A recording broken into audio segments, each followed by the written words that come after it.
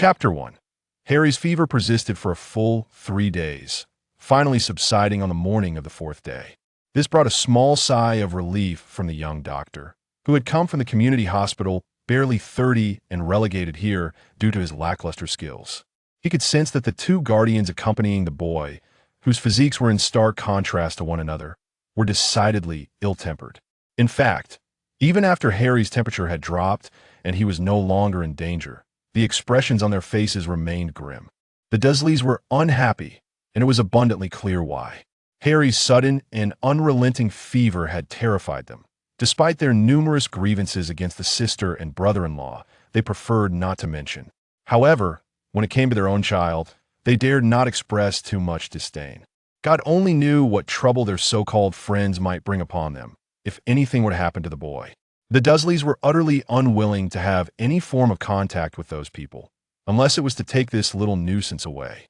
The only silver lining was that this troublesome child was not prone to illness. In fact, this was his first bout of sickness in the more than 5 years since he had come to live with them. When Harry awoke again, confusion filled his eyes. It felt as though he had experienced an extraordinarily long dream. In that dream, he encountered a long-bearded old man. The old man was quite fierce and attempted to capture him, so he ran and ran, eventually causing the old man to collapse in exhaustion, transforming into countless silvery points of light. Then, Harry awakened. As he looked around, he felt that the entire world had changed. At that moment, Harry's mind was flooded with a plethora of peculiar information, seemingly derived from the old man in his dream. Harry had certainly dreamt before, but upon waking, the details of those dreams would quickly fade away. This time, however, everything was vividly clear. He could even distinctly recall every wrinkle on the fierce old man's face. Moreover, the information gleaned from the dream was etched in his mind with remarkable clarity. The old man was named Neil, a powerful wizard from a realm known as the Aegean continent. He had been betrayed and met his demise, yet, due to the strength of his soul, he did not simply vanish, but instead entered a temporal rift and arrived in this place, infiltrating Harry's the depths of his soul. Old Neil initially sought to devour Harry's soul and inhabit his body. However, traversing the temporal rift had rendered him too weak to succeed in his endeavor. Ultimately, his immense energy expenditure led to his dissolution within Harry's soul. The fragmented memories and vast amounts of knowledge he possessed were absorbed by Harry upon Neil's demise. How could such an absurd dream occur, yet remain so vividly clear? Thus, Harry raised his hand and recited a series of nonsensical syllablisa spell acquired from the information in his dream. This incantation was meant to summon a fireball. Harry intended to use this fireball to incinerate Dudley's baseball bat. However, nothing happened. How foolish am I to believe in the things from my dream? Harry pouted, shaking his head. Yet in the next instant, with a crack, a spark erupted from Harry's palm. The spark flickered briefly, akin to a tiny electric spark struck from a lighter. If one were not paying attention, they might have missed it entirely. However, Harry, who was staring at his hand in complaint, caught sight of it. What is this? Harry could hardly believe it was this truly his doing. Could it be that the things he dreamt of were indeed real? He attempted once more, but this time yielded no results. He waited and waited, yet nothing occurred. It seemed he had merely imagined it. Harry pursed his lips, but suddenly felt an indescribable fatigue wash over him, his head spinning as if the world were tilting. He collapsed heavily back onto the bed, feeling as though his head might split open from the pain. The exhaustion of mental and magical energy flooded his mind. This information flickered through his thoughts. In the knowledge bestowed upon him by the old Neil from his dream, there seemed to be a description of such a condition, with the remedy being meditation. A wondrous thought formed in his mind. Instinctively, Harry followed the description in his mind, envisioning a remarkable symbol. Once that symbol materialized clearly in his mind, he concentrated on changing its color. This task proved far more challenging than it sounded. Merely establishing the clarity of the symbol in his mind took Harry quite some time, and altering its color was even more difficult. The symbol constantly appeared in a riot of colors, resisting his attempts to render it a single hue, let alone change colors swiftly in tandem with his thoughts. Nevertheless, After considerable effort, Harry managed to achieve it. Moreover, the intense headache dissipated entirely once the symbol became fully clear in his mind. Not only did the pain vanish, but Harry also sensed a heightened awareness. This sensation was ethereal. Harry did not hear Aunt Petunia and Uncle Vernon's voices downstairs, nor did he feel the movement of air. Yet, there was an unmistakable sense that everything was different from before. Rising from the bed, Harry sat cross-legged on the floor. The room, a cluttered storage space for Dudley's toys, had not seen Aunt Petunia's cleaning efforts in quite some time. Harry only swept it up when he could no longer stand the mess. However, he clearly did not possess a particular affinity for cleanliness. With his finger, he traced an intricate pattern on the floor, then softly uttered a series of strange and convoluted syllables. 1 second, nothing happened. 2 seconds, still nothing. 3 seconds, and still nothing. Why isn't it working again? Harry wondered, perplexed. The memories from his dream, the earlier spark, the subsequent headache, and the so-called meditation that alleviated the pain, were they real, or merely figments of his imagination? Just as Harry was engulfed in confusion, the pattern on the floor suddenly illuminated. In the next moment, a small sphere of water, no larger than the tip of his thumb, appeared above the pattern, quietly hovering in the air. "Ah!" Harry gasped, inadvertently brushing against a corner of the floor pattern, causing the water sphere to lose its stability and fall, splashing a small area of the floor. It was real. It was truly real. Everything from his dream was indeed real. Harry's eyes sparkled with wonder. Magic, true magic, existed in this world. What he had just drawn on the floor was a form of magic circle he had gleaned from his dream. Although, according to the knowledge acquired from old Neil, this magic circle was supposed to summon a water dragon. Yet, what had manifested was merely a minuscule water sphere, smaller than a marble, yet it had undeniably materialized from nothing. Why then did this occur? Was it due to his own limitations, or was it because this place was not the Aegean world? Harry began to sift through the information he had received. The information was disjointed and lacked coherence. From the fragmented and chaotic memories he had inherited from Neil, it seemed that his soul had encountered significant trauma while traversing the temporal rift. This sensation was peculiar. It did not resemble recalling his own memories in the usual manner. Rather, it felt as if there were countless books within his mind, all without covers, waiting to be opened to reveal their contents. Yet, once opened, the general essence of each book would become known to Harry. This experience was utterly enchanting. Harry found himself thoroughly captivated, unable to resist the allure. At long last, a piece of fragmented knowledge led Harry to believe he might have found the answer. The density of elements. Elements, or magical elements, serve as the foundation of magic. When elements are absorbed and stored within oneself, they are referred to as magical energy. The Aegean world is one rich in elemental abundance, whereas wizards harness their magical energy to manipulate the elements of nature, conjuring immensely powerful spells. However, the wizards of the Aegean world had discovered that in many places they referred to as planes, the elemental density was exceedingly thin. For instance, the realm they identified as the Star Realm contained almost no magical elements. Harry could not find any descriptions of the Star Realm within his memories and began to suspect whether the world he inhabited, Earth, was indeed the Star Realm spoken of by the Aegean wizards. Yet, there was no means to confirm this notion. At least, he could not do so at present. If that were the case, it would not be surprising why the magical effects he attempted to invoke differed from those described in his memories. Earth was likely a world where elements were incredibly sparse. Here, the magical elements were too few, and he lacked sufficient magical energy, thus preventing magic from manifesting as it ought to. What a pity! Harry lamented to himself, while also fantasizing in his mind whether there existed other wizards or similar beings in this world. I want Harry's room. I want to put the television and game console in there. Harry cannot reside there. Dudley was causing quite the ruckus at the dinner table.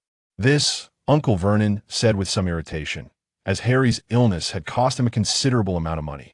Although the family was relatively well off, healthcare in the UK was prohibitively expensive, especially when it required a doctor's home visit. Public hospitals were affordable, but appointments often took at least 2 months. Harry lives there otherwise, Where do you expect him to sleep?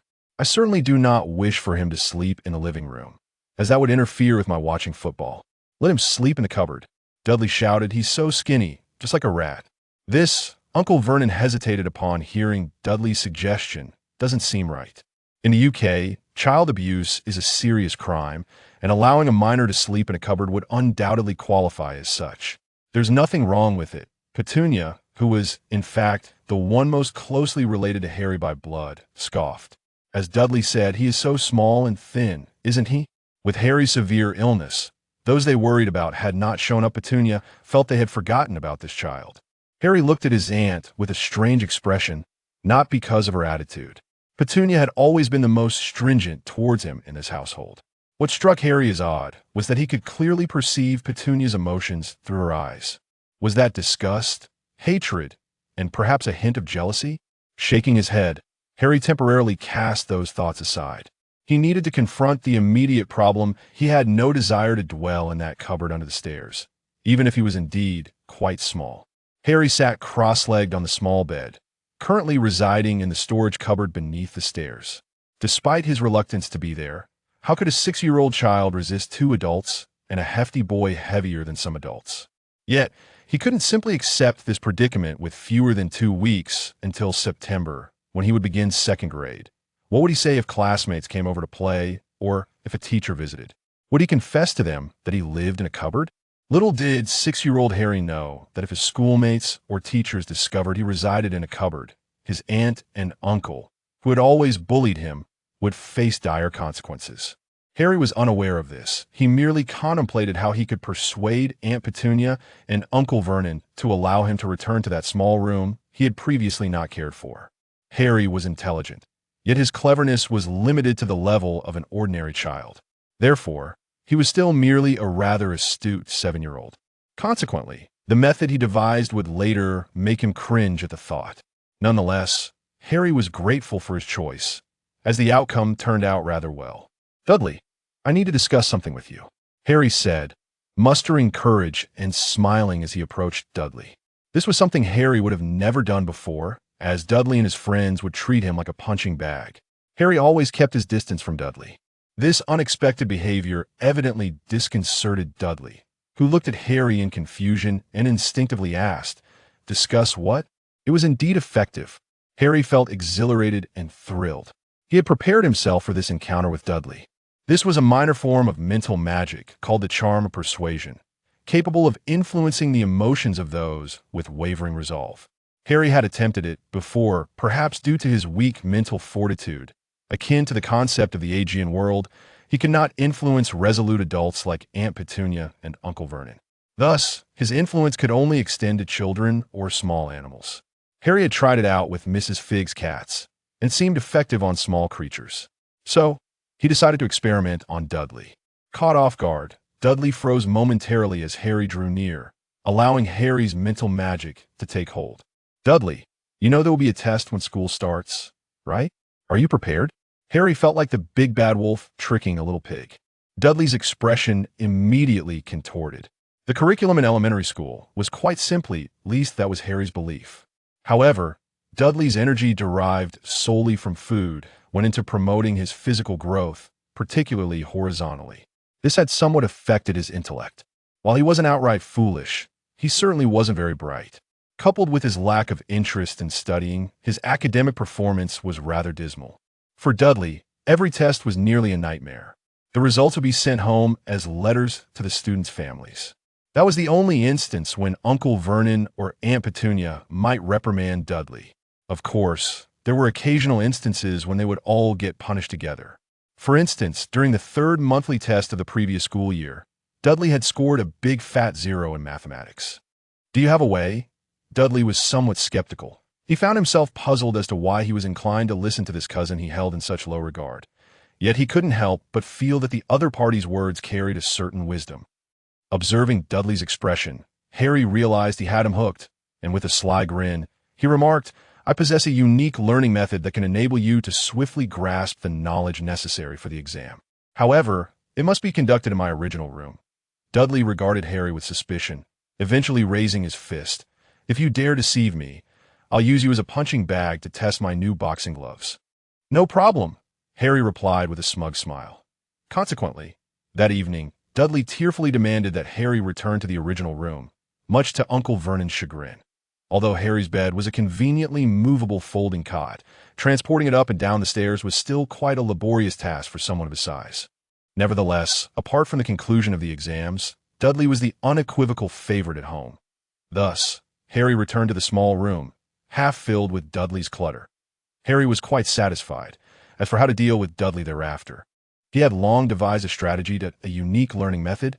Harry certainly did not possess such a thing. However, he had a small mnemonic spell. This spell allowed one to memorize vast amounts of information clearly in a short span of time. Originally intended to help wizards remember intricate magical diagrams, given that depicting such diagrams require completion within a limited time frame, and they were often exceedingly complex, even seasoned wizards struggled to memorize them entirely. Consequently, in practice, most resorted to consulting books or notes, employing the mnemonic spell to retain the diagram's details before attempting to draw it. The spell's effectiveness lasted only about 7 days, coinciding perfectly with the start of school and the entrance exams in September. Harry was quite pleased. It marked his first practical use of magic, and both the process and outcome appeared exceptionally promising of course. Merely managing Dudley was insufficient to truly enjoy a comfortable life in this household. Aunt Petunia and Uncle Vernon also needed to be placated. Previously, Harry had no means to achieve this, as Aunt Petunia and Uncle Vernon seemed to harbor a genuine disdain for him. However, now, Harry possessed ample methods. All he required was time. 4 years later, the Dursleys residing at number 4 Privet Drive would be the most envied and admired family in the entire neighborhood. This was not solely due to their newfound wealth, but also because their 2 children excelled academically at school. It was quite absurd. That chubby boy, who usually appeared rather dim-witted, somehow managed to consistently achieve outstanding exam results. Teachers even suspected him of cheating, yet after numerous observations, they confirmed that he was indeed innocent, ultimately concluding that he was an exam-oriented student, unremarkable in everyday life, yet exceptionally adept at tests. Naturally, if that were all, it would simply arouse envy among the neighbors without eliciting admiration. What truly garnered their admiration was the Dursleys' remarkable kindness towards their nephew, treating him with a degree of affection that rivaled their own son. Their genuine compassion for the child of their deceased sister was commendable. While Aunt Petunia's benevolence could be excused, it was particularly rare and admirable that Uncle Vernon could match her in this regard. To say that Vernon and Petunia had treated Harry well over the past few years was accurate. However, to assert that it stemmed from genuine goodwill would be misleading. Their kindness towards Harry was entirely driven by self-interest. Aunt Petunia's motives were relatively straightforward, primarily because ever since Dudley began playing with Harry, his exam results had been exceedingly satisfactory. Even more gratifying for her was the fact that Dudley had not fallen ill since befriending Harry. The use of "not" was significant, for Harry had been remarkably healthy since childhood, having only experienced a fever at the age of 7 and had never even suffered from a common cold. In contrast, Dudley, despite his size and strength, had previously fallen ill at least 2 or 3 times a year, which was normal for children. However, since he began associating with Harry, he had not been sick even once. This drastically reduced the family's expenses, even though their income had increased significantly in recent years. Speaking of income, this was the reason behind Uncle Vernon's changed attitude towards Harry. It all began 3 years ago when Vernon's company, Grunnings, was negotiating a substantial multinational order. That time, Grunnings was not in a favorable position against several competitors. During that period, Vernon's temper was notoriously foul, and even Dudley had borne the brunt of his ire. The turning point occurred on the final day of negotiations when their team was to present their products and proposals. As the supervisor, Vernon was responsible for the presentation, which made him exceedingly anxious. On that fateful morning, Harry gifted him a paper star, assuring him it would bring good luck. The Dursleys despised such nonsensical notions, and Vernon angrily rejected the offering. However, Dudley insisted on shoving the star into Vernon's briefcase amid a tantrum. Reluctant to let a quarrel with his son affect his performance, Vernon temporarily suppressed his anger, planning to reprimand Harry afterward, given that Harry and Dudley's relationship had improved significantly by that time. Vernon figured he could also take the opportunity to assert his authority as the head of the household. Yet a miraculous turn of events unfolded. That day, Vernon's luck was astonishingly favorable. He navigated the roads effortlessly, smoothly overtaking several troublesome miscreants, and during the presentation, he engaged in a brilliant verbal duel. His performance even brought acclaim to the entire company.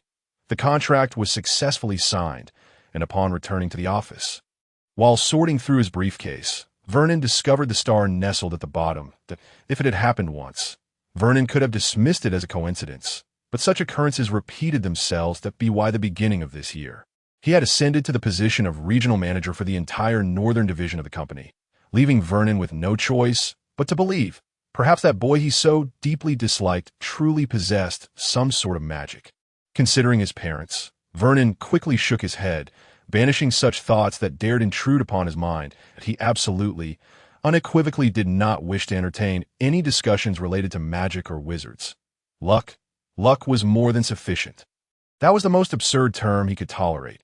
Had Vernon's imagination been a touch more vivid, he might have likened himself to an ostrich, burying its head in the sand, believing it could evade danger. All of this was orchestrated by Harry. Harry certainly did not possess the ability to enhance anyone's luck. Although fairy tales spoke of magical wizards concocting potions of fortune, Harry did not possess such capabilities. What he had done to Vernon was merely a small mental spell called Invigorate the Mind. Over the years, Harry had experimented with various elemental magics from the Aegean, but none proved effective on Earth.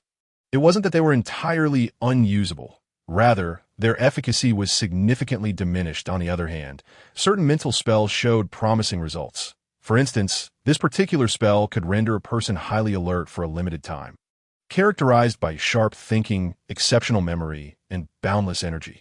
The downside was that afterward, one would feel quite fatigued for a day or two. That on the day of the presentation, Uncle Vernon exhibited heightened mental acuity and vigor, showcasing remarkable work capabilities, which naturally led to everything unfolding smoothly. As for the subsequent fatigue, feeling tired after a period of intense work and relaxation was hardly unusual, was it? At least, Uncle Vernon had never perceived it as anything amiss. In contrast, he remained far more preoccupied with the notion of luck.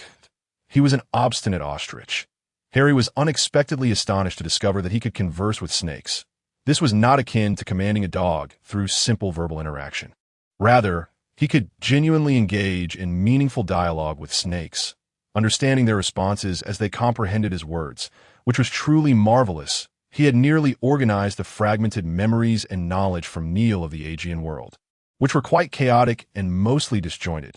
This was likely due to the severe fragmentation of Neil's soul, a fact Harry had come to accept, that an entity from another world had invaded his mind, once attempting to wrest control of his body but failing.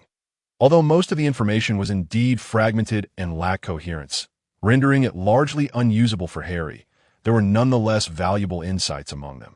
Harry had leveraged these insights to significantly improve his standing within the family, though he would never disclose to anyone that he had mastered magic, primarily because both Aunt Petunia and Uncle Vernon held a vehement disdain for any topics related to magic. Harry had no desire to confront them directly, especially in the present days, which are quite comfortable. Moreover, he has watched numerous television shows and films where individuals possessing extraordinary abilities ultimately find themselves captured by specialized government agencies for research purposes. Harry absolutely does not wish to be dragged onto an operating table, illuminated by blinding lights, only to be dissected by men in white coats, examining his insides to ascertain any differences from an ordinary person. Although he has mastered many peculiar little spells, Harry is quite certain that none of them enable him to comprehend the speech of other animals. The events transpired during the daylight hours of today. It was the eve of summer vacation following primary school graduation, and in a few months, Harry and Dudley would transition into middle school. Coinciding with Dudley's birthday, the Dursley family, along with Harry and one of Dudley's close friends, ventured to the ZOOAS. They strolled past the reptile house. Both Harry and Dudley found themselves captivated by a massive Brazilian python. While attempting to provoke the lethargic and unresponsive serpent, Harry discovered that he could understand the python's words, and it was evident that the python could comprehend him as well. The python repeatedly expressed its desire to escape, saying, "I want to get out, I want to get out." That moment, Harry glanced at the sturdy reinforced glass, contemplating the myriad ways he could silently shatter it, secure in the knowledge that no one would ever trace the incident back to him, despite the fact that his magical prowess remained insufficient for more substantial spells. He had become quite adept at employing minor tricks. However, he pondered why he would want to release such a large snake. What if it intended to consider him as a meal? Harry felt his slight frame would make for a perfect snack for the python. In contrast, Dudley, with his heftier build, seemed much safer. It was unlikely that the python could swallow him whole. Upon returning home, Harry continued to reminisce about the Brazilian python at the zoo, to the extent that when Dudley called him to play the latest Nintendo game, he chose to decline. Under normal circumstances, he would have eagerly rushed over, relishing the opportunity to best his cousin in the game and then laugh heartily at Dudley's frustrated expression, despite Dudley's considerable girth. He possessed a remarkable athleticism. Apart from sports like running and soccer that favored his lighter form, Harry found himself outmatched in every other physical activity. To Harry's dismay, he even struggled to outperform Dudley in basketball. The agile, chubby boy under the hoop was a fitting description of Dudley. However, when it came to gaming, Harry could decisively dominate Dudley, regardless of the game type. Although Dudley's arms and legs were strong, his fingers lacked dexterity, especially when it came to manipulating gaming controllers. In contrast, Harry's fingers were nimble enough to play the piano. In fact, he had practiced for a period, but due to limited progress, he eventually abandoned it. Aunt Petunia's call for dinner interrupted Harry's musings about the Brazilian python. He rose to tie back his slightly tousled long hair, which cascaded down to his waist. This was one of Harry's little mischievous pleasures, a means of deception. Before the age of 6, Harry was undeniably an adorable little boy, but that was the extent of his appeal. However, after turning 6, a dramatic transformation occurred. His facial features began to soften. His eyes grew larger, his chin sharpened, his nose became more pronounced, his mouth shrank, and his skin became fairer. Most astonishingly, his emerald green eyes gradually shifted to a pale brown. All these changes transpired within the year from 6 to 7. If one were to compare photographs of Harry from before and after the age of 7, it would be nearly unimaginable that the children in those pictures were the same person. This was so remarkable that Harry often wondered if it had anything to do with the magic he had learned from Neil. It wasn't until one day, when Aunt Petunia inadvertently remarked, "Harry, you resemble your mother as a child, except for the eyes," that Harry realized his appearance had indeed come to closely resemble that of his mother in her youth. Regrettably, Aunt Petunia's home lacked any photographs of either his mother or father, leaving Harry unable to ascertain how closely he resembled his mother. This revelation made things rather intriguing. Although Harry's body was that of a boy, he bore a face strikingly reminiscent of a very beautiful girl. In England, the student body frequently changed, often seeing a majority of students replaced within a couple of months, which left many newcomers unsure of Harry's gender. Many girls assumed Harry was a girl and approached him to play, while a number of boys also sought his company, mistakenly believing him to be female. Yet, while Harry possessed a feminine visage, his voice was unmistakably that of a boy, having entered puberty early, resulting in a rather deep tone. Consequently, his voice would startle new classmates, much to Harry's amusement, prompting him to embrace his long hair even more. His hair was of such quality that it surpassed that of most girls, flowing behind him like a waterfall. As a result, due to his young age, any physical differences were not readily apparent, leading even more individuals to perceive him as a girl, thus startling yet more people. Harry found this amusing, and not just him. Dudley and their friends also shared in the entertainment. Even those who had been deceived found the situation quite interesting, hoping to witness others fall for Harry's playful ruse. Of course, how much of this was driven by their own embarrassment of being tricked remains a separate matter. Aunt Petunia and Uncle Vernon held some reservations about Harry's long hair. However, in the end, Harry's hair was allowed to remain, as his position within the family was undeniably clear. After casually tidying his hair and donning his glasses, Harry had developed a slight nearsightedness, likely due to excessive comic reading and gaming. He made his way downstairs. During dinner, Aunt Petunia announced that both Harry and Dudley would be able to attend her and Uncle Vernon's alma mater, Smelting School. This institution had somewhat stringent admission requirements. Without Harry's assistance, Dudley would likely require his father to pay several £1,000s in tuition fees. However, With Harry's help, Dudley's exams were effortlessly navigated, making entry into the school a mere formality for both of them. Even without magic, Harry possessed an excellent memory, sufficient to handle nearly all examinations. The uniforms at Smelting School were of high quality and quite stylish, though correspondingly expensive. Students could either order them through the school or procure them independently, with the former being significantly pricier. During dinner, Aunt Petunia deliberated on where to have the uniforms made, clearly reluctant to allow the school to profit from her, especially considering they had already profited from her once before. Uncle Vernon, on the other hand, believed there was no need to rush, as both Harry and Dudley were in a phase of rapid physical growth. Purchasing uniforms now might render them ill-fitting by the time school commenced in 2 months. Aunt Petunia found Uncle Vernon's reasoning quite sensible. Nevertheless, Dudley insisted that Aunt Petunia and Uncle Vernon procure a cane for him first. His parents did not oppose this request, in fact, since Dudley's grades had significantly improved with Harry's assistance. Aunt Petunia and Uncle Vernon had not denied him any of his wishes. Thus, during the 3rd week of summer vacation, on the 1st day of July, Dudley received his cane. Harry was not particularly interested in the object, as it was not a necessity. Since he did not mention it, Aunt Petunia and Uncle Vernon chose to disregard it altogether, saving themselves some money.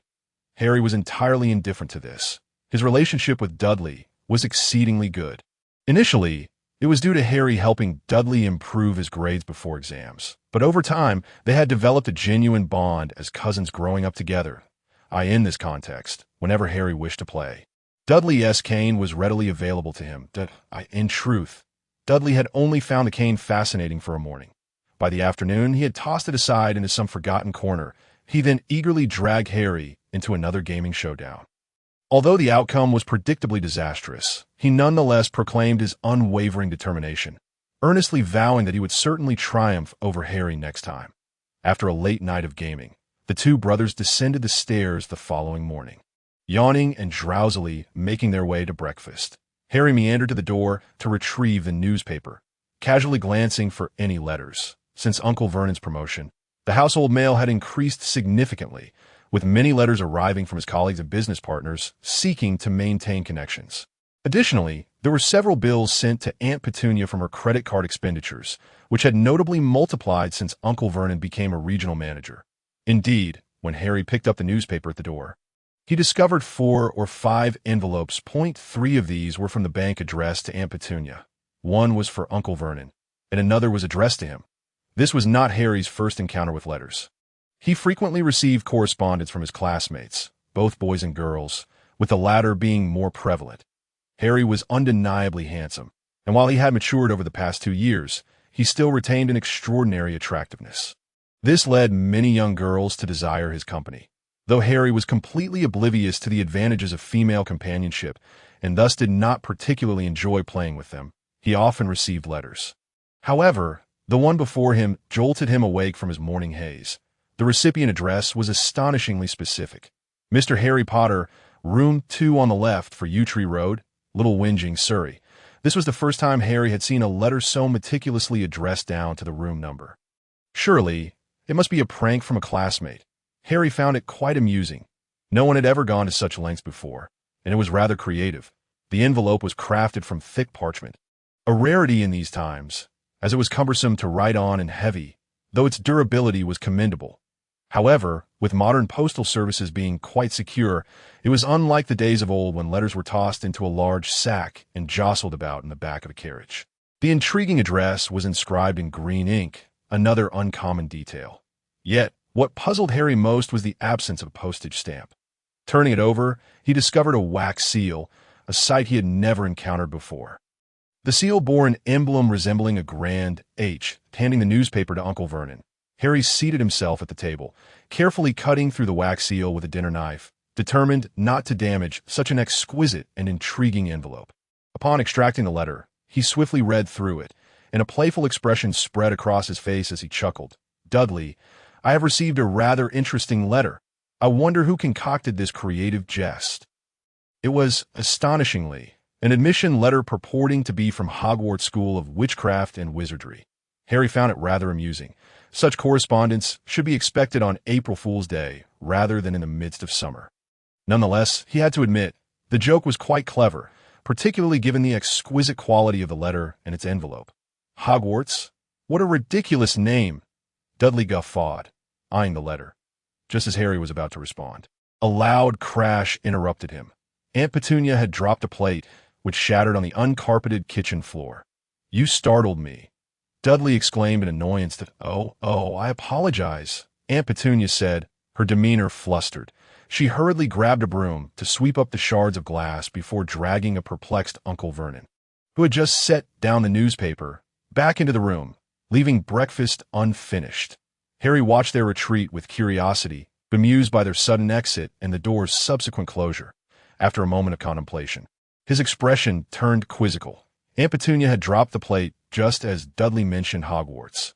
Could it be that they were familiar with this so-called magical school? Harry found it hard to believe.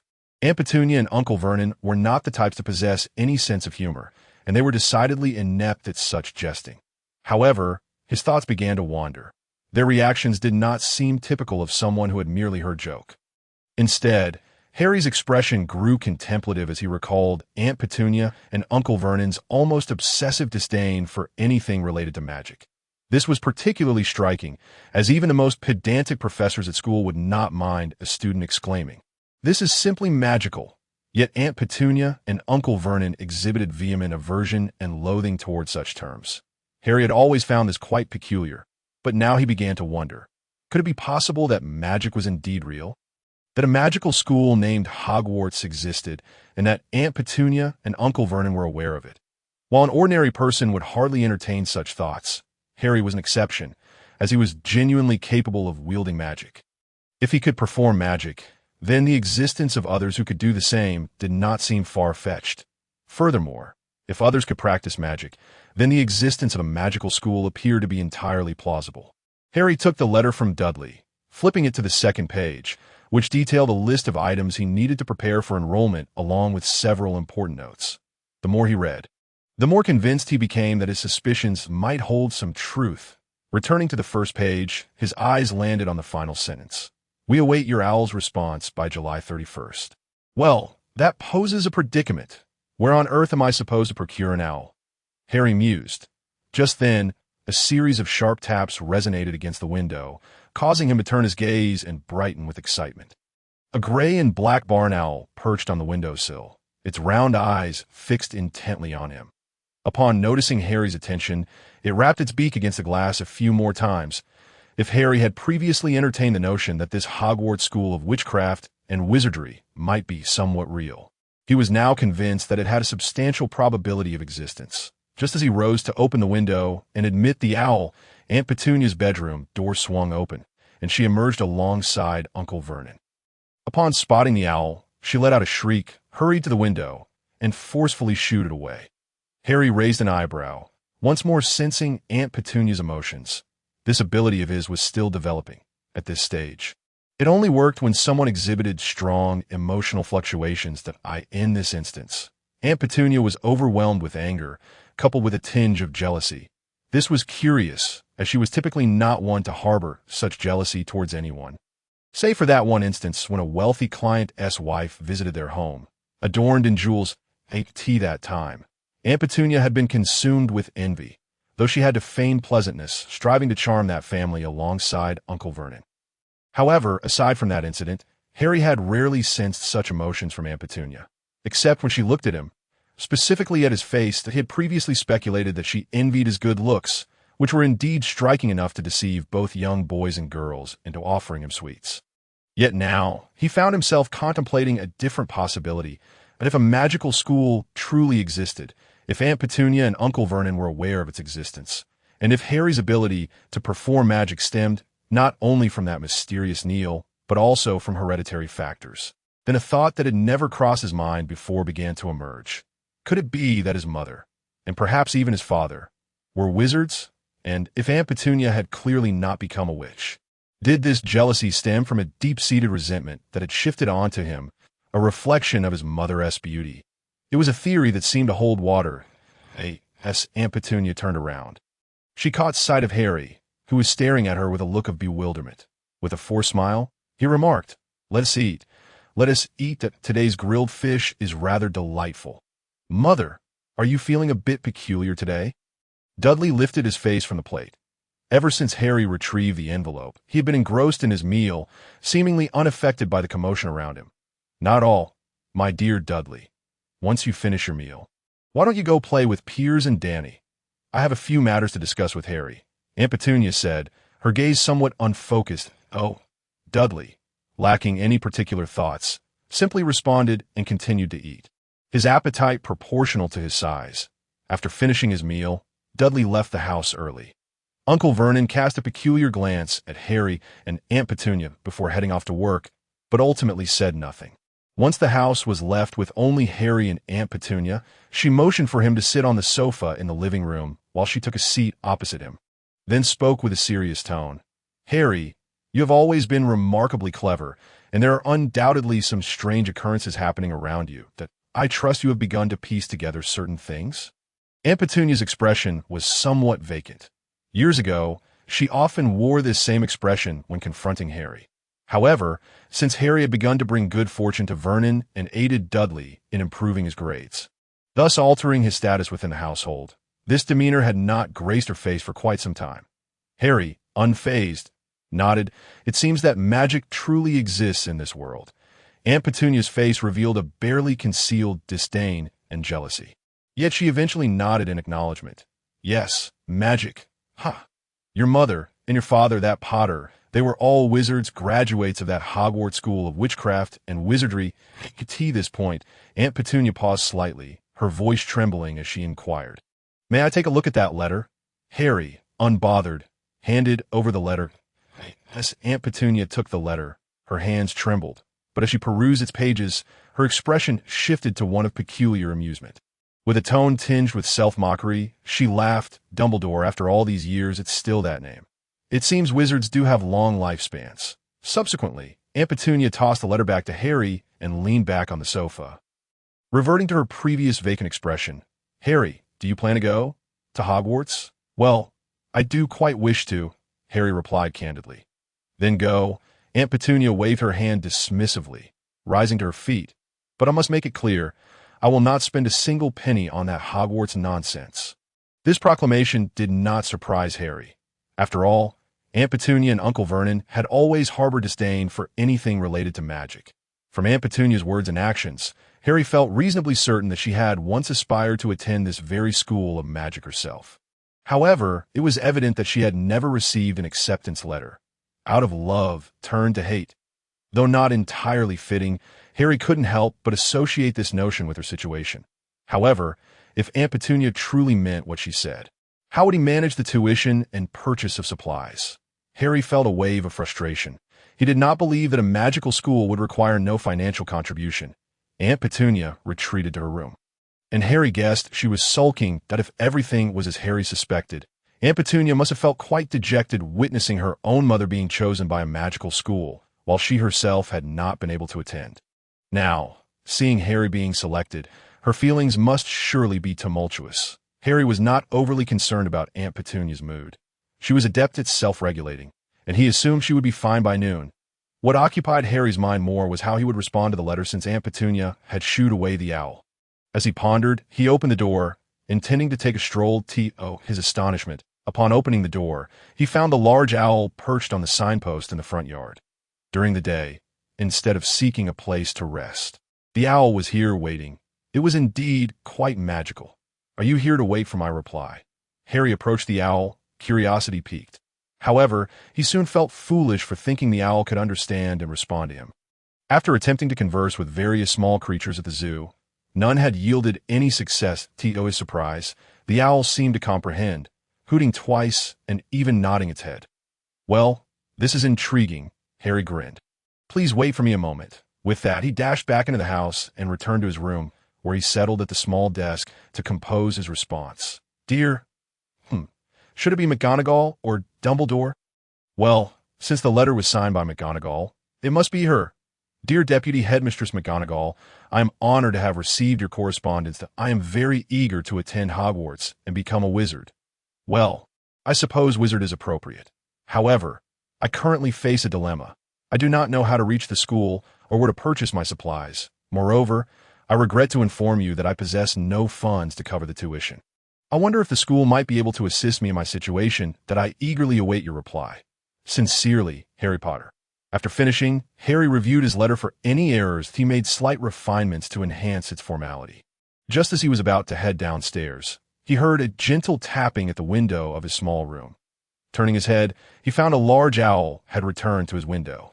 How marvelous! Even amidst the many extraordinary occurrences in his life, Harry found this intelligent owl to be remarkably enchanting. It was almost too clever to be merely an animal. Perhaps it was a transformed wizard? Harry speculated, but quickly dismissed the thought as unlikely. He opened the window and handed the folded letter to the owl, which grasped it in its beak before turning and soaring into the night sky. Is it safe to fly so openly? What if someone were to shoot at you with a gun or a slingshot? Harry mused, watching the owl gradually disappear from view, a rather unmagical thought. Given the inefficiency of the British postal system, Harry had braced himself for several days of silence. However, it appeared that the postal system in the magical world was far superior. For after dinner, as Harry lay in bed reading comics, he heard the familiar tapping at his window once more. Startled, he looked up. The room was dim, illuminated only by the lamp on his bedside table, casting shadows that rendered the figure outside almost unrecognizable. He saw a silhouette with glowing green eyes resembling little light bulbs. Harry nearly gasped, but then realized it was the owl. Could it be that I have received a response so soon? Harry wondered. Taken aback, he turned on the light, opened the window, and indeed, the large owl was there, clutching another letter made of the same parchment as before. As Harry took the letter, the owl did not linger, slipping silently into the night sky. Quite impressive, he opened the letter to find familiar handwriting. Dear Mr. Potter, I am pleased to have received your response that we are aware of the issues you are facing. Please do not worry. We will send the school's keeper of keys to your home to assist you with the preparations for your enrollment, that we will also address any financial concerns you may have at that time. Our keeper of keys will arrive at your residence between 11 p.m. and midnight on July 5th. Sincerely, Deputy Headmistress Minerva McGonagall. Our keeper of keys is an exceptionally large gentleman. Please do not be alarmed by his appearance, for he is a gentle soul, exceedingly large. Harry mused, curious whether this keeper of keys was taller than Dennis Rodman. The next morning, Harry mentioned that the keeper of keys from Hogwarts would be coming to collect him that evening. Uncle Vernon and Aunt Petunia appeared remarkably calm, evidently having discussed the matter the previous night. Only Dudley looked astonished. Hogwarts? You mean to say that the letter you received yesterday wasn't a prank? There really is such a school. From all indications, yes, Harry nodded. Then, Harry, you're not going to Smelting Academy with me? Dudley asked, his eyes betraying a flicker of panic as he contemplated the dismal prospect of his exam results plummeting in Harry's absence. As for his cousin attending another school, Dudley felt relatively indifferent. In fact, although they had attended the same primary school, they had never shared a class and rarely interacted. Harry winked at him. Indeed, no need to worry. I have it all figured out. Dudley and Harry shared an unspoken understanding. It was evident that Harry had grasped Dudley's thoughts and possessed a solution. Thus he refrained from further elaboration. Instead, as he stuffed his mouth with food, he exclaimed in exaggerated surprise, "What kind of school is that? I don't think I've ever heard of it before. At a place for teaching magic tricks? That seems quite fitting for you." Harry's fingers were remarkably dexterous. Even without employing minor spells, he excelled at sleight of hand, particularly card tricks, which often left Dudley bewildered. Alas, the athletic Dudley found himself utterly incapable of mastering such skills. It was clear that Dudley misconstrued the notion of Hogwarts School of Witchcraft and Wizardry as merely a venue for conjuring tricks or juggling, though those terms should have conveyed the essence of sorcery. Given Dudley's limited comprehension, he struggled to discern the nuances between them. For an extended period, he had believed that Harry's occasional displays of minor magic constituted true wizardry. Well, there must be some distinctions. Harry chuckled, yet he chose not to elaborate further. As Harry had anticipated, Dudley did not seem to take it to heart. After breakfast, upon inquiring whether Harry wished to join him for some outdoor fun and receiving a negative response, he promptly set off to find his companions. In July, during the daylight hours in England, it was likely only children who would willingly venture outside. The wait felt interminably slow. rendering the day, for Harry, as long as a year.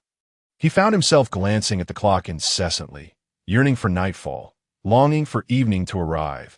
Aunt Petunia appeared somewhat disoriented throughout the day, accidentally shattering a plate while washing dishes that evening. Uncle Vernon, in an uncharacteristic display of gentleness, seemed aware of his wife's complex feelings regarding the impending events. The only aspect of home life that remained unchanged was Dudley, who continued to mindlessly eat and play, returning for meals and then dragging a disinterested Harry to play video games, only to be thoroughly defeated. After vowing to avenge himself in the next round, he eventually retired to bed, which was rather late for an 11-year-old at 10 o'clock. Yet, Harry felt no trace of drowsiness, nor did Aunt Petunia. Uncle Vernon exhibited a hint of fatigue, but chose to remain in the living room, sitting beside Aunt Petunia as they awaited the arrival. The absence of television rendered the atmosphere somewhat awkwardly silent. Harry, seeking to alleviate the tension, ventured, "So, my mother was a witch?" However, upon uttering those words, he realized it was far from a suitable topic. Indeed, a witch. "Haha, just like you." Aunt Petunia's suppressed emotions erupted at that moment, her green eyes fixed intensely on Harry as she gritted her teeth. "Just like you, she received a letter and then went off to that Hogwarts place."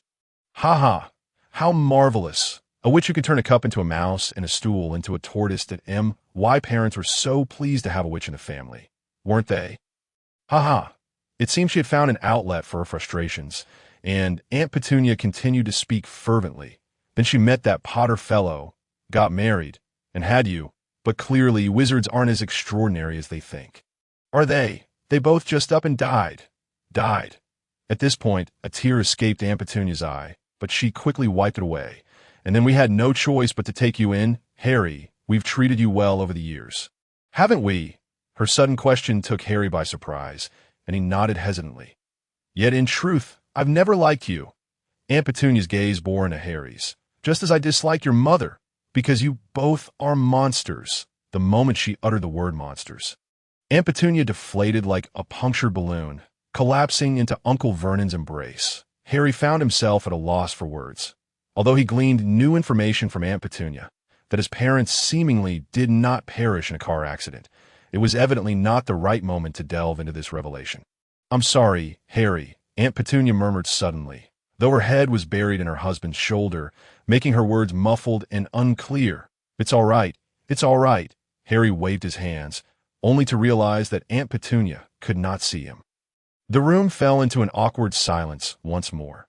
Finally, after an agonizing hour, the clock's hands pointed to 11, just as Harry pondered whether the keeper keys would arrive precisely at 11:30. A knock echoed from the door. The knock was soft yet muffled, as if something large had struck it. Harry sprang up from the sofa, unable to tolerate the oppressive atmosphere any longer. He hurried to the door, and as the knock sounded again, he flung it open, only to be momentarily stunned. Before him stood a figure. Was it a person? The description of traditional, tall, burly, and imposing barely scratched the surface of the individual standing before him. The entrance light was entirely eclipsed by his towering frame, rendering Harry unable to discern his features. Even so, Harry sensed that he would struggle to see clearly, for the man's face was completely obscured by a thick, tangled beard and hair. The only discernible feature was a pair of eyes that sparkled like black jewels. "I apologize." The towering man spoke, his voice surprisingly incongruous with his appearance. Though somewhat booming, it remained within a normal range. "Tinged with hints of hesitation and awkwardness that I intended to arrive earlier, but I encountered some unforeseen obstacles on the way. The Muggle streets threw me off." "Muggle?"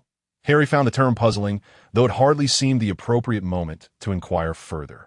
"Oh, yes, it refers to those who cannot perform magic," the giant explained, then hesitated before asking, "Could you step aside a bit? As you can see, I'm rather large, and it's a bit challenging for me to enter while you're standing in the doorway." Oh, certainly. Please come in." Harry quickly stepped aside, glancing back at Uncle Vernon and Aunt Petunia, who had already risen but seemed disinclined to approach the door. The giant maneuvered carefully, bending low as he squeezed through the door, which had been modified to be slightly larger than usual. Once he stood upright, Harry finally grasped just how enormous he truly was. The first floor of the Dursley residence boasted nearly 4-meter-high ceilings. Yet even that seemed just sufficient for the giant to stand comfortably. He towered at least twice the height of an average adult and was at least 3 times as wide. He donned a dark, oversized coat, and his feet were clad in boots large enough to serve as boats for children. When he stepped onto the floor, it creaked ominously beneath his weight. Oh, hello there. The giant clasped his hands, appearing somewhat awkward. I'm Ruby Hagrid, keeper of keys and grounds at Hogwarts. I've been sent by Professor Dumbledore and Professor McGonagall to fetch Harry Potter for his pre-enrollment preparations. As he spoke, he cautiously scanned the room and tentatively inquired, "May I ask where Harry is?" That's me," Harry replied hesitantly, sensing a lack of intelligence in the towering figure before him. "Ah," Hagrid exclaimed, his voice booming once more, clearly surprised, as he had been speaking softly before. Yet, upon realizing his volume, he quickly chuckled apologetically. Sorry, I'm just rather large, so my voice tends to be loud." He then scrutinized Harry with suspicion. "But I thought Harry was a boy." I'm a boy," Harry responded awkwardly. He usually found this amusing at school, but it felt somewhat embarrassing now. "Oh, is that so?" Hagrid continued to examine Harry closely, his eyes gradually lighting up. "Yes, you must be. They say boys resemble their mothers. And indeed you do. Harry, you look just like your mother did when she was young."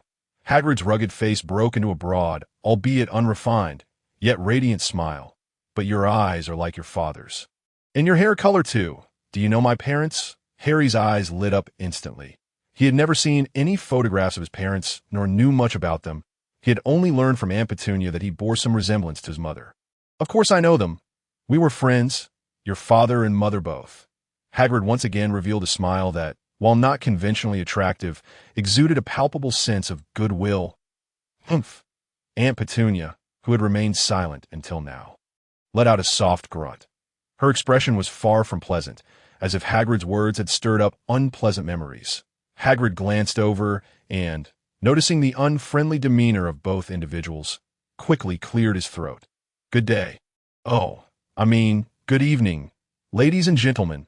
You must be aware of my purpose here, and if you do not object, I wish to take Harry with me now, and I shall return him tomorrow, or at the latest, the day after. You should at least provide proof that you hail from that so-called Hogwarts." Aunt Petunia retorted coldly, clearly harboring no affection for the giant before her. In contrast, Uncle Vernon exhibited a less intense hostility, although the slight tremor in his body suggested he was somewhat intimidated by Hagrid's imposing stature. Harry felt that the fact he had refrained from seizing the hunting rifle hanging on the wall was a testament to his considerable restraint. "Oh, yes, Professor McGonagall mentioned it to me, but I had forgotten." Hagrid hastily rummaged through his pockets.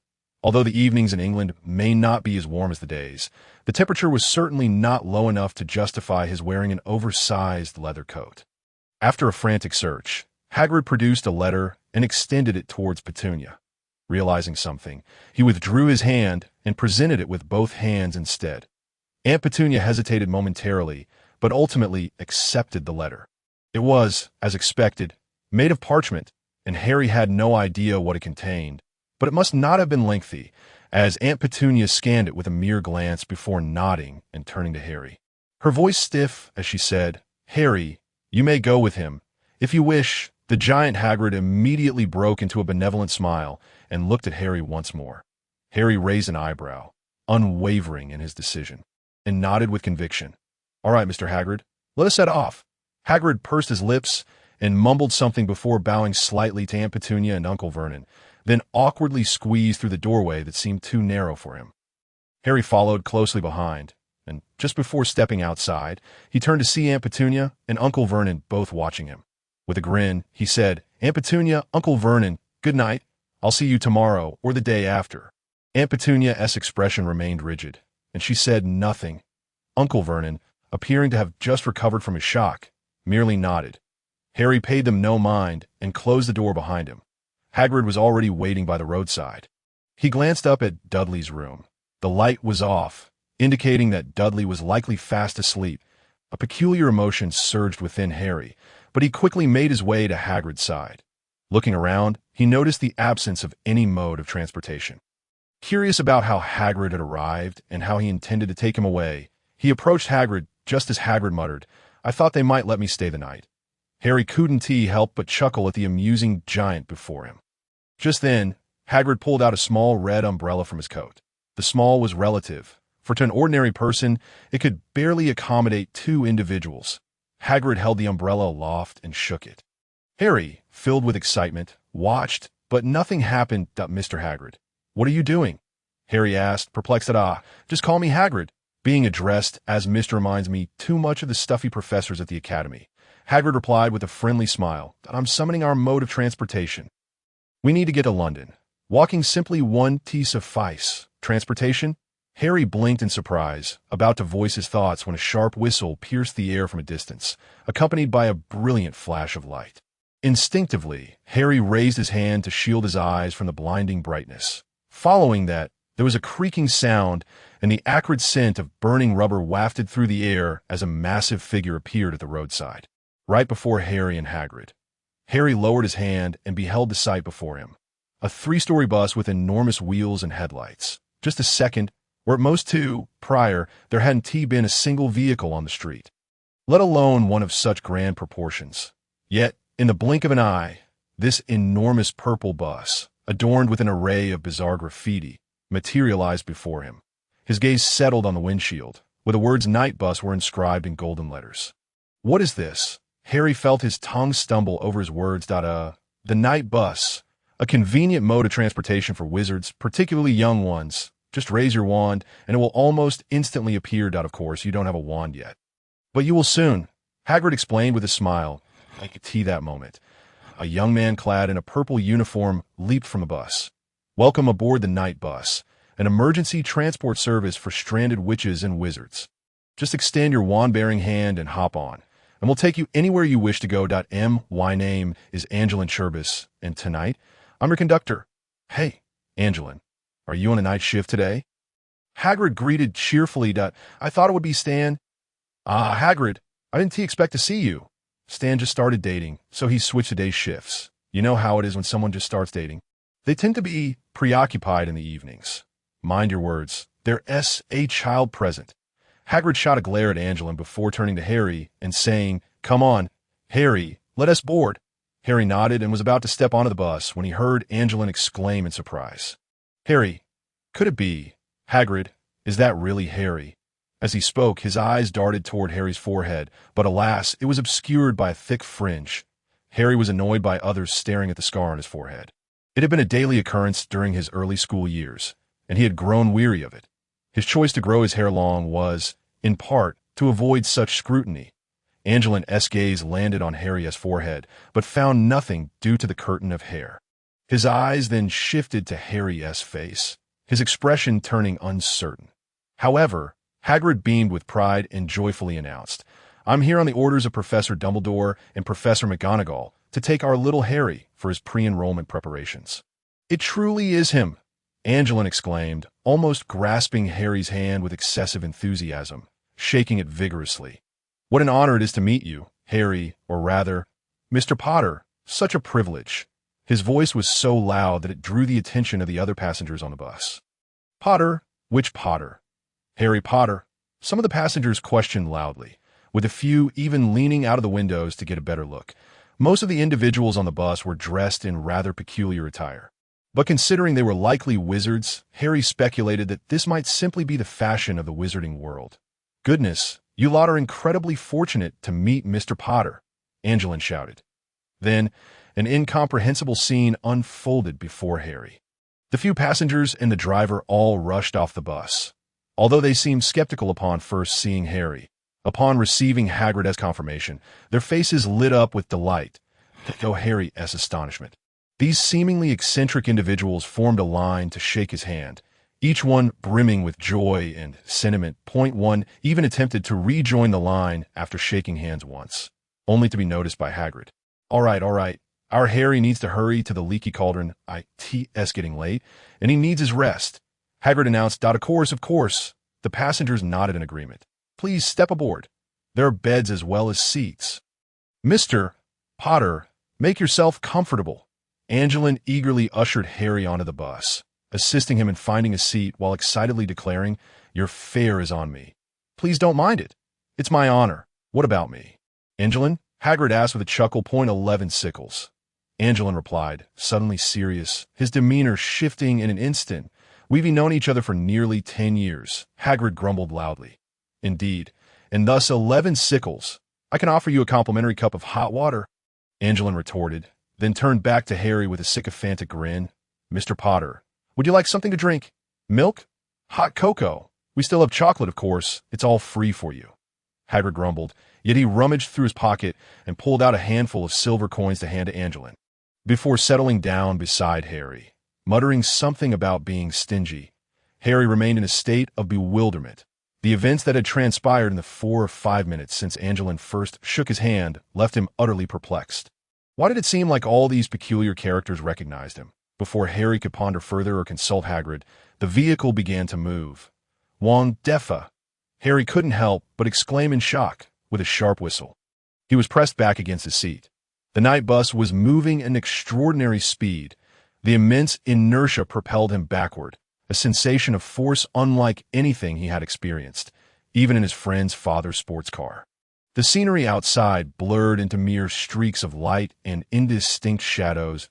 "Oh, Harry, I truly apologize. I forgot this is your first ride. I should have warned you. When the bus is moving, you must keep your entire body pressed against the seat and hold onto a handrail. But once it gets going, you'll be fine." Hagrid, noticing Harry's distress, gestured for him to grasp a nearby handrail with a look of contrition. Following Hagrid's advice, Harry seized the handrail, and the intense force nearly vanished in an instant. "Remarkable magic!" Harry exclaimed in astonishment. Although he possessed a modicum of magic himself, it mostly pertained to mental faculties, such as sensing others' emotions, enhancing memory, or inducing states of exhilaration or stupor. The meditation techniques he had learned seemed to render him healthier and markedly improved his memory and reflexes. However, the powerful elemental magic he recalled from his studies was beyond his current capabilities due to his limited magical energy and the scarcity of magical elements. What should have been a spell to summon a fire-breathing dragon could only manage to light a cigarette. Thus, in Harry's eyes, this magnificent bus seemed far more magical than Yes, Hagrid chuckled. "It's quite an amusing little bit of magic." "Little magic?" Harry mused, his curiosity about the magical world intensifying. In Britain, wizarding culture was somewhat well known. After all, the legendary Merlin, who assisted King Arthur in ascending to greatness, was indeed a wizard. Yet, how many had truly witnessed magic? Harry felt fortunate. Although he had some knowledge of magic, it had always seemed disorganized and chaotic. Merely tricks for amusement. Now, he was on the brink of becoming a genuine wizard. He wondered if he would be able to utilize the magical knowledge he had accumulated on the bus. Nearly everyone seemed to be observing Harry intently, as if missing a glance could result in dire consequences. At first, Harry hadn't paid much attention, but as he could see nothing outside the window, he quickly became aware of their scrutiny, which made him rather uncomfortable. While he had often attracted the gaze of girls at school and had experienced similar attention from boys in his youth, here, he was surrounded by older men. Fortunately, the journey was not lengthy. "London, the Leaky Cauldron," Angelin called out, announcing their destination. Harry and Hagrid were the first to disembark. In truth, many passengers should have reached their destination earlier, yet nearly all were willing to pay extra just to ensure Harry's company, even without any actual conversation. With so many eyes upon him, Harry found himself speaking little, despite having numerous questions he wished to ask Hagrid. As he stepped off the bus, he was compelled to shake hands and bid farewell to every passenger. He felt he had shaken more hands that evening than he ever had in his life. Why were they all behaving this way? He struggled to articulate the attitude of those wizards toward him. Overly enthusiastic, Hagrid seemed to grasp Harry's thoughts, chuckling softly. "Harry, you have no idea. In the wizarding world, you are exceedingly famous. Quite the celebrity, me." "A celebrity? Why?" Harry inquired, bewildered. While he had garnered a bit of attention at school due to the lightning-shaped scar on his forehead, and had become somewhat popular with the girls, and even some boys because of his looks, it still felt far removed from true celebrity status. Admittedly, having deceived countless children with his appearance, Harry did possess a certain level of notoriety at school. However, Compared to true luminaries, like athletic champions or academic prodigies, there remained a significant gap. It's a bit complicated, Hagrid mused, contemplating the best way to explain. He shook his head. Let's take a break for now. Tomorrow, we will have ample time that I will think of how best to explain it to you. Here we are, the Leaky Cauldron, a place of great renown in the wizarding community. It's the oldest pub in the British wizarding world. Only then did Harry take note of their arrival. Had no one informed him, he might have doubted they were indeed in London. The narrow alley was lined with modest storefronts, a stark contrast to the towering skyscrapers one might expect from a world financial center like London. And yet, the Leaky Cauldron, hailed as the oldest and most famous establishment in the magical realm, appeared remarkably unremarkable in this inconspicuous alley. Nestled between a large bookstore and a record shop, it boasted nothing more than a dilapidated door. Harry had no doubt that, even during the day, if 100 people passed by, not a single one would spare it a second glance. However, before he could voice his thoughts, Hagrid had already nudged him inside. Hagrid may not have exerted much force, but his immense size lent him unparalleled strength, leaving Harry no room for resistance. Had it not been for the bus's extraordinary nature, Harry might have suspected Hagrid was a kidnapper. Hagrid was certainly not a kidnapper, yet the ambience of the Leaky Cauldron was indeed far from what Harry had anticipated for such a renowned location. Dark, dingy, and shabby, the furniture appeared ancient. Even though it was quite late, a few oddly dressed patrons were still gathered within, drinking and chatting. Oddly dressed was a term relative to ordinary folk. Considering they were likely wizards, the long cloaks and pointed hats seemed perfectly reasonable. Big fellow, this was Harry's initial impression of Hagrid. Loudmouth, this was his second impression, as Hagrid made it clear once again who Harry was before the night bus. Yet another round of handshakes ensued. Only when Hagrid mentioned that Harry had matters to attend to the following day did they finally relent, allowing Harry and Hagrid to retire for the night. You must tell me all about this tomorrow, Harry called after Hagrid, who had wished him good night, as he stood before his door. Of course. Hagrid nodded earnestly. Due to his excitement, Harry tossed and turned for quite some time before finally falling asleep. Only to wake up early the next morning, he initially intended to knock on the door of Hagrid's room next door, but before he could raise his hand, a small figure abruptly appeared beside him with a loud bang. Although he hadn't yet exchanged many words with Hagrid, Harry could already discern Hagrid's deep sense of belonging and affection for the Hogwarts School of Witchcraft and Wizardry, where he was employed. Such enthusiasm from an employee surely indicated a wonderful place, Harry thought to himself, recalling how vividly he remembered Uncle Vernon's daily complaints about his own job. Behind the silver door, 2 goblins bowed to them and ushered them into a grand hall with marble floors. About 100 goblins sat on high stools behind large counters on either side. Some were weighing gold and silver coins on metallic scales, while others scrutinized gems through magnifying glasses. Some were busily recording information in extraordinarily large ledgers relative to their diminutive stature. Behind the goblins, numerous doors led who knew where, with several goblins guiding people through them. Appearing quite busy, Hagrid led Harry toward a vacant goblin at one of the counters. "Good morning," Hagrid greeted. "We'd like to withdraw some money from Harry Potter's vault." As he spoke, he nudged Harry forward. "Very well. Mr. Potter, do you have a key?" the goblin behind the counter inquired, eyeing Potter up and down. Its voice was sharp, reminiscent of Aunt Petunia's, but even more grating. Harry found the goblin amusing. It showed no indication of questioning his gender based on his appearance. However, the key? "Ah, indeed, I have brought it along." The towering Hagrid beside him slapped his forehead with a large hand, then began rummaging through his coat. He produced an array of items, most of which appeared to be mere junk in Harry's eyes. Yet to his astonishment, he discovered a live owl among them. It was utterly bewildering. Fortunately, there were no cockroaches or geckos, for otherwise, Harry might have hesitated to allow this giant to touch him again, despite his lack of fear towards insects. As Harry pondered whether the gentle and affable Hagrid, who seemed rather absent-minded, might forget the keys, Hagrid finally unearthed a small golden key.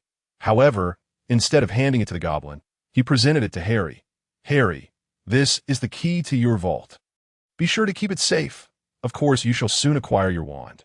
After registration, proving your identity with your wand will suffice." Harry smacked his lips, for up to this point, Hagrid had mentioned the wand numerous times. Yet he had yet to lay eyes upon one. Hagrid himself did not possess a wand unless... Harry's gaze drifted to the small, red umbrella nestled in Hagrid's arms. Nodding, Harry accepted the key from Hagrid's hand. Examining it, its weight led him to suspect it was indeed crafted from gold before he handed it to the goblin. The goblin scrutinized it carefully and nodded in satisfaction. It appears to be in order. By the way, Hagrid suddenly recalled something, pulling a letter from another pocket. I have a letter from Professor Dumbledore regarding that thing in Vault 713. You know, he handed the letter over. The goblin accepted the letter, examining it closely, hesitatingly inquiring. So early? I expected it would be later. Ah, yes, that was how Dumbledore arranged it, Hagrid replied, appearing somewhat flustered, yet striving to maintain an air of calm. The goblin said nothing further, nodding and stating, Very well. I shall fetch someone to escort you. Griphook. A goblin named Griphook led Harry and Hagrid through a door behind a counter, that Harry's curiosity piqued as he looked around. Discovering that behind the door lay a narrow, rocky corridor, steeply sloping downward, rather unremarkable. Finding it tedious, Harry recalled Hagrid's earlier words and quietly asked, Hagrid, what is in Vault 713? Well, this cannot be disclosed. Hagrid shook his head. It is a secret of Hogwarts, entrusted to me by Dumbledore. It is highly confidential, and I simply cannot share it with you. Harry shrugged, not pressing the matter further. Ahead of them, Griphook guided them along the narrow path, where a set of iron tracks led down into the depths below. Soon after, Harry experienced the most exhilarating roller coaster ride of his life. He silently vowed that unless absolutely necessary, he would never ride it again. Upon emerging from Gringotts, Harry's mouth was stretched into a wide grin. His delight was unmistakable, although Hagrid had mentioned that his deceased father had left him a substantial inheritance. Witnessing hundreds of thousands of galleons before his eyes was an overwhelming revelation that stirred Harry's emotions. The Dursleys had treated him reasonably well, yet he had never had much pocket money. Of course, Dudley had none either, so he bore no resentment in that regard. Nevertheless, when it came to stuffing over 100 gold coins into his pockets, Harry's spirits soared to unprecedented heights. The only discomfort stemmed from the fact that, although the coins were only slightly larger than buttons, 100 of them weighed significantly. His trousers threatened to slide down uncontrollably, necessitating frequent adjustments that it was only when Hagrid noticed and provided him with a small pouch made of an unknown material that matters improved. Harry found the little pouch rather fascinating. Although it appeared small, it was surprisingly spacious. Most importantly, after placing the 100 coins inside, he felt no increase in weight whatsoever. These were crafted by two amusing little fellows at the academy. Ah, you will encounter them at Hogwarts, two mischievous yet remarkably talented individuals. Hagrid chuckled, noticing Harry's interest in the pouch. Harry nodded vigorously, his anticipation for magical education at Hogwarts intensifying. Equally intriguing to him was the sight of Hagrid's thick coat, which housed a small package taken from Vault 713, the contents of which remained a mystery. Subsequently, Hagrid took Harry shopping for a plethora of school supplies. Harry had forewarned Hagrid not to mention his name, thus avoiding any awkward handshake incidents this time. Their first purchase was books, followed by cauldrons, glass vials, telescopes, and scales. The 8 thick tomes were bundled together with a rope, and Hagrid effortlessly carried them as if they were merely a bottle of mineral water. Now, let us go and have your robes tailored, Hagrid suggested, though he struggled to remember all the items needed, while Harry recalled them clearly and guided him. He pointed towards Madame Malkin's robes for all occasions and hesitantly said, Hagrid, would you mind if I went in alone? I think I'll pop into the leaky cauldron for a drink. That roller coaster earlier made me a bit queasy. Hagrid had shown signs of discomfort during the ride, and though Harry felt a bit uneasy too, he did not exhibit it as overtly. After all, he and Dudley had visited amusement parks several times a year, and roller coasters were always a staple. However, this particular one was exaggerated by several hundred times. Upon hearing Hagrid's words, Harry nodded eagerly, beaming. No problem. I can manage on my own. All right, then I shall leave these in your room for now. Hagrid responded with a radiant smile. Although he verbally expressed confidence, Harry felt a tinge of nervousness when he entered alone. Fortunately, the plump Madame Malkin was exceedingly friendly and mistakenly assumed he was a girl. Despite having experienced this countless times before, it still amused Harry, helping him relax considerably. What delighted him even more was that this lady did not recognize his true identity. Harry resolved not to disclose it until he was absolutely certain. Of course, he would have to reveal it eventually, as the robes would bear a name tag. Madame Malkin arranged for Young, which to begin measuring Harry for his robes. Moments later, another girl entered. She was of average height, comparable to Harry, with a mane of thick brown hair and fair skin, making her few freckles quite prominent. Her large eyes, small nose, and mouth, along with a pair of small buck teeth, resembled a Russian flying squirrel. Yet this little squirrel held her head high, embodying the spirit of a kangaroo. Harry found this description amusingly apparent. Madame Malkin approached the newly arrived girl. "Dear, are you a first-year student? Do you need robes tailored?" she warmly inquired. "Good day, ma'am," the girl replied with a smile. "I'm not very familiar with the process, but yes, I do need robes." Although she claimed ignorance, her demeanor and tone conveyed confidence. Even a hint of pride. Madame Malkin donned an even more welcoming smile, seating the young girl beside Harry and asking another young wish to assist in measuring her. "Hello, a first year?" The girl noticed Harry beside her. "Yes," Harry replied, intentionally deepening his voice, curious to see the surprised expression of the seemingly haughty girl upon realizing he was a boy. He thought that would be quite amusing. However, to his surprise, the girl merely nodded and, with some confusion, asked, "You must know, right? You look, well, not just a little, but very much like a girl. Why do you keep your hair long? It can easily lead to misunderstandings." Harry was taken aback. "You knew I was a boy from the start?" "Of course," the girl replied matter-of-factly, then pointed to her chest and indicated as Adam's apple. "It's quite obvious, isn't it?"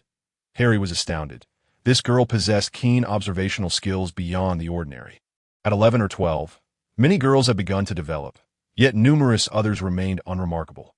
However, for boys, unless quite overweight, the Adam's apple was typically noticeable. Yet until now, everyone had been deceived by Harry's face. This girl was the first to notice his Adam's apple. "I am Granger, Hermione Granger," the girl declared, noticing Harry's expression with a hint of pride. "You must be a new student at Hogwarts as well, right?" "Ah." Indeed, Harry was somewhat reluctant to disclose his name, fearing it might provoke unnecessary reactions. However, at that moment, remaining silent seemed rather impolite. He could only respond, "I am Harry, Harry Potter. Pleasure to meet you." Hermione nodded, and then, surprisingly, she ceased all further actions. This left Harry once again astonished. This little girl was quite peculiar. Yet, while Hermione Granger remained unresponsive, the witch measuring their sizes trembled slightly, almost simultaneously exclaiming, "Harry Potter?" Thus, amidst Hermione's bewildered gaze, Harry shook hands with everyone in the entire Madame Malkin's robes for all occasions shop. "Are you a celebrity?" Hermione inquired, her face a picture of confusion. "Could it be that you're the child of that? What was it?" "Oh, a Quidditch star?" "Yes, the child of a Quidditch celebrity." "I shouldn't be. Should I?" Harry replied, equally perplexed, as he had no knowledge of Quidditch and was uncertain whether he truly was the child of some magical world celebrity. And this was a mere hypothetical. A wizarding equivalent of Anne Baston or Mariah Carey were to stroll down the street. It would hardly seem reasonable for them to be surrounded and greeted by crowds. Just then, the witch had finished taking Harry's measurements, and Hagrid appeared at the shop's entrance, holding 2 large ice cream cones and smiling at Harry. "Wow," Hermione exclaimed, her already large eyes widening further at the sight of the towering Hagrid. "Hagrid, what is Quidditch?" Harry casually asked while licking his ice cream, recalling that the somewhat haughty brown-haired girl had mentioned it earlier. "Oh, Merlin's beard. Harry, I forgot how little you know." Hagrid lamented, patting his furry head. "Quidditch, it's quite significant. It is a tremendously popular sport, at least in the wizarding world, while the entire wizarding community is quite taken with it." Hagrid made an earnest effort to elaborate on the rules of this game or sport, but his expressive skills left much to be desired, often speaking in a muddled fashion.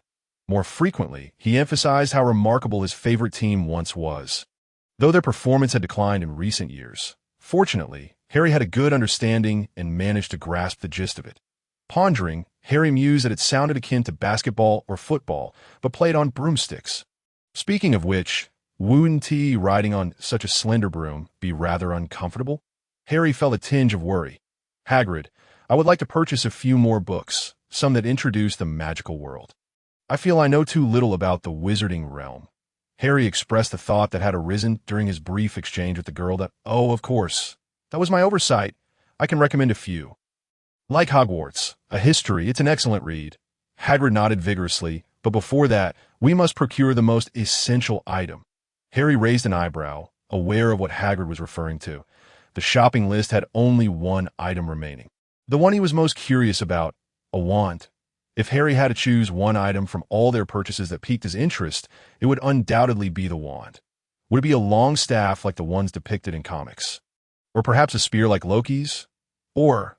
Harry stole a glance at the edge of Hagrid's coat pocket, where he could faintly see the tip of a small red umbrella. In RPG games, Harry had encountered many types of wands. And from Neil's memories, the wand from a place called the Aegean world were particularly bizarre. The prospect of soon possessing a genuine wand that belonged to him was utterly enthralling, under Hagrid's guidance. The two arrived in front of a quaint and somewhat shabby shop. Most shops in Diagon Alley were similarly dilapidated, yet surprisingly spacious within. Such was the nature of magic. The sign above the door was peeling. Clearly having been hung for quite some time, I.T. Reed, Ollivander, makers of fine wands since 382 C.3, 82 BC, Harry struggled to comprehend what era that might refer to.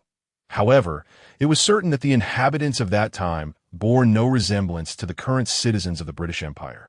Harry wondered if boasting was also a trend in the wizarding world. Through the shop window, Harry spotted a wooden stick resting on a light purple cushion, if it hadn't appeared slightly mismatched in length. He might have suspected it was one of those amusing chopsticks used in Chinese restaurants in Chinatown. This was somewhat at odds with his expectations of a wand. Upon entering the shop, Harry surveyed his surroundings. The initial impression of this establishment was one of meticulous organization. Before him stood several rows of enormous, custom shelves reaching up to the ceiling, neatly displaying thousands of slender boxes. Judging by their shape, they were likely to contain wands. Good morning, a soft voice unexpectedly resonated.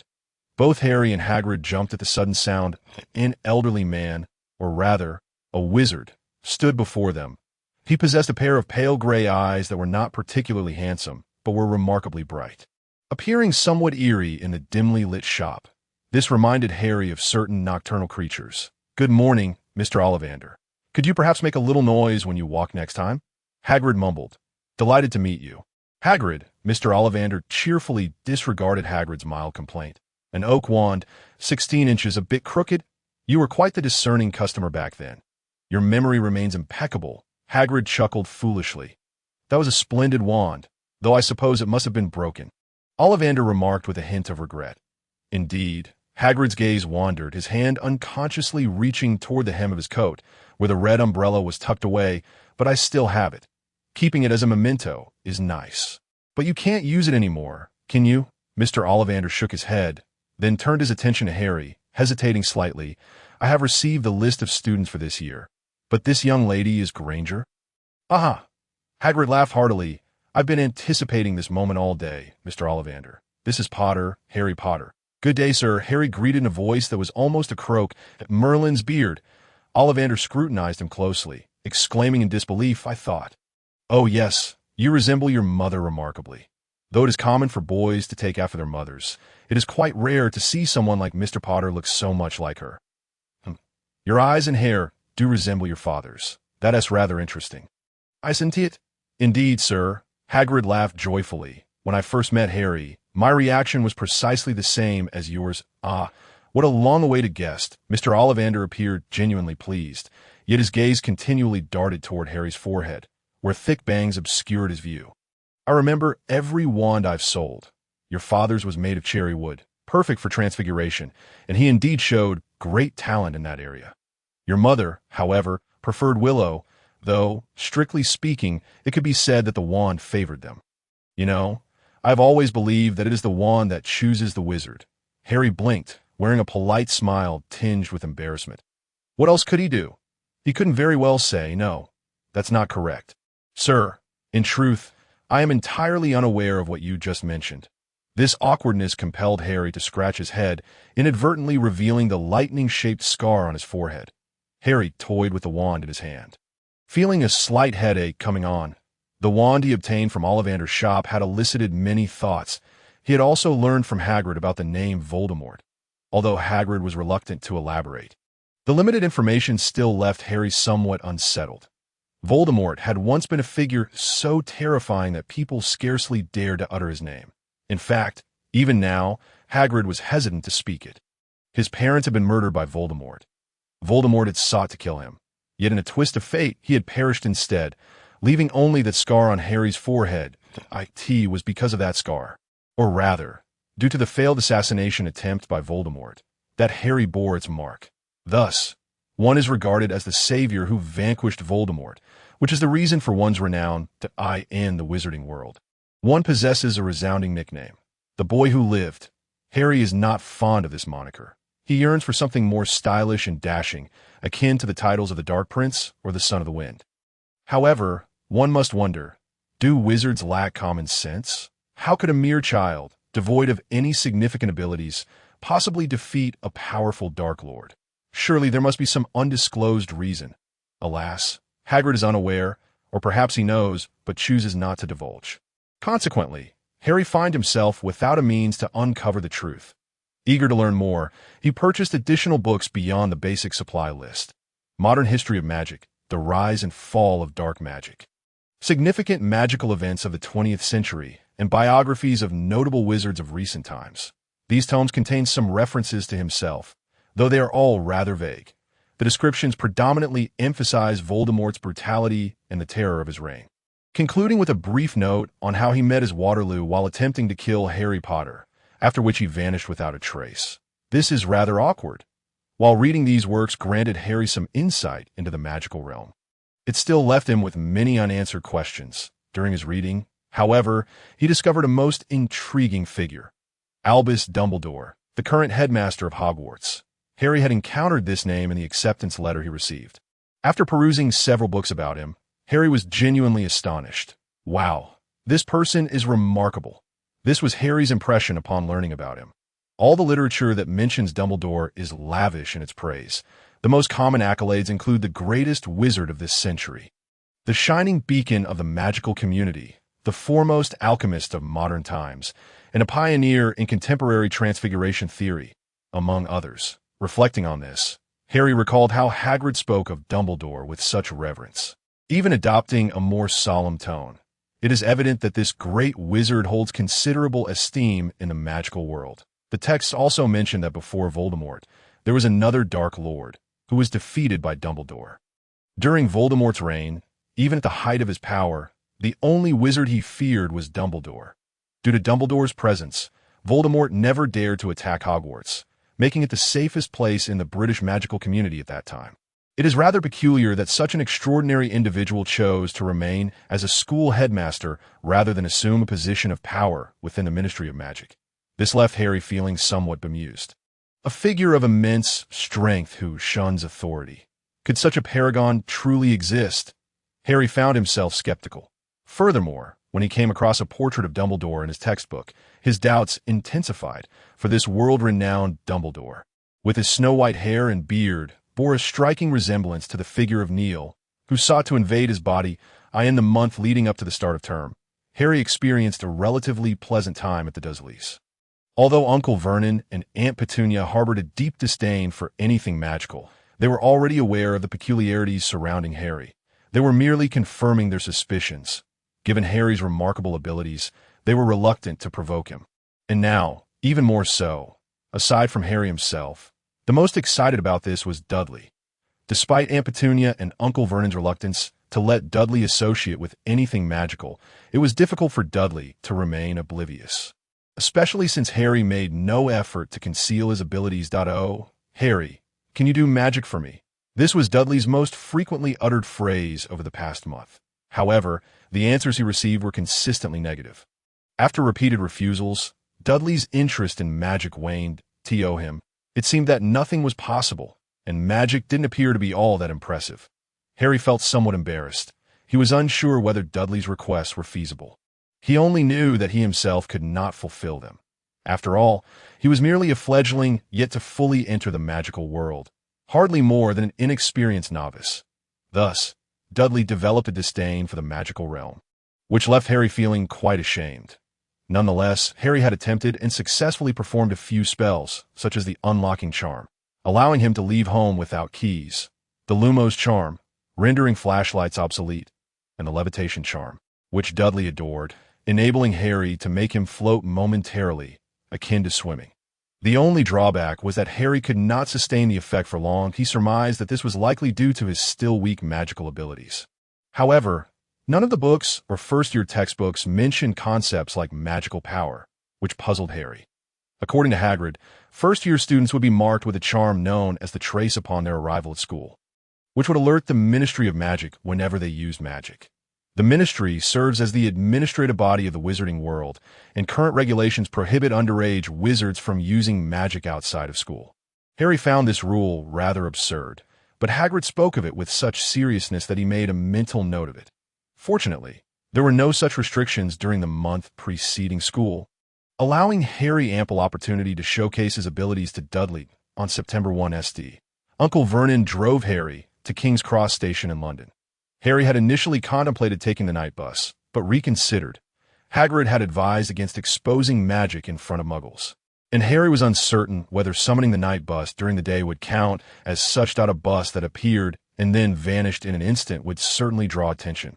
That morning, Uncle Vernon took Harry to London. Dudley, crying and screaming, insisted on going as well, but was ultimately thwarted, as he too was to report to his new school that day. Harry surmised that Dudley would create quite the ruckus at home over this. Unless Aunt Petunia agreed to buy him something he usually desired, he would undoubtedly throw a tantrum that, if one were not already aware, it would be hard to imagine that King's Cross Station has a train that leads to the wizarding world. Hagrid is quite a contradictory figure. If one were to call him careless, one might note that he remembered to gift Harry a beautiful snowy owl on his birthday, July 31 SD. Harry had initially intended to name her Jennifer or Fisher, after his two favorite actresses. However, while perusing the History of Magic textbook, he found the name Hedwig to be more appealing. Yet if one were to claim Hagrid was attentive, it would be hard to reconcile that he failed to inform Harry about the platform. Fortunately, Harry deduced that wizards could not possibly share the same train with Muggles, which prompted him to search for relevant information in the book.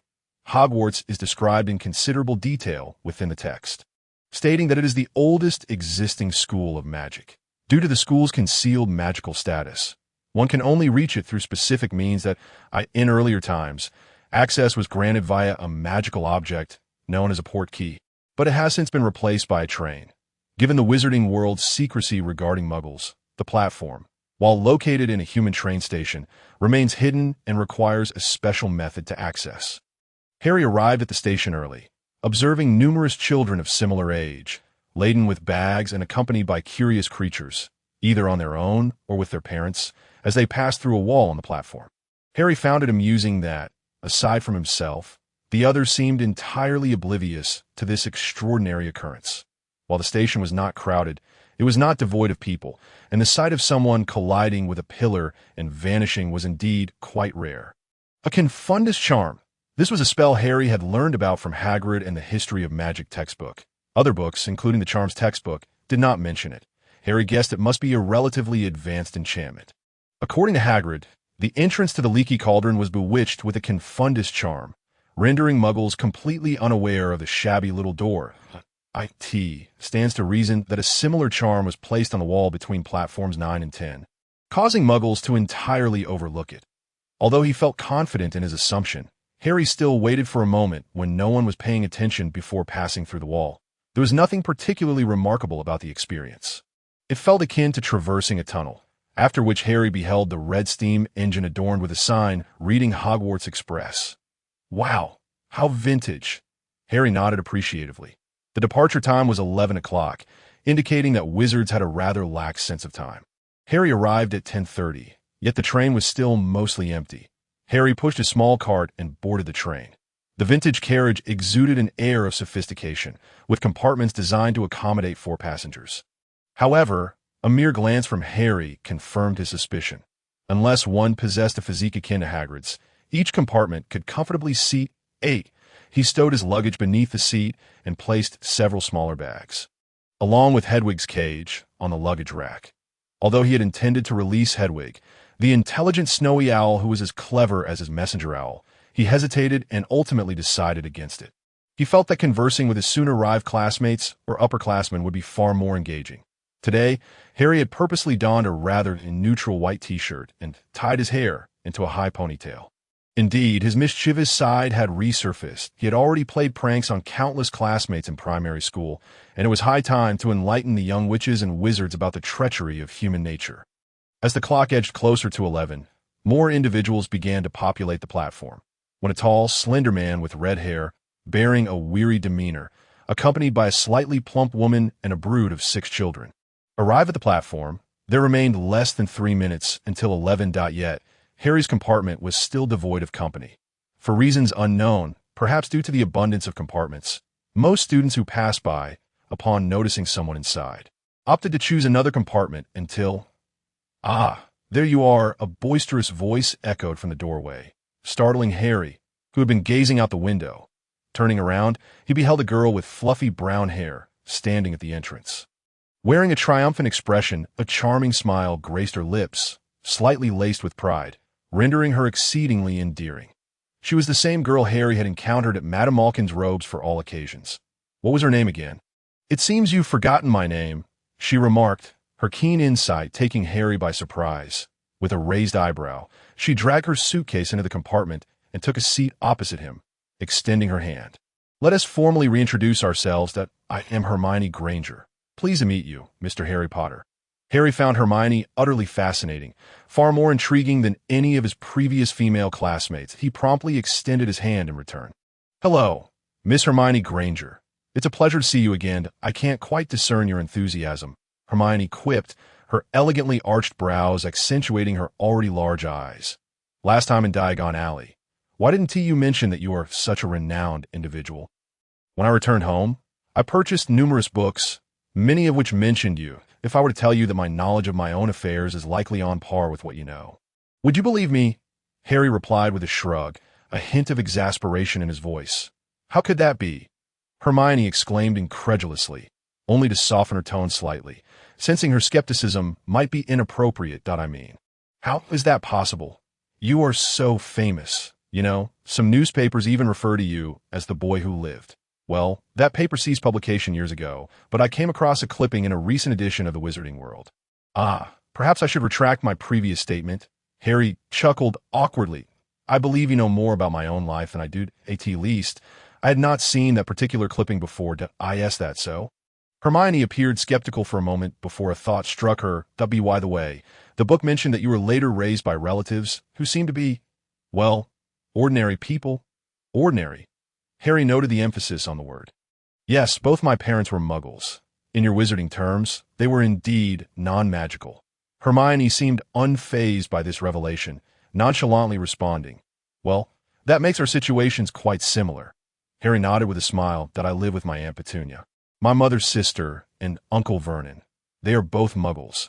Until I met you that day, I was entirely unaware of the existence of wizards. That's so." Hermione's expression shifted to one of astonishment. "That's so. Do you remember Voldemort?" Before Harry could respond, a voice with a rather grating tone interrupted from outside the carriage. "Did I hear correctly? Someone dares to utter the Dark Lord's name?" A boy with strikingly pale skin, seemingly deprived of sunlight, and platinum blonde hair leaned halfway through the doorpoint. 2 burly boys trailed behind him, giving Harry the impression that they might be Dudley's cousins. The platinum-haired boy surveyed the compartment, his gaze landing squarely on Hermione. Evidently aware that she had uttered the name, he appraised her with a disdainful smirk, his expression rife with contempt. So you hail from a muggle family. That explains everything." With that, he departed without waiting for a response from either Harry or Hermione. What a detestable individual. Hermione seemed momentarily stunned, her face flushed with indignation as the boy exited. Indeed, rather obnoxious. Perhaps we should teach him a lesson. Harry raised an eyebrow, feeling equally irked. Though he did not share Dudley's penchant for resolving disputes with brute force, he had unwittingly absorbed some influence from video games and the like, and, in truth, felt somewhat confident about his fighting skills. At least he believed he could easily handle that seemingly scrawny boy with a sallow complexion. In that moment, Harry failed to consider that he himself was equally slight of build. In fact, the other boy likely regarded him as a mere child. "You really ought to refrain from uttering that name," a timid voice interjected. A round-faced boy with black hair stood at the door, dragging a suitcase nearly as tall as he was and cradling a toad in his arms. The acceptance letter had mentioned that first-year students could bring pets, specifying non-magical creatures, with owls and toads being recommended. However, Hagrid had mentioned that mice, ferrets, bats, ravens, spiders, snakes, lizards, scorpions, and even dogs were acceptable as well. Regarding magical creatures, Hagrid advised Harry that Fantastic Beasts and Where to Find Them was an excellent book containing descriptions of magical beings. Among the required textbooks was that very volume, and upon perusing it, Harry's worldview had been utterly transformed. He had been astonished to discover the myriad of extraordinary creatures existing in this world, rivaling those from the memories of a realm called Aegean. Of course, as Hagrid had mentioned, that book was not part of the first-year curriculum. Nevertheless, young witches and wizards needed to familiarize themselves with magical creatures as early as possible, for they were generally deemed dangerous. Harry could sense that Hagrid held a rather dismissive attitude towards this notion, as if reciting from script. In subsequent conversations, Harry confirmed his suspicions, as Hagrid had expressed his desire to raise a dragon on more than one occasion. When Harry later examined Fantastic Beasts and Where to Find Them, he had noted, with particular emphasis, the sections detailing the dangers associated with dragons. From the descriptions, it was clear that such a creature was ill-suited for domestication. Dragons were undoubtedly not appropriate pets, a conclusion Harry felt confident in asserting. However, he also found fault with the suitability of other creatures. While there were indeed a few classmates who had siblings or parents with peculiar interests in keeping exotic pets, Harry had encountered snakes and lizards at some of their homes. Truth be told, the golden python was rather beautiful, and the leopard gecko, with its wide eyes, was undeniably adorable. Yet, what on earth was a mouse? Bat, spider, or scorpion? And to his disbelief, one of the recommended pets was a toad. Harry had previously regarded that as a mere jest, yet here was a boy, cradling a toad that appeared remarkably well-behaved. Well, this is rather magical, Harry reassured himself, though. Why is that? Unlike Harry, Hermione seemed entirely unperturbed by the presence of the toad. In contrast to Harry, this girl appeared to possess a greater capacity for accepting such eccentricities. Of course, it was also possible that her attention was captivated by the round-faced boy's words, as she curiously inquired, "What does the book say about Voldemort?"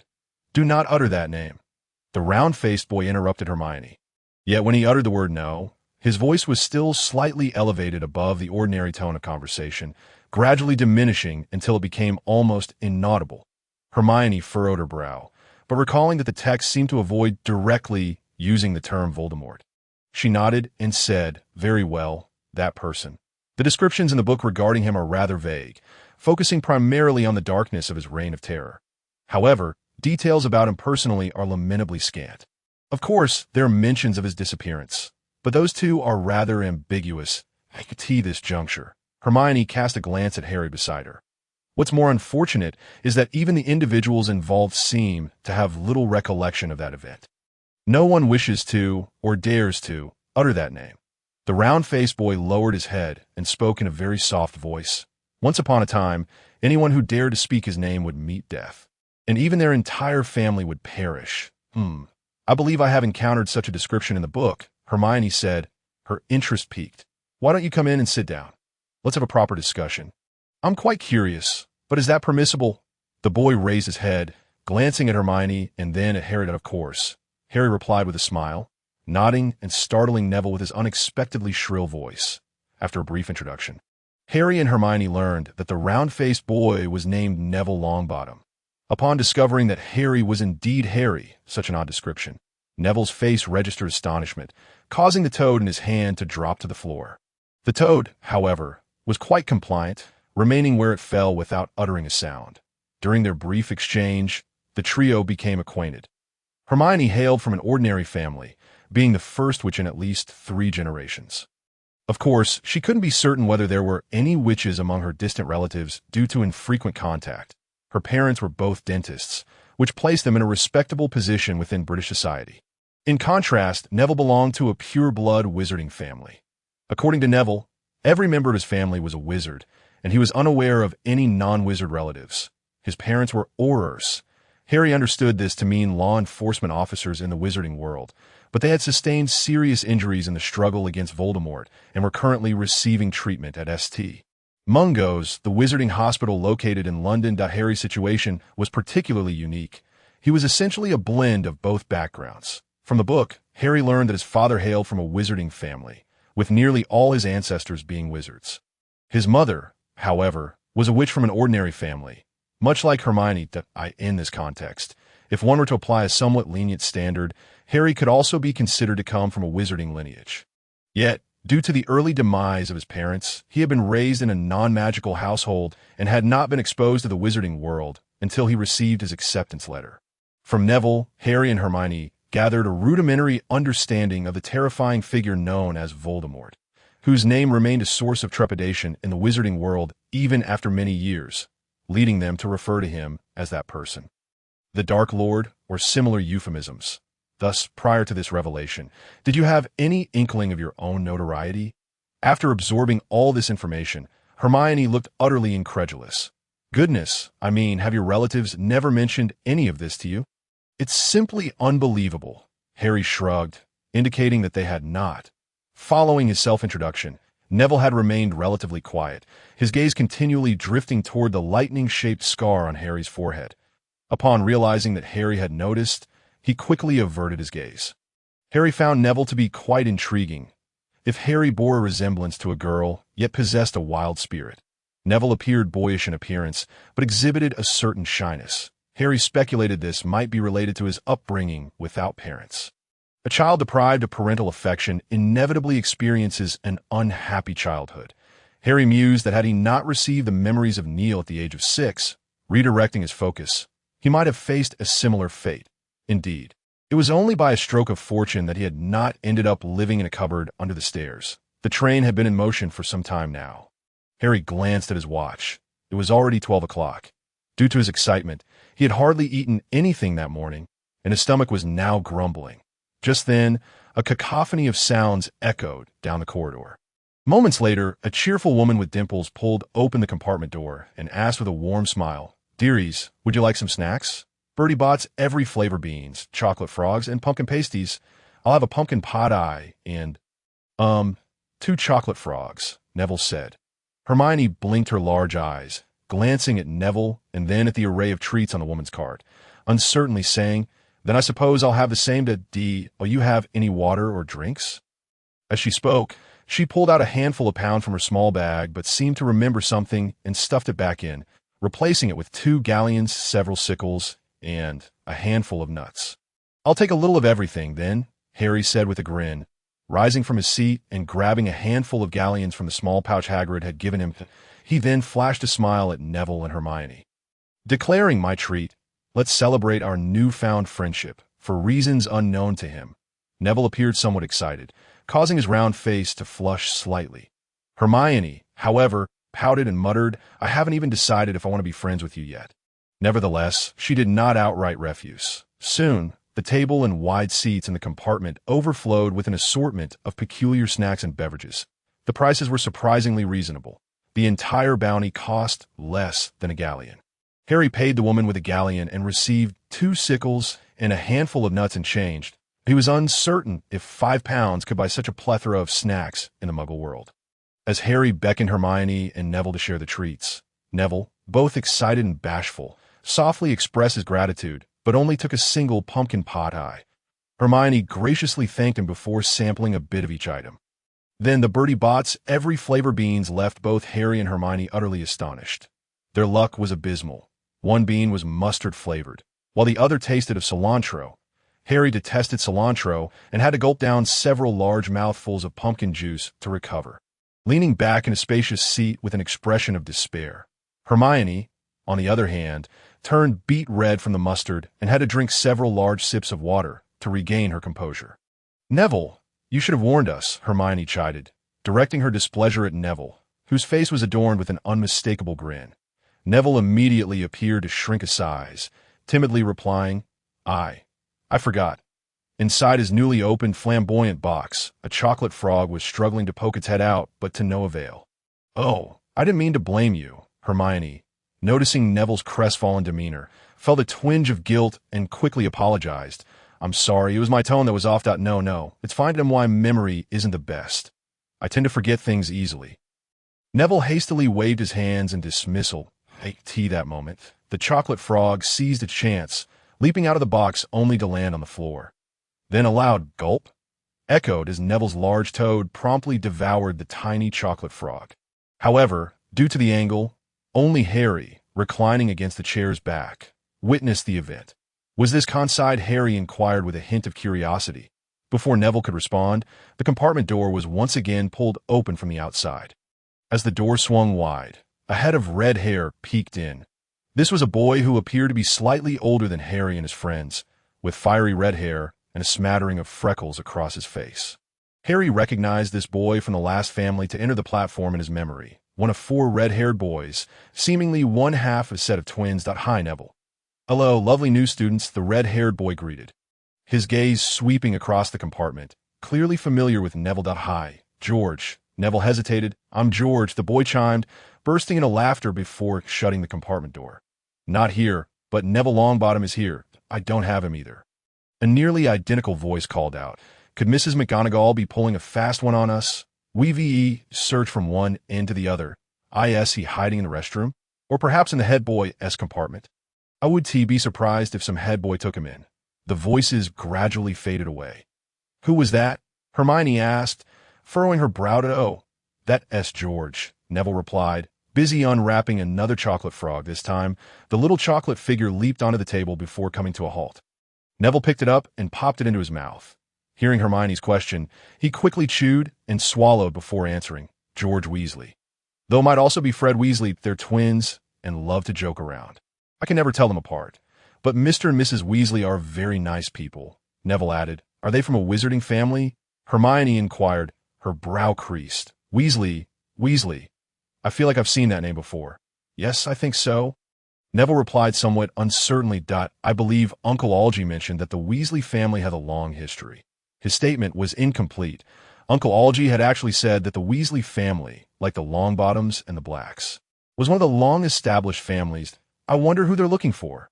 Neville continued. I might know, Hermione said with a slightly mischievous smile, glancing at Harry. By the way, Neville, what are you unwrapping? Harry asked, shoving the remaining half of his pumpkin pasty in his mouth. Eager to shift the topic, he was genuinely curious about what Neville was up to in a short span of time.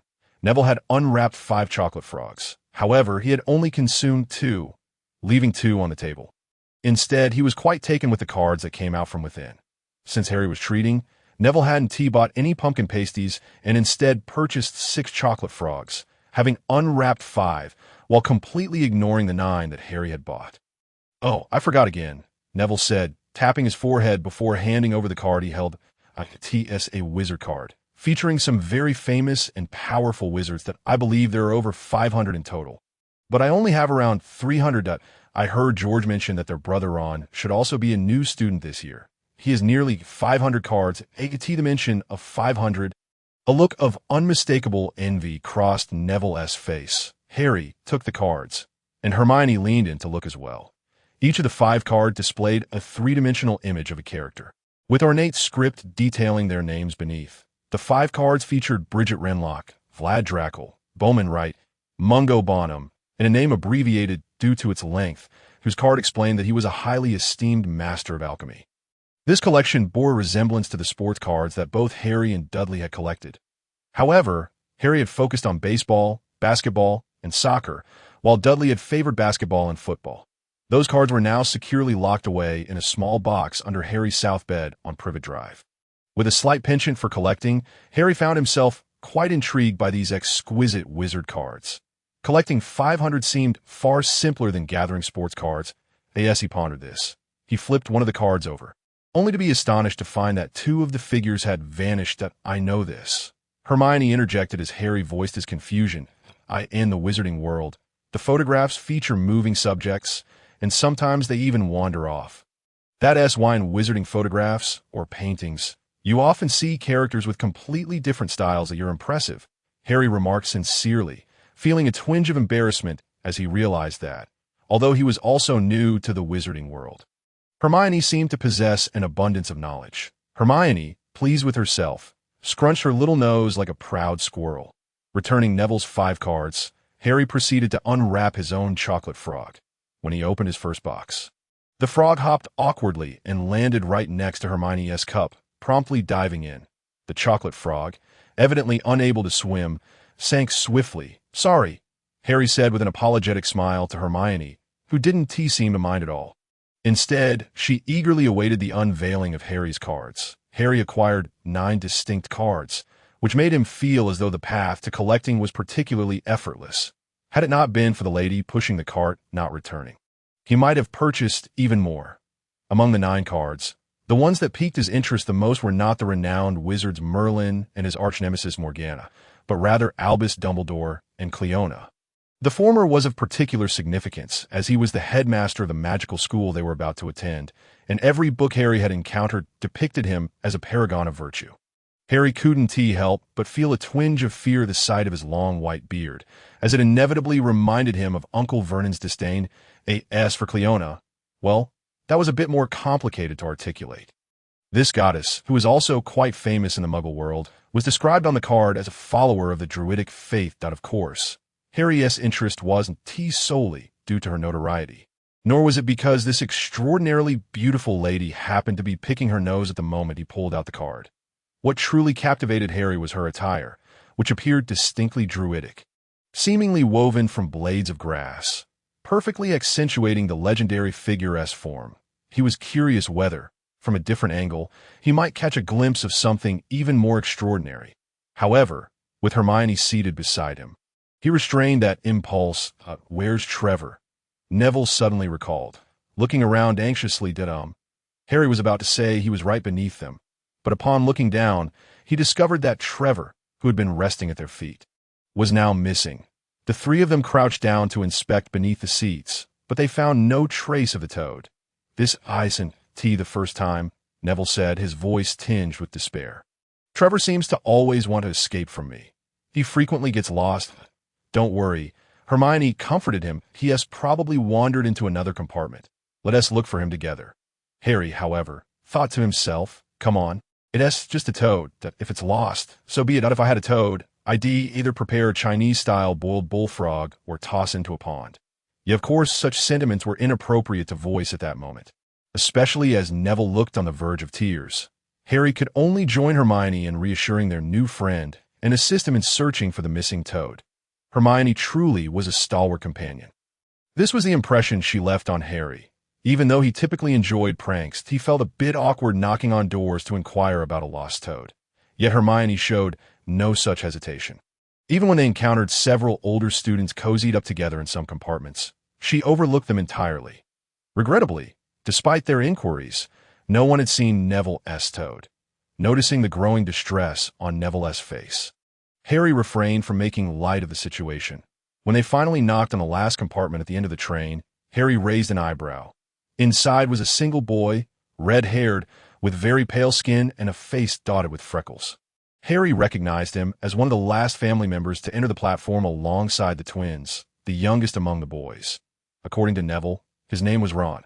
What caught Harry's attention was that he possessed nearly 500 wizard cards. However, Harry raised an eyebrow not because of that, but because the boy was seated at the edge of the table, engrossed in a game of chess. It was evident that he was playing against himself. Beside the table lay a small, unfinished sandwich. "Have you seen a toad?" "Neville's toad is missing," Hermione inquired. "No, I haven't," the red-haired boy stammered, clearly startled by the sudden entrance of the 3 to come on. "But directing a battle. Could you please take it a bit more seriously?" One of the knight-like chess pieces on the board complained. "Septimus wouldn't behave like you did this wizard's chess?" Hermione's eyes brightened, momentarily forgetting about helping Neville find his toad. She leaned closer to the table, examining the exquisite yet somewhat antiquated pieces, and eagerly asked, "I read that a crucial aspect of wizard chess is that the pieces must trust their player?" "Ah, yes," the red-haired boy replied, somewhat overwhelmed by Hermione's directness, his face slightly reddening as he noticed her proximity. Seeing this, Harry became intrigued. "Oh, this is fascinating," he exclaimed, Joining in with feigned enthusiasm, he settled right next to the red-haired boy. Close enough to be quite companionable. The boy's face turned as crimson as his hair. Even his ears flushed. So, do the pieces move on their own? Harry's voice, with its distinctive pitch, nearly caused the boy to tumble from his seat. Are you really a boy? The red-haired boy named Ron asked for the third time in 5 minutes. Shall we check the restroom to confirm? Harry grinned. No, that's unnecessary. Ron quickly shook his head, feeling rather conflicted. Just moments ago, as Harry Potter had taken a seat beside him, Ron's heart had raced uncontrollably, spurred on by the incessant chatter of his own brothers and sister about Harry. Yet he found it astonishing that such an adorable figure was indeed a boy. Ron felt his composure wavering. However, after a moment's thought, Ron couldn't help but chuckle. Fred and George searched the entire compartment for Harry. No wonder they couldn't find him. It would be quite the mystery if they did.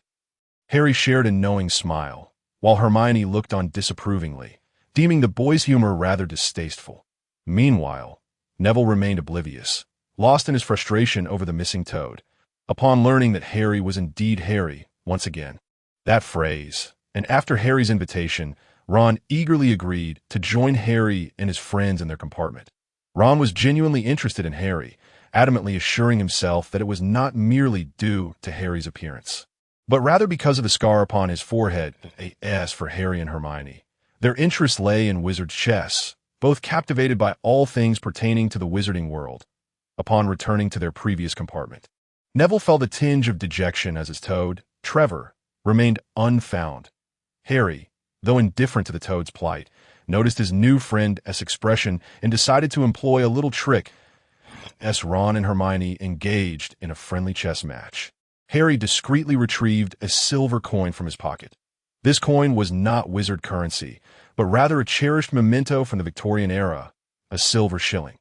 Harry pretended to idly toy with the coin, all the while silently reciting, "Neville's toad is lost. Neville's toad is lost." With a flick of his thumb, the coin soared into the air, spinning gracefully before landing on the back of his hand. When he glanced down, he found no visage of Her Majesty the Queen. Not lost? Harry raised an eyebrow, placing the coin back in his palm and thoughtfully repeating, "Neville's toad is in this compartment. Neville's toad is in this compartment." That he flicked the coin into the air once more, and this time he beheld the smiling face of the Queen. Thus, the toad must indeed be within this compartment. Harry felt the situation was becoming increasingly interesting. He bent down to inspect the area where he recalled seeing the toad. The space beneath the table was somewhat dim, yet he could discern that the frog was nowhere in sight.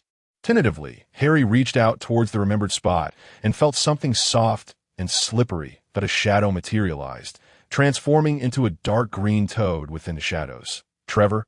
Harry exclaimed, lifting the toad from beneath the table. "Trevor?"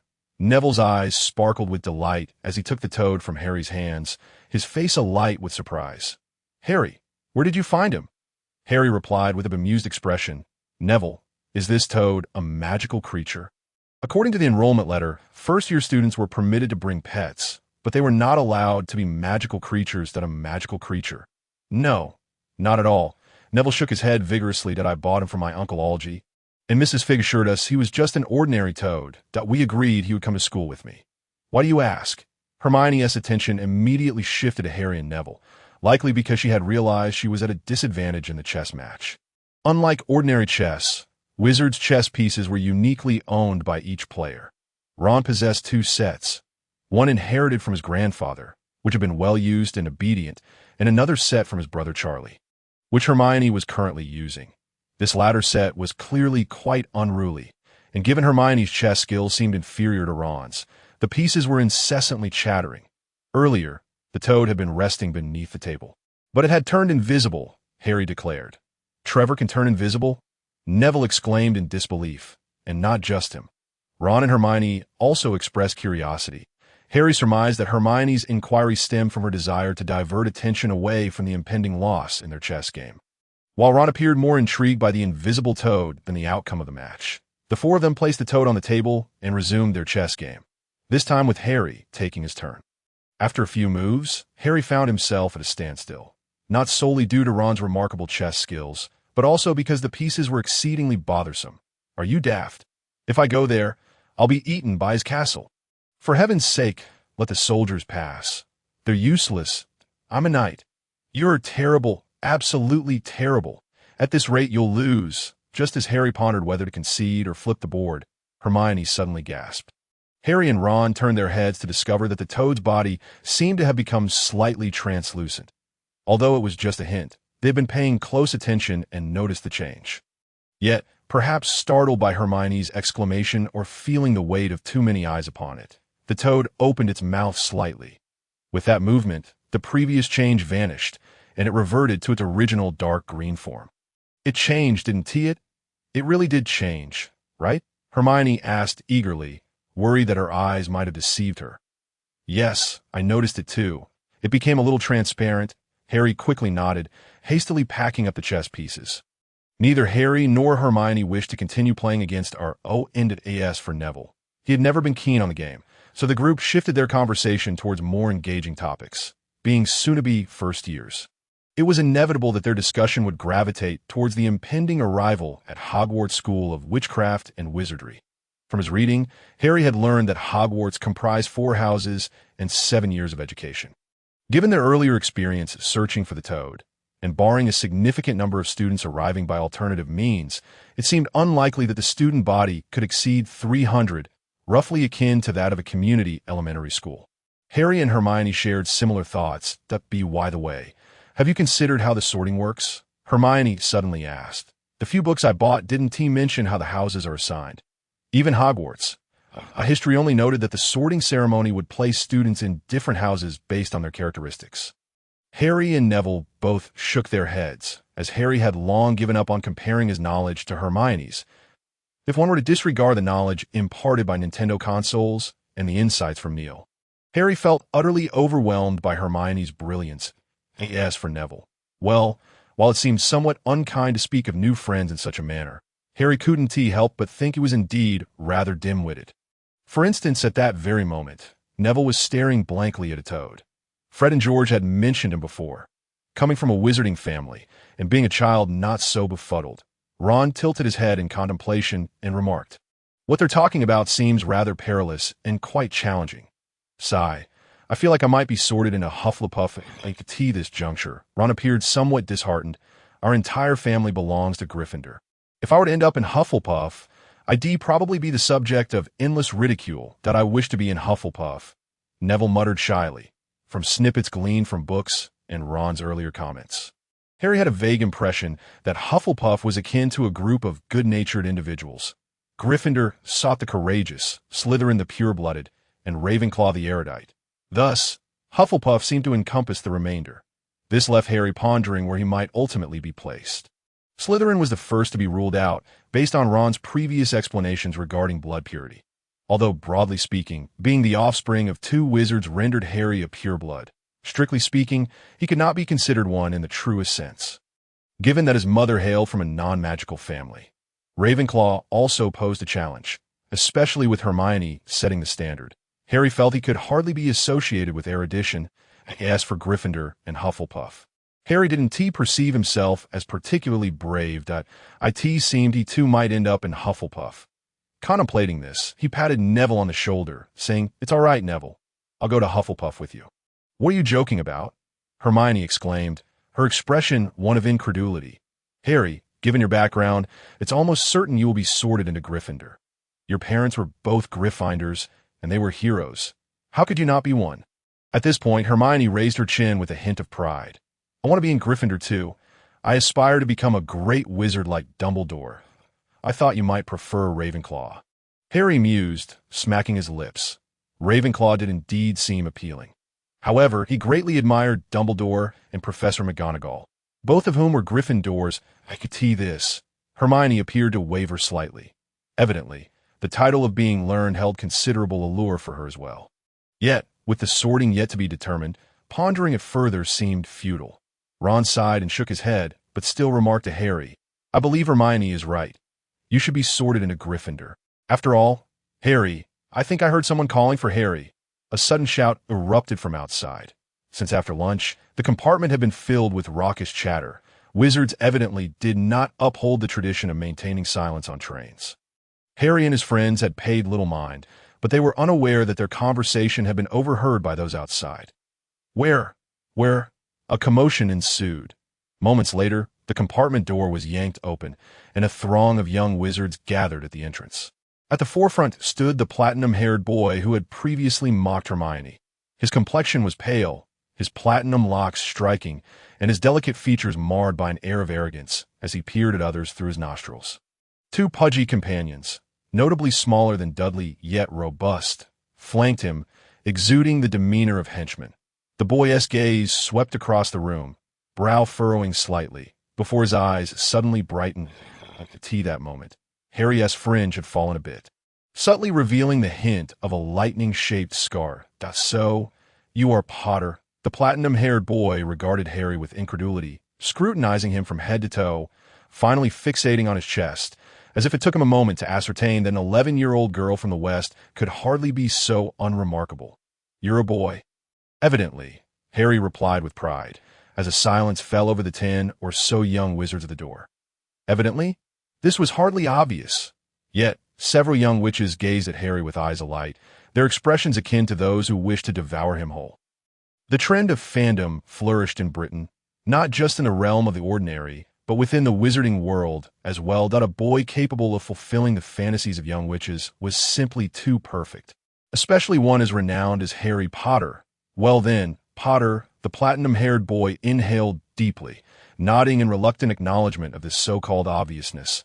I am Malfoy, Draco Malfoy. Ahem. Hermione and Ron coughed in unison, attempting to suppress their amusement. Ha! Harry could no longer contain himself, bursting into laughter. The surname Malfoy was already rather peculiar, easily misheard as disloyal or cunning. And as for Draco, what sort of name was that? It evoked images of a narcissistic parent bestowing such a name upon their child. It was akin to encountering someone named Turtle Big Dragon in a Chinese context. So many points of ridicule. Draco shot Harry a fierce glare, but refrained from uttering a word, instead turning his attention to Ron and Hermione. Red hair, freckled face, worn clothing. You must be a Weasley, Draco remarked with a smirk, his gaze sweeping over Ron, whose face immediately flushed a hue to match his hair. Indeed, he wore a rather old ensemble, the edges already frayed, given that he had previously revealed he had 4 older brothers, in actuality 5, though he only mentioned 4. The origin of his clothing was self-evident. Interestingly, Draco offered no comment about Hermione, instead returning his focus to Harry. You should be aware that there are indeed distinctions among wizards. Thus, when it comes to friendship, I could offer you some rather candid advice. Harry tilted his head, glancing at his 2 slightly dim-witted companions behind Draco, observing them, then Draco, and back again. I'm afraid I have some reservations about your judgment, Harry replied earnestly. This time, Ron and Hermione could not help but laugh aloud. Potter, Draco, who had initially worn a smirk, now retracted his smile. Allow me to give you a piece of advice. Maintain a sense of respect. Otherwise, your fate will not differ significantly from that of your parents. Their downfall was largely due to their association with dubious characters. Draco's subsequent words were cut short as he suddenly crouched, clutching his nose, blood clearly seeping through his fingers. Gasps echoed around them. Harry shook his hand, yet his smile grew ever brighter. I'll offer you a piece of advice as well. I do not appreciate others prattling on about me. Furthermore, I generally prefer not to engage in discussions with those weaker than myself. Understand, weakling? How dare you? Draco groaned in pain, clutching his nose. Crab, Goyle, make sure to teach them a lesson. The 2 pudgy companions of Draco seemed to finally snap out of their shock, and one reached out to grab Harry. However, the moment their eyes met, he abruptly halted, and before he knew it, Harry had grasped his wrist, pulling him backward while simultaneously charging forward, shouldering him in the chest, and somehow managing to trip him up from behind. Thud! The pudgy boy, who appeared to weigh nearly twice as much as Harry, was sent sprawling to the ground. Had Draco not evaded swiftly, he would have surely been pinned beneath. No way.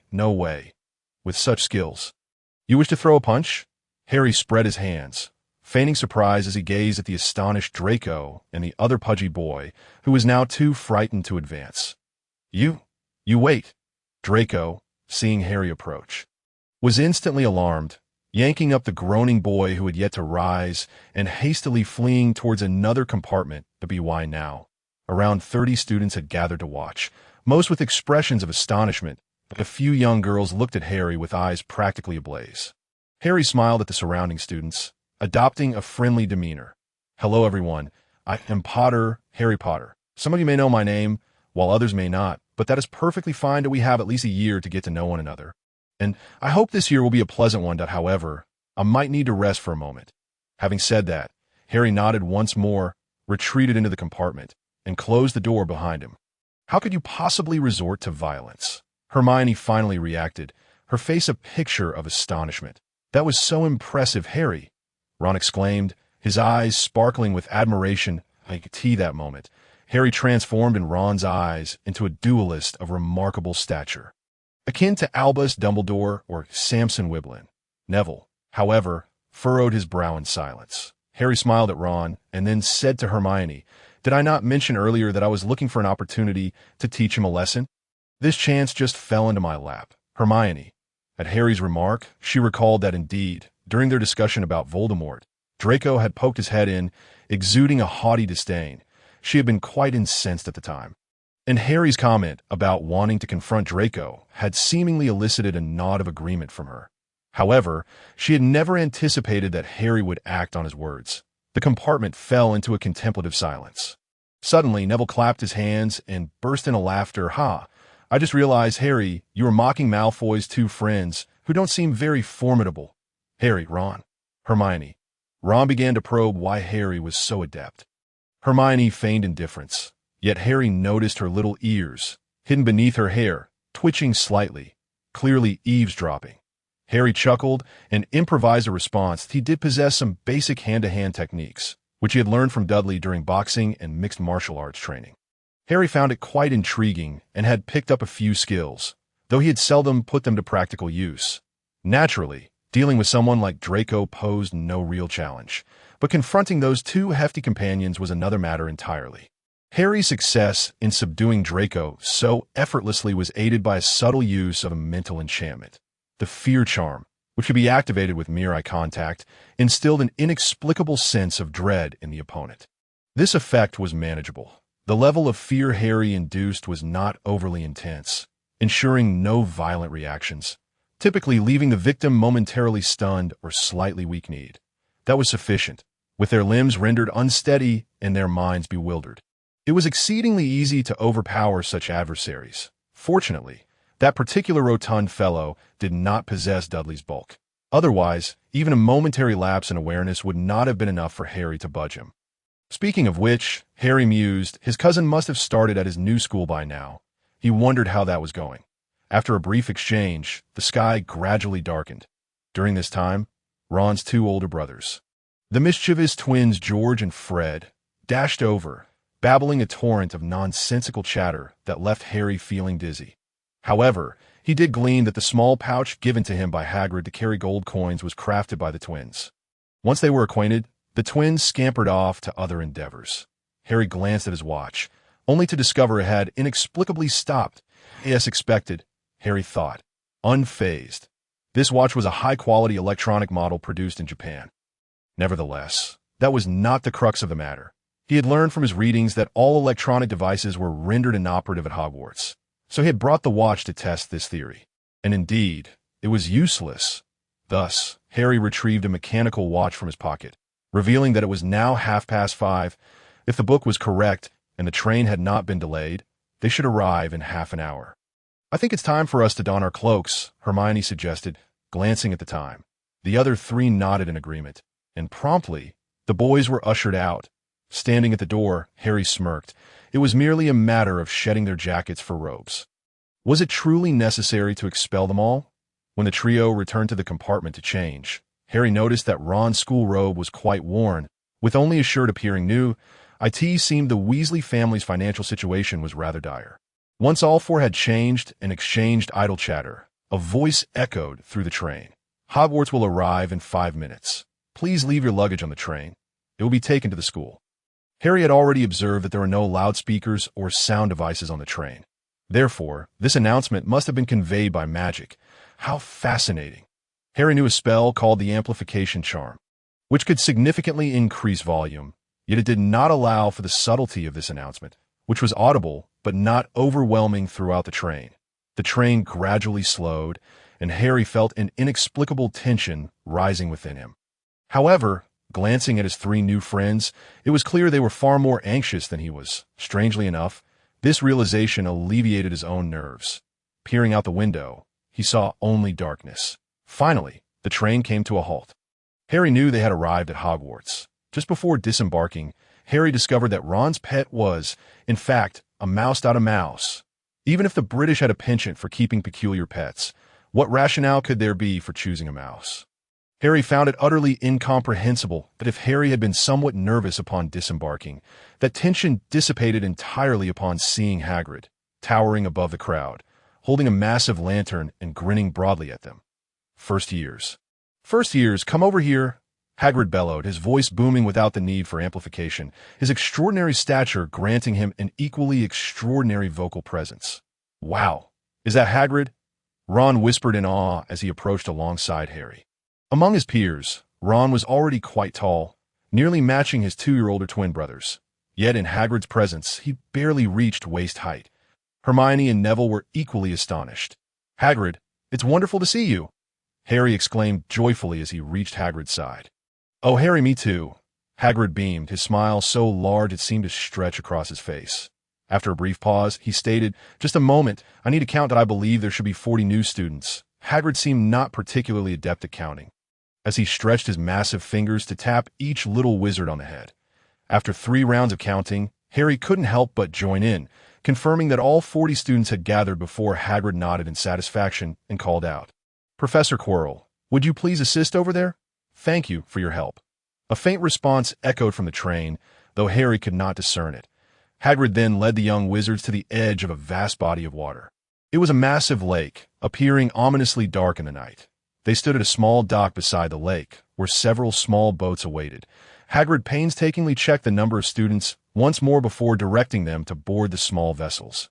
No more than 4 per boat. But you may have fewer. Everyone, pay attention. The students responded with a scattered chorus, and Hagrid took no notice. After confirming the numbers once more, he finally boarded an exceptionally large boat with Harry, Ron, Hermione, and Neville. The trio no longer marveled at Hagrid's towering presence.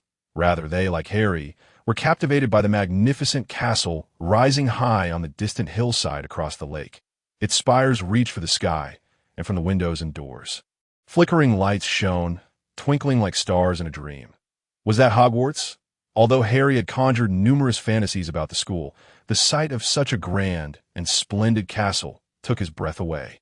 Even Oxford's campus would pale in comparison. The boat began to glide smoothly across the water, initially at a slow pace, but soon picked up speed. Harry once more felt the enchantment of magic. He and Dudley had once rowed boats in the park. He was aware that rowing was no trivial endeavor. Given the physical prowess of the other young wizards on the boat, he could hardly believe they could propel the vessel with such remarkable speed and synchronization. Thus, the only plausible explanation was magic. How extraordinary! Harry gazed once more at the towering castle in the distance, reflecting on the scene. Hagrid, why must we travel by boat? Noticing that Hagrid, despite his imposing size, was quite amiable, Ron became animated.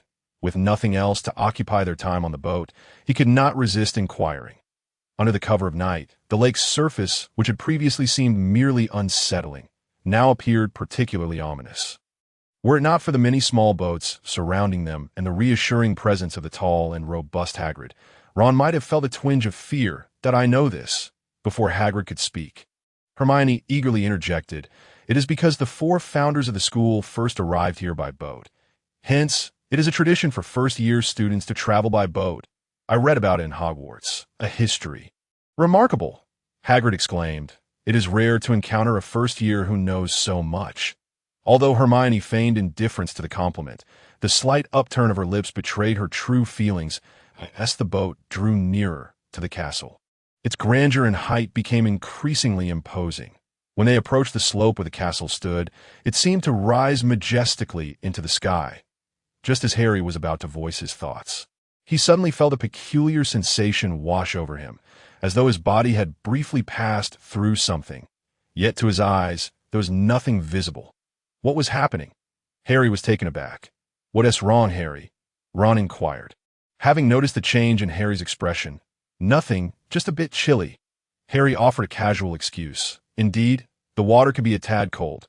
We shall be at the castle shortly." Hagrid chuckled merrily. Harry nodded in agreement. Though he absent-mindedly adjusted his glasses in that fleeting moment, he sensed a tremor in his consciousness, as if he had just traversed some boundary that felt akin to static electricity. However, having practiced meditation to cultivate his mental and magical powers intermittently over the past 5 years, Harry was certain that his mental energy had indeed fluctuated. The term magical barrier sprang to mind. In the realm where Neil once resided, barriers of magic were essential in all standard cities. He recalled a similar sensation when crossing the edges of such magical boundaries in his memory. Moreover, upon crossing that barrier, Harry felt as though he was enveloped in a more humid atmosphere. A sensation of profound comfort and ease. The boat had only traveled a few meters, so the difference in air humidity could not be so drastic. What's more, it was not merely his body that felt comfortable. Harry sensed that his mental energy was particularly at ease as well. That was akin to the pleasurable satisfaction of quenching a long-standing thirst with a refreshing drink. This sensation was only possible after a significant increase in the concentration of magical elements. Since entering the barrier, the surrounding magical elements had surged abundantly. Although it still fell short of the richness of the Aegean that Neil remembered, it was undeniably more potent than before. This was utterly fascinating. Therefore, while Earth was deemed a so-called low magic realm, were there not places infused with magical elements? Or perhaps someone had employed a method to concentrate magical elements in certain locations. Harry found himself unable to discern which possibility seemed more plausible. As he pondered, the small boat navigated past a curtain of ivy, arriving at an expansive entrance. Before them lay a pitch-black tunnel, and upon traversing it, they reached a dock-like area. Before them was a cobbled path leading to a deep tunnel. "Thank heavens for solid ground," Neville exclaimed, filled with relief. During the boat ride, he had been quite anxious, seemingly fearful that the boat might capsize. Fortunately, such an occurrence had not transpired. A wizard. One ought to thank Merlin. Ron chuckled. Under Hagrid's guidance, the young wizards traversed the dim tunnel. Suddenly, before them, the view opened up magnificently. The young wizards found themselves on a sprawling grassy field, with the towering Hogwarts castle looming in the distance. Following Hagrid, the young wizards ascended the stone steps, arriving at a colossal oak door. Hagrid, despite his imposing stature, appeared diminutive in comparison to the vast door, which Harry suspected had been crafted for giants. Given the existence of wizards, it seemed only logical that giants or other beings might also dwell within this realm. Hagrid raised his enormous fist and knocked 3 times on the door. Instantly, it swung open. The massive wooden door opened with a surprising grace and silence, steady yet unhurried. Inside stood a tall woman clad in a rich emerald robe, adorned with golden threads at the cuffs and hem, and a subtle pattern of silver stars and moons woven into the fabric. Upon her head rested a pointed black hat. This attire was undoubtedly that of a witch, though she appeared to be of considerable age. Her youthful visage belied her years. Only her eyes, deep and profound like an unfathomable lake, revealed her true age. Harry had never encountered such depth in anyone's gaze, tranquil yet bottomless, and even her spectacles could not obscure this quality. Coupled with her solemn demeanor, she exuded an air of wisdom. "Good evening, Professor McGonagall." Hagrid greeted politely. "I have brought the first-year students." "Thank you, Hagrid, for your efforts," Professor McGonagall replied with a faint smile, although it seemed she was not accustomed to such expressions. The warmth in her gaze indicated a shift in her demeanor, even as her voice remained cool. "I shall take it from here." With a mere gesture, the enormous door opened even wider. Harry suspected it was now wide enough for a battleship to pass through. Unable to restrain his curiosity, Harry surveyed the room. The walls were adorned with flickering torches, and the ceiling soared so high that it was nearly invisible. Before them lay a staircase crafted from marble or another exquisite stone, leading to an elevated passageway. Welcome, everyone. My name is Minerva McGonagall, but you may call me Professor McGonagall. You should have read my name in your acceptance letters. Professor McGonagall addressed the group of young wizards, offering another gentle smile. Her speech slowed, softening her tone. I am the deputy headmistress of this school, and I welcome you to Hogwarts, disregarding the whispers of the young wizards. Professor McGonagall continued, her voice clear despite the chatter. The start of term feast is about to commence, and I hope that regardless of which house you are sorted into, you will bring honor to your house. In just a few moments, the sorting ceremony will take place before the entire school, that I advise you to tidy yourselves up and present yourselves well while you wait. Instantly, a flurry of activity ensued as Harry and Ron checked their hair and attire for any disarray. A few young witches even produced small mirrors. The legendary sorting ceremony was about to begin, and even Hermione, who typically exuded confidence and poise, appeared somewhat anxious. In contrast, Draco Malfoy, standing a bit further away, glared menacingly at Harry and his friends, seemingly unaffected by the impending sorting ceremony. His anger towards Harry consumed his thoughts, though it was evident he had no intention of confronting Harry again, as his nose still bore the sting of pain. During the wait, approximately 20 ghosts emerged, startling many of the young wizards as they appeared to float right through the walls. However, before they could engage with the spectral figures, Professor McGonagall returned. All first-year students, line up and follow me. Move along, Professor McGonagall addressed the freshers, leading them through the entrance hall, along a short corridor, and through a pair of grand doors into an extraordinarily opulent and spacious auditorium. Harry had never encountered such a lavish and enchanting place before. The expansive hall was adorned with 4 long, wide tables, around which the upperclassmen were seated, from the embellishments on the robes of the older students. It was evident that they were seated according to their respective houses, rather than being placed on the tables. Candles floated in the air above, illuminating the entire hall with a brilliant glow. The tables were set with resplendent, enameled dishes, yet there was no food to be seen. At the head of the hall stood a platform, clearly designated for the faculty. That Harry's gaze was immediately drawn to the elderly wizard with a snowy white beard seated at the center, Albus Dumbledore. Behind Harry, Hermione was murmuring, just as it was described in the book. The ceiling is like the sky. It was then that Harry looked up, noticing the twinkling stars and the inky blackness of the night sky above. In his distraction, he failed to notice that the line had halted, resulting in him colliding with Ron. Ron, unable to regain his balance, bumped into a girl in front of him. She exclaimed softly. Sorry, Ron quickly apologized. It's all right, the girl responded, glancing back at him with a quiet smile. Ron was about to say something more when they heard singing coming from ahead on a 4-legged stool beneath the faculty's long table. Professor McGonagall had placed a tattered, old wizard's hat that was grinning widely, as if it had a mouth, and was singing. Harry found the song rather unmelodious, yet the upperclassmen clapped enthusiastically, and the freshers followed suit. So Harry reluctantly joined in with a couple of claps. The hat then took a grand bow to the audience before falling silent. So, this is what the sorting ceremony entails, Ron exclaimed, his eyes wide, scanning the crowd of older students in search of his unfortunate brothers, Fred and George. I'm going to kill them. Their descriptions made it sound like we were about to battle a troll. Harry felt a slight sense of relief. After all, Hermione had placed immense pressure on him. On the train, they had learned that she had memorized nearly all the standard spells from the introductory curriculum.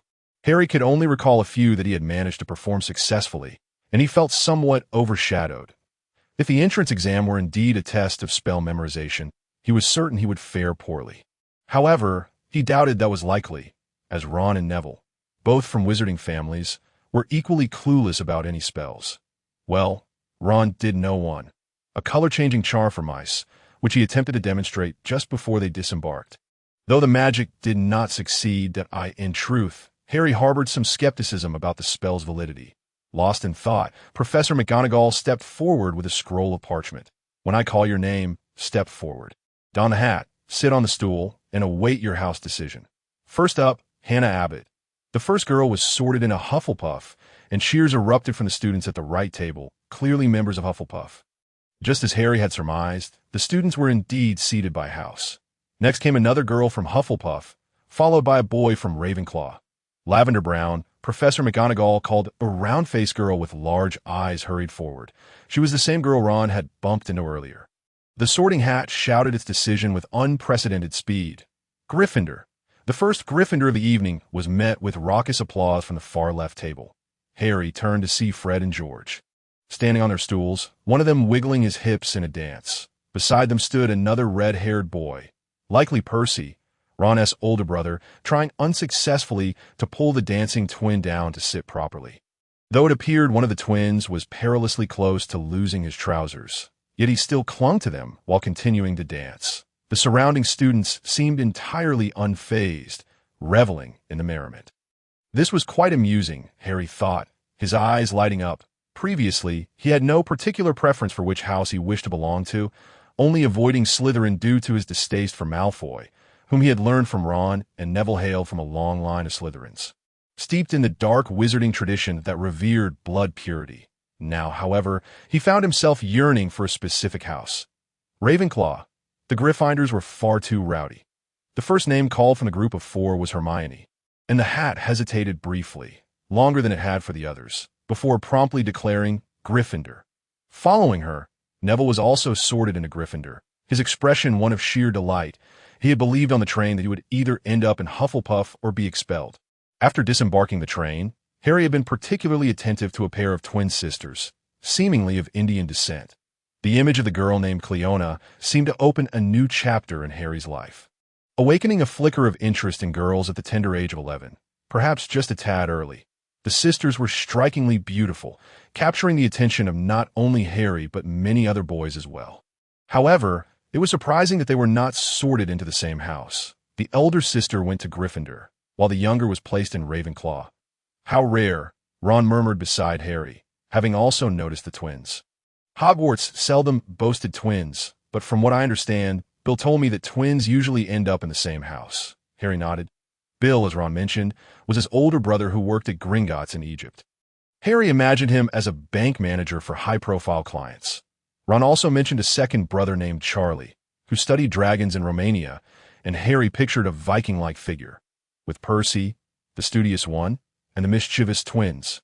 Harry marveled at how magical Ron's upbringing must have been. His reverie was interrupted as Professor McGonagall called his name. The hall fell silent for a moment, followed by a hushed murmur among the students. Is it really him? The Harry Potter? I thought he was a boy. The famous Harry Potter looks like a girl. The last comment came from a curly-haired boy, who Harry glanced at. He too was a newcomer, seated at the Hufflepuff table, scrutinizing Harry with a discerning gaze. Kid, I've taken note of you, Harry thought to himself as he stepped forward. When he reached Professor Minerva McGonagall, the seemingly stern woman offered him a slight smile, easing the tension he felt amidst the surrounding noise. Taking a seat on the stool, McGonagall placed the hat upon his head. A faint voice seemed to resonate in his ear, as if echoing in his mind. What an intriguing child. Clever mind, and seemingly quite brave. You possess a good heart, yet you appear somewhat restless. Harry sensed something probing into his mind, reminiscent of a spell he had learned about. Legilimency. This was a challenging mental magic that could delve into thoughts and memories. Although Harry had yet to master it, he knew how to respond. Almost instinctively, he conjured the image he had envisioned during meditation. When being probed, the best response was to focus one's mind. This was a common counter to most mental magic. Of course, if the opponent's mental strength far surpassed your own, no strategy would suffice. One could either choose to lie down and offer no resistance, or retaliate. Fortunately, the Sorting Hat did not seem to possess particularly strong mental power. As Harry focused his mind, the peculiar sensation of something burrowing into his thoughts abruptly vanished. Oh, the voice of the Sorting Hat seemed to express a hint of surprise, an unexpected talent. But now, where shall I place you? This poses quite a dilemma. Slytherin appears promising, or, please, not Slytherin. Harry vehemently rejected the notion. He had no desire to share a house with that pale-faced Draco, even if he might not belong to the same house. He longed for Ravenclaw. Although Neville and Hermione had both been sorted into Gryffindor, the sight of the twin Weasleys dissuaded Harry from considering Gryffindor a favorable option. However, before Harry could voice his wish to join Ravenclaw, the Sorting Hat preempted him. Not Slytherin? Very well then, Gryffindor, wool, cheered the Gryffindor students. Wong Defa, was Harry's sardonic retort. In this contest of verbal wit, Harry found himself bested by the sorting hat. It is often said that those with mental health issues possess expansive thoughts, and children of whimsy exude joy.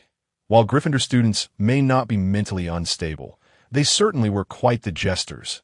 As Harry approached them, their excitement rendered them flushed. They were nearly dancing like Fred and George.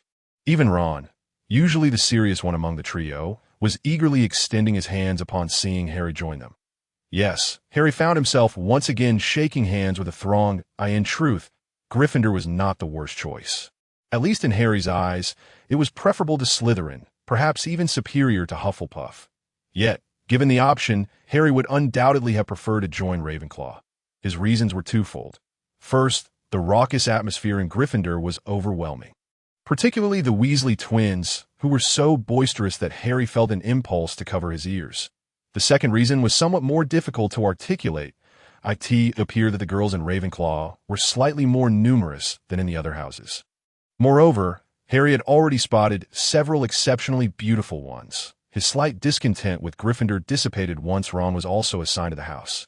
After all, his time on the train with the trio had been quite enjoyable.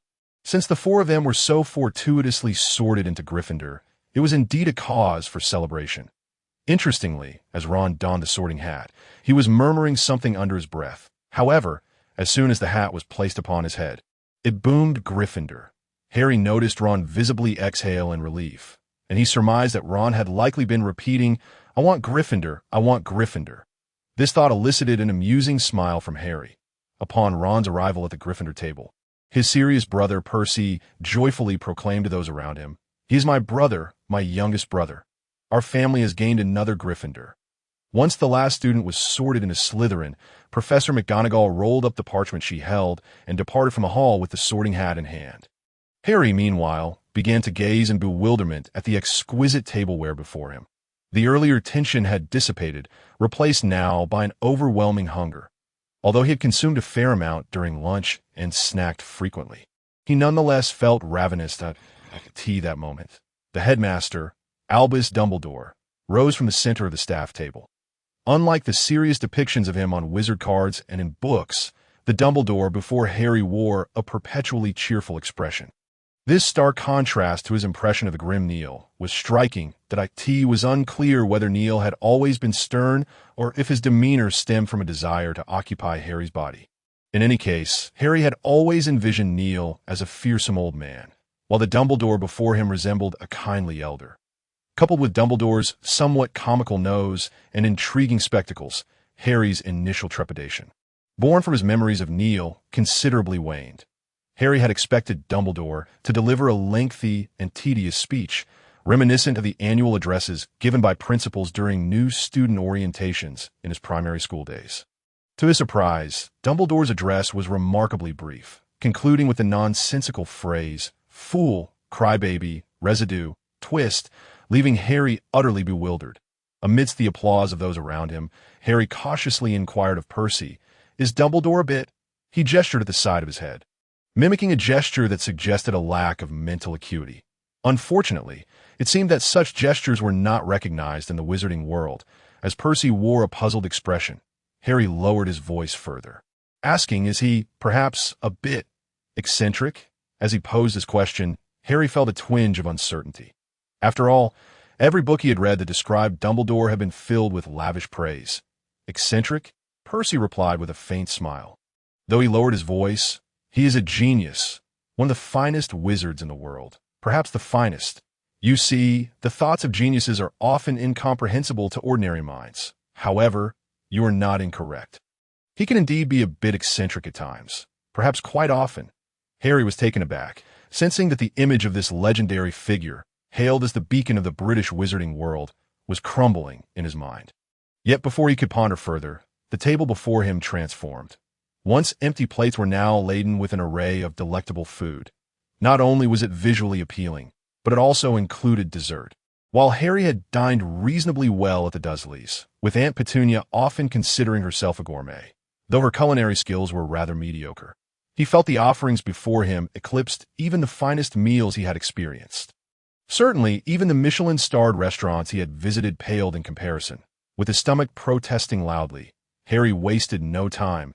He grabbed the nearest pieces of sausage and stuffed them into his mouth. However, he soon realized that such behavior might lack the elegance expected of a wizard. Yet, that concern quickly evaporated as he observed Percy casually grabbing a piece of roast lamb and tearing into it. It appeared that wizards were not particularly concerned with the trappings of etiquette. Had Harry's vision been keener, he might have noticed the Slytherin students at the far end of the hall, dining with a certain grace. If he had, it might have sparked a profound internal conflict regarding the wizard's adherence to decorum. Nevertheless, even if such a conflict arose, it likely would not alter Harry's dining habits. During the meal, Harry became acquainted with a ghost from Gryffindor. Sir Nicholas A.S. The ghost demonstrated how he earned the nickname Nearly Headless Nick. Harry was savoring a piece of foie gras when he caught sight of the spectral figure's semi-transparent body and the grotesque writhing of flesh within his neck. Suddenly, the once delicious delicacy lost its appeal. The young wizards chatted merrily while they ate, and at least a third of the hall's occupants frequently glanced in Harry's direction. Since he was 6 or 7 years old, he had often been the center of attention. While his appearance had drawn some of that scrutiny, it was likely that a portion of it now stemmed from his notoriety. Regardless, he had grown accustomed to it, allowing him to eat with abandon. As he neared a point of satiation, Harry began to observe his surroundings, particularly the staff table. Beside him, Hermione was engaged in a discussion about transfiguration with Percy. Harry had skimmed the transfiguration textbook, but found it rather convoluted. As such, he was not particularly invested in their conversation. His gaze drifted to the staff table, where several figures caught his eye. Apart from Dumbledore at the center, the most conspicuous presence was Hagrid at the edge. Due to his imposing stature, next to Dumbledore, the seating arrangement intrigued Harry as well. The seat beside Dumbledore was vacant, yet Professor McGonagall was making her way towards it, that on the opposite side sat a peculiar figure. Was he a dwarf? A fairy? Or perhaps something altogether different? It was, in fact, an unusually diminutive wizard engaged in conversation with a rather plump witch nearby, their exchanges punctuated by occasional light laughter. Apart from these individuals, what drew Harry's attention was a corner of the staff table, where 3 professors sat. Each possessing a certain distinctiveness. Point one appeared to have just returned from outdoors. He was somewhat gaunt, his complexion pallid, draped in heavy robes, and wrapped in a scarf, with a thick headscarf atop his head. His attire resembled that of certain devotees. Beside him sat a remarkably beautiful female professor, surpassing even the most enchanting actresses Harry had encountered. However, she seemed disinclined to engage with others, quietly keeping her head bowed as she dined elegantly. On the other side of the headscarf-clad man was a man with waxen skin, his black hair cascading to his shoulders, seemingly unwashed for quite some time. Even from a distance, Harry could discern its greasy sheen, which he found somewhat repulsive. The greasy man was conversing with the headscarf-wearing man, and soon his gaze shifted towards Harry. Meanwhile, the man in the headscarf turned, seemingly eager to relay something to his oily companion. Gesticulating animatedly, exuding an air of urgency, the greasy man's eyes swept across Gryffindor before settling on Harry. His expression was devoid of warmth, almost as if it were frozen in place. His lifeless eyes resembled pieces of black glass, reflecting an utter stillness within. Yet, when his gaze fell upon Harry's face, the muscles of his countenance twitched slightly, confirming to Harry that his sallow complexion was not due to any affliction, such as facial paralysis. However, the oily man's stare soon became quite discomforting for Harry. The previously soulless gaze transformed into one imbued with a hint of ire, though the emotions beneath were extraordinarily complex. Harry possessed the ability to sense the emotions of others when in close proximity and when those emotions were strong enough. Yet reading faces and discerning thoughts was not among his skills. Consequently, he could not decipher the oily man's intentions through his expression or eyes. The oily man's gaze was unsettling, and at some point, Harry became aware that his forehead, specifically the scar upon it, had begun to throb faintly. Though the sensation was slight, it provoked an inexplicable irritability within him. He mouthed to the oily man, "Look, mud-blood." The oily man's countenance shifted dramatically, clearly comprehending Harry's words, and upon turning his face once more, he had reverted to that nearly expressionless demeanor, simultaneously gesturing to silence the headscarf-clad man. The latter seemed to exhale in relief, returning to his meal. Harry noticed that once the greasy man averted his gaze, the discomfort in his forehead seemed to dissipate. What could this mean? Perplexed, Harry nudged Percy, who was animatedly discussing magic with Hermione, and inquired, "Percy, who is that professor with the black hair?" Upon hearing the term prefect, Percy beamed with delight. "Oh, he is Professor Snape." Harry was intrigued by the mysterious fourth-floor corridor and the forbidden forest that Dumbledore had deemed off-limits. The more adults forbade access, the more children yearned to explore. This was the essence of the Pandora effect, a term Harry had encountered in a film. As the feast continued, he began to ponder whether he should venture into the forbidden forest or the fourth-floor corridor first. The final segment of the feast involved the entire assembly singing the school song. Having sung school songs throughout his primary years, Harry was quite familiar with the process. Typically, school songs are not particularly challenging in terms of lyrics or melody. However, the Hogwarts school song was a revelation to Harry. There were words, but no melody. Each individual sang their own tune, creating a cacophony that was far noisier than a film depicting a parliamentary dispute.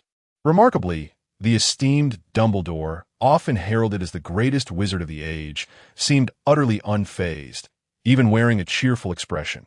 Harry was once again reminded of the eccentricity of Ron's two peculiar brothers, who sang the otherwise cheerful lyrics to the tunes of a slow funeral march. Their sluggish tempo made them the last to finish, while Dumbledore, oddly enough, conducted their final few measures and clapped joyously at the conclusion, appearing more elated than anyone else. The greatest wizard of the century? Perhaps so, the most eccentric in the wizarding world, most likely. Following this, Dumbledore instructed the prefects of each house to escort the students back to their respective common rooms that on the train. Ron and Hermione had supplemented each other's explanations of the prefect system. Prefects, they explained, are part of Hogwarts' student self-governance system. Each house elects one male and one female prefect from each year above the 5th grade. With the exception of the 5th year, prefects may choose to step down. Though very few due to it was said that fewer than 10 had done so in nearly a century. After all, most of the time, prefects held no particular obligations, but rather enjoyed a few minor privileges and benefits. This meant that at most, a house could have 6 prefects concurrently, totaling 24 across the school. Among these 24 prefects, the most active was clearly Percy Weasley, who had only recently attained the title. His voice resonated the loudest as he led the first years back to the common room at Dumbledore's behest. Meanwhile, the older students seemed inclined to linger a while longer outside, compared to the exhausted first years, who had traveled by boat and on foot. The older students displayed far more energy. Notably, Ron's familiarity with the prefect system stemmed from Percy's excited recounting of his appointment during the summer, which he had recounted incessantly. Observing Percy darting about, particularly as he attentively welcomed the first years, Harry found it amusing. Percy might be a tad showy, perhaps even somewhat fond of authority, yet his actions indicated that he was indeed a competent prefect. Moreover, Harry learned from him that the rather bothersome ghost, Peeves, seemed to hold a significant fear of the Slytherin ghost, the Bloody Baron. The reasons for this peculiar dynamic awaited further exploration.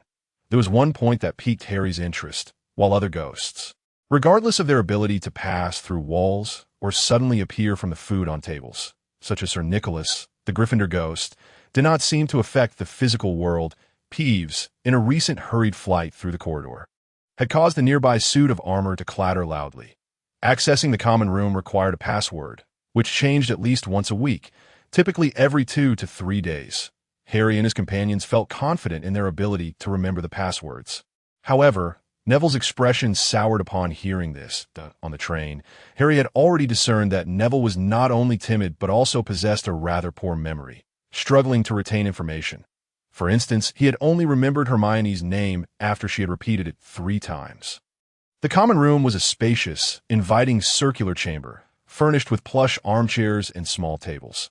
There were 2 doors on either side, leading to the boys' and girls' dormitories, respectively. The warmth of the environment soon lulled Harry into a sense of drowsiness. Though he had intended to learn more, sleepiness overtook him one by one. The other young wizards succumbed to yawns. The dormitory was intriguingly designed in various aspects. Upon passing through the door leading to the dormitory, and ascending the spiral staircase. They arrived directly at their quarters. This was quite unusual, considering Gryffindor had 6 years of students. While each year required 1 male and 1 female dormitory, at least 7 dormitories should have been necessary. Yet, when Harry ascended, he found himself directly in his own dormitory. Spatial magic? Harry mused excitedly. In Neil's memories, Aegean magic was abundant and diverse, encompassing a plethora of forms. Among the rarest and most peculiar was spatial magic. Yet, Harry understood that spatial magic indeed existed in this world. Ron had mentioned that Percy was preparing for his apparition exam, which, from the description, was a type of spatial magic that allowed one to vanish from one location and reappear in another. However, due to the high level of difficulty and inherent risks associated with this magic, one must undergo rigorous examinations and obtain certification to use it. Otherwise, it would be deemed illegal. Upon returning to the common room, Harry felt a wave of drowsiness washing over him. However, when he discovered that the dormitory was intricately linked to the peculiar and wondrous realm of spatial magic, Neil's drowsiness diminished somewhat. This year's freshman class consisted of merely 40 students. Harry hadn't counted them meticulously, but Hagrid had done so several times in his presence. Each of the 4 houses had 10 students, with a roughly equal distribution of boys and girls in Gryffindor.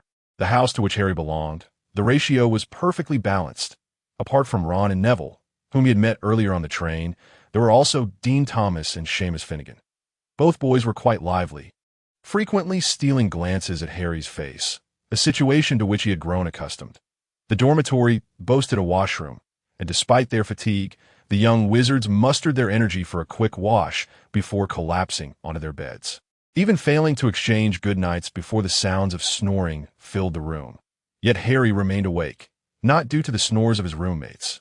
Although he had never resided at school before, he had participated in several summer camps, sharing tents with other children, making the spacious dormitory seem a trivial matter. In fact, during previous summer vacations or other holidays, he and Dudley had often played video games all night, sometimes dozing off on the carpet while wrapped in blankets. Harry found himself unable to sleep as thoughts of the Sorting Hat resurfaced in his mind. The Sorting Hat had the ability to delve into his thoughts, akin to a form of mind reading. This revelation left Harry feeling somewhat uneasy. He worried that the secrets within his mind might attract unwanted attention.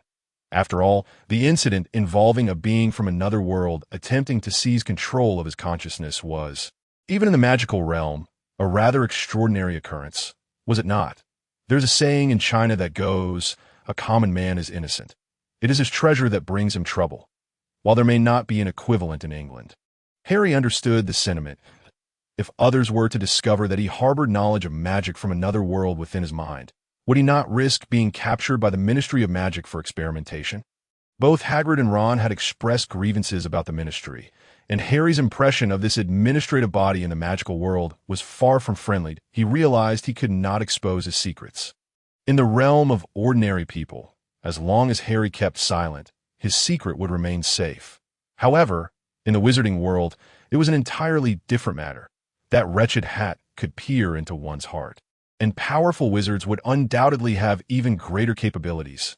Harry needed to devise a means to prevent others from prying into his thoughts and memories. Was there a way to achieve this? Indeed, in Neil's Aegean world, although mental magic was not as prevalent as elemental magic such as earth, water, fire, and wind, it was certainly not an uncommon form of magic. Neil was an expert in this field. While Harry had not uncovered many advanced mental spells within his fragmented memories, he did recall several simpler, more commonly used spells. For instance, although he had not mastered the art of mind reading, he understood its principles. With a stronger mental capacity, he could certainly master ITAS for the spell to prevent mind reading. It was comparatively simpler. Although Harry had not practiced it before, having spent most of his time in the mundane world without such concerns, he found no difficulty in attempting it now. Compared to mind reading, the mental energy required for the locking spell was significantly less.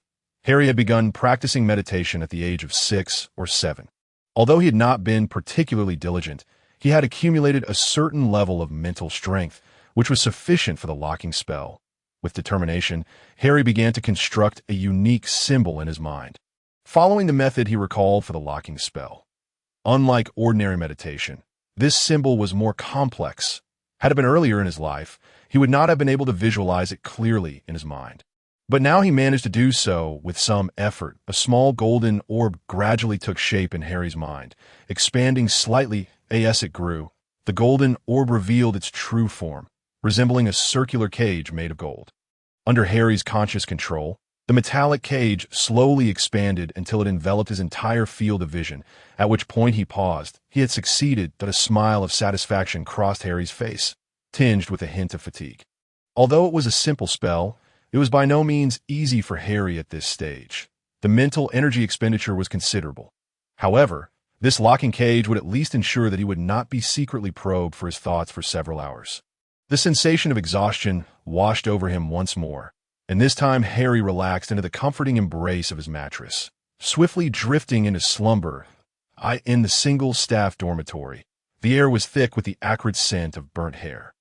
Quirrell stared vacantly at the tuft of hair that had turned to ash at his fingertips and the crystal ball before him, which was filled only with a swirling mist. A tone of skepticism colored his voice as he questioned. Was the probing obstructed by Hogwarts' protective enchantments? Quite possibly. After all, the master of this place is Dumbledore, the greatest white wizard.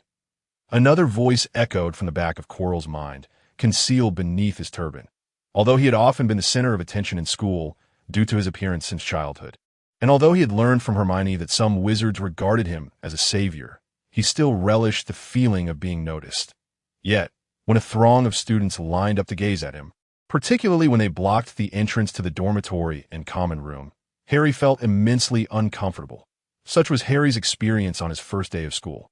However, this situation did bring some advantages, had it not been for the multitude of onlookers. Harry believed that he and Ron, who had risen late, would have surely arrived late for their first Transfiguration class. It was worth noting that this year's Transfiguration class was taught by none other than Professor McGonagall, the deputy headmistress of Hogwarts and the head of Gryffindor House. Yes, she was their very own headmistress. Harry could scarcely fathom the repercussions he would face if he were tardy to the first class. After all, Professor McGonagall appeared exceedingly stern that in truth, the near tardiness of Harry and Ron was not entirely their fault.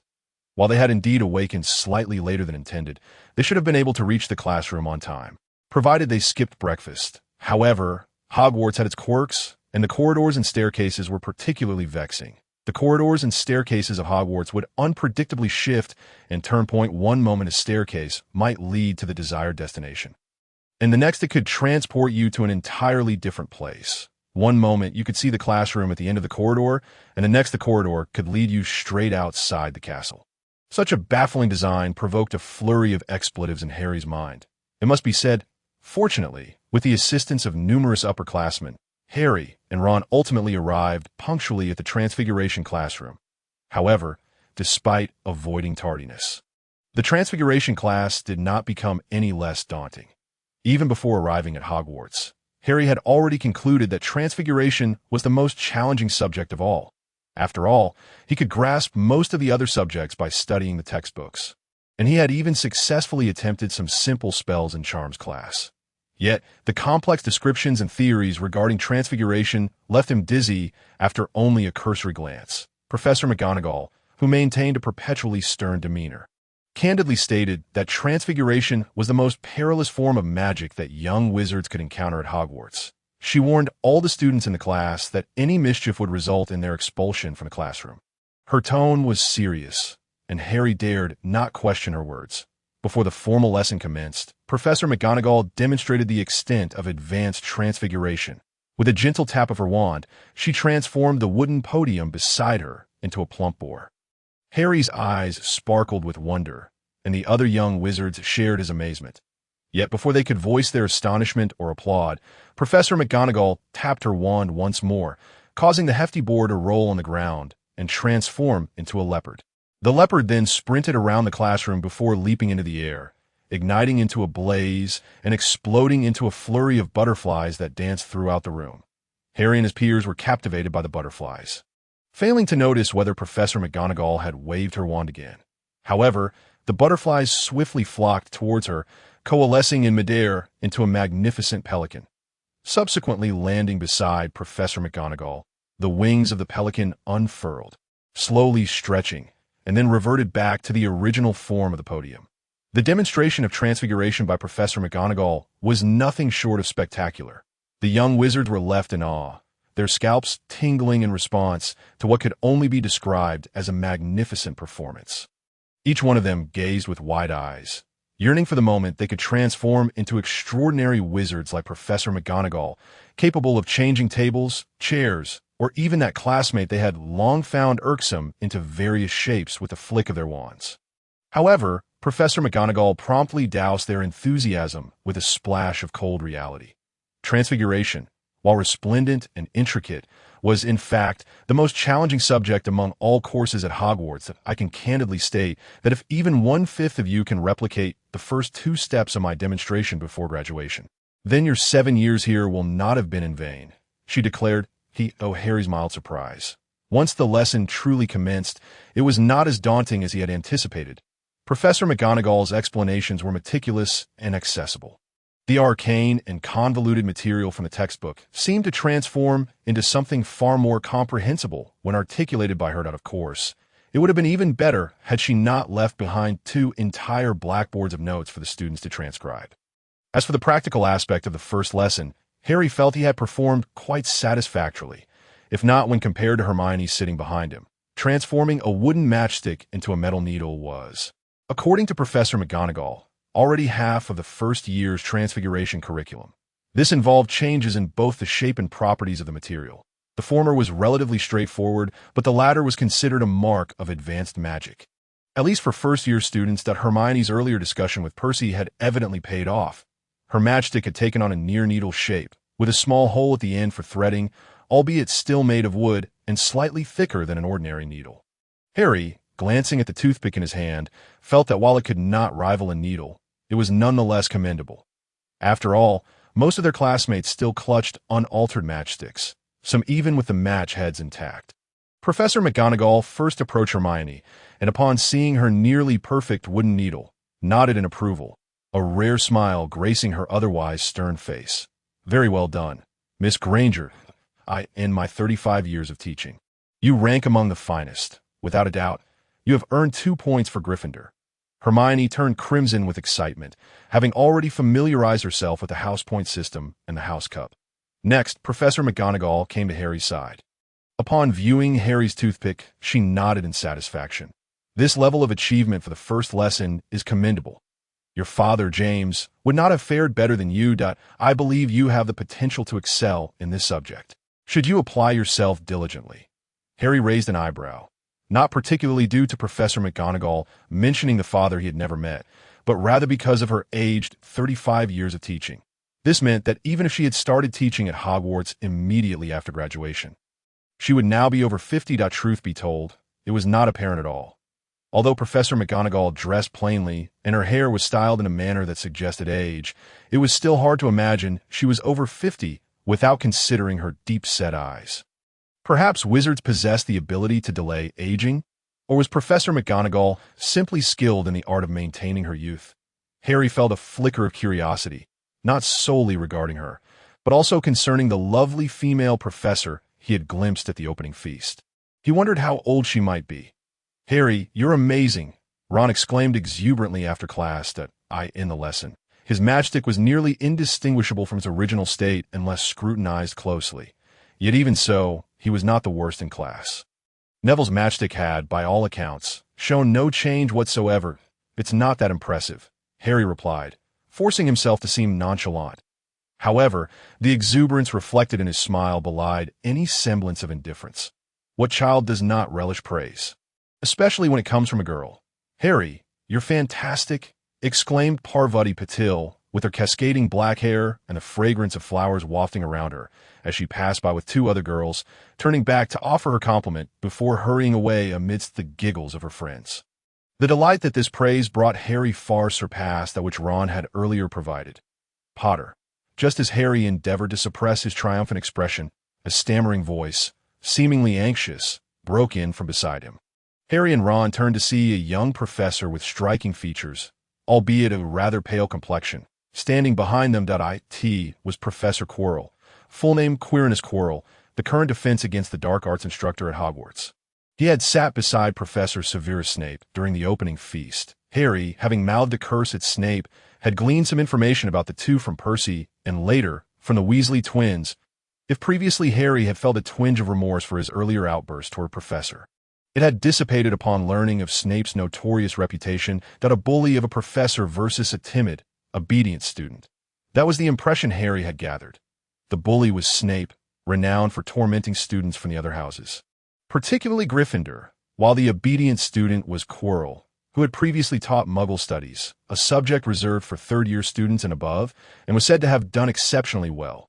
However, for reasons unknown, he had suddenly applied for the position of defense against the dark arts professor this year, exhibiting a drastic change in demeanor, now appearing exceedingly timid.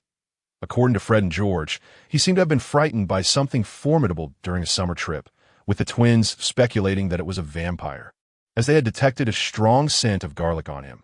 Indeed, now that Harry was closer, he too could smell the garlic. Thus, the once timid Quirrell had transformed into a cowardly figure, seemingly stalked by vampires.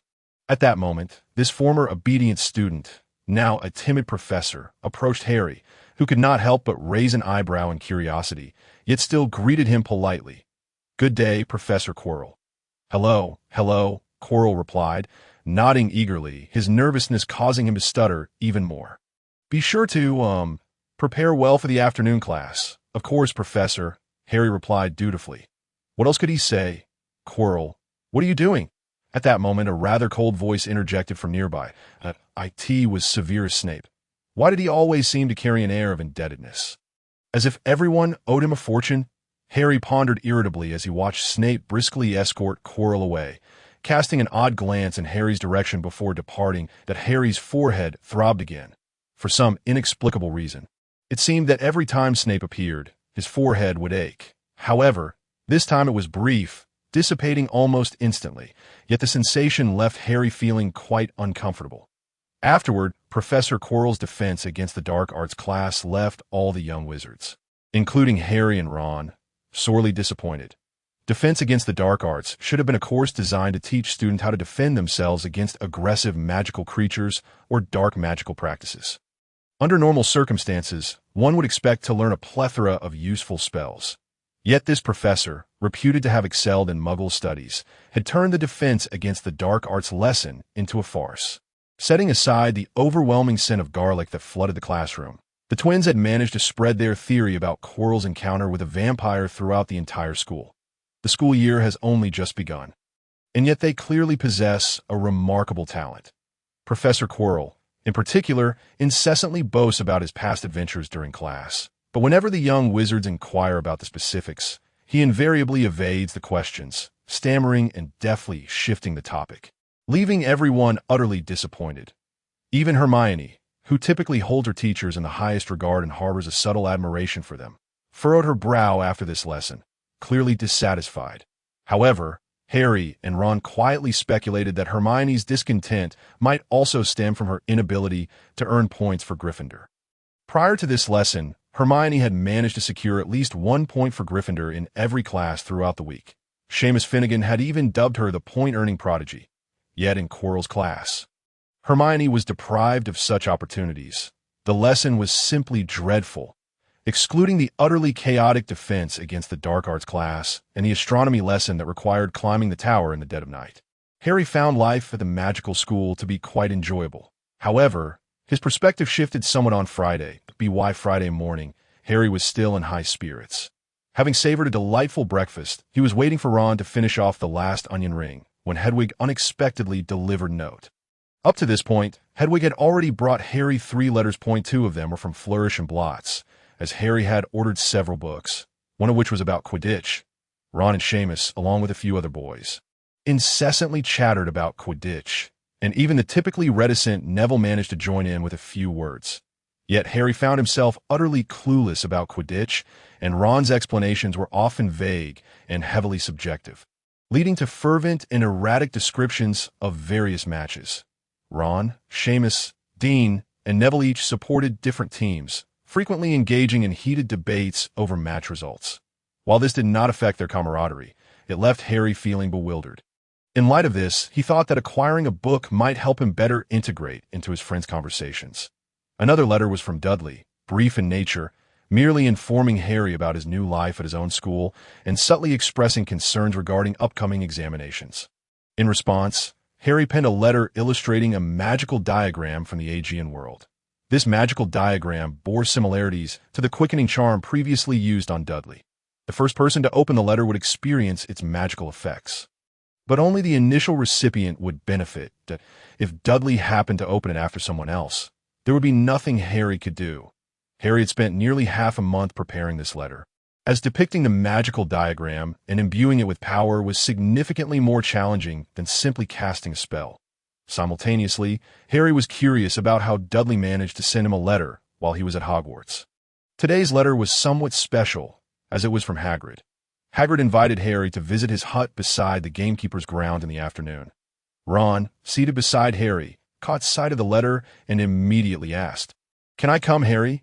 Can I?" Clearly, Ron was quite intrigued by Hagrid's noticeably unusual stature. Harry retrieved a quill from the pocket of his robes. He truly found it cumbersome to use, and had it not been a requirement for his assignments, he would have avoided it altogether. He hastily scribbled a note on the back of the message, indicating his eagerness to attend, fed Hedwig some treats, and sent her off. Up until this moment, Harry remained in high spirits.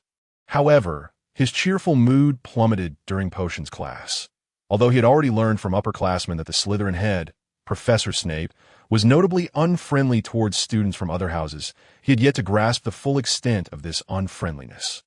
The potions classroom was located in the basement, which contributed to its cold and dreary atmosphere. The corners of the room were cluttered with an array of glass and crystal jars filled with substances Harry neither recognized nor wished to familiarize himself with, as they appeared quite repulsive. This decor only heightened the already eerie ambience of the classroom. The potions class was shared with Slytherin students, and thus, Harry once again encountered Draco Malfoy, who had bled from his nose after Harry had struck him on the train. Harry was not one to hold grudges. He typically dealt with any grievances promptly. Consequently, while he still found Malfoy somewhat bothersome, he harbored no further ill feelings. That, on the contrary, Malfoy, upon seeing Harry, made an effort to appear composed. Yet his fleeting gaze revealed a hint of trepidation. As from Malfoy's two rotund companions, they appeared utterly foolish. In their presence, Harry felt that his cousin Dudley seemed remarkably clever. He wondered whether Dudley had received his letter, as Hedwig had not returned with a reply, leaving Harry uncertain about his cousin's well-being. As Harry pondered his cousin, Professor Snape began speaking at the front of the class. This professor, much like Professor Flitwick in Charms, enjoyed calling on students, often pausing when he reached Harry's name. However, while Flitwick smiled kindly at Harry, Snape's demeanor was starkly different. "Oh, we have a celebrity in our midst today," Snape's dark, emotionless eyes bore into Harry, his voice laced with a mocking undertone. This remark elicited a round of snickers from Malfoy and his two sidekicks. Harry rolled his eyes, dismissing the trio of fools. Once Snape had completed the roll call, he scanned the class, delivering a hollow and detached commentary on the first lesson. Unable to suppress a yawn, Harry's small act caught Snape's keen attention. Clearly, Harry's languid expression and slouched posture displeased Snape. "Potter," he suddenly called out, "stand up." Harry frowned slightly but complied, responding, "Yes, Professor. What is the difference between aconite and wolfsbane?" Snape inquired, his voice icy enough to chill. Almost simultaneously with Snape's question, Hermione, seated in the front row, raised her hand.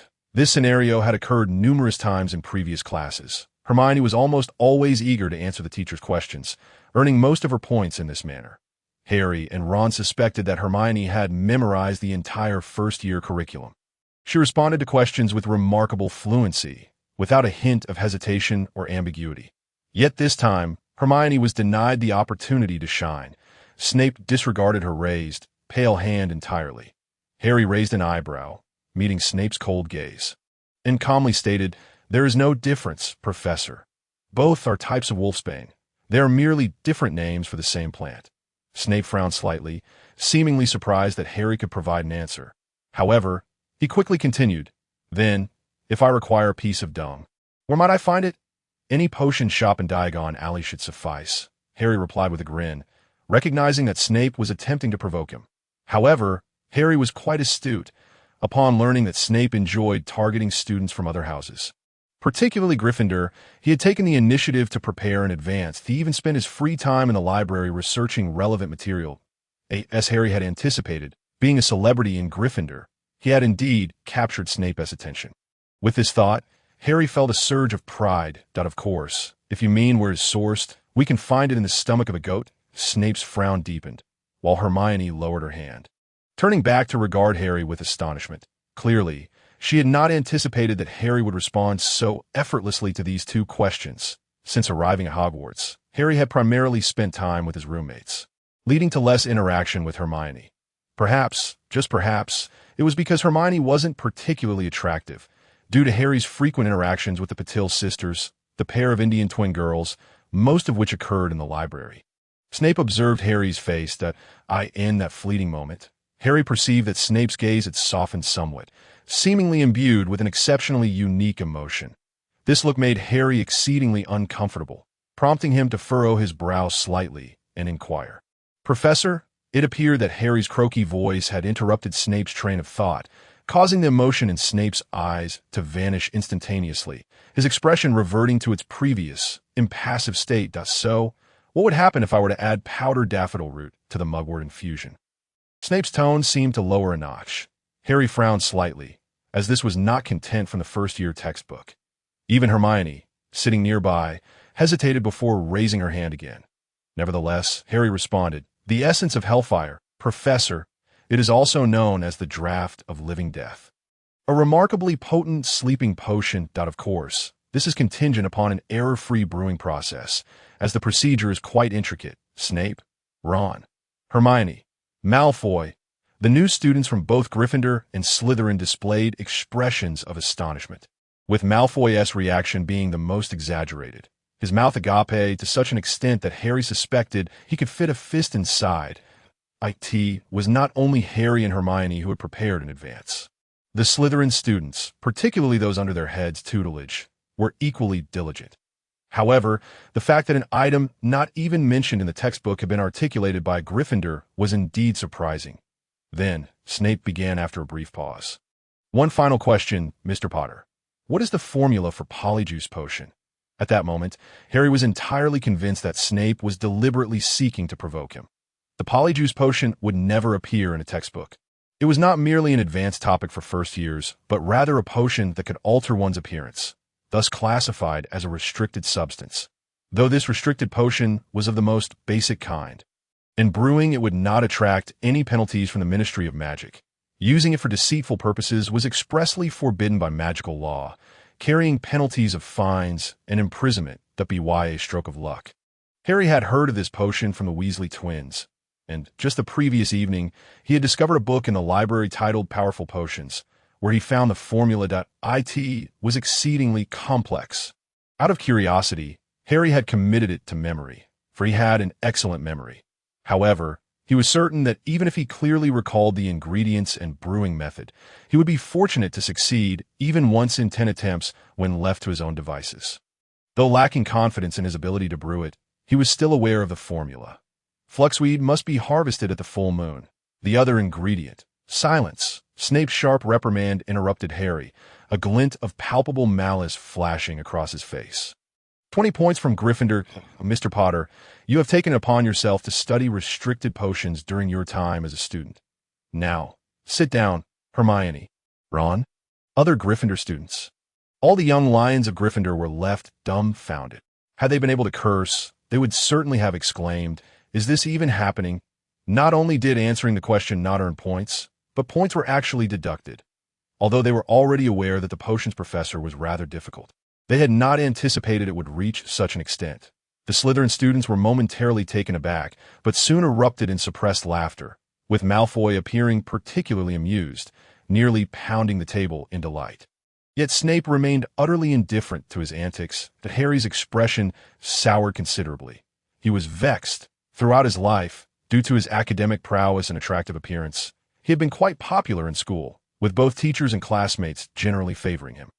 The same held true at Hogwarts, where teachers were amiable, and even fellow young wizards seemed elated simply to converse with him. IT this moment, feeling unjustly and even maliciously treated by Snape. Harry's temper flared. He refused to sit down and instead regarded Snape with a cold stare. "I said sit down, Potter." Observing the defiance and arrogance reflected on Harry's otherwise beautiful face, Snape felt an inexplicable surge of irritation. His gaze fixed upon Harry, as though he were a heinous criminal. "Professor Snape," Harry replied, his voice adopting a tone of cold indifference akin to Snape's, though his croaky voice sounded even more grating. His eyes, equally frigid, regarded Snape as if he were refuse. Snape frowned slightly, studying Harry as if awaiting further words. Yet Harry, in a calm tone, uttered something astonishing. "Have you forgotten to take your medication today?" Medication? Snape blinked, momentarily caught off guard. Though he had lived in the world of Muggles during his youth, he had scarcely interacted with them since arriving at Hogwarts, and thus he did not immediately grasp the reference. While Snape failed to comprehend, several students from Gryffindor with ties to the Muggle world, such as Hermione, gazed at Harry in shock. Harry, however, donned a serious expression and tone, stating, "Yes, the kind that treats your mental afflictions." "Ah," Hermione gasped, quickly covering her mouth, a reaction mirrored by several others, plunging the classroom into an eerie silence, with the sound of a pin dropping palpable. "What did you say?" Snape's cold expression morphed, his face contorting with rage, rendering his already unappealing visage somewhat grotesque. Clearly, he had not expected a student to dare speak to him in such a manner. "Are you not the potions professor? You should be quite adept with potions," Harry remarked, undeterred by Snape's furious countenance, maintaining a serious demeanor while lacing his words with derision. "Or perhaps wizarding potions are ineffective for mental ailments. If so, I suggest you visit a Muggle hospital. Do you know what a psychiatric ward is? It would be wise to seek help soon. You dare insult a professor." 30 point from Gryffindor, Snape bellowed, his voice laced with barely contained fury. "Who the hell cares?" Harry retorted, unfazed, even resorting to profanity. "With a professor as mentally deranged as you, those points hold no value. From now on, I will not answer any of your questions that do as you wish." With that, Harry disregarded Snape's reaction entirely, sitting down and opening his textbook to read independently. Snape stood there, surprisingly composed, showing little emotional fluctuation as he remained silently in place, and no one in the class dared to utter a word, not even to breathe audibly, leaving the room steeped in a tense silence, broken only by the rustling of pages as Harry perused his textbook. 2 full minutes passed, likely the longest 2 minutes in the lives of the students from both houses. Finally, Snape spoke again. "Open your textbooks to page 7. Today's lesson will cover the preparation of the boil cure potion. Pair up according to the textbook instructions and begin now. Why are you all still dawdling? Get moving." Harry did not raise his head, displaying a clear disregard for Snape. However, the other young wizards evidently lacked his boldness and obediently paired off. Ron intended to partner with Harry, but was instead assigned to work with Lavender Brown, the Gryffindor girl who had stood in front of him during the sorting ceremony. With both houses consisting of 10 students each, and with no one left to pair with Harry, one student remained unpaired. That student was Neville. Over the few classes held that week, Neville's performance had been nothing short of explosive, though it could only be described as such in contrast to a classmate named Seamus Finnegan, who truly was a disaster. With no partner, Neville hesitated for a moment while observing the other students who had begun their tasks before he approached Harry, speaking in a somewhat timid voice. "Harry, let us start with the stinging nettle." Harry smiled at Neville, picked up the scales from the edge of the table, and began to weigh the potion ingredients. He felt that he possessed a certain aptitude for potion making. Inexplicably, upon seeing the names of the ingredients in the book, he could locate them among the materials on the table without needing to refer to the illustrations, achieving accuracy at least 7 or 8 times out of 10. Furthermore, he felt quite adept when using the scales, tweezers, and various tools for handling the ingredients. This was truly remarkable. In the entire classroom, aside from Hermione's group and Draco's group, it seemed that the other students were lagging behind in their progress. What surprised Harry even more was Neville's commendable performance. It was worth noting that prior to this, Neville had struggled in nearly all his classes. In fact, until today, he had never successfully completed even a single potion in class. This had made Neville, who was already somewhat timid, even more anxious as he approached every task with a cautious demeanor. Yet, the more careful he was, the harder it seemed to accomplish his tasks. However, during this potion class, Neville exhibited an extraordinary proficiency. Although he could not match the well-prepared Harry or the methodical Hermione, he nonetheless performed significantly better than in his other classes. Especially noteworthy was Harry's observation that Neville also appeared to have a keen sensitivity to the ingredients, consistently locating them with precision. His hands were remarkably steady, whether slicing or grinding, often surpassing even Harry's skills. This led Harry to ponder whether Neville's performance in herbology was also commendable, merely overshadowed by the more prominent Hermione. While Harry observed Neville, Snape was pacing around the classroom. He reprimanded nearly every Gryffindor student, particularly those in Ron's group. At one point, standing behind Ron, he sneered derisively, causing Ron to flinch and nearly topple over his cauldron. Thankfully caught just in time by Lavender. The only two groups that escaped reprimand were Harry's and Hermione's. That Hermione's group was likely performing without error, as this was merely a basic potion that could be completed by following the textbook descriptions. This posed no challenge for Hermione, who had thoroughly mastered the content on Harry's side. They remained oblivious to any potential issues, as Snape had not approached them at all. It would be impossible for Harry to claim he felt no anxiety. However, given the circumstances, he was determined not to concede. He would simply endure. "Harry, are you not the least bit afraid of Snape?" Ron could not help but lean closer to Harry after leaving the potion classroom. His expression filled with awe and admiration. "What is there to fear? What can he do to me?" Although Harry was internally quite anxious, he forced himself to remain calm. What else could he do? With Parvati and Hermione nearby, it would be absurd to admit that he was terrified, especially since his hands trembled while cutting herbs. He had to maintain his facade. "But he is the head of Slytherin," Ron remarked, looking perplexed that Harry's attitude struck him as quite peculiar. I asked at the reaction one should have. "He is, after all, the infamous Snape, known for silencing Gryffindors." "Oh, I've done my research," Harry replied, noticing that Parvati and some other Gryffindor girls, as well as a rather pretty girl from Slytherin, seemed to be paying attention to them. He felt compelled to bolster his own confidence, maintaining an air of composure. The school rules state that professors cannot use magic to punish students. Even if he were to resort to non-magical means, only the head of house can discipline students from their own house. In other words, if Snape wanted to punish me, he would have to go to Professor McGonagall.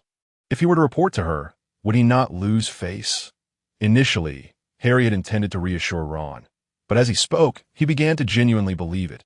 Upon further reflection, it seemed that Snape truly could not do anything to him.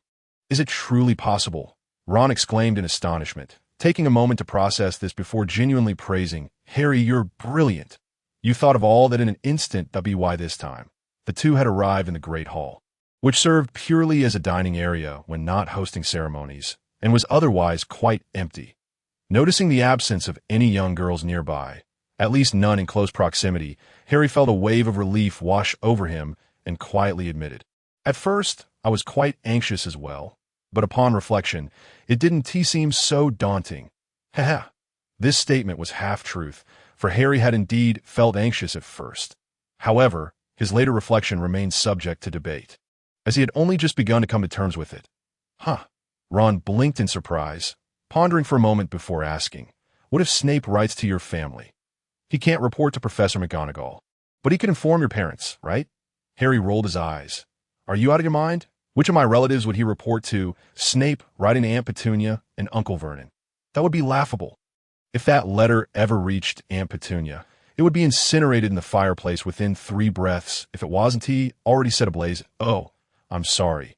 Ron suddenly remembered that Harry was without parents and quickly waved his hands, looking apologetic.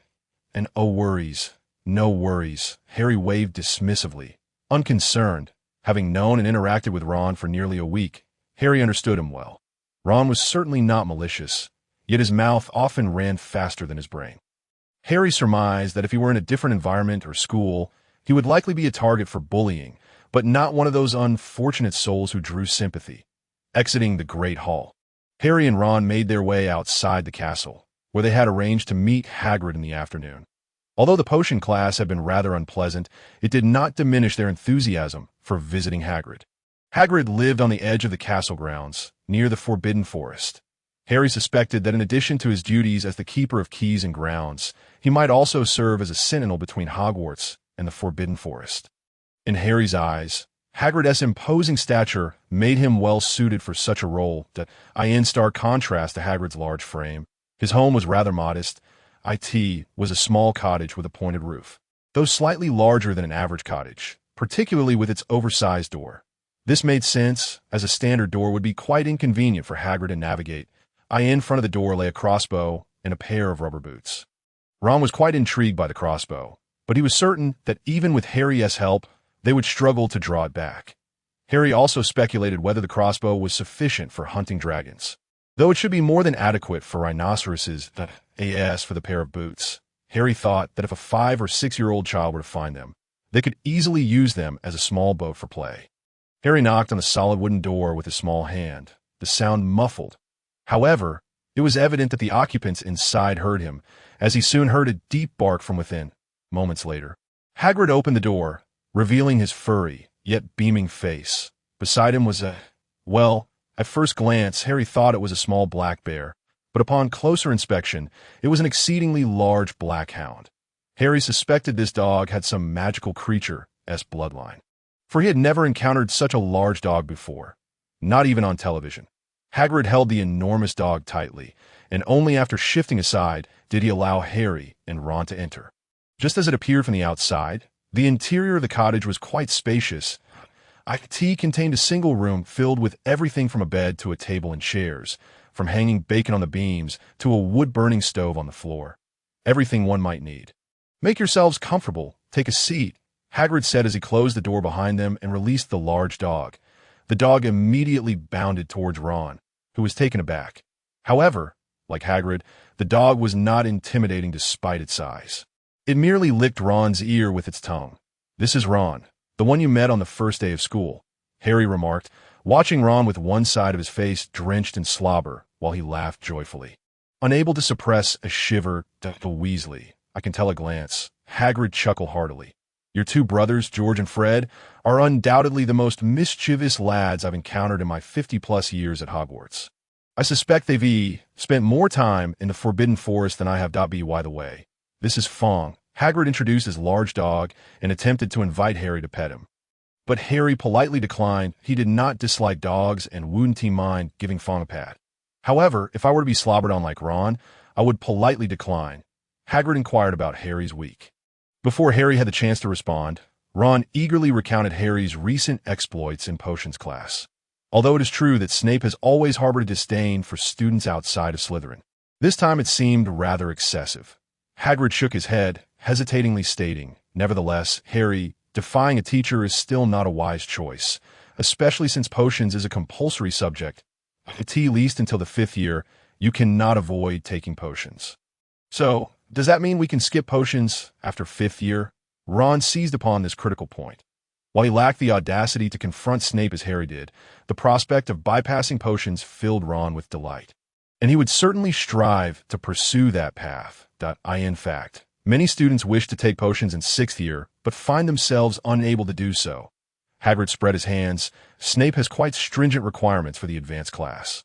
Thus, for the first time, Harry and Ron learned about the concept of the wizarding OWL exams from Hagrid. Ron should have been aware of this, considering he has 2 older brothers who have already taken the exam. His third brother, Percy, is also set to undertake his OWL this year.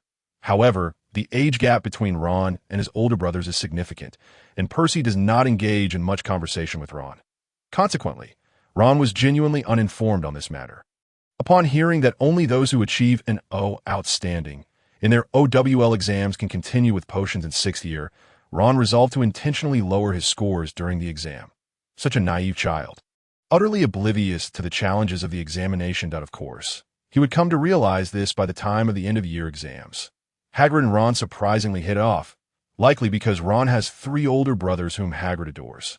As for the twins, it might be a mix of both affection and exasperation. However, it is Ron's second brother, Charlie, whom Hagrid particularly admires. Harry recalls Ron mentioning that Charlie Weasley conducts dragon research in Romania or some other locale. Hagrid has also expressed his long-standing desire to keep a dragon. Thus, it was no wonder that they shared common ground for conversation. This moment, The kettle on the stove began to boil, and Hagrid poured each of them a cup of tea. Harry knew nothing about tea. Aunt Petunia and Uncle Vernon were more inclined towards coffee. However, Harry had once tasted tea when a high-ranking executive from a multinational company visited their home, prompting Uncle Vernon to prepare tea leaves to cater to his tastes. Harry had taken a sip, completely unable to comprehend why someone would enjoy those bitter leaves. It seemed that only the so-called elite had a penchant for it. In Harry's estimation, tea pales in comparison to coffee, coffee to milkshakes, and milkshakes to Coca-Cola. Of course, if it were pumpkin juice served by Hogwarts, that would also be a delightful option.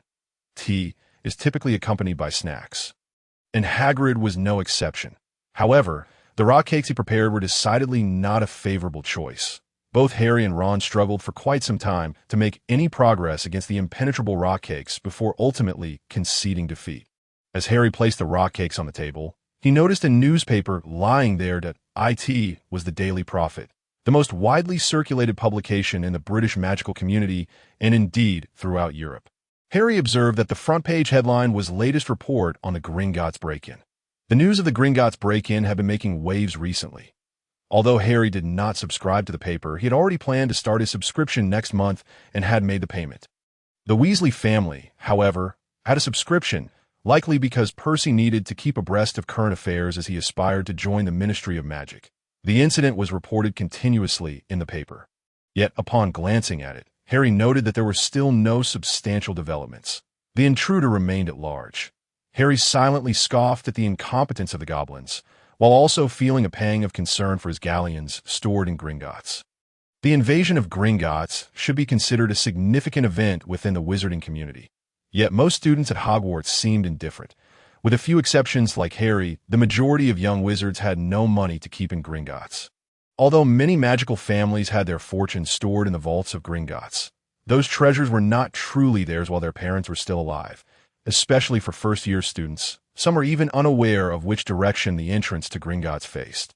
Harry and Ron were among the few students who paid attention to this matter. Harry was concerned about his own assets, while Ron's interest was piqued because his older brother Bill worked at Gringotts. Ron frequently mentioned Bill, portraying him as the most accomplished member of the Weasley family. During his school years, he excelled academically, achieving 12 O's in his O.W.L.S., serving as a prefect in 5th year, and as student council president in 7th year. He was also a chaser on the Quidditch team, although he did not match the skill of his brother Charlie Weasley. Harry had heard this from Ron and other wizarding families. If Charlie had not pursued dragon research, he might have joined the national team. Subsequently, Bill Weasley graduated and, due to his outstanding academic performance, secured a position at Gringotts. Harry was left in astonishment in the Muggle world. This would be akin to being a super scholar in school, a key player on the football team, achieving top marks in A-levels, and then receiving an offer from Standard Chartered Bank that a slightly older and more accomplished version of Percy. Harry thought to himself, considering that Percy also excelled academically and served as a prefect. Unfortunately, he did not possess a knack for Quidditch. As Harry departed from Hagrid's company and made his way back to the castle, a thought suddenly struck him. When Hagrid had taken him to Gringotts, it seemed he had retrieved something, perhaps on behalf of Dumbledore. However, Harry had asked about it at the time, and Hagrid had stated it was a secret. Refusing to divulge any details that time, Harry and Hagrid were not particularly familiar, and he felt somewhat shy to press for more information. Moreover, with so many intriguing aspects of the wizarding world to explore, he had not given it much thought until now that he wondered if the intruder at Gringotts had any connection to what Hagrid had brought back. Lost in such musings, the two returned to the castle. Just as they entered, they were abruptly confronted by two individuals who had appeared out of nowhere. It was the Weasley twins, Fred and George. "Harry, I heard you lost 50 points to Snape," one of the twins said, looking at Harry with a serious expression. The other mirrored the sentiment. Harry felt somewhat embarrassed. While it was exhilarating to show off at the moment, the ensuing consequences dampened the enjoyment. To claim he felt no regret would be false. Harry did possess a sense of pride. This week, he had earned 8 points for his house in other classes, second only to Hermione's 11. And then, Snape had taken away 50 points in one fell swoop. Well, Harry began to explain apologetically, "I got a bit carried away." Before he could finish, The twins erupted into enthusiastic cheers in perfect unison. "Wow, that's so cool." One of the twins grabbed Harry's hand. "Harry, you probably don't realize it, but you are now the hero of Gryffindor. How many people, how many people, how many have been oppressed by Snape's tyranny?" The other twin seamlessly continued, without missing a beat, but no one dared to stand up to him. "Until your arrival, oh, the great Harry Potter, not only did you diminish his arrogance, but you also left him speechless." They spoke in perfect harmony, their voices so identical that one could not discern that two individuals were conversing if one closed their eyes. It was often said that twins shared a special bond, and Harry had previously been skeptical. However, the Weasley twins undoubtedly possessed such an ability. This was indeed magical. In the world of Hogwarts, magic represented reason. "Wow!" They cheered once more in unison. Harry was taken aback. Although he had long since realized that the twins were not particularly reliable, he had just heard as much from Hagrid. These two rascals frequently ventured into the Forbidden Forest, that vast stretch of dark woods adjacent to the castle. The term forbidden clearly conveyed its meaning. Therefore, Harry was mentally prepared for their antics. As the two individuals exhibited their remarkable unreliability, Harry could not help but express his genuine sentiments. It appeared that these two had completely disregarded the significance of house points. Nevertheless, it must be said that the twins excelled academically, demonstrating a commendable mastery of magic. The small pouch containing galleons in Harry's pocket was testament to their prowess. Astonishingly, they had crafted that pouch while still in their second year. Gryffindor had been losing for many years now. It was hardly a matter of great concern in response to Harry and Ron's perplexity. The twins seemed utterly indifferent. It was either Ravenclaw or Slytherin, AS for Ravenclaw. There was simply no contest. They were a bunch of bookworms. Their academic excellence was indisputable. Regarding Slytherin, Harry had already experienced their demeanor firsthand, particularly under the watchful eye of their head, who elicited a knowing chuckle from him. Harry had assumed that only the twins in Gryffindor were unconcerned about the deductions he had incurred. Perhaps their close friend, the one with the frizzy hair, Lee Jordan, was similarly unreliable on the day they arrived at Hogwarts. He had brought along his new pet, a rather large black spider, no less venomous, which had frightened several younger girls into tears on the train. However, Harry soon discovered that his estimation was somewhat flawed, although it was not entirely accurate to say that everyone in Gryffindor was indifferent. Only two individuals seemed to display a palpable concern: Hermione and Percy. Upon returning to the Gryffindor common room, Harry found several older students, under Lee Jordan's orchestration, celebrating a rather boisterous gathering. Upon their return, Lee Jordan exclaimed, "Oh, our hero has returned." Instantly, the common room erupted in cheers. "Well done, Jordan," one of the twins exclaimed with delight. "Who quelled Snape's arrogance?" shouted the other twin. "Harry," chimed in Lee Jordan and another twin in unison. "Who rendered Snape speechless?" "Harry." This time, an even greater number of students echoed back. "Who is our hero?" "Harry." And thus, the celebration commenced, with nearly all of Gryffindor joining in, save for Hermione and Percy, although Percy merely frowned. He ultimately refrained from intervening. Clearly, even the diligent prefect Percy possessed little fondness for Snape, that if there was any aspect of the wizarding school that diverged from Harry's expectations, it was the relentless homework assigned following classes. Aside from the detestable potions class and its Professor Snape, the professors showed no leniency towards the young wizards, who had only recently commenced their studies. The workload was quite severe, largely due to the efforts of the four house heads. Apart from Madam Sprout, the head of Hufflepuff, who assigned relatively few tasks, the other three heads, Professor McGonagall of Transfiguration, Professor Flitwick of Charms, and Professor Snape of Potions, overburdened their students with assignments. While the first-year curriculum was not insurmountably difficult, it was certainly not a walk in the park, particularly for Ron. Harry, however, fared better.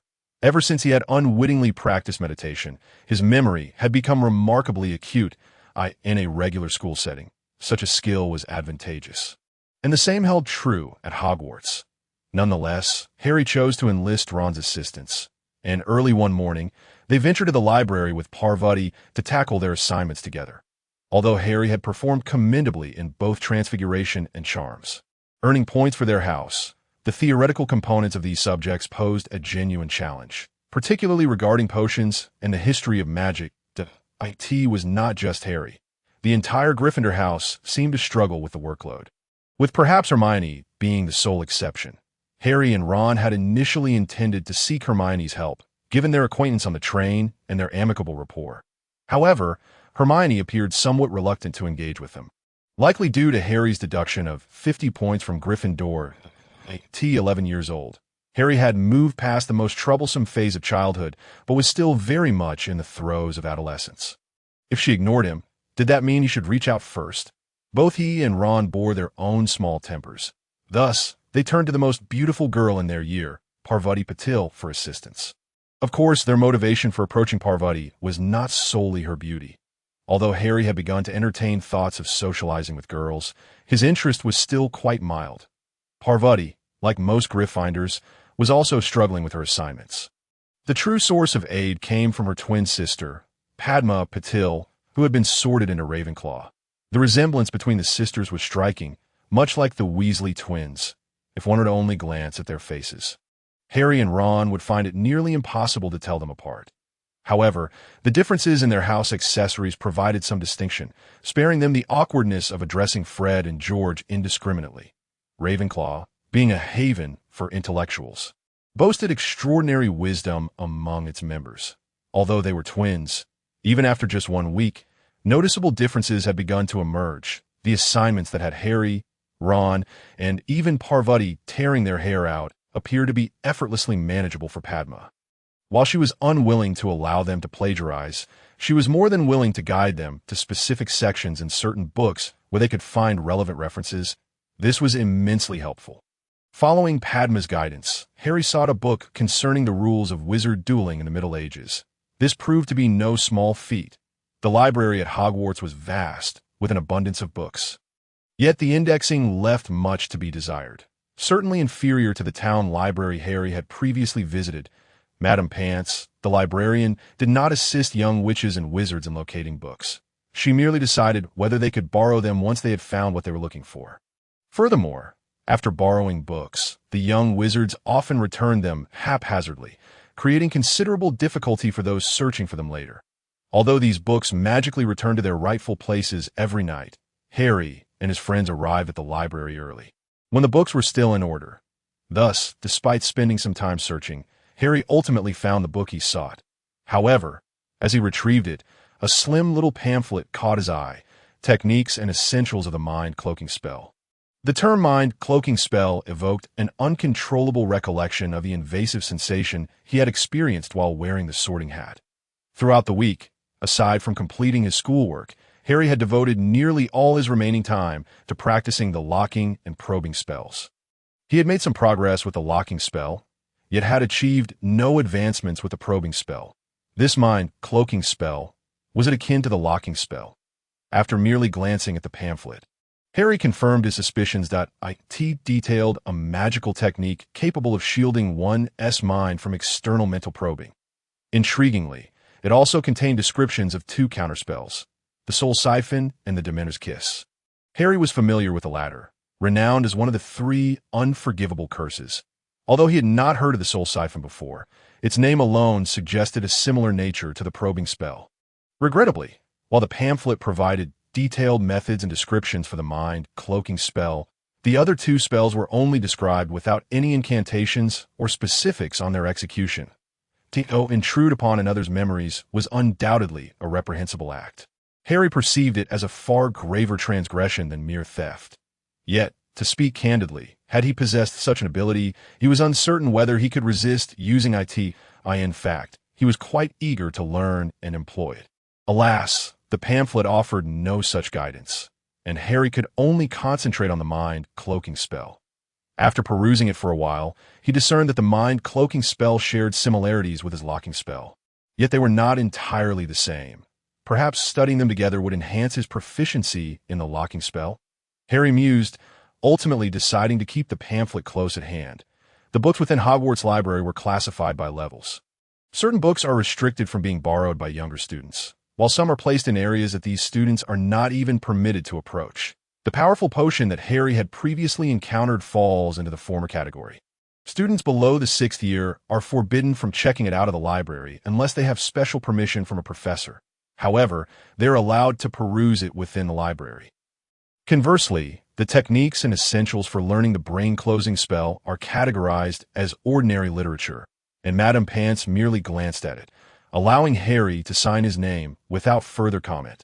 Upon returning to the table beside Padma, Harry held a tome titled The Feats of Renowned Duel Masters of the Middle Ages.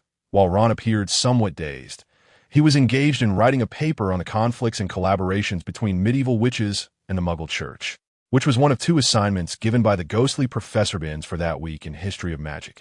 This task had nearly exhausted all of Ron's mental faculties, yet the results seemed rather unimpressive.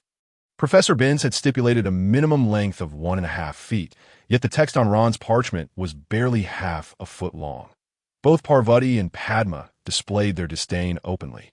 Clearly, Padma was growing increasingly frustrated, standing beside Ron and advising him on how to embellish his language, inflate his word count, and where to supplement additional information for his arguments. However, observing Ron's impenetrable expression towards knowledge, Harry realized that Padma's efforts were likely in vain. When Harry returned, Padma ceased her guidance and returned to her seat. They were seated around a long table accommodating 6, with Harry naturally on one side with Ron, while Padma sat opposite him.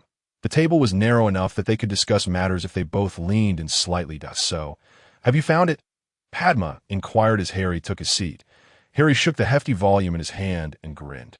Padma then began to quietly advise Harry on which sections could be copied verbatim, which parts needed to be distilled from the text, and where he should express his own opinions, in stark contrast to her previous guidance with Ron. Padma's tone was soft and gentle. However, Harry's ability to absorb knowledge was not significantly superior to that of his friend Ron.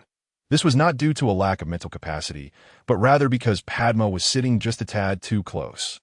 Her delightful, floral-like fragrance incessantly invading Harry's senses, it was utterly distracting.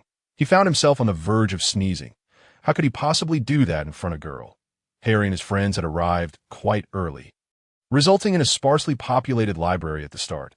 After all, not everyone in Gryffindor could muster the courage to rise early on a weekend. Just then, a girl named Lavender Brown, dressed in a cheerful yellow floral dress, fled into the library like a jubilant magpie and approached their table. It was a 6-person table, with a seat available next to Parvati. However, Lavender immediately leaped onto Parvati, whispering in her ear, "I wondered why you were up so early on the weekend. Turns out you're studying with, classmates? Humph, and you didn't invite me." After speaking, she playfully pecked Parvati's cheek like a chick. Parvati's lovely face instantly flushed crimson as she gently pushed Lavender away, exclaiming, "Stop it." Harry and Padma were both taken aback. 2 beautiful girls kissing? How thrilling! Ron, however, was oblivious, engrossed in a second round of battle with his paper, currently at a disadvantage and unaware of the unfolding drama. Lavender seemed to realize she had perhaps gone a bit overboard, her own cheeks reddening as she hastily hung her small bag on the chair's back and greeted the others. "Hi, Ron." "Hi, Harry." "Hi, Padma." "Hi." Lavender, Padma replied, still in a daze from the shock of her sister's kiss. Harry greeted her with a smile, as for Ron. He only then noticed someone had arrived, lifting his head to find Lavender staring at him wide-eyed, momentarily flustered, likely recalling the awkwardness of the sorting hat ceremony. "Hi. Hi." Quiet down. Perhaps Ron's voice had been a touch too loud in his confusion, as Madame Pants's voice rang sharply in the ears of the 5. Clearly, Madame Pants had employed a special magic, causing Harry and his friends to jump in surprise, while other students nearby appeared unaffected. The 5 quickly lowered their heads, dutifully completing their assignments. After a morning's effort with Padma's assistance, Harry and the others finally completed their week's homework. This meant they could at least enjoy a carefree Saturday afternoon and a full Sunday. For this, Harry and Ron expressed their profound gratitude to Padma. Without her help, Harry reckoned he would not have managed to finish until that evening. As for Ron, if he did not intend to toil away until the wee hours, he would likely have to squander half of Sunday as well. The 5 of them proceeded to the Great Hall for a meal. Encountering 2 Hufflepuff boys emerging from the library point, one of the curly-haired boys blocked Harry's path. Harry frowned slightly. He recognized this boy as Justin Finch Fletchley, and on sorting hat day, he had expressed doubts about Harry's appearance and background. Initially, Harry had planned to tease him, but upon learning that Justin also hailed from a Muggle family, he abandoned that idea. Muggle families were not privy to Harry's lineage and had only heard rumors before school, so it was not surprising for them to harbor peculiar notions. After all, not everyone could be like Hermione, who read dozens of books on the wizarding world before the school year began. If Justin had Hermione's level of knowledge, he likely wouldn't be in Hufflepuff. Harry had no intention of picking a fight with Justin, yet he was taken aback when Justin stepped in front of him today. Harry silently resolved that if Justin's words were ungracious, he would teach him a lesson, just as he had with Draco on the train. To his surprise, Justin approached Harry and bowed earnestly. "Harry, I am here to apologize," Justin stated with utmost seriousness. Harry looked utterly bewildered. Justin continued, "I apologize for doubting your bravery based on your appearance. We all know about what happened in potions class. You truly are remarkable with that." Justin gave Harry a thumbs up. The other boy beside him, Ernie Macmillan, also grinned and extended a thumbs up toward Harry. That a question mark slowly formed above Harry's head. This turn of events was entirely unexpected. However, it was evident that Professor Snape was equally unfriendly towards the first-year class of Hufflepuff and Ravenclaw students. Otherwise, these two jokers would not have reacted in such a manner. Although taken aback, Harry quickly responded courteously, assuring Justin that there was no need to dwell on it. Children can easily sulk over trivial matters, yet they can just as swiftly become friends. Harry and Ron, sharing a mutual disdain for Snape, forged a friendship with Justin and Ernie. Thus, the five became seven as they headed to the Great Hall for dinner. Although students could sit wherever they pleased during meals, they still tended to gravitate towards their own houses. At this moment, that was certainly the case. Even though they had become friends, Justin and Ernie returned to the Hufflepuff table, while Padma prepared to return to the Ravenclaw table. Before departing, she patted Harry on the shoulder, saying, "Harry, I've spent the entire morning revising your paper. How will you thank me?" With that, she blinked her big eyes at him. "Well," Harry contemplated, "how about I treat you to some sweets from Honeydukes?" Really, Padma had been joking, but she was taken aback when Harry actually suggested it. Honeydukes was a renowned candy shop located in Hogsmeade, a wizarding village not far from Hogwarts. Hogwarts students could visit Hogsmeade, but only from their third year onward. Remembering this, Padma hesitated, but first years R&T allowed to go to Hogsmeade, are they?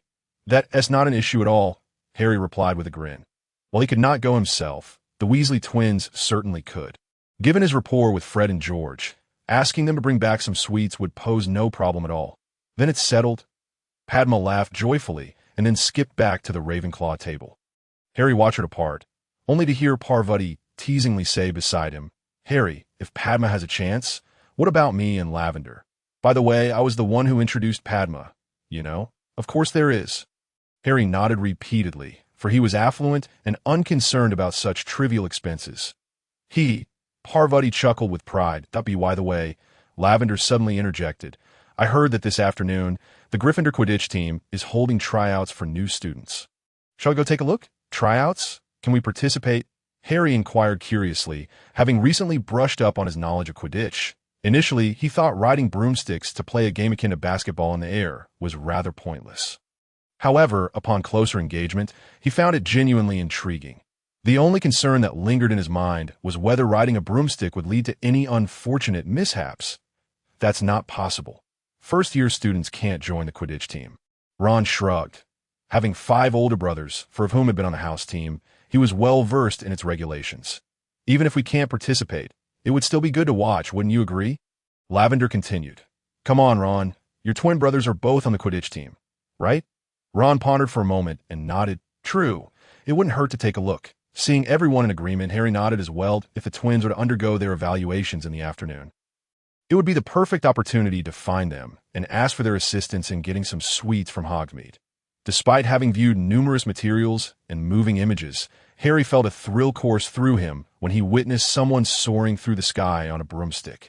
Striking the quaffle with vigor into one of the 3 hoops, he sent shivers down his spine, as if every hair on his body stood on end from the sheer impact. Even the breathtaking volleys of Van Basten or Jordan's slam dunk could not compare to this visual spectacle.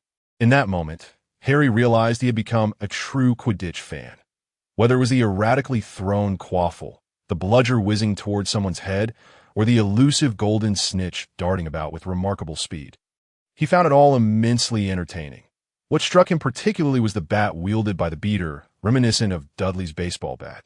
Dudley was fond of baseball, though his pitching was mediocre, and his performance in the outfield was dismal due to his physique, which made running and jumping quite a challenge. However, batting was his forte, and there had even been scouts from secondary school who had shown interest in him, but Aunt Petunia ultimately declined their invitation.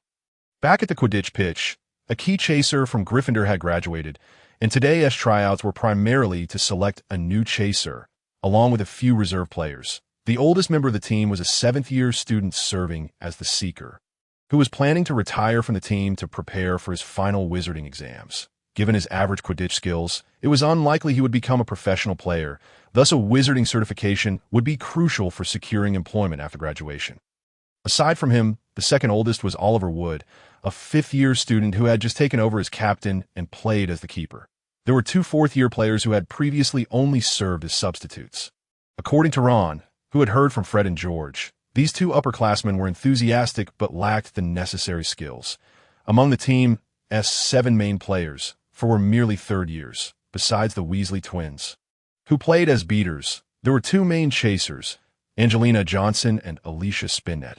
Angelina was a striking young lady, easily catching the attention of the boys, with her flowing black hair and healthy, sun-kissed skin.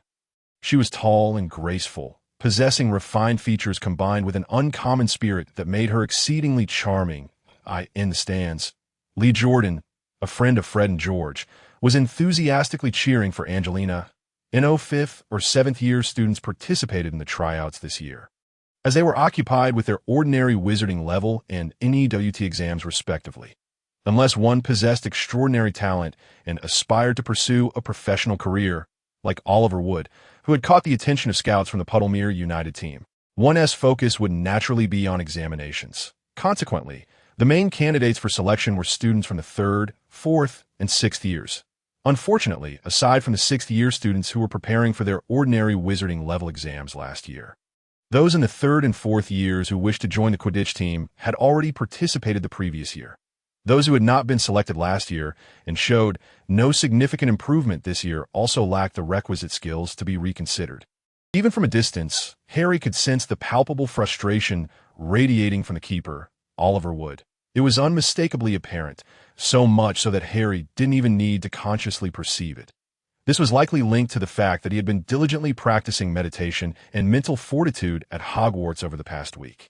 Harry felt that his mental aptitude and magical prowess were growing at an unprecedented rate, leading him to suspect that if this pace continued, he might indeed be able to wield the powerful spells from Neil, rather than just the basic charms from his textbooks, such as levitation and unlocking spells. They're dreadful, Ron lamented, watching the players being evaluated. They're even worse than the new chaser for the Chudley Cannons. You really can't compare them to professional players. I'm at a loss for words. Parvati rolled her eyes, unable to contain herself. Yet, even with her eye roll, she appeared quite adorable. Ron, do you like the Cannons? Lavender inquired. Yes, the Cannons. Those wretched Cannons. Their performance has declined year after year. It's utterly frustrating, Ron grumbled. Despite his complaints, Harry knew that Ron was a die-hard fan of the Cannons, though they had only known each other for less than a week. Harry had already heard Ron bemoan the team manager's poor player selections more than 20 times. It was a classic case of love being blind to faults, much like when England lost to West Germany in the World Cup penalty shootout last year, leading Vernon, Dudley, and Harry to angrily curse at the television. Hey, that one looks promising, Harry remarked, disregarding Ron's grievances as his attention shifted to a girl participating in the tryouts. She had golden brown hair and fair skin. While not as stunning as Angelina, she was quite lovely in her own right, appearing rather demure. However, her flying skills seemed impressive. Riding a broom with a split tail, she deftly evaded the bludgers sent her way by the twins and swiftly darted forward, scoring the quaffle into one of the 3 hoops. Wow, she's really good, Ron agreed, nodding vigorously. Isn't that Katie Bell? Parvati exclaimed in surprise, watching the girl. She actually plays Quidditch? What's wrong with that? Harry inquired, puzzled by Parvati's reaction. She's a second-year student, usually seen buried in books, either reading in the common room or the library. Much like Hermione, Parvati explained, "I didn't expect such a studious person to have a passion for Quidditch, let alone fly so well." Katie Bell indeed flew exceptionally well. Since the tryouts began, no one, regardless of their year, had performed as impressively as she had, especially considering that after we took up defense. She managed to score 2 out of 5 attempts. This was no small feat. In a real match, chasers would need to coordinate with one another to outmaneuver the keeper to one-on-one. A chaser had no advantage against the keeper, particularly when Katie was a mere second year, while Wood was a fifth year. "IT looks like she's the one," Harry nodded, sensing Wood's mood shift from extreme agitation to utter delight. Clearly, Katie's presence had taken him by surprise.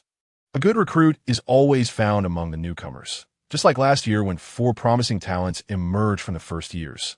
This was precisely what Wood was thinking. However, he soon realized that finding a gem like Katie was a rare stroke of luck. And having even one such talent was truly remarkable. The occurrence of 4 individuals appearing all at once, much like last year, can only be attributed to Merlin's blessing. The performance of the other second-year students is even more abysmal compared to before. Harry and his friends, who were merely spectators, could hardly suppress their yawns. If that 7th-year senior were not participating in the competition, would it not fall upon that 4th-year substitute seeker? Yet he is exceedingly inept. "The golden snitch seems to evade his grasp," Ron complained. "Ron, how well do you play Quidditch?" Lavender inquired. "Not particularly well. Fred and the others won't let me bang their brooms." Ron pouted, expressing his displeasure. "Charlie's broom is simply too old." However, after glancing at the 4th-year substitute seeker practicing his sprinting, he added, "But I suppose if I had a chance to practice, I might be a bit better than him." Whether Ron truly surpassed that 4th-year substitute remains uncertain, as first-years are not permitted to join the Quidditch team unless granted special permission by the headmaster. Ron doubted he could secure such permission from the perpetually stern Professor McGonagall. After the selection trials concluded, Harry sought out Fred and George, asking them to procure some sweets for him, only to discover that there was a time limit for visiting Hogsmeade. This year's first open day was scheduled for mid-October, leaving Harry feeling somewhat embarrassed, as it was still early September. Would the promised sweets for Padma take a month to arrive, as Harry pondered whether he could consider using his owl to send for some? He worried about whether his young snowy owl, Hedwig, could manage the task. Unexpectedly, Fred and George exchanged triumphant glances and said, "Well, since it's our Gryffindor hero making the request, we shall find a way. Rest assured. The sweets will be in your hands before dinner." "Really? How will you manage that?" Harry asked incredulously. It's a secret, Harry," one of the twins winked. "Once you become a bit more interesting, we might consider bringing you into our grand enterprise of mischief-making." The other twins stood tall, exuding a sense of noble purpose. Harry paid them 2 galleons, asking them to buy sweets for 5 people, which he deemed quite generous. For the moment, he chose to remain humble regarding the twins' grand life-contributing, mischief-making endeavors. While Harry enjoyed pranks himself, he felt the twins' level of tomfoolery was a bit excessive. Despite their penchant for mischief, the twins proved reliable in fulfilling their promises. Before dinner, they returned with an abundance of sweets, enough to serve 15, though they claimed it was for 5 that heaven knows, Merlin knows, how they managed it. Yet Harry surmised that they had likely breached at least 5 school rules in the process, when the twins brought back nearly a galleon's worth of change. Harry confiscated it, deeming it inappropriate to consider it a tip. He merely stated that he would need their assistance again in the future, leaving it with them for the time being. Subsequently, he and Ron delivered a portion of the sweets to the Patil sisters and Lavender. As for the remaining 2 portions, they were naturally to be shared among their dormitory mates. It was only when all 5 boys in the dormitory were grinning from ear to ear, thoroughly satisfied, that Harry suddenly remembered he seemed to have forgotten Hermione. Harry found himself pondering the enigma that was Draco Malfoy. He could not fathom what went on in that boy's mind.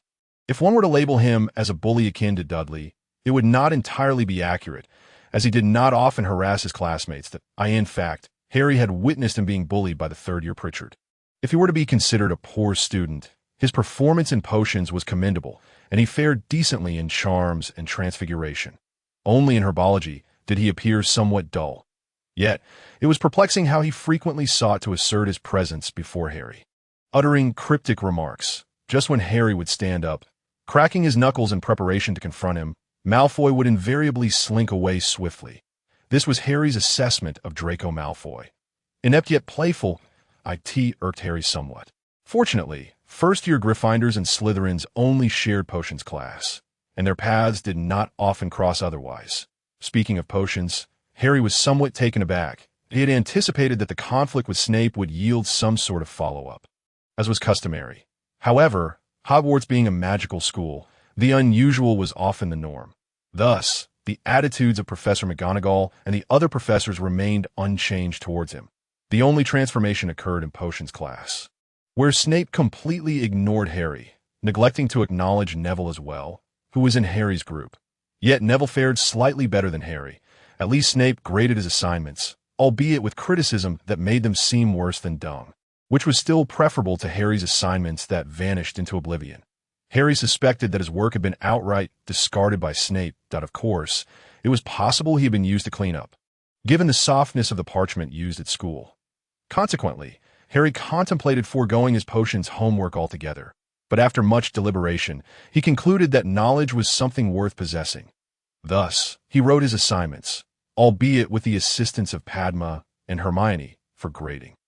Feeling somewhat guilty for neglecting Hermione with the sweets, he realized he had been a bit petty, considering she was one of his earliest friends at Hogwarts. Therefore, he subsequently requested the twins to procure a small portion specifically for Hermione. It was unclear how the twins managed it, but as long as Harry desired something, they could typically deliver sweets or other items from Hogsmeade within half a day to a day.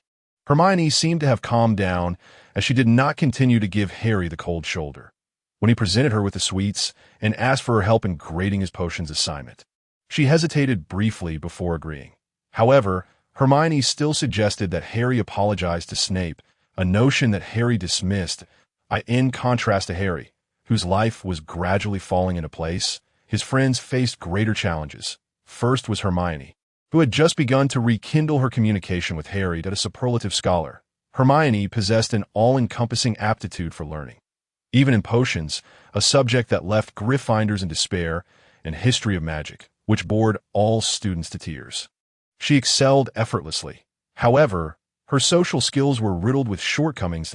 In a mere fortnight, she had managed to offend all the girls in her year.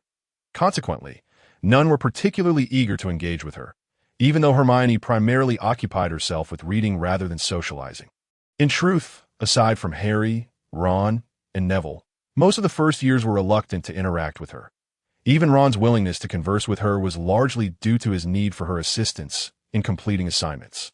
While Hermione's troubles lay in her social life, Ron and Neville's issues emerged in their studies, in contrast to Harry, who was managing to keep up in all subjects, even excelling in some. Ron and Neville were struggling considerably. Ron's performance in Charms and Transfiguration was subpar, and he frequently faced criticism from Professor McGonagall for his lackluster participation in homework. As for potions, he had been reprimanded more than 5 times in the 3 classes thus far. Neville's situation was even worse. Whereas Ron occasionally managed to cast spells, Neville had yet to succeed. Even once in class, he could only manage to perform spells after numerous attempts outside of class. And even then, his efforts paled in comparison to Ron's already dismal performance. However, Neville's potions class fared better, likely due to being grouped with Harry. His performance in History of Magic was dismal, as he had a poor memory and struggled to retain information. Nevertheless, his grades in herbology were commendable.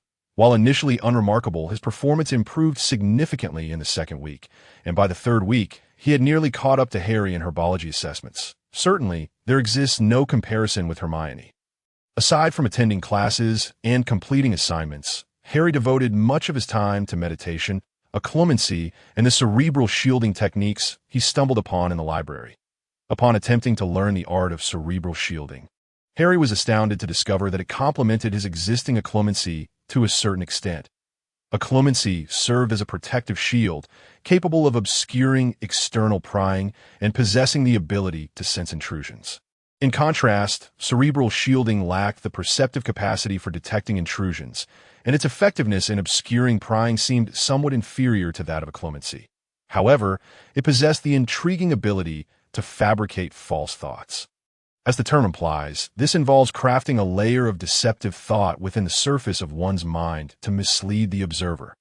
Upon mastering this technique, one could even create multiple layers of thought, a superficial layer that is blatantly false to deceive the naive, and a deeper layer that appears genuine yet is, in fact, false, designed to mislead the astute. Additionally, one could intersperse mental barriers within these layers. This endeavor proved to be quite entertaining. Furthermore, Harry noted that while practicing these two forms of magic, his mental acuity seemed to heighten remarkably, with a growth rate surpassing that achieved through meditation. However, after nearly 2 weeks of practice, Harry unexpectedly discovered a change in his eyes. More precisely, it was Padma who noticed the transformation. During the weekend of the second week of school, while working on assignments alongside Padma, who was particularly helpful in potions, she suddenly remarked that his eye color appeared to have deepened. Eyes deepening in color? Harry was taken aback and, upon returning, meticulously perused the book on cerebral shielding, where he indeed found a note in an inconspicuous section stating that after reaching a certain level of proficiency in this art, one's emotions would become more reserved and the color of the pupils would darken, making it increasingly difficult to discern emotions through the eyes. This description seemed vaguely familiar. However, after contemplating for a while, Harry could not recall where he had encountered similar text and merely shook his head in resignation. The long-standing animosity between Gryffindor and Slytherin appeared to be a relic of history, persisting for centuries. Of course, the contemporary contributions of Severus Snape, the head of Slytherin, in this regard cannot be overlooked. Harry surmised that he would eventually orchestrate a skirmish between Gryffindor and Slytherin. It is said that similar altercations have occurred at Hogwarts no less than 10 times. And Harry felt compelled to add one more to the tally if Draco Malfoy continued to provoke him on the morning of the 4th week. After completing his morning routine and confirming in the mirror that his pupils were indeed slightly darker than the previous day, Harry nodded in satisfaction. This was an indication of further progress in his cerebral shielding practice. An additional benefit of mastering cerebral shielding alongside occlumency was the remarkable enhancement in sleep quality.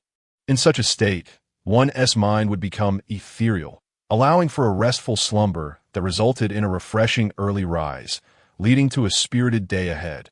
Upon arriving at the common room, Harry noticed that several first-year students had gathered around the announcement board. He squeezed through to find Hermione studying the notices. She shot him a glare, but then slightly moved aside to make space. Harry paid it no mind. The information on the board was straightforward. Flying lessons would resume this Thursday. This was rather mundane, as flying lessons were long overdue. However, Professor Hooch, the flying instructor, had reportedly been invited to guest lecture at a professional club, causing a few weeks of delays, and she was finally returning. What piqued the interest of the Gryffindors was that this lesson would be conducted alongside Slytherin. Harry had eagerly anticipated flying lessons for quite some time, albeit with lingering concerns regarding potential mishaps. However, the prospect of sharing the class with Slytherin left him somewhat uneasy. This discomfort stemmed from Draco's numerous proclamations of his exceptional flying skills and his self-proclaimed expertise in Quidditch, often culminating in dramatic tales of narrowly avoiding Muggle aircraft or other flying objects. Such exaggerations made Harry want to scoff. He had researched broomsticks and knew that the best broom on the market, the Nimbus 2000, theoretically reached a maximum speed of 300 kilometers per hour, which might match the velocity of a slower helicopter, but that was merely theoretical. Even professional players rarely achieved such speeds. Regarding colliding with an airplane, ordinary commercial aircraft flew at altitudes of several thousand meters. Even for helicopters, the turbulence generated by their rotors would prevent any broom from approaching. If Draco truly possessed such talents, he would have long been selected for the national junior team, Ron mused privately. Nevertheless, while both Ron and Harry were convinced that Draco was boasting, they acknowledged that if he dared to brag so brazenly, he must possess some degree of skill. As for Harry, he remained apprehensive about whether his posterior could withstand the pressure of the broomstick. It was almost certain that during flying lessons, they would inevitably be outperformed by Draco. A disheartening and vexing prospect. During breakfast, Harry contemplated whether he could borrow brooms from Fred and George to practice, but he was interrupted by the laughter of nearby classmates. Looking up, he saw Neville awkwardly retrieving a round ball from a small parcel delivered by an owl. It was a resembled. Ron was in stitches, but upon seeing the puzzled expression on Harry's face, he chuckled and explained, "When you hold it, if you've forgotten something, it turns or empty that moment." The resembled in Neville's hand was emitting a plume of red smoke, transforming entirely to crimson. Surprisingly, Neville did not seem bothered by the laughter of his peers. Instead, he self-deprecatingly remarked, "So the question arises, I can't remember what I've forgotten." The arrival of the resembled did nothing to alleviate Neville's predicament. As he himself stated, he could not recall what he had forgotten. The presence of the resembled merely added to his psychological pressure without providing any actual utility. Fortunately, this pressure did not truly weigh on Neville, as he often neglected to check the resembled. Before long, Thursday arrived, and in the afternoon, flying lessons commenced with Slytherin. Although Harry longed for Quidditch, the thought of attending class with Slytherin left him feeling somewhat disheartened. The mere idea of being outshone by Draco in front of their classmates, particularly the likes of Parvati and other girls, was deeply unsettling, especially considering his prior stellar performance in all subjects. Ron and Neville shared similar sentiments, their anxieties stemming primarily from nervousness. However, as the time for class approached, the trio's tension eased slightly, for they realized that they were not alone in their apprehension. In fact, nearly all students, including the majority of Slytherins, appeared somewhat anxious as well. When it became evident that none of them felt adequately prepared, a sense of safety emerged, particularly when they observed Hermione, who had excelled in nearly every subject up to that morning. Biting her lip in anxiety, Harry and Ron's worries began to dissipate as the young wizards traversed the corridors of the castle en route to the Quidditch pitch. They exchanged a few words. Everyone discovered that even those hailing from wizarding families had seldom flown on broomsticks, and those few who did not recount particularly pleasant experiences. The sole exception was Draco. But Harry had already discerned that the boy's words were often unreliable. The Gryffindor and Slytherin students encountered one another at the castle gates. Well, Scarhead, today I shall show you what true wizards do when they fly," Draco declared, spotting Harry among the crowd. "Pray, may Merlin protect you from falling off your broom. And if you do fall, let not be on your face. Otherwise, your pretty little visage might be ruined." And many would be heartbroken as he spoke. Draco's gaze swept over the Gryffindor girls. Parvati Patil, Sally Ann Perks, and Isabel McDougal glared at him fiercely. Draco, possessing a bold heart and a thick skin, paid them no mind. Even reveling in it, Harry thought to himself, "Who does this little brat think he is? He is just another pretty boy." Thus, he retorted, "I won't trouble myself with your concerns. Rather, you should worry about not falling and running home to cry to your mother. How do you suppose she'll console you? With a kiss on your little face and calling you her darling." Draco's naturally pale face turned even whiter as he glared viciously at Harry. Holding himself in high regard due to his family lineage, Draco often boasted about his parents. But this time, Harry overheard him and casually mocked, "You're just relying on your parents," as Draco stood there.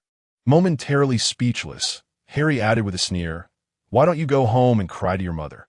This was as much a routine as Draco calling Harry Scarhead, deriding him for being too pretty. Harry felt fortunate that Draco, evidently having never interacted with Muggles, was unaware of the term sissy. The Gryffindor and Slytherin young wizards exchanged glances, yet their feet did not falter as they swiftly approached the grassy area beside the pitch. There, 20 battered and worn-out flying broomsticks were arranged in 2 neat rows. These brooms, old and tattered, with branches sticking out at odd angles, were a far cry from the sleek models Harry had seen in the Diagon alley shop window. Over the past few days, Harry had consulted Fred and George, learning that the brooms used for teaching were among the very first batch ever purchased. What did the first batch mean? Hogwarts had introduced flying lessons approximately 600 years ago. These brooms trembled if flown too high and veered off course if flown too fast. Consequently, each member of the house team possessed their own broom. However, not all of these brooms were personal. Many had been left behind by previous graduates. Though Draco was typically arrogant, he had yet to reach the audacious level of challenging a professor. Thus, he refrained from touching the brooms in the absence of Madame Hooch, the flying instructor. However, the way he fidgeted indicated he was quite eager to do so. Amidst the tension and anticipation of Draco and the other students, Madame Hooch arrived a minute earlier than scheduled.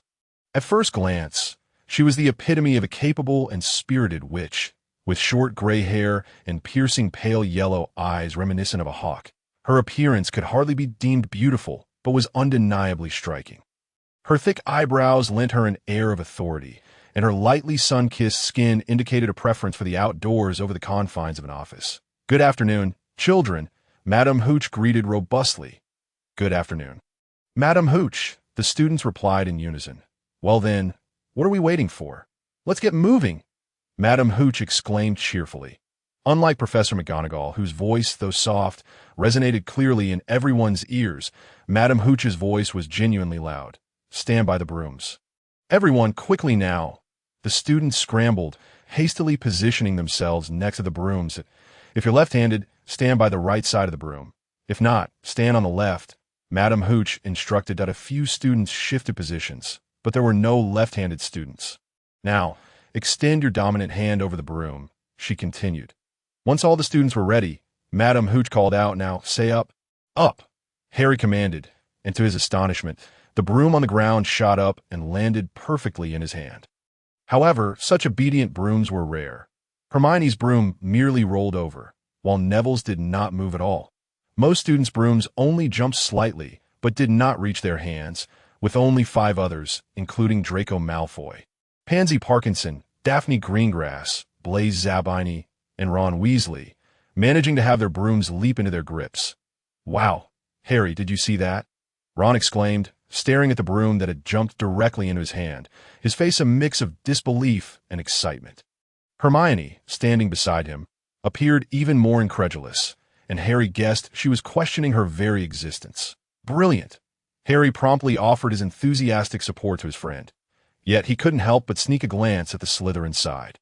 It was undeniable that many of the Slytherins hailed from established wizarding families, giving them a distinct advantage in this regard. 4 of their students had managed to summon their brooms on the first attempt, while only 2 from Gryffindor had succeeded.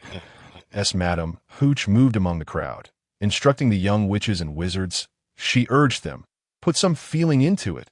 Let the broom sense your emotions. It must know that the wizard is the master." Following her guidance, the majority of the young wizards successfully got their brooms to rise, except for Hermione and Neville. Hermione's broom rolled around stubbornly on the ground, refusing to budge, while Neville's voice trembled, clearly indicating he was struggling to convey his authority to the broom.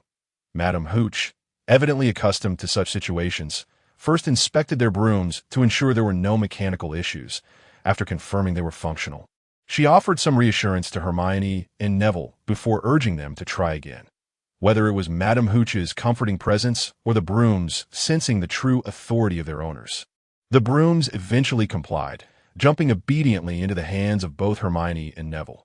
Subsequently, Madame Hooch began to demonstrate how to mount the brooms and perform the most basic maneuvers, ensuring the students maintained their balance to avoid falling headfirst from the sky. Clearly a witch with extensive flying experience, her instructions were meticulous, including various tips that left Harry feeling as though he now possessed a clearer understanding of flying. As Harry followed Madame Hooch's guidance and mounted his broom, he discovered an intriguing fact.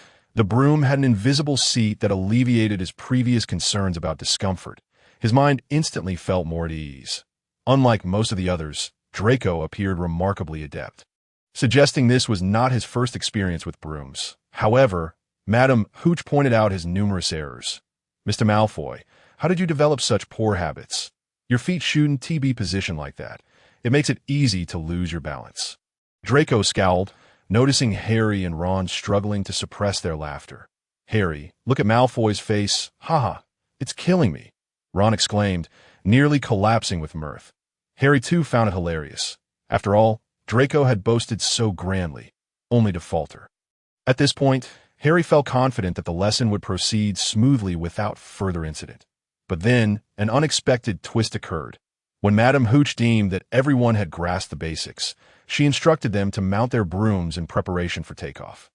However, before she could issue the command, anxious Neville leaped ahead, lifting off into the air.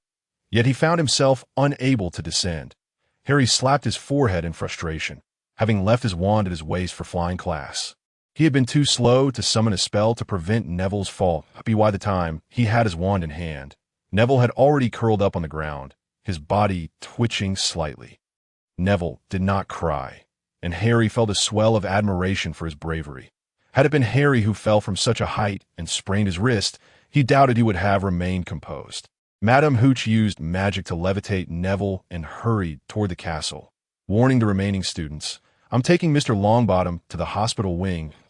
N01 is to move. Return the brooms to their original places. If I return to find anyone hovering in the air, you'll be expelled from Hogwarts before you can even say Quidditch." Most young witches and wizards obediently placed their brooms back where they belonged. But there were exceptions. Just as Madame Hooch turned toward the castle, Draco erupted into raucous laughter. "Did you see that? That silly fat boy!" Several Slytherin students joined the mockery, particularly those two lackeys of his, Crabbe and Goyle. Harry found it rather perplexing that these two, with their stout physiques, had the audacity to mock others as being portly. Did they not possess any self-awareness? Silence. Malfoy, to Harry's thoughts, wandered, causing him to be a moment slow. And it was Pavarti Patil who spoke up first. "What is the matter, Patil? Do you have a fondness for that chubby little crybaby?" Pansy Parkinson remarked with a tone thick with derision. Pansy Parkinson was, in fact, quite an attractive girl, with a mane of short black hair and striking features. Yet, she always carried herself with a haughty demeanor, looking down her nose at others, if Hermione's arrogance could be rated out of 5. Pansy's would undoubtedly soar to a score of 20. Furthermore, she consistently accompanied Draco in ridiculing others, targeting Ron's worn-out clothing and Neville's clumsiness. This behavior incited considerable annoyance in Ron and his friends, rendering her utterly detestable. She particularly relished taunting the Patil sisters. Harry understood the reason behind this. Nearly everyone claimed the Patil sisters were the most beautiful girls in their year, a sentiment Harry himself shared. This, of course, left the equally vain and self-assured Pansy quite displeased. In contrast, another lovely Slytherin girl, Daphne Greengrass, exuded a serene demeanor. Even among the Gryffindor students, many held a fondness for her. At this moment, Daphne appeared somewhat discontented with Draco and Pansy's antics. Her brow slightly furrowed, though she remained silent. Just as Harry and Ron would staunchly defend Gryffindor, Slytherin exhibited a similar unity. The Patil sisters were evidently not as quick-witted as Pansy. One of them flushed with anger, opening her mouth yet failing to articulate a response. "Look at this!" Draco seemed to have noticed something, striding over to where Neville had fallen and picking up a memory ball. "Hey, if that tubby fellow takes a glance at the memory ball, he ought to remember that he should have landed on his backside," Draco mocked. "Malfoy, hand that over." Harry, having escaped his chaotic thoughts, stepped forward to reprimand him. Draco flashed a teasing grin. "No, I intend to hide it and let Longbottom search for it. I believe the treetops would be an excellent choice. I command you to return it." Harry stepped closer, preparing to snatch it away, but Draco, clearly aware of Harry's prowess, jumped back. Maintaining his distance, he swiftly mounted his broom and soared into the air. He had evidently not been entirely boastful, at least not at that moment. His form might not have been graceful, yet he flew with considerable skill, effortlessly ascending to a height of 5 or 6 meters.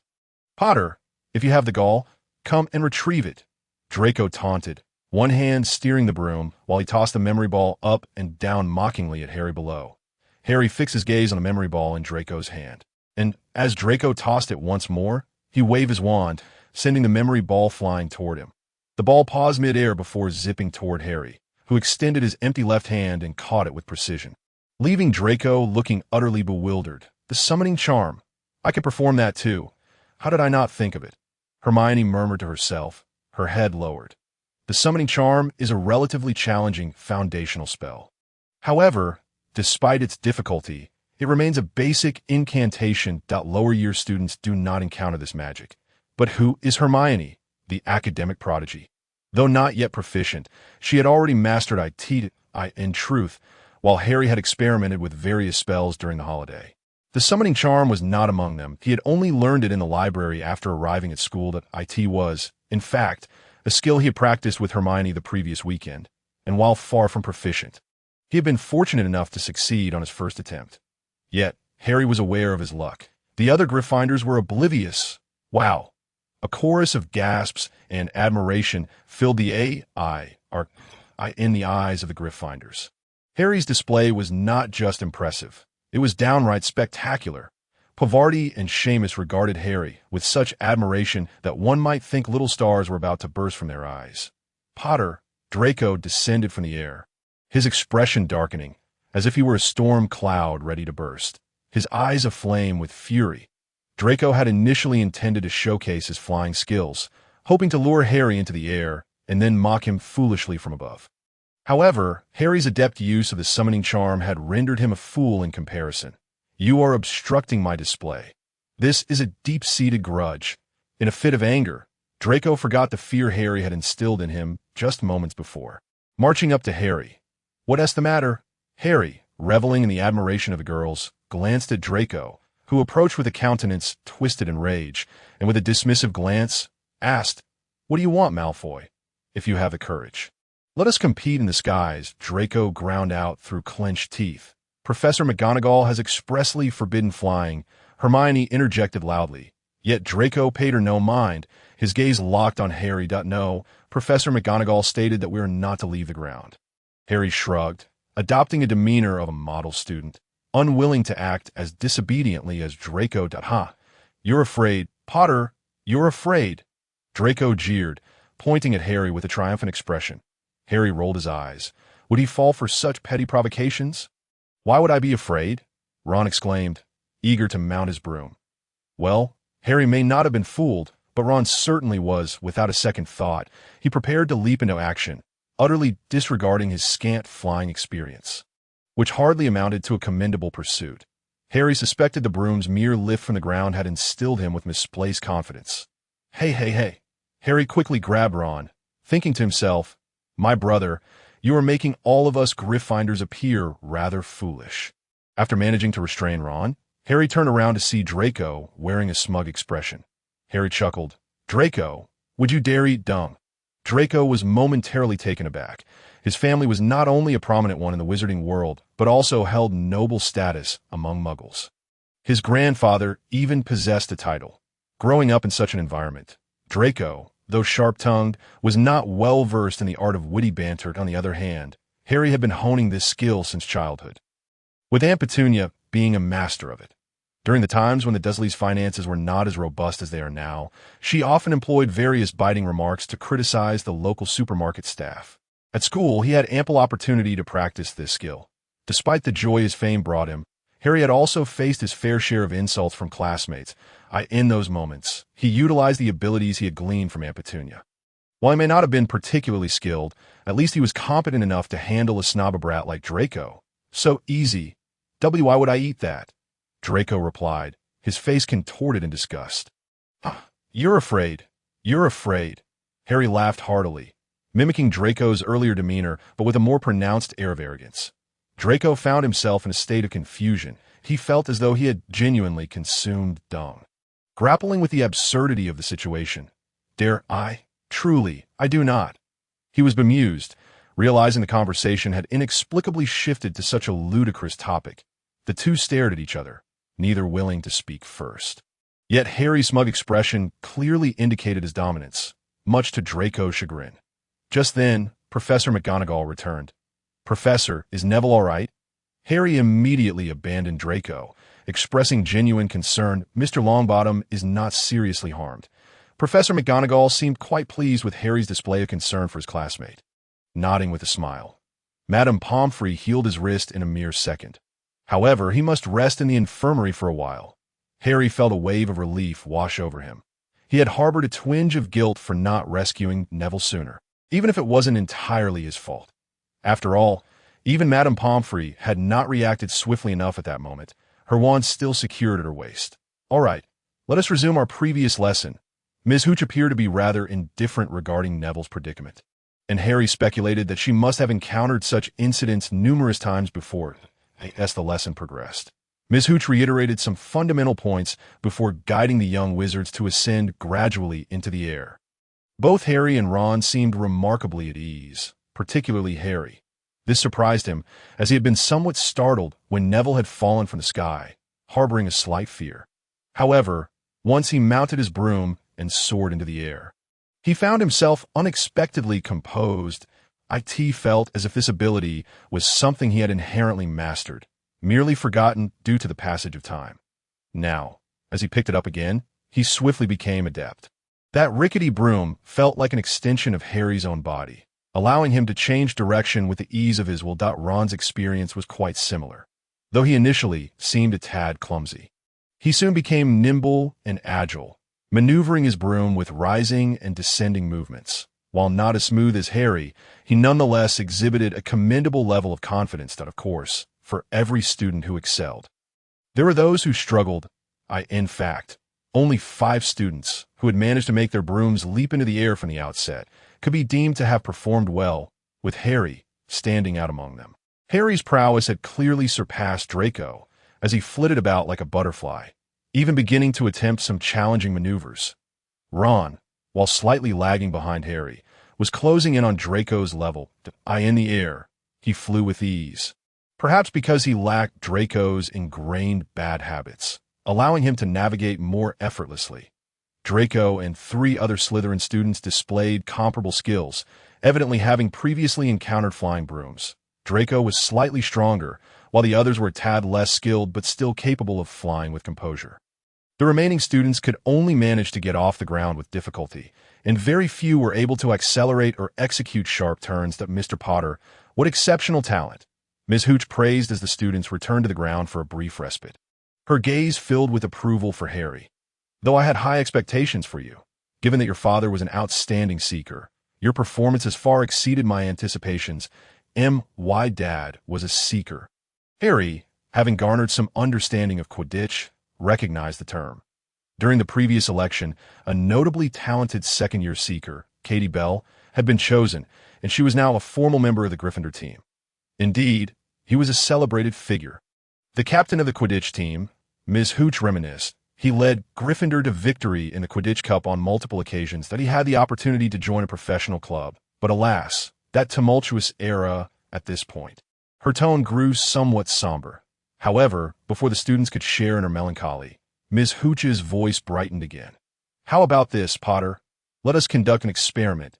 An experiment? Harry queried, somewhat baffled by what the professor intended. Indeed, an experiment. Mess, Hooch confirmed, then addressed the other students, particularly those from Slytherin. After a brief rest, you may practice freely, but do not ascend more than 10 meters above the ground, nor approach the castle. The students responded with a cacophony of curious affirmations. Ms. Hooch turned her attention back to Harry. So, what do you say? Would you like to give it a try? Sure, Harry replied, feeling a mix of nerves and anticipation. What sort of experiment could it be? Here is the plan. Ms. Hooch produced a tennis ball from her pocket. I will toss it, and you will attempt to catch it while riding your broom. What do you think? Harry found the idea intriguing, and the other students, including those from Slytherin, shared his enthusiasm. After Harry agreed, Ms. Hooch waited for him to mount his broom before gently tossing the tennis ball into the in a flash. Harry darted forward like a gust of wind, effortlessly catching the ball. Wow! A chorus of astonished cheers erupted. Puffed, I can do that too, Draco scoffed. Right, it's nothing special, Pansy Parkinson echoed, her expression mirroring Draco's disdain. The 2 fair-skinned, striking youths stood side by side, their synchronized gestures and expressions rather amusing. Blaise Zabini cast a sidelong glance at them, his lips moving silently, though a knowledgeable observer might discern the word fool. Excellent. Potter. Now, the next task will be a bit more challenging. Ms. Hooch declared, her satisfaction evident as she tossed the tennis ball once more, this time with much greater force, causing it to fly at a much faster speed. Nevertheless, Harry still managed to catch it with ease. Ms. Hooch's delight grew, and she subsequently began to magically enhance the ball's velocity. Even when it reached approximately 120 kilometers per hour, darting chaotically through the air, Harry continued to capture it effortlessly. Ms. Hooch was astounded. The young wizards were equally astonished, with Ron, Dean, and Seamus gaping as if they could fit their fists into their mouths. Several young witches, including those from Slytherin, watched with wide, gleaming eyes. Even Draco and Pansy, who had been so critical before, fell silent at this spectacle. 120 kilometers per hour was indeed the approximate speed of the golden snitch, though theoretically, the snitch could exceed 150 kilometers. However, it rarely achieved such speeds in practice. The true challenge of capturing the golden snitch lay in its ability to fly at incredible speeds while making sudden, unpredictable directional changes. The tennis ball controlled by Ms. Hooch barely matched the snitch's speed, yet lacked the same agility. Nevertheless, Harry's ease in catching it left Ms. Hooch thoroughly impressed. During this display, Ron attempted to catch the ball as well, but he struggled when the speed exceeded 80 kilometers per hour. Most of the young wizards were expressing genuine awe, with one notable exception. Hermione. Her expression was peculiar, as though she was on the verge of laughter, but was striving to suppress it. This was not due to any particular thoughts about Harry and Ron's exhibited talents. Rather, she found the scene amusing. Tossing the ball, catching it, tossing it again, and catching again, it resembled a muggle owner training a clever dog to fetch a ball. The more she observed, the harder it became for her to maintain her composure. Hermione's private amusement went unnoticed by others, as all attention remained focused on Harry and Ron's actions, particularly from Ms. Hooch. Potter, you may have the potential to become a seeker, she remarked with enthusiasm, then turned to Ron. Weasley, I think I shall call you Ron. There's simply too many Weasleys, haha. Is this your first time flying? I've flown a couple of times before, but only for a short while, Ron replied. Well then, I suspect your talent might rival Charlie's. Ms. Hooch mused. If it weren't for Potter's performance, I believe you would also show promise as a seeker. However, even if not a seeker, I believe you would excel as a chaser or keeper. Perhaps you should have a word with Fred and George and see if they could discuss it with Wood. Upon hearing Ms. Hooch equate his talent with Charlie's, Ron was visibly exhilarated, his face turning as red as his hair. After all, Charlie had already received an invitation to trial for a professional youth training team. While it was merely a youth squad, it was still a step towards becoming a professional Quidditch player. He resolved that immediately after class, he would seek out his two brothers. This weekend, Gryffindor was likely to have practice. Perhaps he might earn a special selection. Of course, there's also Harry to consider. The first years certainly couldn't become regular players, but joining the team as a reserve to train alongside them seemed like a splendid option. If he joined the team as a first year, he would be ahead of Charlie and Fred in that regard. I think there's no need to complicate matters. Yes, Ron fantasized about joining the team. An unexpected voice interjected. Professor McGonagall, clad in a deep green robe, appeared on the lawn, standing behind the young wizards. Remarkably, the usually stern and unyielding McGonagall wore a beaming smile. Rolanda, could you allow Mr.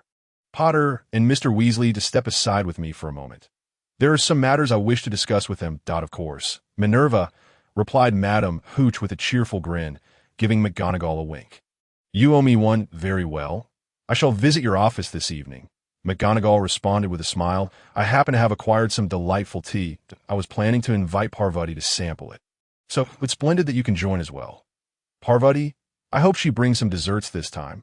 Madame Hooch nodded with a smile, and after exchanging a few pleasantries, McGonagall led Harry and Ron away from the lawn towards the castle. The young wizards watched the retreating figures of McGonagall and Harry, momentarily bewildered, as most of them had yet to grasp the situation's implications. However, some quick-witted students understood McGonagall's intentions. Whispers began to circulate among the students. And soon, with the clever prodding of others, they gasped in quiet astonishment. Only Draco Malfoy appeared utterly despondent. What is happening? How can this be? Wasn't the flying lesson supposed to showcase my brilliance, overshadow Potter, and leave him in awe of my prowess? How did it come to this? Draco was utterly confounded. Have you heard? Harry Potter has been selected for the Quidditch team, as a seeker, no less, for days. The topic had been the talk of the castle, eliciting both astonishment and skepticism. That Thursday afternoon, after McGonagall escorted Harry and Ron from the lawn, she directly approached Oliver Wood and introduced the two to him. Wood had been worried about the current squad skill level, as the seventh-year seeker was preoccupied with exams and struggled to focus on practice, while the fourth-year substitute was woefully inadequate. Just then, Harry and Ron appeared, personally escorted by the headmistress. Wood knew that McGonagall had once been an exceptional Quidditch player in her youth, at least during her time at the school. He trusted her judgment implicitly. After a brief tryout, Wood's delight was palpable pure, unadulterated joy. Even with his high expectations based on his trust in McGonagall, Harry and Ron's skills astonished him. He promptly decided Harry and Ron, first years, would join the team. Naturally, this required McGonagall's special permission, as the standard rules prohibited first years from participating in the Quidditch team. McGonagall, well aware of her team's current predicament, decisively authorized the arrangement. Thus, Harry not only made the team, but also secured a position as a starting seeker. As for the matter of who among the 7th-year senior and the 4th-year substitute would actually play, that would be determined in subsequent practices. From Wood's perspective, he held great hopes for Harry. As for Ron, both Wood and McGonagall believed he possessed excellent potential as a keeper, at least serving as Wood's backup for the time being. Although a substitute, Ron felt an exhilarating thrill. No member of his family had ever joined the house team as a first year. Harry was quite content, despite the substantial amount of his free time now devoted to training. Ron, too, was pleased, especially after receiving a letter of praise from their mother, Mrs. Weasley. The Gryffindor young wizards were all elated. However, who could possibly be dissatisfied? Draco was far from pleased. Why? Why should Potter, a mere first year, join a Quidditch team? As if that wasn't enough, why was that red-headed Weasley also allowed to participate? Young Master Draco was discontented. And when he was unhappy, trouble inevitably followed. Thus, after this news broke, Draco made a point of seeking out Harry and Ron for provocation during meals almost every day. Yet, since that day, Harry and Ron had been engaged in rigorous training, leaving them with little energy to deal with Draco. Ignored and overlooked, Draco grew increasingly disgruntled. Aside from Draco, another individual was also displeased. Oliver Wood. Wood's displeasure did not stem from Harry and Ron's performance, which had truly exceeded his expectations. Rather, he was frustrated that this matter had become common knowledge throughout the school that I distinctly said to treat them as secret weapons and not to leak any information. Wood fumed, unleashing his captain's authority. During practice, he bellowed loudly, increasing the twins' training regimen by 30%. "Well done, Wood," praised Angelina Johnson, a charming member of the Quidditch team. "Those two troublemakers have long deserved a good talking to." Fred and George, in response, merely whined. In the weeks that followed, Harry led a fulfilling life, exhausted yet joyful. Moreover, under Hermione's guidance, he discovered a medal belonging to his father, James Potter, in the trophy room, Hogwarts Best Seeker of the Year. This was one of the few pieces of information Harry had regarding his parents. Although Hagrid clearly knew a great deal, his ability to articulate was lacking. He could only express that they were good people, both outstanding wizards, but could elaborate no further. In contrast, there were countless books detailing Harry's own exploits, but only scant references to his parents, primarily identified as the parents of Harry Potter. This was rather awkward. One evening, after Harry and Ron had finished their dinner, they prepared to head to the Quidditch pitch for practice. Upon reaching the castle entrance, they were intercepted by Draco and his two cohorts, Crabbe and Goyle, who seemed to have been waiting there. Well, Scared, feeling rather bold lately, aren't we?" Draco sneered provocatively at Harry. "Mama's boy, do you realize how annoying you are?" Harry replied with some irritation, as Draco's incessant harassment had become tiresome. Especially when he needed to focus on training. "Don't call me that," Draco retorted angrily, highly displeased with the moniker. "If you keep your distance, I won't have to." Harry rolled his eyes in disdain. "Could you kindly step aside? I'm in a hurry." With that, Harry and Ron attempted to bypass the trio to make it to practice on time. Wood would surely scold them if they were late. Humph! Draco seemed to suddenly remember his purpose. Stepping forward again to block Harry's path, "I challenge you to a duel." "A duel?" Harry responded, astonished at the sight of Draco, whom he could only describe as scrawny, unable to suppress a laugh as he cracked his knuckles. "It seems someone has forgotten their place. Come on, let us make this quick." Draco, upon seeing Harry's demeanor, was instantly alarmed, taking a large step backward, hands raised defensively, appearing thoroughly cautious. Not just he, but Crabbe and Goyle also retreated a step, clearly still haunted by the previous encounter on the train. "And aren't you the one who wanted a duel?" Harry asked with a grin, even rolling up his sleeves for effect. He was merely trying to intimidate Draco. As the castle entrance was bustling with students, while it would certainly be gratifying to give Draco a good thrashing, the repercussions would likely be severe. A duel, a wizard-esque duel. Draco glared at Harry with a fierce intensity. though his bravado seemed rather hollow. Not the kind of brutish fighting you engage in a wizard's duel. Harry raised an eyebrow, fully aware of Draco's meaning. The first week's assignment in History of Magic had been a paper on wizard dueling. He possessed a fair understanding of this long-standing tradition within the magical community. The wizard's duel, by definition, allowed only the use of wands and prohibited physical contact. Furthermore, an assistant was typically required, in the earliest instances. If the duelist were to perish, the assistant would carry on. Of course, after centuries of evolution, the rules had transformed considerably in modern times, unless it is truly a matter of life and death.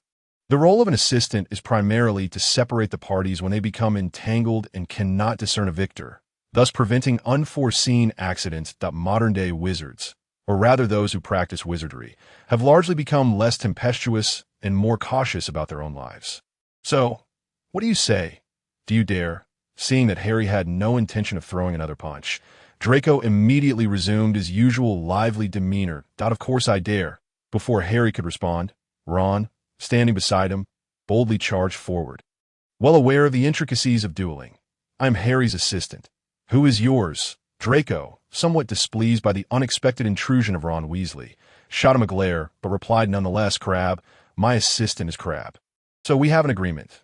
This Friday at midnight at the entrance to the trophy room. Whoever fails to show up is a coward. With that, he left in haste with Crabbe and Goyle, not waiting for Harry and Ron to retort. Hey Ron, why did you agree so quickly? Harry asked with a hint of exasperation. Ron was a good friend in every aspect, but he could be rather reckless and easily swept up in the moment. Oh, Draco is just boasting. What spells can he really cast? Dueling. Puffed. Ron was about to express his thoughts when another voice chimed in. Excuse me, may I interrupt for a moment? Startled, Harry and Ron turned sharply to find Hermione Granger standing behind them with a disapproving expression. Hermione, did you know? Scaring people can lead to illness. What is it called? That thing you mentioned last time? Something about a blockage.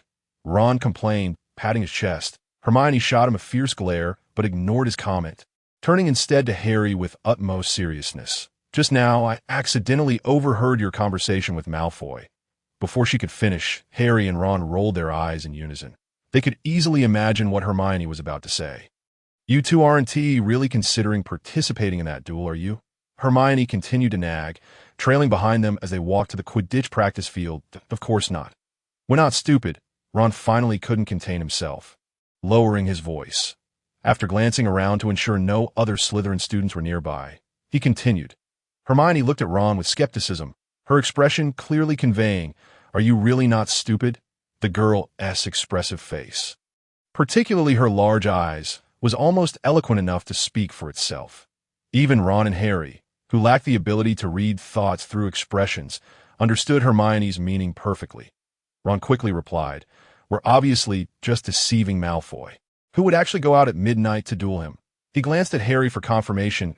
The entrance to the trophy room, Harry recalled with clarity. Right, the trophy room. Who in their right mind would go there at such an hour to duel? Ron asserted, as if it were a matter of course, but Hermione momentarily struggled to accept Ron's brazen dismissal of lying, even though she fully agreed with his stance this time. Harry and Ron exchanged eye rolls. While lying was generally frowned upon, there were far worse things to consider. In comparison, lying seemed trivial. Ron, however, had two older brothers, George and Fred, who had woven mischief into their very being and considered it a lifelong pursuit. For them, lying was as instinctive as drinking water or breathing. Harry, having grown up engaging in playful banter with Dudley, was equally adept at spinning tales and was no less skilled than Ron. These two were hardly burdened by guilt over their words. And Draco is clearly trying to deceive us, Ron declared with certainty. Why do you say that? Hermione, still reeling from her worldview being slightly shattered, questioned. Having been raised to rarely tell lies, she lacked the mindset that Harry and Ron possessed. Listen to what he said. Whoever doesn't show up is a coward, right? Ron explained. Hermione nodded. What is wrong with that? It was evident that dear little Hermione had not discerned the flaw in Draco's logic. Ron pressed on. Slytherin doesn't share the same values as Gryffindor. They don't prize courage as a virtue. As for Draco, he is a coward at heart. He is the first to flee when trouble arises, as you've seen. Hermione recalled how Draco would swiftly retreat whenever Harry rolled up his sleeves to confront him. And she nodded in agreement, so when he said that he had already resolved not to show up, Ron confidently concluded. Hermione suddenly felt that Ron made a compelling argument, but at that moment, Ron's image was entirely reshaping her preconceived notions about him. Could Ron possess such a sharp intellect? Harry, however, found nothing peculiar about this revelation. Unlike Hermione, who was perpetually buried in her books, Harry and Ron spent nearly every day together, and he understood well that Ron, despite his carefree demeanor, was quite astute. This was evidenced by his exceptional prowess in wizard-esque chess. Harry had already engaged in matches with Ron on the train, and both he and Hermione had been thoroughly defeated. Hermione took her loss in stride, but Harry felt a twinge of indignation that he had secretly practiced some strategies and even purchased a beginner-esque chess set that was somewhat easier to manage. But when he challenged Ron again, he was still utterly trounced that in fact, there had been an unofficial wizard-esque chess tournament in the Gryffindor common room, where Ron boasted an impressive record of 67 wins and only one defeat. Reigning supreme. His only loss had been to a fifth-year girl who was previously the best chess player in Gryffindor. They had played 2 games. One was a narrow victory for Ron, while the other ended in a swift defeat. However, even in that narrow victory, Harry felt it was more luck than skill. The girl had worn a particularly charming nightdress that had completely distracted Ron. After that day, she had refused to play chess with him again. With such remarkable chess skills, how could anyone believe Ron lacked intelligence? It was preposterous. Ron simply chose not to showcase his intellect, and coupled with his consistent struggles in spellcasting, it led others to perceive him as less than bright. Yet, the fact that such a clever Ron struggled with magic remained a perplexing mystery for Harry. On Friday afternoons, first years had no classes, while third and fifth years did, resulting in no Quidditch practice. After a brief adjustment period, first-year classes remained relatively easy. Students like Hermione, the academic overachiever, typically spent Friday afternoons in the library, completing all their weekend assignments and then adding extra lessons for themselves on Saturday and Sunday. In contrast, Harry and Ron usually took it easy on Friday afternoons, completing half of the simpler assignments before seeking assistance from Padma Patil in the library on Saturday morning to tackle the more complex tasks. Saturday afternoons and Sundays were reserved for relaxation and leisure. Although if Oliver would manage to secure the Quidditch pitch, they would also need to engage in additional Quidditch practice. However, with the new Quidditch season approaching, the other 3 houses had begun to frequently borrow the pitch for their training, making it increasingly difficult for Wood to secure a time slot. He had often complained about this, particularly regarding Slytherin's Quidditch captain, Marcus Flint, who had taken advantage of a note from Professor Snape to usurp several of Gryffindor's practice sessions. Slytherin is utterly shameless, was Wood's assessment. Today was somewhat exceptional, as Gryffindor had scheduled a Quidditch practice match against Ravenclaw on Saturday. Thus, Harry and Ron resolved to buckle down and follow Hermione's lead by pulling an all-nighter to finish their assignments. After dinner, the two took a brief rest before heading straight to the library, determined to battle through until the early hours. Hermione and Padma were already in the library, perhaps due to their shared status as overachievers, and having provided tutoring to Harry and Ron on several occasions. They had grown somewhat closer, though not as inseparable as Harry and Ron, who were nearly always together. However, compared to the previous situation where Hermione had no female friends by her side, this could be seen as a notable improvement. The professors indeed assign homework that reflects their high academic standards. Under normal circumstances, a diligent student could complete the weekend assignments in a day if pressed for time, or perhaps a day and a half if they had a more leisurely approach. Taking into account that there are no classes on Friday afternoons, it effectively allows students to not only finish their homework, but also to enjoy a full day of rest and entertainment. Scholars like Hermione and Padma can complete their assignments in a Friday afternoon and a half of an evening, whereas Harry and Ron do not enjoy such ease to be 8:30 in the evening. Hermione and Padma had already finished their work, while Ron and Harry still had quite a bit left to do. "Harry, I'm off now. Just write according to this section," Padma said, pointing to a passage in a hefty tome on the history of magic.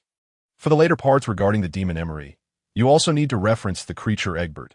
They have many disputes," she added with a playful warning. "Oh, and please don't confuse Emery with Ulrich. Children in Europe tend to mature early.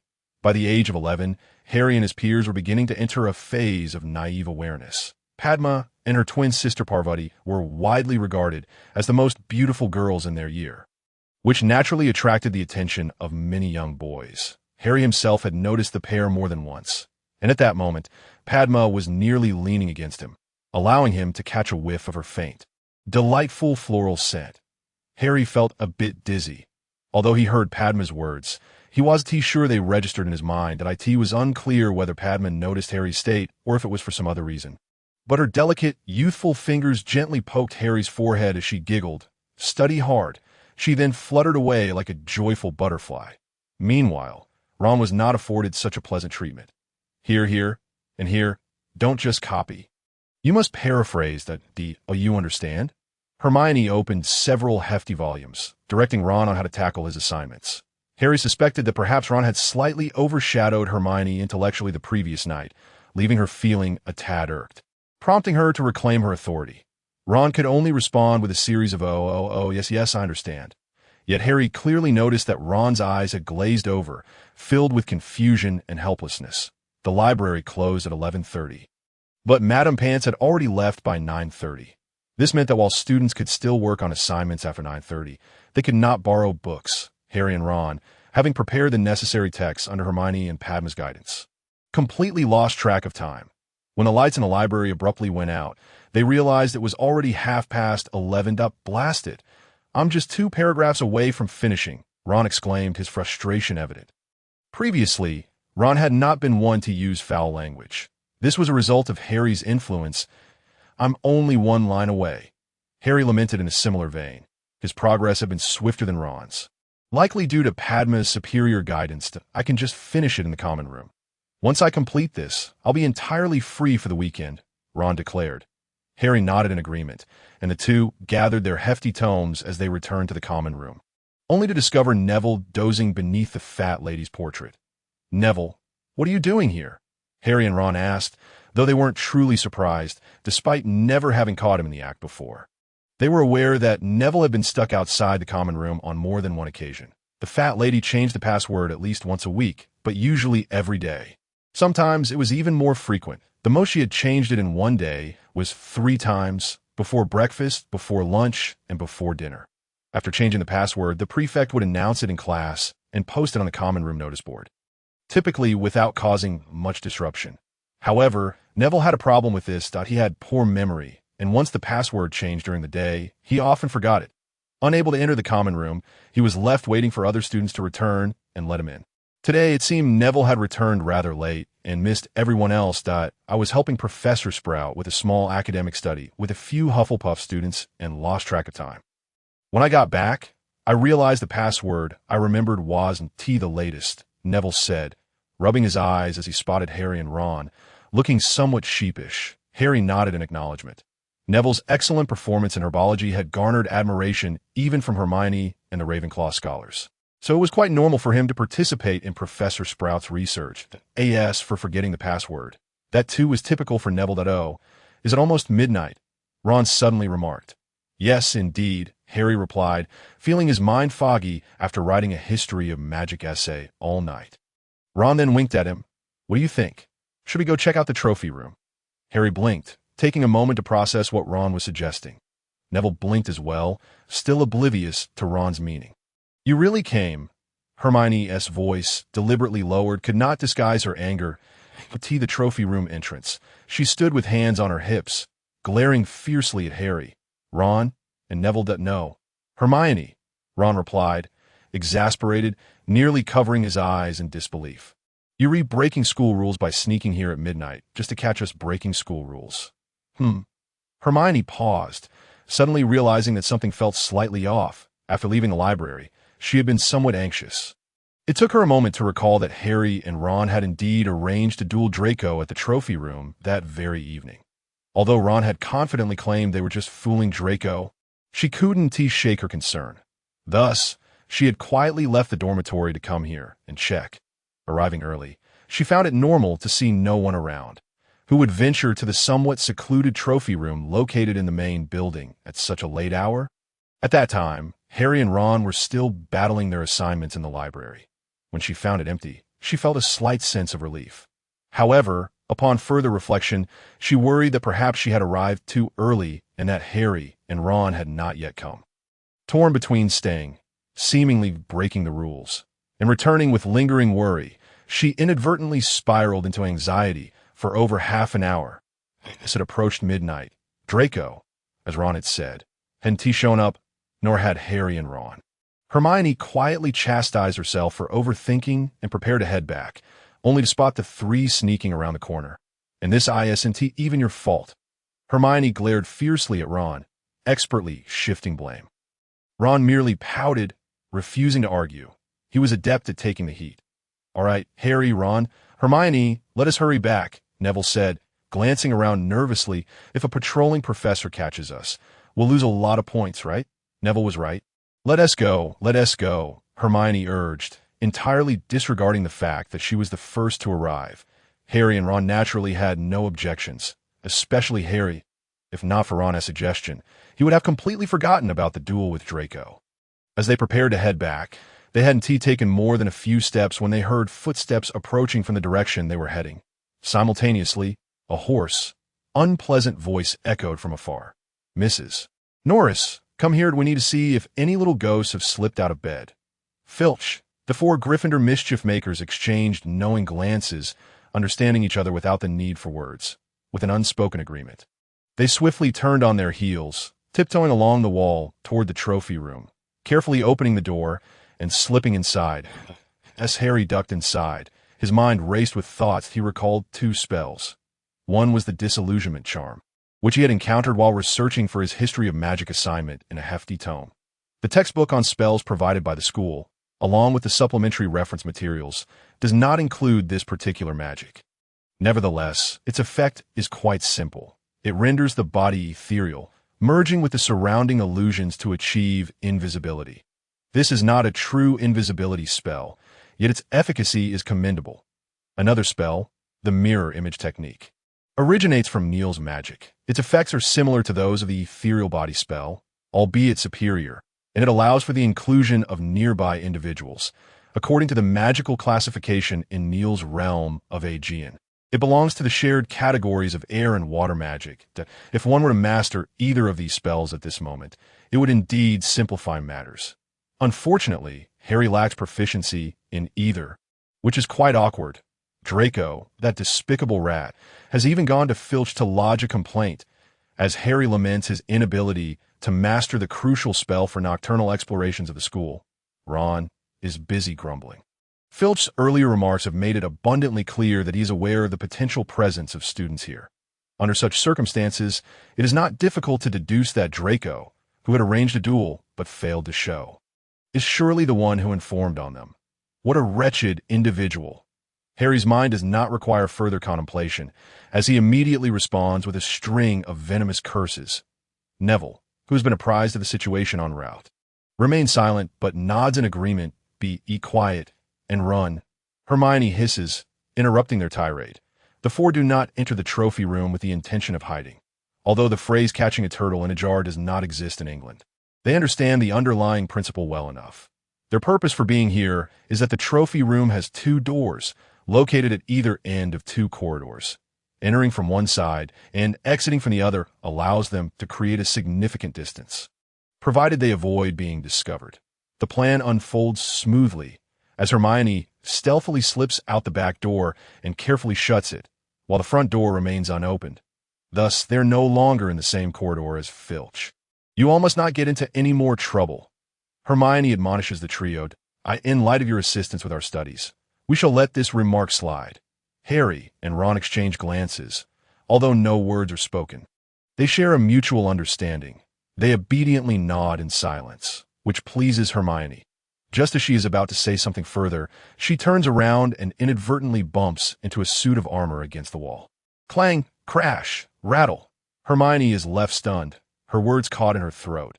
Harry, Ron, Neville, run. Harry is the first to react, urging them in a low voice before sprinting away. I could see that moment. He deeply regrets not having returned the textbooks to the common room beforehand, as carrying them is proving to be quite cumbersome. Ron, without hesitation, follows closely behind Harry. Hermione and Neville hesitate briefly, only to find themselves lagging behind by several steps as Harry and Ron dash ahead. Regaining their composure, the two hastily pursue. After running through several corridors, Harry finds himself utterly exhausted and stops, panting heavily. Ron and Hermione are even worse off, having slumped against the wall, sliding down to sit on the floor. Meanwhile, Neville appears remarkably unfazed. This little chubby one has surprisingly good stamina. Harry muses in astonishment. However, upon reflection, it occurs to him that Neville carries no heavy tomes like he and Ron do, which are not much lighter than bricks of equivalent size. We should have already shaken him off, right? Hermione states, her voice strained. This time, she refrains from complaining, as the armor incident was her fault. Where are we? Neville queries, glancing around with uncertainty. The four have been sprinting without regard for the staircase, be it up or down, simply charging ahead. Consequently, they have lost all sense of their location. After all, the staircases of Hogwarts are notoriously unpredictable, making it utterly unreliable to remember where they lead. Neville's question hangs in the air. All three turn to Hermione, the academic achiever. Recalling the structure of the castle and the locations of various classrooms is undoubtedly one of her strengths. This should be the fourth floor? I don't think I've ever been here, Hermione responds hesitantly, surveying her surroundings before her expression gradually darkens. This is the corridor on the right side of the fourth floor. Harry, Ron, and Neville are momentarily taken aback. It has been over a month since Dumbledore mentioned that the right corridor on the fourth floor is a dangerous forbidden zone, and no one has brought it up since, and Harry has long forgotten about it, even though he had contemplated exploring it along with the Forbidden Forest. However, the myriad of new experiences since the start of term has completely erased that thought from his mind at this juncture. Hermione's words evoke a faint recollection. Let's wander a bit. Let's take a look around. From a distance, a voice drifts in, sounding quite leisurely. Yet to Harry and the others, it resonates with palpable malice. Peeves. Ron's face pales dramatically. They have just escaped one peril only to stumble into another. Ron and Harry glance around, quickly spotting a wooden door nearby. Hide! Hide!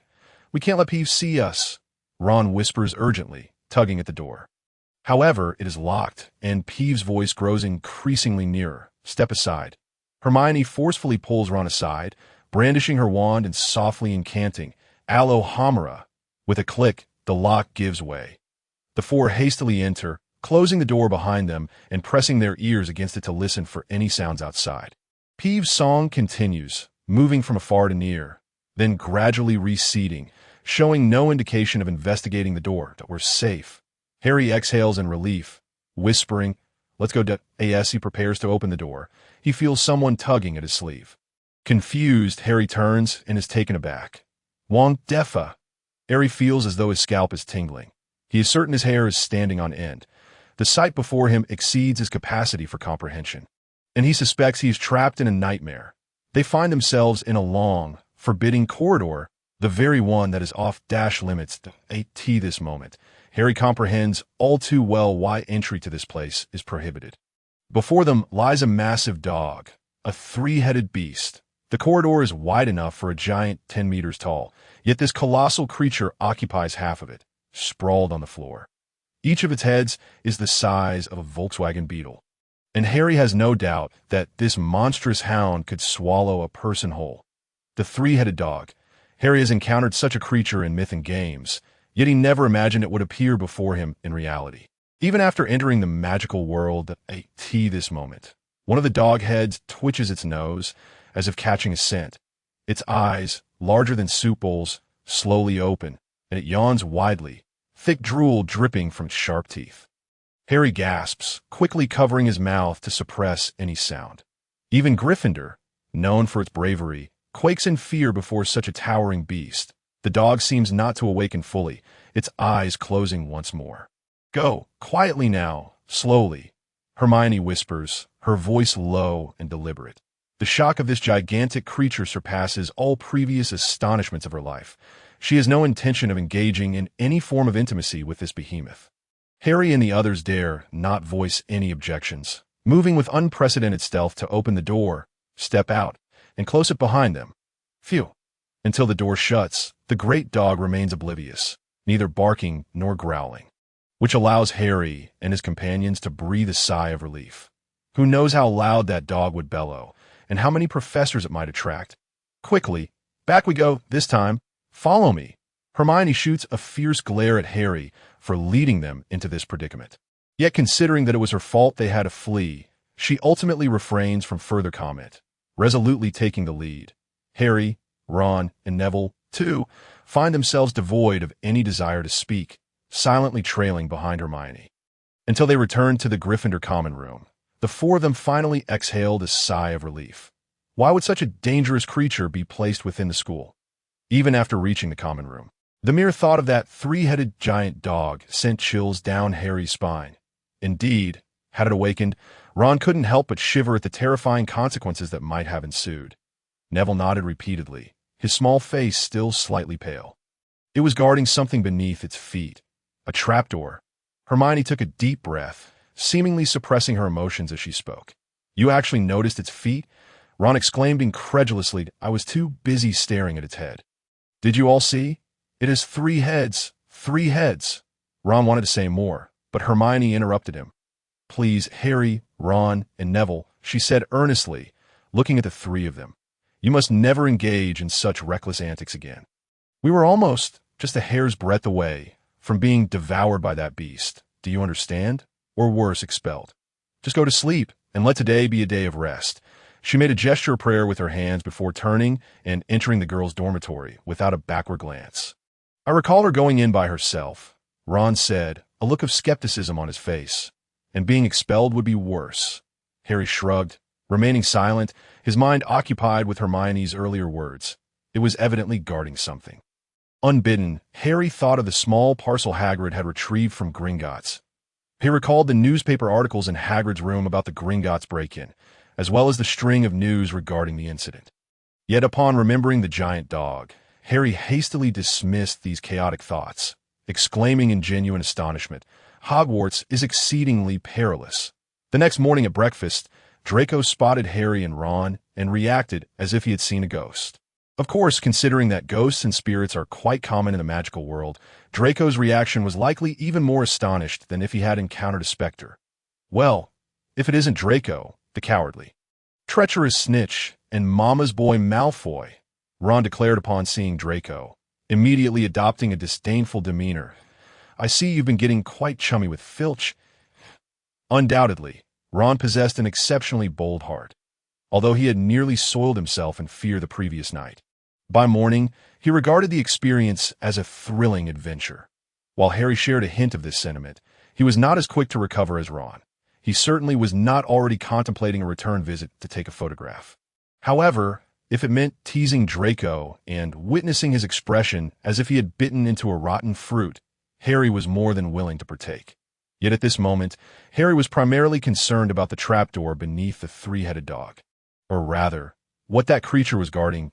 He was about 70% certain that whatever lay beneath was the same kind of thing Hagrid had extracted from Gringotts. He discreetly shared this thought with Ron, who also found it quite plausible. However, neither of them could fathom what it might be.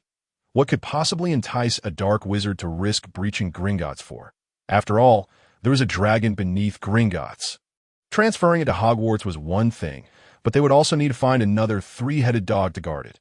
Ron mused skeptically, yet Harry was distracted by another thought. A dragon?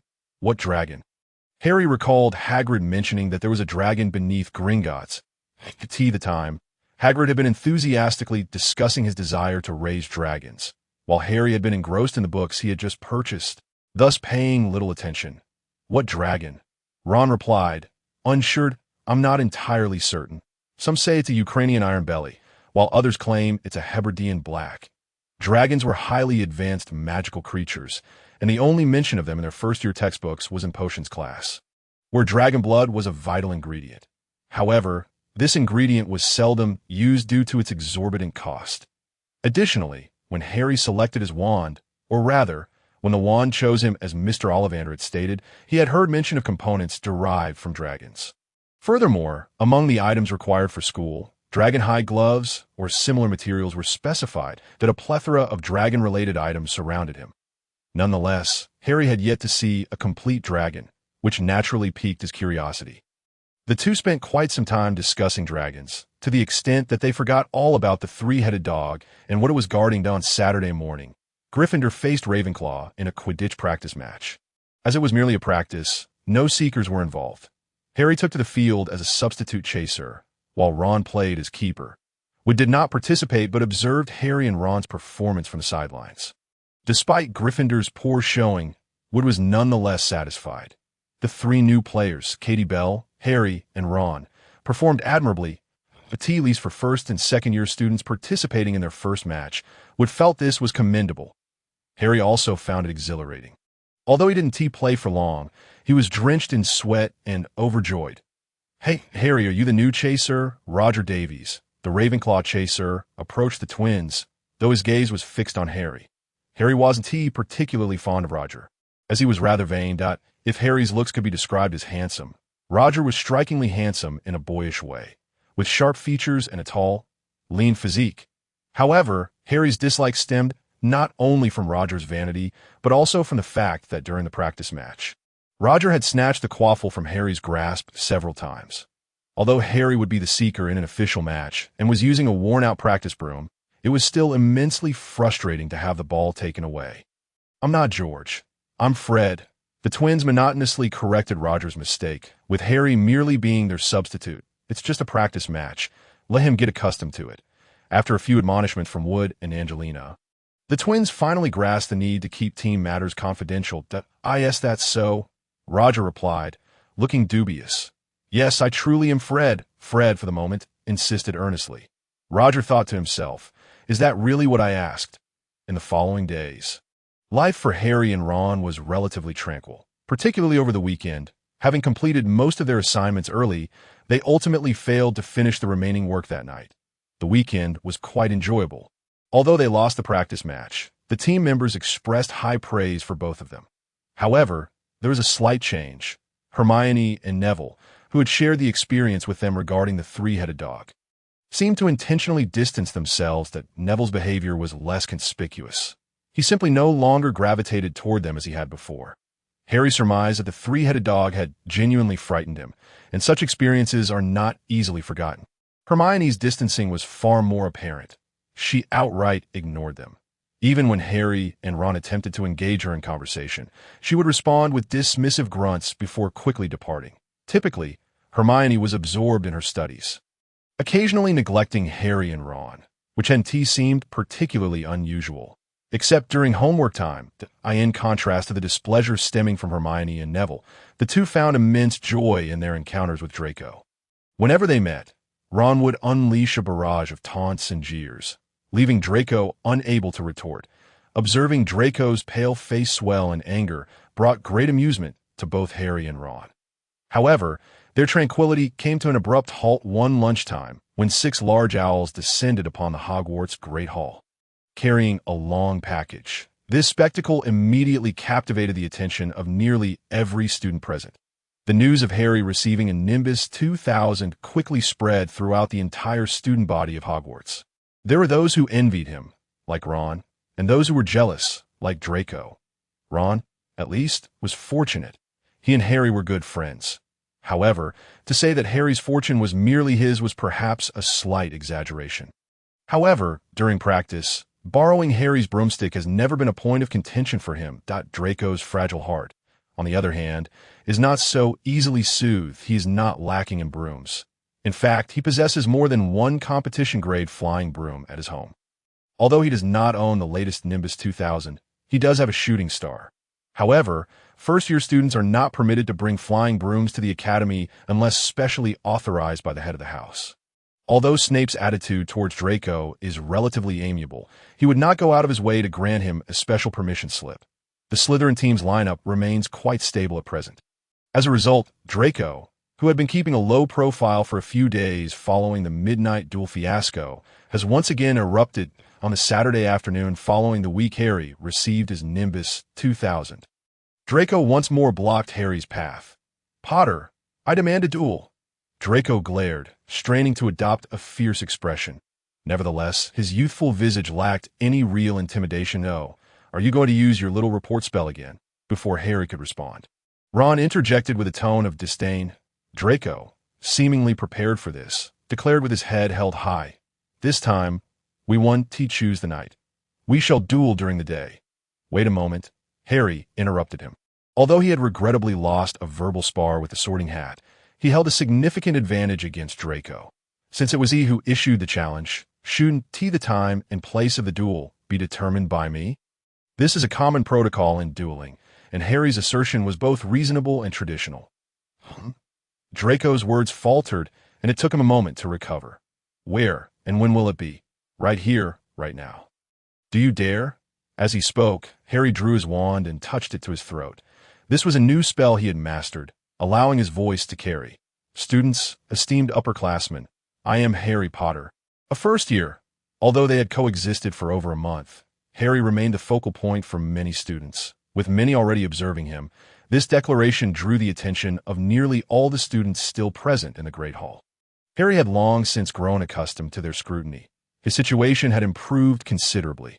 During the initial weeks of school, he would be surrounded by throngs of students wherever he went, many critiquing his appearance. He faced their gazes with equanimity, having experienced such attention since he was 6 or 7 years old.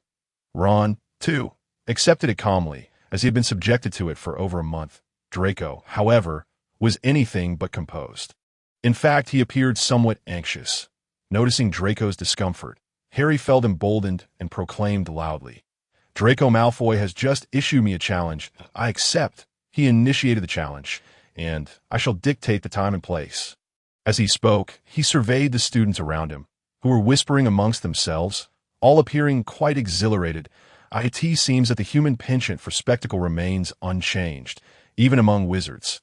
Harry was pleased with the effect, and continued, "The time is now, and the place is right here." Now, it was a matter of whether Draco would dare to accept.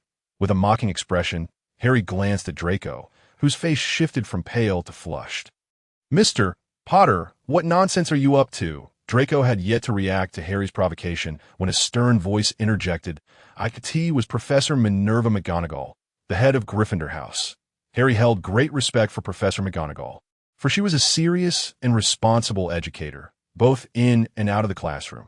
Though she was strict, causing the young wizards to harbor a degree of trepidation towards her, Harry knew that she genuinely cared for her students. Naturally, his favorable impression was also influenced by her gift of a Nimbus 2000. Today, Professor McGonagall wore a light blue robe adorned with golden stripes, which made her appear less austere than usual. However, when she adopted a stern expression, all the young wizards fell silent. Professor McGonagall stepped between Harry and Draco, casting a serious gaze at the two, who had shrunk back in alarm, and shook her head. "Wizard dueling is perilous.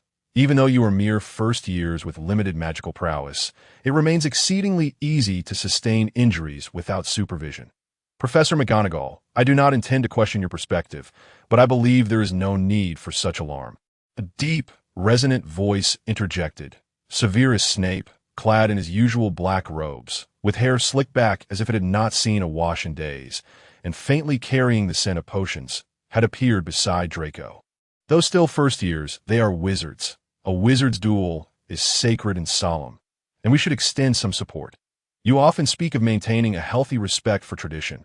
Do you not, Professor? Snape expressed a modicum of respect to Professor McGonagall. Yet his gaze towards Harry and Ron was steeped in indifference. A.S.'s eyes briefly met Harry's. A flicker of a peculiar emotion crossed his face, only to be quickly replaced by profound disdain. "Surely, we could merely observe from the sidelines that I believe if you and I are present, there should be no danger, don't you think? Severus, do you truly consider this a wise course of action?" McGonagall furrowed her brow, neither outright accepting nor rejecting Snape's proposition that "I believe so." Although we are no longer in tumultuous times, it may be beneficial for children to learn how to fight early on. After all, you are an expert in dueling, are you not? I dare say you could offer some guidance, Snape complimented. "Very well, since you feel that way." McGonagall hesitated, then, deciding to concede to Snape, nodded slightly and raised a finger. A house elf appeared beside Professor McGonagall without warning, addressing her with utmost respect. "What is your command, Madam Deputy Headmistress?" Dobby, please prepare this area. A duel will soon take place here, and restored afterward. McGonagall instructed succinctly, as you wish. The house elf named Dobby bowed and vanished without a trace. In the next moment. The 4 long tables and their corresponding benches silently disappeared, replaced by a single elongated platform in the center, the material of which was unknown, covered by a red carpet, with steps on either side for ascent. Professor McGonagall nodded in satisfaction and turned her gaze towards Snape. Thank you for your support. Professor McGonagall, Snape inclined his head slightly before turning to Harry and Draco. I believe assistance is unnecessary. This shall be a one-on-one duel. Disarming, stunning, falling from the platform, or conceding all count as defeat. Death, of course, is to be avoided here at school, and Professor McGonagall and I will ensure such an outcome does not occur. Either of you have any objections? Draco blinked his large eyes, bemused and bewildered as to how the situation had escalated to this point. Harry, too, felt a headache coming on. Equally unprepared for the unfolding scenario, he had initially sought to quell Draco's arrogance, believing that Draco would surely shy away from a duel. Conversely, Draco likely wished to find a secluded spot to ambush Harry. Open combat was not a concept for wizards. At least, it was not one embraced by the Malfoy family. The term Malfoy itself speaks volumes about their family traditions. However, neither had anticipated that Professor McGonagall and Snape's intervention would transform the situation entirely, leading to a duel in full view of the public. Harry and Draco were left in a state of confusion, while the other students buzzed with excitement. A duel! A duel! It's been ages since we've witnessed one at Hogwarts. Moreover, one participant was the most talked-about student in the academy, Harry Potter, while the other was the heir of one of the wizarding world's oldest pure-blood families, the Malfoys. This duel promised to be thrilling. The human inclination to revel in spectacle remained unchanged, even when the subjects were wizards. Indeed, at this very moment, the essence of this situation is vividly manifested among the young wizards, the students who had originally intended to depart after their meal for a nap, to delve into books, engage in play, or even pursue romantic endeavors, swiftly gathered around out of course. Some chose to leave, but rather than abandoning the commotion, they sought to rally their friends to join the spectacle. Such a lively event, viewed alone, would surely lack much of its charm. In just a minute or two, nearly 100 individuals had congregated in the hall, considering that Hogwarts boasts a total student body of approximately 300. Notably, it was not solely students who encircled the stage in eager anticipation. Among the crowd, Harry spotted Professor Flitwick, the charming charms instructor, whose short stature belied his engaging presence in class, exhibiting even more excitement than many of the students. Come on, Draco, and you too, Mr. Potter, do not waste everyone's time.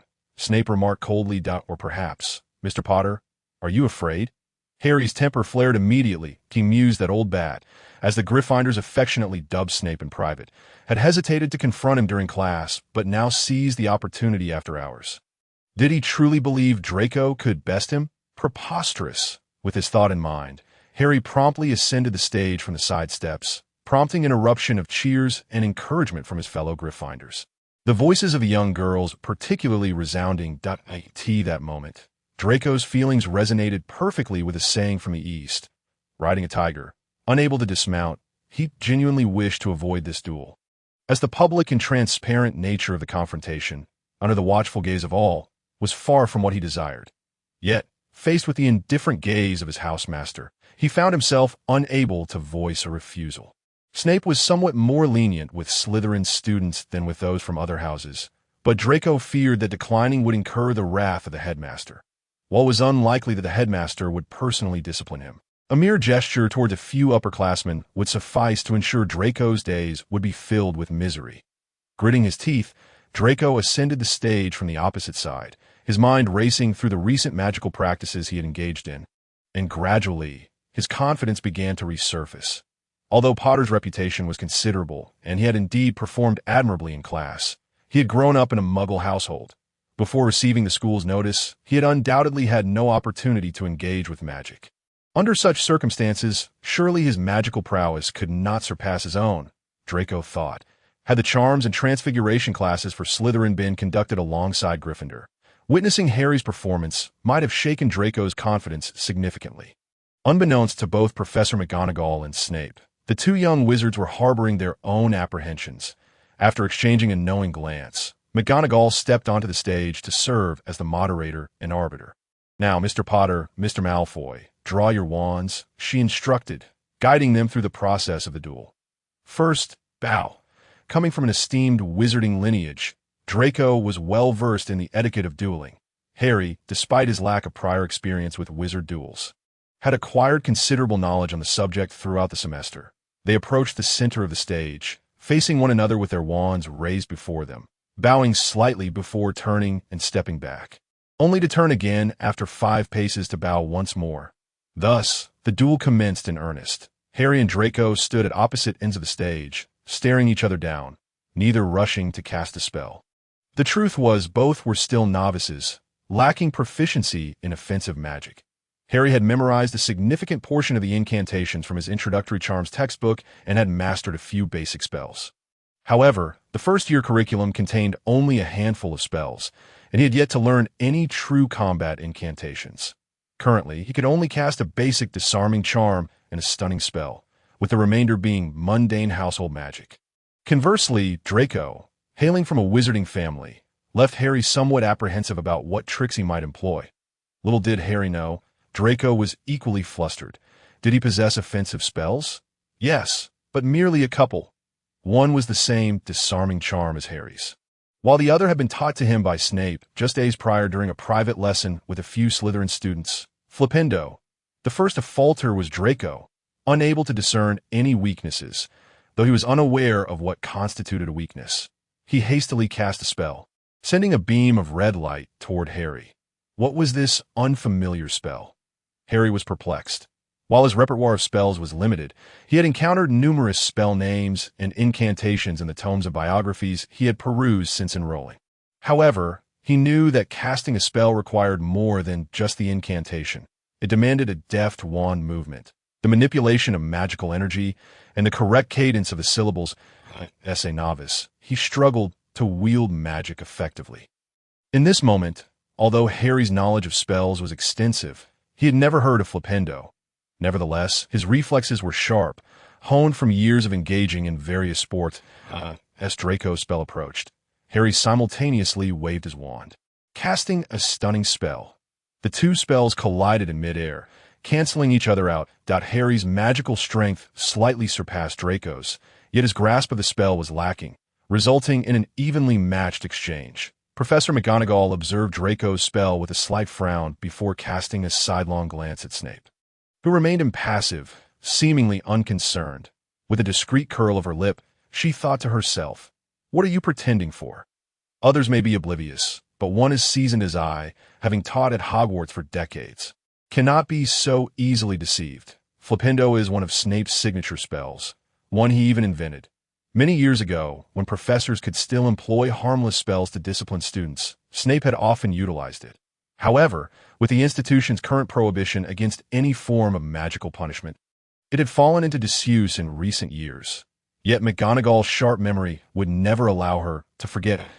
As Harry marveled at Draco's unconventional spell, Draco too was taken aback. He had not anticipated that Harry could wield offensive magic.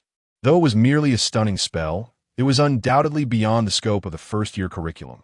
The initial developments of their duel had caught both boys by surprise, prompting them to adopt a more cautious demeanor. They stood with their wands raised, eyes locked in a fierce gaze, fully aware that a lapse in their magic would likely leave them vulnerable to the other's spell. In such a duel, it would typically be prudent to summon protective armor or a shield charm. Unfortunately, both Harry and Draco, as fledgling wizards, were wholly unfamiliar with defensive spells. Their stalemate soon drew displeasure from the younger wizards below, with students from Ravenclaw and Hufflepuff, who had no vested interest in the matter, beginning to boo. Harry's mind raced as he sought a way to swiftly alter the current situation. But he possessed a fair number of minor spells taught by Neville that could prove useful at this juncture. However, with McGonagall and Snape observing closely, he felt too intimidated to employ them. Just as he was grappling with this dilemma, Draco keenly noticed a fleeting moment of distraction in Harry's demeanor. This was undoubtedly the opening the headmaster had spoken of. Almost simultaneously, Draco waved his wand, this time casting the disarming charm. He uttered the incantation with conviction, yet nothing transpired. In truth, both Flipendo and the disarming spell were unfamiliar to Draco. However, the success of the earlier spell had emboldened him, leading him to approach this incantation with far less caution than before. As a result, the spell faltered. Draco was left dumbfounded, while Harry nearly burst into laughter, having anticipated Draco's prowess with unconventional magic to be formidable. And yet, was this all? What a weakling! Though he inwardly scoffed at Draco, Harry exercised great caution in wielding his magic. With his wand moving in a precise rhythm, he summoned the spell, disarming his opponent. A beam of red light erupted from the tip of his wand, striking Draco's wand with pinpoint accuracy, causing it to fly from his grasp and tumble far below the dueling platform. Draco staggered back 2 or 3 steps, nearly losing his balance. Harry furrowed his brow slightly. This was not quite what he had anticipated.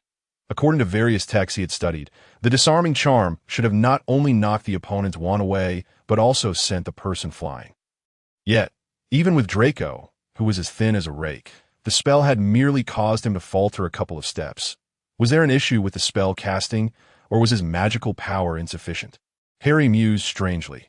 However, despite his dissatisfaction with the effectiveness of his magic, having successfully disarmed his opponent, he could already affirm his victory in this duel.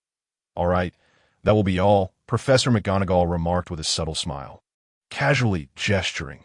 Without the need for a wand or incantation, Draco's wand gracefully lifted from the ground and landed in her hand, ascending to the platform with a lightness entirely unbefitting of her age.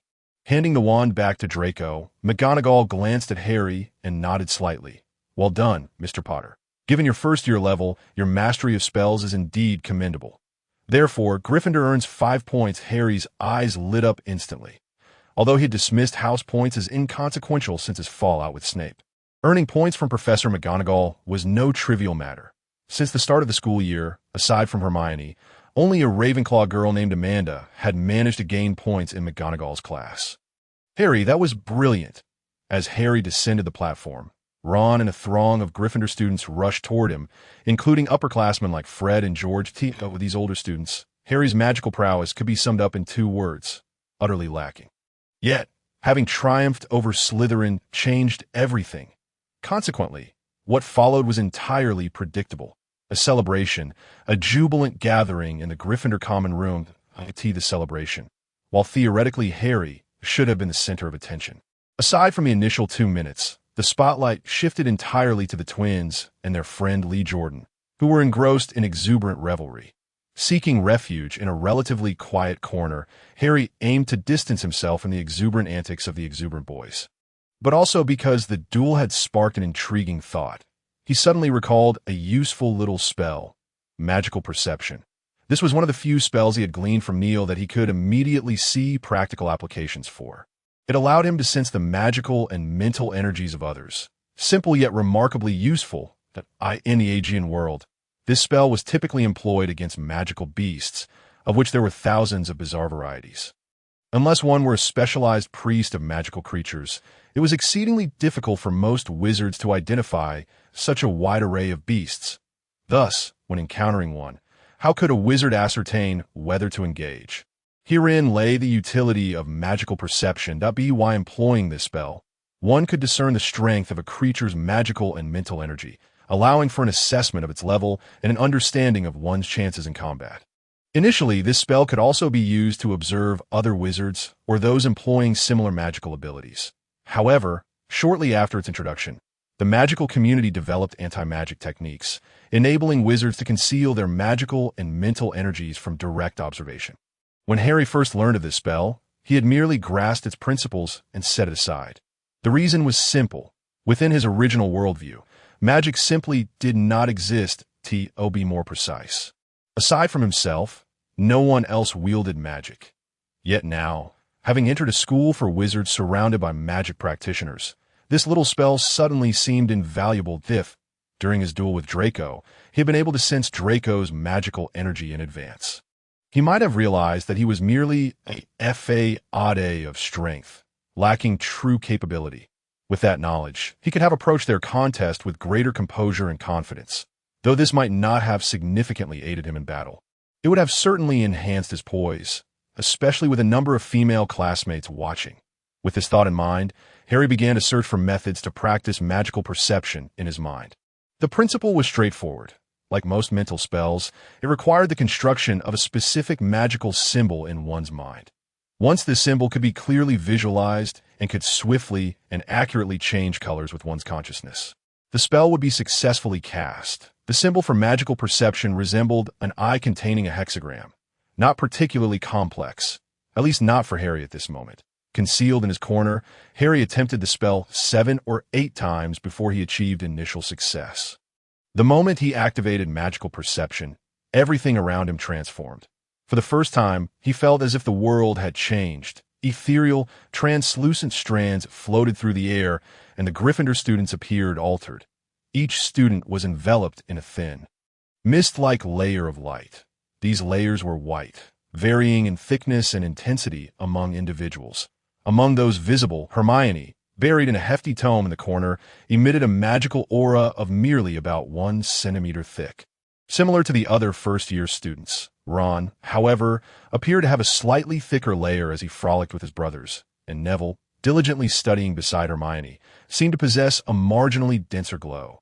The second-year students exhibited noticeably thicker auras, approximately an inch in thickness, and also more vibrant than those of the first years. The third-year students displayed even thicker and more intense auras, with the twins shining the brightest. In fact, their magical auras were more pronounced than some fourth-year students. While the differences among students below the fifth year were evident, they were not particularly stark.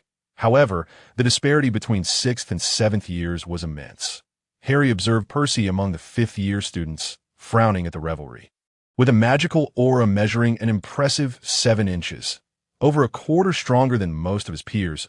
In contrast, nearly all sixth-year students boasted a magical layer exceeding 1.5 feet, and the seventh years approached 2 feet. The gap between fifth and sixth years was substantial, and the divide between sixth and seventh years was even greater. In addition to the white light, Harry noticed another feature: a golden sphere located at the center of each student's forehead. Though calling it a sphere was somewhat misleading, upon closer inspection, it resembled a small outline of a person. This was particularly noticeable among students in the third year and above, the small figure bearing a striking resemblance to the young wizard and mimicking their movements in near synchronization. Younger students had less defined golden figures, primarily due to their diminutive size, while sixth and seventh years had figures nearly 3 inches tall, clearer in form. Harry's attention was drawn to Neville's golden figure, which, though larger than his peers, appeared somewhat insubstantial, quivering slightly. Was this a reflection of Neville's struggles with memory? Setting aside thoughts of Neville, Harry lifted his hand to examine his own magical aura. A smile graced his face. The white layer enveloping him signified his magical energy, while the golden point at his forehead represented his mental capacity. His magical aura measured over 2 centimeters. Though still somewhat below the second-year students, it was distinctly greater than that of other first years. It seemed that Neil's meditative techniques were indeed effective.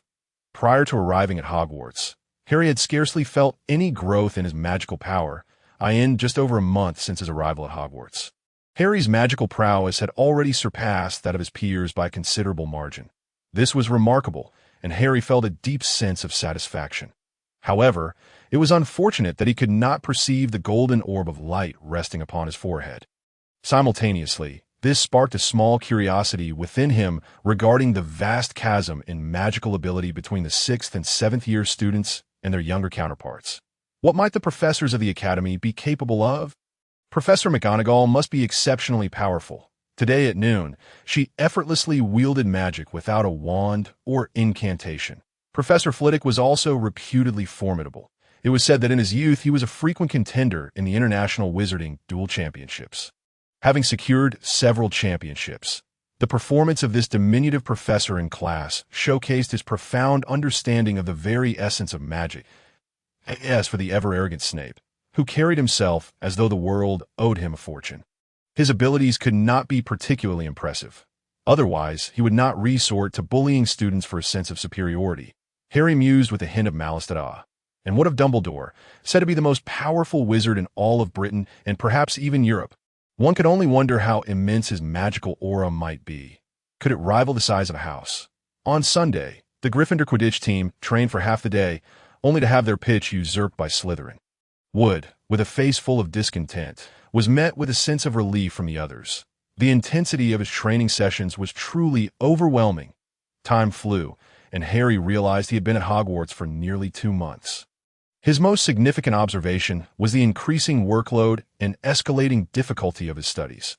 With each professor pushing their limits, it was not uncommon for him to toil over assignments until the early hours of the morning. It seemed the wizarding world lacked any semblance of child protection laws, much to Harry's dismay. However, as the vast and wondrous magical realm gradually revealed its splendor to the young wizards, they found themselves exhausted yet fulfilled. Perhaps the phrase tired yet joyful encapsulated their experience perfectly. One morning, while perusing the calendar, Harry noticed that Halloween was fast approaching. Back on Privet Drive, every year he and Dudley, along with a few other little rascals, would paint their faces as various ghouls and goblins, brandishing signs that read trick or treat as they traversed the neighborhood, knocking on doors for sweets. Given Harry's good looks and sweet demeanor, he always garnered the most candy.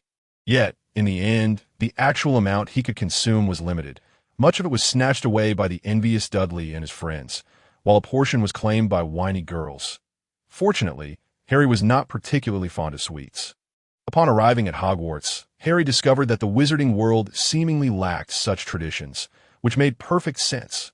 After all, in the Muggle realm, children dressed as vampires and werewolves, creatures that truly existed in the wizarding world. As for witches, they were ubiquitous. Thus, such disguises seemed rather pointless. Nevertheless, this did not imply that Halloween lacked its own peculiarities. Hagrid had prepared a colossal pumpkin well in advance. Its size was truly astonishing. In fairy tales, witches transformed pumpkins into carriages for Cinderella to attend balls. If one were to use a pumpkin of Hagrid's cultivation, there would be no need for size alteration. Only the shape and structure of the food would require modification, which fell under the domain of intermediate transfiguration. Harry naturally recalled Professor McGonagall's explanations in Transfiguration class and found himself harboring deep suspicions that Hagrid had employed magic on those pumpkins. Perhaps suspicions was not quite the right term. He was certain Hagrid had done so, though he lacked proof. In the 2 days leading up to Halloween, rumors spread throughout the castle that Dumbledore would invite a band of goblins to perform at the Halloween feast. Goblins could play music? Harry was astonished, as every textbook and other literature concerning goblins described them as cunning, adept in magic, and lacking in empathy, portraying them in an exceedingly unflattering light. While goblins loved music, they did not compose it themselves. However, they excelled in performance. Percy provided the explanation. Percy was an exemplary student, and Harry often felt he should be Hermione's brother instead of Ron's best friend, as the two shared few similarities apart from their hair color and freckles. On Halloween Day, as Harry and his friends exited the common room, they were greeted by the delightful aroma of roasted pumpkin wafting through the corridor, which sent the young wizards into a state of excitement. The first-year students were particularly thrilled, not only due to the roasted pumpkin and the evening's Halloween feast, but also because Professor Flitwick had mentioned that they would learn the levitation charm in class. In the preceding 2 months, Professor Flitwick had taught them only 2 spells. The first was the Lumos charm, which illuminated the tip of the wand. When Professor Flitwick demonstrated, the wand's tip shone as brightly as a full moon, flooding the dimly lit classroom with stable, flicker-free light. However, the young wizards struggled to replicate it. Even Hermione and Harry, the most proficient among them, could only produce a small, flickering flame that lasted but a moment. While it was sufficient for illumination, it would hardly suffice for reading without straining their eyes. The second spell was the shrinking charm, which had a counterpart known as the enlarging charm, though Professor Flitwick stated that the latter would not be taught until their second year.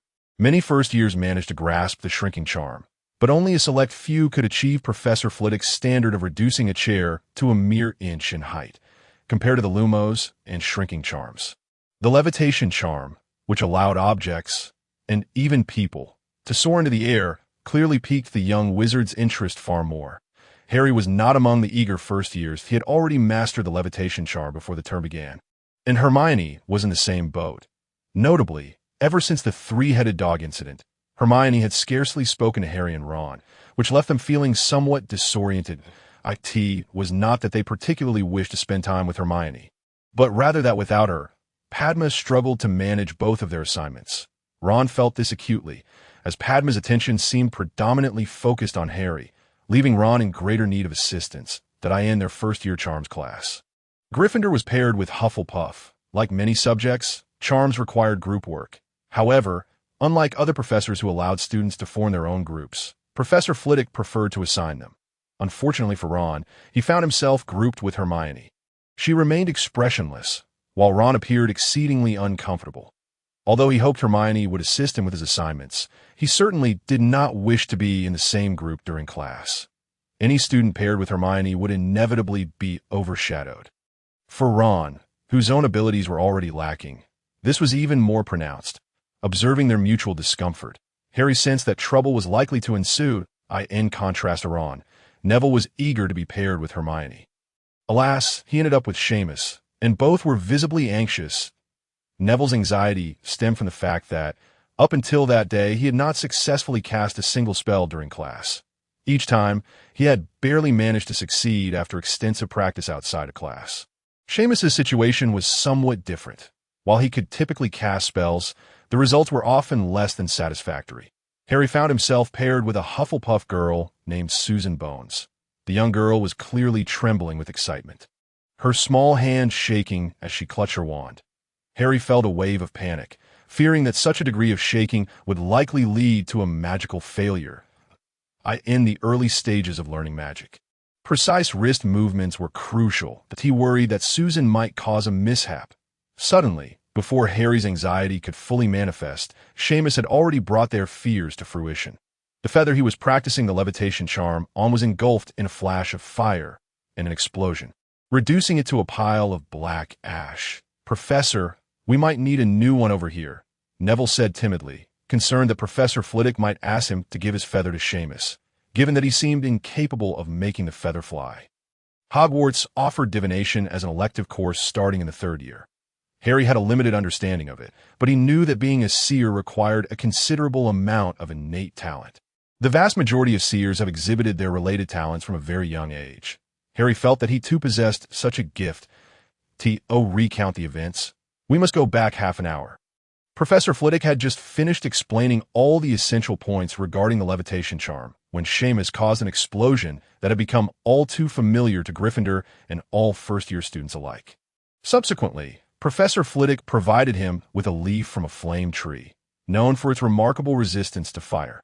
After that, the other young wizards began their practice. Harry demonstrated an impressive mastery of the levitation charm, and thus did not focus his attention on it. Instead, he quietly activated his magical perception to observe Professor Flitwick. He had long harbored the desire to sneak a glance at the professor's magic, but had always refrained out of fear of being caught. Today, however, he resolved to take the risk, for among all the professors, Professor Flitwick was known to be the most amiable, should he be discovered. It would likely be easier to brush it off.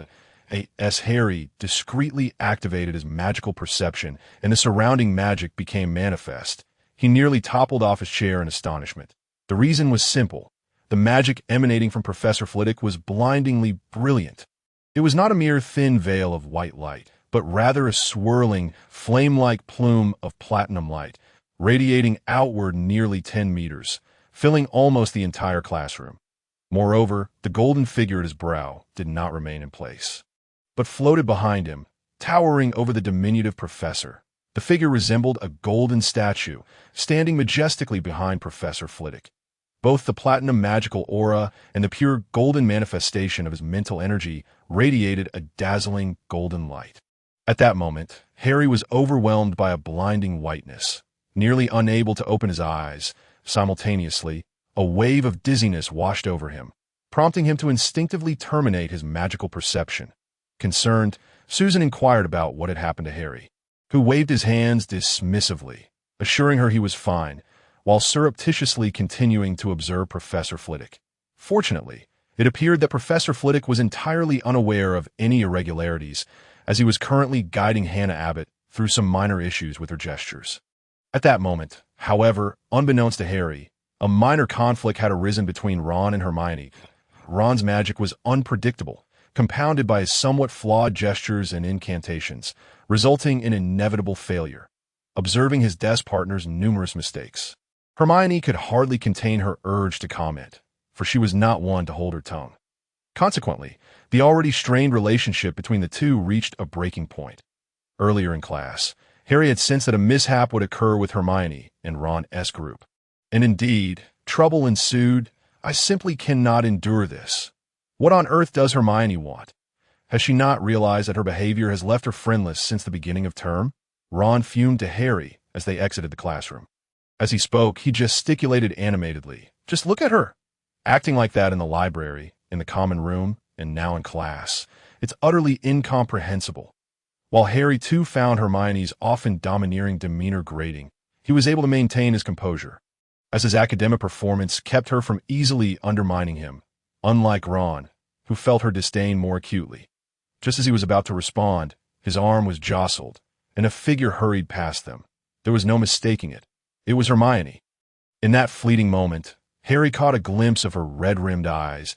As if tears were welling up, he sensed that he had inadvertently overheard disparaging remarks about her, and the embarrassment weighed heavily upon him, despite not having been the one to speak.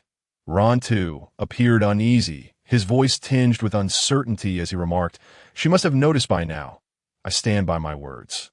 Harry opened his mouth to say something, but found himself at a loss for words. Initially, he considered the matter trivial, for squabbles among classmates were commonplace in primary school, often resulting in minor skirmishes over trivial disagreements. However, as the afternoon progressed, an unsettling incident transpired. Hermione did not appear for the afternoon class. While professors generally did not place much emphasis on attendance, especially if a student occasionally missed a class without consequence, Hermione had never been one to skip. Despite having fallen ill briefly, she had attended class even with a fever. The situation escalated further. Not only did Hermione miss her afternoon class, but Harry did not see her for the entire afternoon, even when he visited the library to borrow books and complete assignments.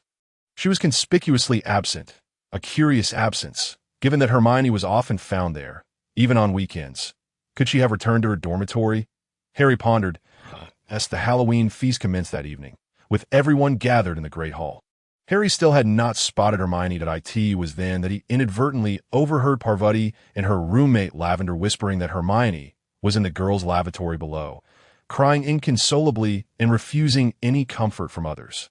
Harry heard this, and Ron, who had been with him, naturally did too. Harry could see Ron's discomfort as he squirmed restlessly. Yet, as they entered the Great Hall and beheld the resplendent decorations and vibrant atmosphere of the feast, their attention was swiftly diverted. Countless bats flitted about the walls and ceiling, while clusters of what resembled low-hanging storm clouds swirled above the banquet tables, causing the flickering flames of the candles nestled within the pumpkins to dance erratically. Hogwarts' regular meals were already quite lavish, but the abundance during the feast was markedly greater in both variety and quantity. Harry recalled having seen such a bountiful spread only on the opening feast. He and Ron each held an assortment of dishes, smiling broadly as they enjoyed their food, only to be momentarily choked by their eagerness, forcing them to wash it down with generous sips of pumpkin juice. The fairy band invited by Dumbledore was then performing lively music on the dais. Professor Flitwick, perhaps caught up in the festive spirit, had conjured a high stool and was standing before the band. Using his wand as a conductor's baton, as Percy had remarked, the fairies were exceptionally skilled musicians, and the melodies they produced were delightful. Just as the joyous atmosphere reached a crescendo, the doors of the Great Hall were suddenly flung open with a resounding crash, capturing the attention of nearly everyone present, including the band, which ceased playing. All eyes turned toward the entrance, where Professor Quirrell rushed in, hastening toward the dais, exclaiming, "Troll! Troll! There's a troll in the dungeons." Mid-sentence he stumbled, apparently having tripped over his own robe, and fell forward. Losing consciousness, a moment of silence enveloped the hall, followed by a surge of chaos, particularly among the younger students, who erupted into shrieks. The Gryffindors, renowned for their courage, fared somewhat better, though many wore expressions of alarm, but Harry's face mirrored their concern. He had read about trolls in his dark arts defense textbook.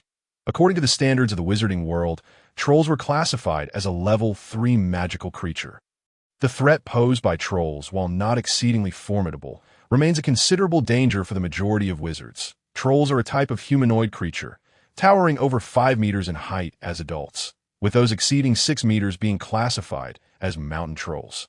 The largest specimens have been recorded at over 7 meters, earning them the title of Lord. Ordinary trolls do not wield magic. However, there are exceptionally rare instances of mutated mountain trolls capable of utilizing magical shockwaves.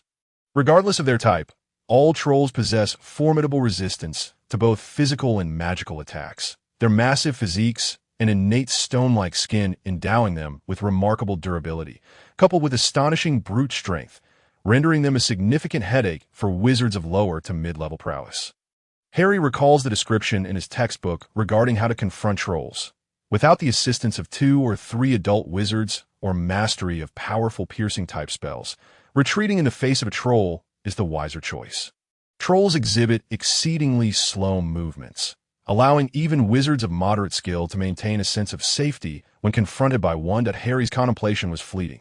Before he could ponder further, a brilliant firework erupted in the hall, accompanied by a resounding voice that enveloped the entire great hall. Silence. It was the voice of Dumbledore. Strangely, upon merely hearing that voice, the previously panicked young wizards found tranquility, as if the sound possessed a magical ability to soothe anxious hearts. No, it was not just an illusion. It truly bore magical qualities. To Harry's eyes gleamed. Since the tender age of 6 or 7, he had been meditating on Dumbledore, unaware of the extent of his own mental fortitude. Yet he was acutely sensitive to mental magic, as he could distinctly sense the faint mental vibrations within Dumbledore's voice, a resonance that calmed souls and emotions. Indeed, Dumbledore's words contained elements of mental magic, or something akin to it. Could magic truly be wielded in such a manner? Harry gazed at Dumbledore with admiration, filled with awe for the magnificent and wondrous powers of magic. The prefects promptly guided the students from each house back to their common rooms. Observing that the students had quieted down, Dumbledore spoke slowly. His composure further instilled a sense of calm among the students, particularly those hailing from wizarding families. Yes, Dumbledore was present. He was the most remarkable wizard of this century. Indeed, one of the most powerful wizards in all of Britain, if not Europe. Trolls were inconsequential in his presence. The prefects led the students back to their common rooms, with Percy displaying the utmost composure. It seemed as though he had rehearsed this scenario countless times, at least within the confines of his mind, making everything appear so effortless. How did the troll gain entrance? Shouldn't Hogwarts have magical defenses? As Harry walked with the crowd, he hesitantly whispered his thoughts. The dark arts defense class could possibly utilize trolls as teaching tools, but Ron's remark at that moment seemed somewhat hesitant. Harry understood his implication. Given Professor Quirrell's performance in class, the likelihood of such a situation was virtually non-existent. Wait. Harry suddenly halted, glancing at Ron, whose expression had soured as he too came to a realization. Hermione, they both uttered in unison. Damn it, she doesn't know about the troll. Honestly, how does she always manage to attract trouble? Ron grumbled, oblivious to who might be more prone to causing chaos. Harry shot Ron a look that questioned how he could say such a thing. Ron and he shared a mutual understanding, comprehending each other instantly. Why was Hermione unaware of the troll? Because she was not in the Great Hall. Then why wasn't Hermione in the Great Hall? Because she was crying in the girls' bathroom. And why was she crying in the girls' bathroom? Because of Ron's words that we must find her, Harry declared resolutely. Indeed, let us hurry before Percy discovers us. Ron, devoid of any further hesitation, clearly shared Harry's thoughts. Without delay, the two turned and made their way against the flow of the crowd toward the staircase leading to the basement, only to collide with Neville, who had reacted a beat too late. Harry, Ron, where are you two headed? Neville inquired, eyeing their furtive demeanor, instantly suspecting that they were up to no good. Despite his inclination to ignore it, he couldn't help but voice his concern. Neville, Ron felt somewhat conflicted upon seeing him, as he had scarcely spoken to Neville in recent times. Had they not shared a dormitory, he might have been in a predicament similar to Hermione's. We don't have time, Harry interjected, grasping Neville's arm and hastening toward the stairs. explaining as they went. Hermione is in the bathroom on the lower level, and the troll is there too. We must save her. Huh. Neville appeared momentarily bewildered, already being dragged along by Harry for quite a distance before he could respond. His confusion evident. Why is Hermione in the girls' bathroom? Harry was too preoccupied to elaborate further, and with hurried steps, they reached the bottom of the stairs, preparing to descend. Suddenly, Ron exclaimed, "Someone!" Instinctively, the three of them ducked behind a nearby statue. Fortunately, the statues in the corridor were large enough, and the first-year students were small enough to remain unnoticed. With only the dim light of the torches illuminating the corridor, they were effectively concealed in the shadows. In fact, their objective was achieved. The individuals passing by them did not seem to notice their presence, hurrying up the staircase. Snape? Without needing a closer look, the trio could easily identify the figure clad in black robes. Permeated by the distinct scent of various potions, they were certain that it was Snape who had just passed. Why was he heading upstairs? Wasn't the troll in the basement? Neville pondered, puzzled. Who knows? Let us not concern ourselves with him. Harry responded dismissively, pulling Neville and Ron along as they emerged from behind the statue and raced down the staircase toward the basement. Wait, Harry, wait. Neville called out as they descended the stairs, finally finding the opportunity to voice his lingering question. Why don't we inform a professor? Harry, Ron. Indeed, why hadn't they sought out a professor? Harry and Ron exchanged glances, both baffled. Why didn't you mention this sooner? Harry and Ron looked exasperated. You didn't give me a chance to, Neville retorted, looking quite aggrieved. Harry was about to respond when he suddenly paused. Do you smell that? Without needing Harry to elaborate, Ron and Neville's expressions shifted as they detected an indescribable stench wafting from a distance. Accompanying it was a rumbling sound, the unmistakable thud of enormous feet striking the ground, along with a deep, guttural breathing. Pointing towards the corridor's end, Ron exclaimed, Look! A massive black figure was slowly making its way toward them. It was the troll. It appeared to have emerged from the classroom that Harry's complexion paled. That direction led to the girls' bathroom. Ron's voice trembled slightly. There was no time to seek out a professor. They had to act swiftly. Fueled by adrenaline, Harry brandished his wand and dashed toward the source of the commotion. His best friends, Ron mirrored Harry's reckless bravery, drawing his wand and following suit. Though Neville hesitated briefly, he ultimately joined them. Upon traversing the lengthy corridor, they were met with a chilling sight. The troll stood over 5 meters tall, its skin covered in warts, evoking a sense of revulsion. Its skin bore a grayish hue, reminiscent of stone that in stark contrast to its enormous frame. The troll's head appeared disproportionately small, with a large mouth, a broad nose, and tiny eyes that gave it a foolish expression. Like that moment, this lumbering giant was using a wooden club to smash through a wooden door. Just as a piercing scream erupted from the girls' bathroom. Hermione! Hermione! Harry shouted, bolting toward the girls' bathroom, with Ron hot on his heels. This time, even Neville exhibited no hesitation or doubt, charging straight ahead.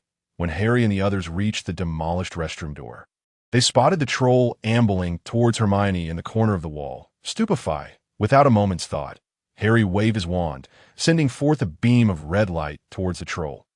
Harry possessed only 2 offensive spells, and the stunning charm was the more advanced of the two. However, due to the urgency of the situation, it struck the troll's back, where thick mud and stone debris lay, causing a spray of gravel without inflicting any noticeable damage. Nevertheless, it served its purpose. The troll halted, slowly turned around, its small eyes, barely larger than black beans, swiveling until they landed on Harry, who stood at the forefront, wand in hand. Hermione, run! Get away from there! Harry shouted, simultaneously waving his wand once more, again attempting the stunning spell. Yet this time, no light emerged from his wand. Although he had mastered the spell, he was not particularly adept at it. The combination of nerves and excitement caused him to falter, resulting in a failure. Nonetheless, his shout and action had sufficiently captured the troll's attention, which began to lumber towards Harry. Meanwhile, Hermione, suppressing her fear, cautiously tried to maneuver away. However, after only a couple of steps, she accidentally stepped on a shard of the broken door, producing a sharp crack. The sound was alarmingly close. Though faint, it caught the troll's attention. He turned his head just in time to see Hermione crouching against the wall, letting out a low growl as it swung its club towards her direction. Most individuals would likely freeze in such a moment, paralyzed by fear. Yet Hermione, true to the courageous spirit of Gryffindor, let out a startled yelp but swiftly took 2 quick steps to evade the blow. "Hermione!" Ron shouted anxiously, glancing around before picking up a fragment of the wooden door and hurling it at the troll. Having never learned any offensive spells, Ron would likely have struggled to cast even if he had. Surprisingly, his throw proved effective, striking the troll squarely in the face. Had it hit the troll's body, Ron's slight frame might not have made any impact at all. However, this strike landed on the troll's visage. Despite the troll's thick skin, it couldn't help but glance over in response to that moment. An astonishing scene unfolded before Harry and Ron's eyes. Almost instantaneously, as the troll turned its gaze towards Ron, Neville dashed towards Hermione. In a matter of steps, he reached her side, grasped her hand, and pulled her away. This act was undeniably brave, albeit somewhat reckless. The troll's attention was once again diverted to this commotion. Yet at that moment, Harry cast another spell. A beam of red light shot forth from the tip of his wand, and this time, it did not fail. Learning from the previous experience, he aimed the spell directly at the troll's face.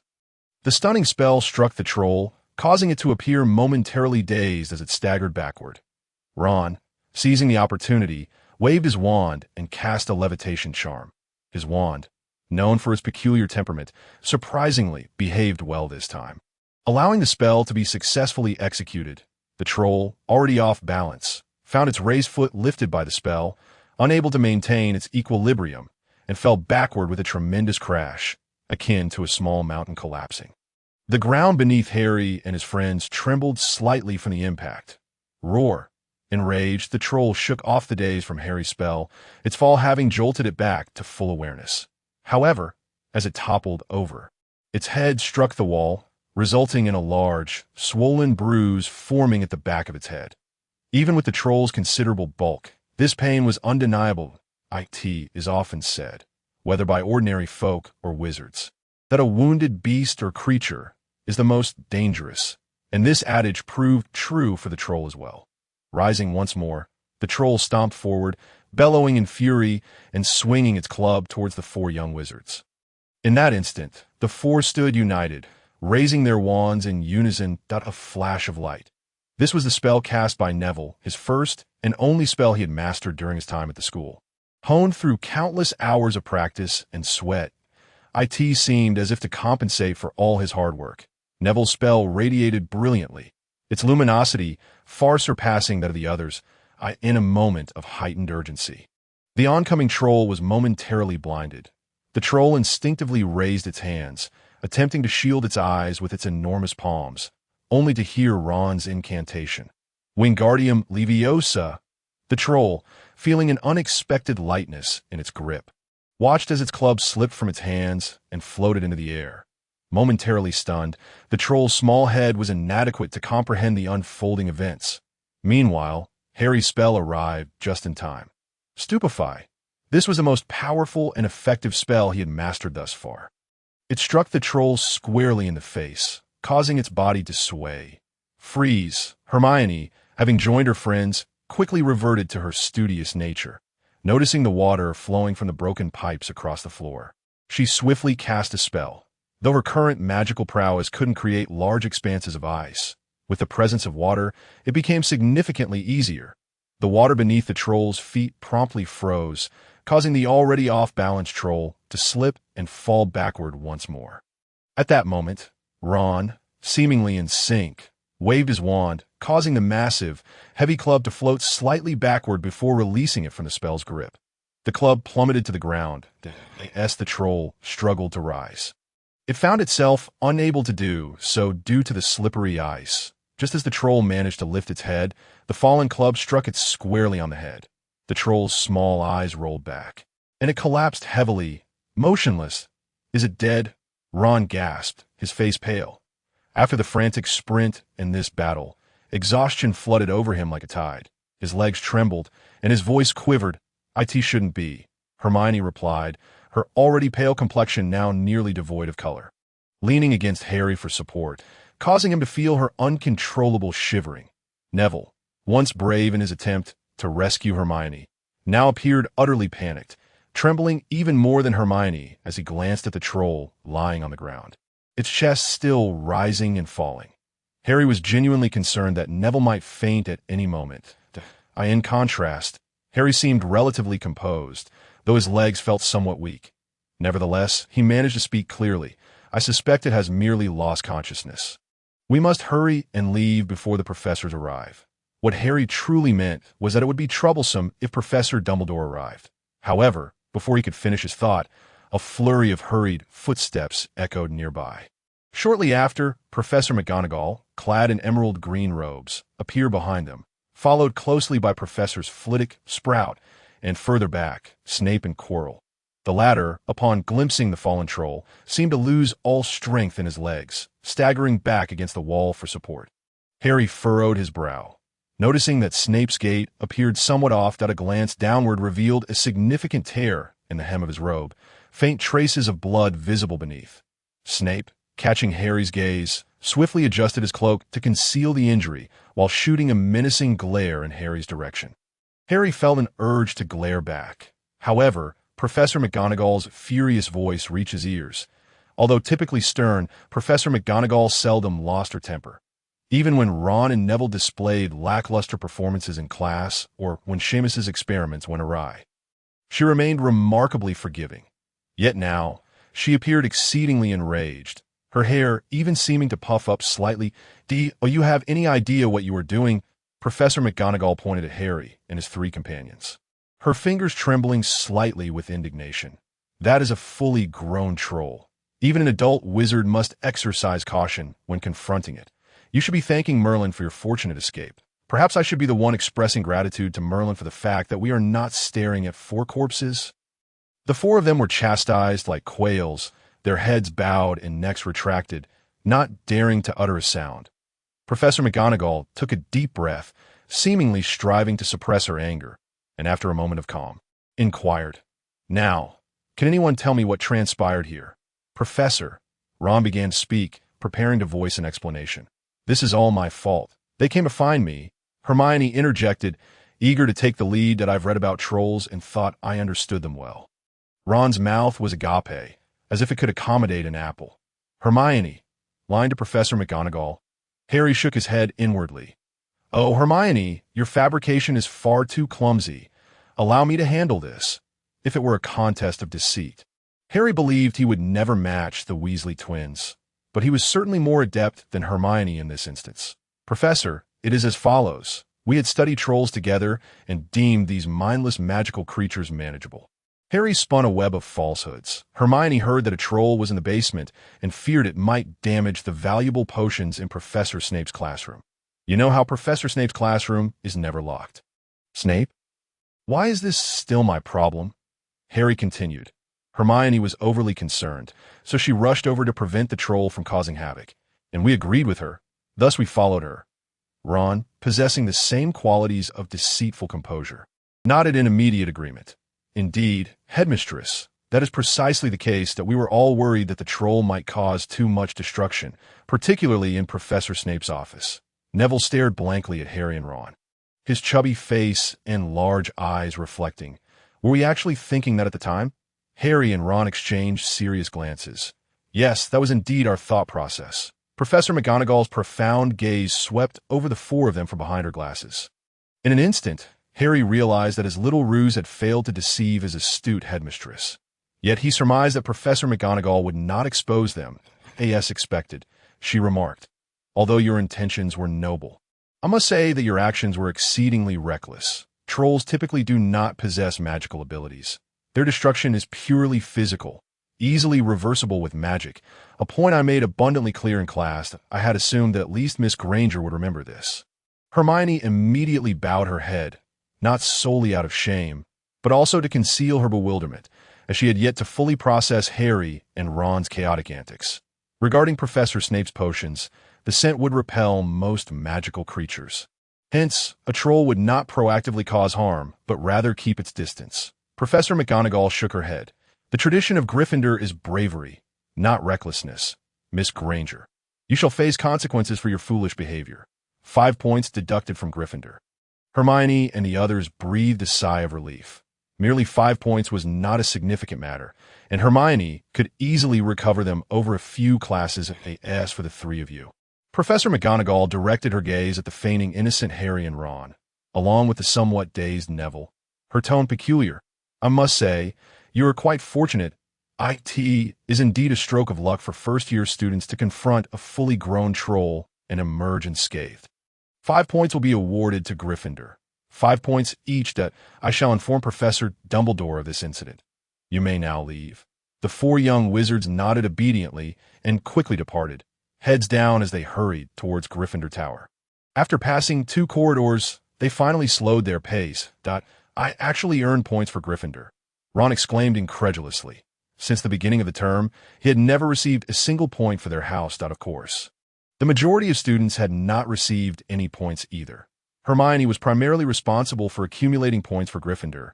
Harry occasionally contributed a bit, while Neville only earned points in herbology. The collective points of other students scarcely compared to what Hermione could accumulate in a week. You all lied to the professor, Neville timidly remarked. Harry, grinning, put his arm around Neville's shoulders. Neville, you simply don't understand. Professor McGonagall was entirely aware that we were lying. Yet, she chose to cover for us. Do you know why? Why?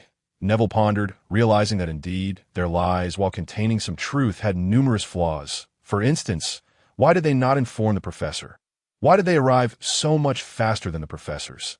Because Professor McGonagall did not want to deduct points from us. Ron asserted confidently, as long as the reasons are somewhat plausible, she chooses to believe us. However, as Ron spoke, he turned to Hermione. Hermione, thank you for speaking on our behalf. Also, I apologize for what I said earlier today. This gesture from Ron took both Harry and Hermione, as well as Neville, by surprise. In that moment, Harry felt the Sorting Hat had indeed been wise. Previously, Neville had bravely rushed to pull Hermione away from the troll, a testament to his courage. Similarly, Ron's ability to apologize to Hermione in front of their friends also impressed Harry. This was the essence of Gryffindor. Hermione's large, intelligent eyes reflected a hint of surprise. But she soon broke into a smile. It's all right. It's all in the past. In the Gryffindor common room, Ron was recounting for the 13th time the tale of their fierce battle with the troll. It was more of a story than an account, as his retelling had transformed the actual events beyond recognition. That a single plank thrown was described as a series of splintered wood hurled in succession, delivering consecutive blows that caught the troll's attention. Neville's escape with Hermione was portrayed as a daring roll and dodge amidst the troll's swinging club point. One of Harry's spells had failed. It was recounted as a torrential magical downpour that left the troll battered and disoriented. Hermione's freezing charm, which merely froze a puddle, was exaggerated to the point of claiming the troll had been transformed into a solid ice sculpture. In summary, the peril of the events was exaggerated tenfold, while everyone's performances were enhanced 20-fold. Harry and Hermione found it difficult to listen any longer.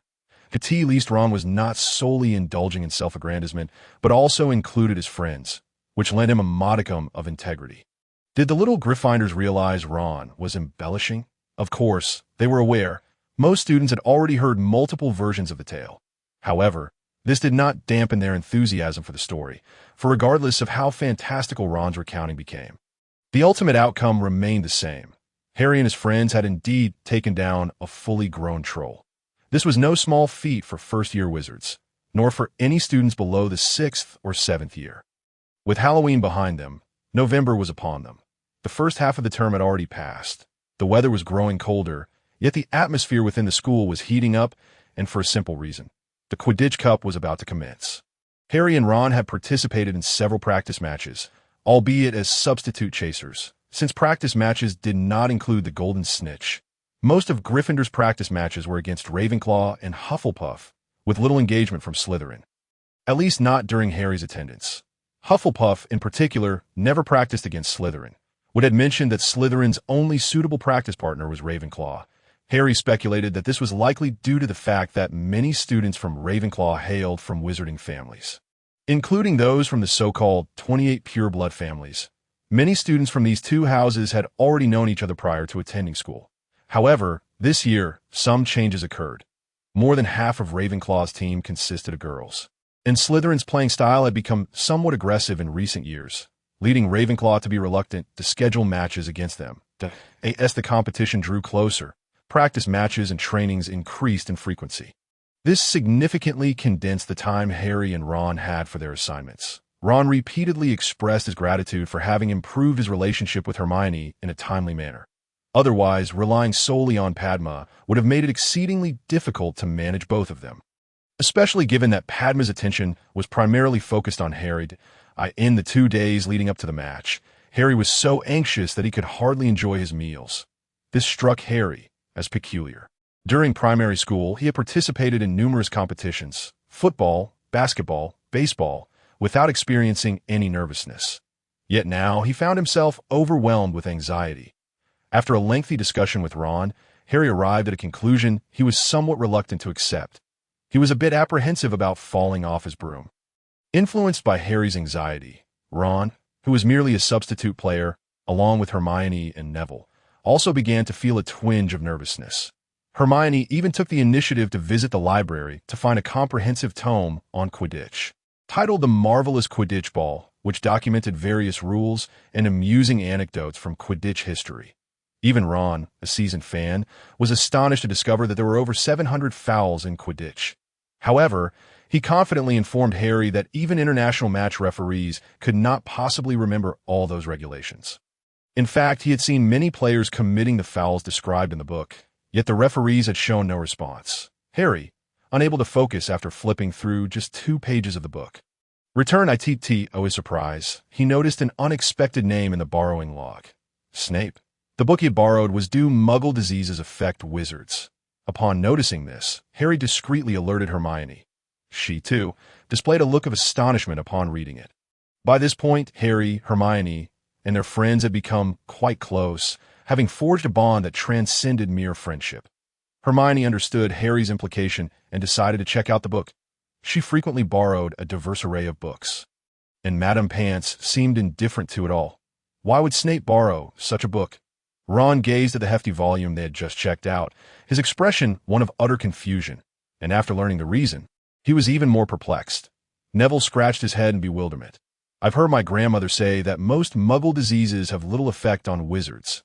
Harry and Hermione were aware of this fact, not only because wizards' potions could remedy most ailments, but also because a magically endowed body possesses considerable resistance to most pathogens. The infamous Black Death and smallpox, which once struck fear across Europe, had left wizards largely unscathed. Even a serious viral flu would likely result in merely a couple of days of a runny nose for a wizard. Harry had a particularly vivid recollection of this. Throughout his life, his robust cousin Dudley fell ill once or twice a year, particularly after engaging with Harry, whereas other children his age experienced a significantly higher rate of illness. In contrast, Harry had only been ill once, a result of being attacked by Old Neil and subsequently retaliating. In truth, it was not just diseases that posed little threat.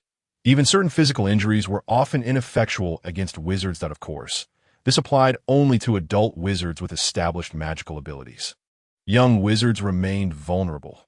Speaking of which, Harry recalled a fascinating character he had encountered in a history of magic book. During the era when Muggles were zealously hunting down wizards, this individual, out of sheer boredom, voluntarily allowed himself to be captured. Muggles of that time executed wizards by burning them alive. However, ordinary flames proved ineffective against adult wizards. Consequently, this fellow, upon being seized, theatrically screamed in mock terror amidst the flames. Toying with the Muggles, he performed this charade a remarkable 47 times. However, as is often the case, one cannot walk by the river without getting their shoes wet. On his 48th capture, this eccentric wizard encountered a hidden dark wizard among the Muggles, and thus he never had a chance for a 49th performance. In summary, many things that posed significant danger to Muggles were relatively benign to wizards, and the more powerful the wizard, the less susceptible they were to harm. Despite his disdainful demeanor, Snape, as the head of Slytherin, must possess considerable skill, Harry mused, though he had yet to dare use his magical senses to scrutinize any professors beyond Professor Flitwick. After all, the dazzling light from that incident had left a lingering impact on his vision. Furthermore, Snape was a master of potions. This was not merely a compliment, but a title among wizards. It was said that fewer than 5 wizards in all of Britain held such an honor. With such prowess, why would Snape be interested in a book about Muggle diseases? Driven by curiosity, Harry and his friends perused the book in search of clues. They quickly found a lead. A page bore a relatively fresh crease: rabies. Rabies was among the few Muggle diseases that could harm wizards, with symptoms particularly dangerous when inflicted by certain canine creatures in the wizarding world. Currently, there was no specific antidote for rabies within the wizarding community. Though Wolfsbane potion could provide some assistance during an outbreak, Muggles possessed relatively effective antiviral agents. Hermione read the contents of the page aloud before lifting her gaze like that moment. Harry and Ron also looked up, exchanging glances that conveyed their shared thoughts. "The three-headed dog?" Harry whispered. "The corridor on the 4th floor?" Ron lowered his voice. "You saw it that day, right? Snape's leg was injured. It must have been the three-headed dog that harmed him. No wonder he hasn't recovered for so many days." The three-headed dog was a formidable magical creature, and its injuries were not easily healed. Hermione tilted her head, not entirely convinced by Harry and Ron's theory. "Could it be that you are overthinking this? Why would Snape be injured by the three-headed dog?" "No, Hermione, you don't understand." Harry shook his head. "On Halloween night, when we went to find you, we encountered Snape. He was heading upstairs. That staircase leads directly to the 4th floor corridor." Ron nodded vigorously. Then, when he reappeared in the restroom, his leg was already injured. Upon hearing this, Hermione also began to entertain the possibility, though she remained somewhat hesitant. But why would Snape go to the three-headed dog? He is a professor of the school. He must know it's dangerous. Why would he? Do you remember? Beneath the three-headed dog's paws, there's a trapdoor. Harry's eyes sparkled with intensity as he looked at Hermione and Ron, recounting the incident with Hagrid regarding the retrieval of something from Gringotts, along with discovering the newspaper in Hagrid's abode. Everything started to align in Harry's mind. Snape must have intended to steal the object guarded by the three-headed dog. The very item Hagrid retrieved from Gringotts. "I still find it hard to believe," Hermione admitted, her expression reflecting her wavering conviction. "Although Professor Snape is certainly unfriendly and especially harsh towards us, I still can't believe he would attempt to steal something from Dumbledore." "Honestly, Hermione," Ron retorted dismissively, "you always assume all teachers are saints." Hermione, being a top student, had not faced Snape's ire as acutely as Ron, who felt the malice directed at him all too clearly. "I share Harry's view. I believe Snape is capable of anything. That I heard that when he first became a teacher, he frequently used magic to punish students." Hermione had no rebuttal to this, as she had also heard of such occurrences. However, what could it be? What object would warrant Snape's intrusion into Gringotts, protected by a three-headed dog? Harry pondered aloud, feeling a dryness in his throat, his heart racing, and his legs growing weak. The reason for this unease was that the Quidditch match was about to commence. The intensity of his anxiety had completely obliterated his appetite, even with his favorite breakfast of bacon and eggs laid out before him. "Harry, you should eat something," Hermione urged. "You can't go in without eating it all." "Yeah, Harry," Ron chimed in, "we don't know how long the match will last. If you don't eat, you won't have the stamina to keep up." "But I really have no appetite," Harry lamented. "Harry, you must eat something." On the sidelines, both Pavati and Padma were present when Pavati, the elder sister, spoke up. "The Seeker is the focal point of the opposing team's defense. You must conserve your energy." Today's match was against Slytherin, and many girls from Ravenclaw had come to cheer for Harry. Harry had always been quite popular with the ladies, or perhaps it would be more accurate to say with the girls. This had been the case back in his Muggle primary school days, and it remained so now at Hogwarts. As the match approached, nearly all those who had come to support him were girls. Fred and George, watching from the sidelines, expressed their envy with loud exclamations, only to be met with scorn from the beautiful Angelina Johnson, who played as a chaser on the same Quidditch team. But who were the twins? They took her disdain as a form of flirtation, completely unfazed, and even a bit pleased. Harry, while aware that they were right, found himself unable to eat, managing only a meager bowl of porridge with milk. "You're going to be just fine, mate," Ron assured Harry, giving him a big hug. Though he wouldn't be playing today, his enthusiasm was undiminished. It was Harry's first time donning the full Quidditch gear, primarily protective equipment. Although the helmet was heavy and strained his neck, and his head felt uncomfortable, Wood had insisted it was essential. The threat posed by the bludgers flying around the field was substantial. Even with the protection of the beaters, players still needed to look out for themselves. After donning the red protective gear and cloak, Captain Wood gave a brief pre-match motivational speech, which was promptly undermined by the antics of George and Fred, causing the atmosphere to dissipate. However, this did ease Harry's initial nerves, which had made his legs feel weak. When Wood concluded his remarks with "Let us start," Harry finally felt ready to follow him, albeit with somewhat trembling legs. Though it was not his first time in a Quidditch stadium, it was his first time stepping onto the field filled with spectators. Students from the four houses were seated in their designated areas, while the faculty watched from their own section as the two teams entered the arena. As both teams took their positions, the crowd erupted into enthusiastic cheers and shouts of encouragement. Madam Hooch, serving as the referee, stood in the center of the pitch with her broomstick. Once both teams were ready, she called out, "I hope everyone plays with style and skill." After glancing at her watch, she released the golden snitch, followed by the bludgers, and then raised her hand. "Please mount your brooms." All players mounted their brooms, with Harry climbing onto his Nimbus 2000. Madam Hooch blew her silver whistle forcefully, taking to the skies alongside the 14 players. Her flying skills were on par with those of top international club coaches, far surpassing those of a few young wizards, even riding a rather antiquated broom. She ascended to the heights more swiftly than Harry on his Nimbus 2000 or the Weasley twins on their shooting stars, all while clutching a bludger in one hand. As the bludger was tossed high into the air, the match officially commenced. On the sidelines, Lee Jordan was delivering a decidedly biased commentary. As a Gryffindor student and a close friend of Fred and George, he was also known for habitually towing the line of school rules. Now he had entered full reckless mode, shamelessly praising and fawning over Angelina Johnson, who had just received the pass. The cries of countless boys and girls echoed in their minds, lamenting that the fawning dog ends up with nothing. This sentiment was particularly palpable within the Gryffindor team, as everyone knew Angelina harbored no interest in him whatsoever. This was Harry's first time watching an official Quidditch match, and he was positioned as a seeker in the Super VIP section. The sensation was unique, and the absence of the golden snitch made him momentarily forget he was actually part of the game. He had heard of Quidditch matches and had participated in a few practice games. However, those practice matches focused primarily on honing skills, lacking the intensity and effort of a real competition.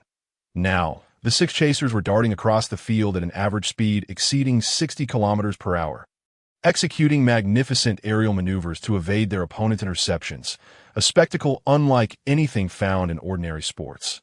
Even though car racing might be faster, it lacked the elegance of Quidditch.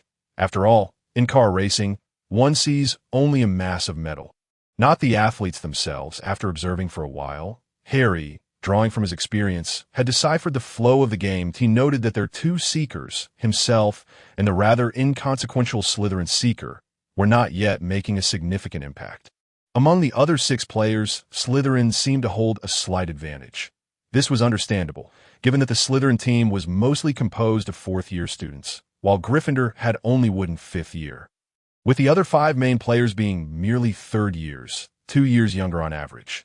The trusted chaser, Katie Bell, was only a second year, having joined the team just over 2 months ago, just like Harry, although Wood claimed that this year's Gryffindor team possessed the highest talent in a decade.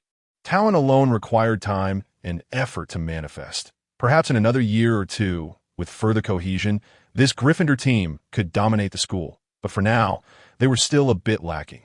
Additionally, Slytherin's brooms were slightly superior to Gryffindor's. While the difference was not substantial, when combined with the disparities in stamina and experience, the gap in performance became evident. The scores oscillated, but as Slytherin found their rhythm, they gradually pulled ahead. Soon, the score reached 90-50, with Gryffindor trailing by 4 goals, despite Wood's exceptional performance in saving 3 balls. Harry sensed impending doom. Slytherin's playing style was excessively aggressive. Particularly, their chasers were 3 tall boys, and physical collisions were inevitable in the chase for the bludger, putting Gryffindor's 3 female players at a disadvantage. Realizing the dire situation of his team, Harry suddenly remembered he was not merely an observer, but a key player for Gryffindor, the most prominent seeker. If he could catch the golden snitch before the opposing seeker, it would yield an immediate 150 points, potentially turning the tide of the match. With this thought, he swiftly maneuvered his broom to a higher altitude.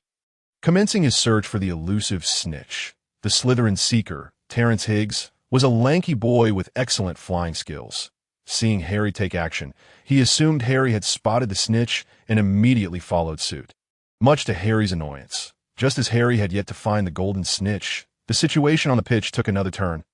Wood, while attempting to save a ball, was struck on the head by a Slytherin player speeding past. Despite wearing full protective gear, he was knocked off his broom and fell. The match was paused. From Harry's perspective, the Slytherin player had clearly committed a deliberate foul. Although he vehemently denied it, Madame Hooch nonetheless called the foul. Though the penalty seemed rather lenient to Harry, it merely awarded possession to Gryffindor. However, it did carry some consequence. Normally, if a player was injured and unable to continue, substitutions were not permitted. But since Wood's injury resulted from a foul, Gryffindor could bring in a substitute keeper. The substitute keeper was Ron. Harry and all the Gryffindor players encouraged Ron, but he appeared extremely nervous, trembling all over. He had repeatedly expressed his desire to play before the match. Yet he was utterly unprepared for the reality of being on the field. Consequently, in the ensuing 5 minutes, Ron conceded 5 goals, while Gryffindor managed only 2, widening the gap to 70 points. Angelina, the temporary captain on the field, had no choice but to call a timeout on the sidelines. The 3 Gryffindor chasers appeared utterly fatigued. The players of Slytherin adeptly exploit their physical advantages, frequently encroaching upon the space of the 3 Gryffindor chasers in midair. The less physically endowed girls are left with no choice but to evade, which amplifies the difficulty of their maneuvers and restricts their range of action, consequently leading to a significantly greater expenditure of energy. This is unacceptable. Their tactics are nothing short of unscrupulous, complained Katie Bell, the second-year chaser who had just been promoted to the starting lineup. Being the youngest and most slender among them, she found herself the primary target of their aggression. Angelina cast a glance at Ron, whose face was pale with anxiety, and instead of reproaching him, she offered some words of comfort.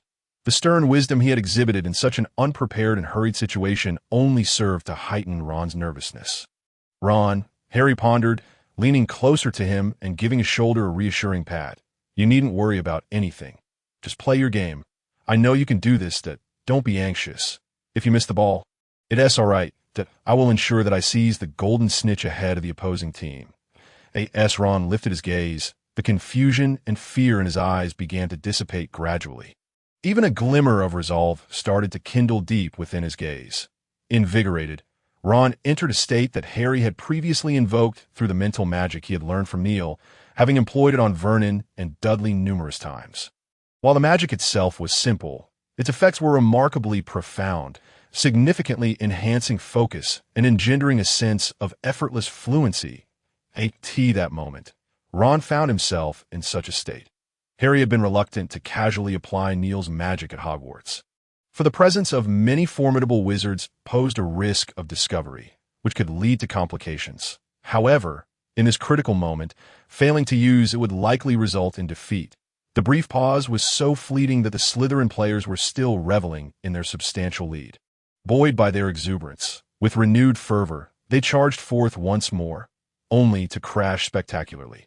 Under the leadership of Slytherin's captain, Flint, the 3 chasers breached Gryffindor's defenses and forcefully aimed the quaffle at the hoop farthest from the temporary goalkeeper, Ron. Yet, just as the Slytherin spectators prepared to erupt in jubilation, a fiery red figure darted in, securely catching the quaffle in its embrace. It was mere happenstance. After Gryffindor scored a point, Flint boisterously rallied his team's spirits. That first year with the carrot top merely got lucky. You all witnessed how abysmally he performed prior. The other Slytherin players nodded in agreement, once again launching their offensive. However, their assault was thwarted once more by Ron. While the first time Ron had repelled Slytherin's advance had elicited little reaction, this time the entire Gryffindor crowd erupted in fervent excitement. Ron Weasley, our new goalkeeper, did you see that? Did you see? Lee Jordan exclaimed with unrestrained enthusiasm. Harry beamed with satisfaction. The outcome was unexpectedly splendid. He had long recognized Ron's exceptional talent, which rivaled even that of himself, who had been labeled a genius by Wood and Madame Hooch. Yet, Ron's true potential was often stifled by a singular affliction, a lack of self-confidence. Perhaps it was the burden of having 5 elder brothers, all of whom were remarkably gifted. Since Harry had met Ron, he had always exhibited a profound deficiency in self-assurance, severely impacting his overall performance. After conceding the first goal, panic had set in, leading to his collapse. But with Harry's mental, invigorating magic, Ron was able to concentrate fully, casting aside the tumult of distractions and revealing his genuine capabilities. For the next 5 minutes, Slytherin attempted an attack, yet failed to score even once. Meanwhile, Gryffindor managed to net 3 goals, closing the gap to a mere 40 points. Underestimating Ron, the Slytherin Seekers paid dearly for their dismissive attitude. Squandering 11 scoring opportunities. Ron. At some point, as Ron successfully defended against yet another shot, the Gryffindor crowd erupted into a synchronized chant, the young witches and wizards cheering for Ron, as if he were a divine being. Their applause reaching a crescendo in his name. Lee Jordan was even composing a song for Ron, though regrettably, despite being a jovial figure, he did not seem to possess the innate rhythm of rap music, at least not at that moment. With Ron no longer a source of concern, Harry redirected his focus back to his primary objective. It was then that a glimmer of gold in the corner of the pitch caught his attention. It was the golden snitch. Harry's eyes lit up instantly. The Slytherin Seeker was still fixated on him, entirely oblivious to the snitch's presence. The opportunity had arrived. Carefully, Harry monitored the movements of his opponent. As the snitch was closer to them, he attempted to subtly veer in the opposite direction to draw the opponent's attention, all the while keeping his peripheral gaze fixed on the gleaming snitch. The Slytherin Seeker noticed Harry's maneuver and began to move in his direction. Almost there, Harry assessed the positioning of his opponent while calculating the distance, poised to surge forward at any moment to snatch the snitch. Just as he felt prepared to launch himself into a sprint, his broom suddenly jolted violently beneath him. Having once experienced a contraption known as the Buck and Bronco, which would violently toss its rider in an attempt to unseat them, Harry now felt an eerily similar sensation, as though his broom were intent on throwing him off. Something was amiss. This was most certainly not right. Harry fought to maintain his balance, resisting the broom's attempts to unseat him. Such occurrences had never happened before. Flying brooms were sophisticated magical instruments, capable of responding to the operator's thoughts to a certain extent. He had perused many books on Quidditch and had never encountered a situation in which a broom acted disobediently. In the stands, Hermione, who had initially been smiling at Gryffindor's improving prospects, now wore a look of concern as she gazed at Harry in midair. "What is happening with Harry?" she queried. "I don't know." "It seems very off," Neville replied, his voice tinged with panic, as they watched Harry nearly being dislodged from his broom. "Merlin's beard. Someone's tampering with me," Harry exclaimed, his Nimbus 2000 being the latest model, making it impossible for it to malfunction unless someone was employing nefarious means.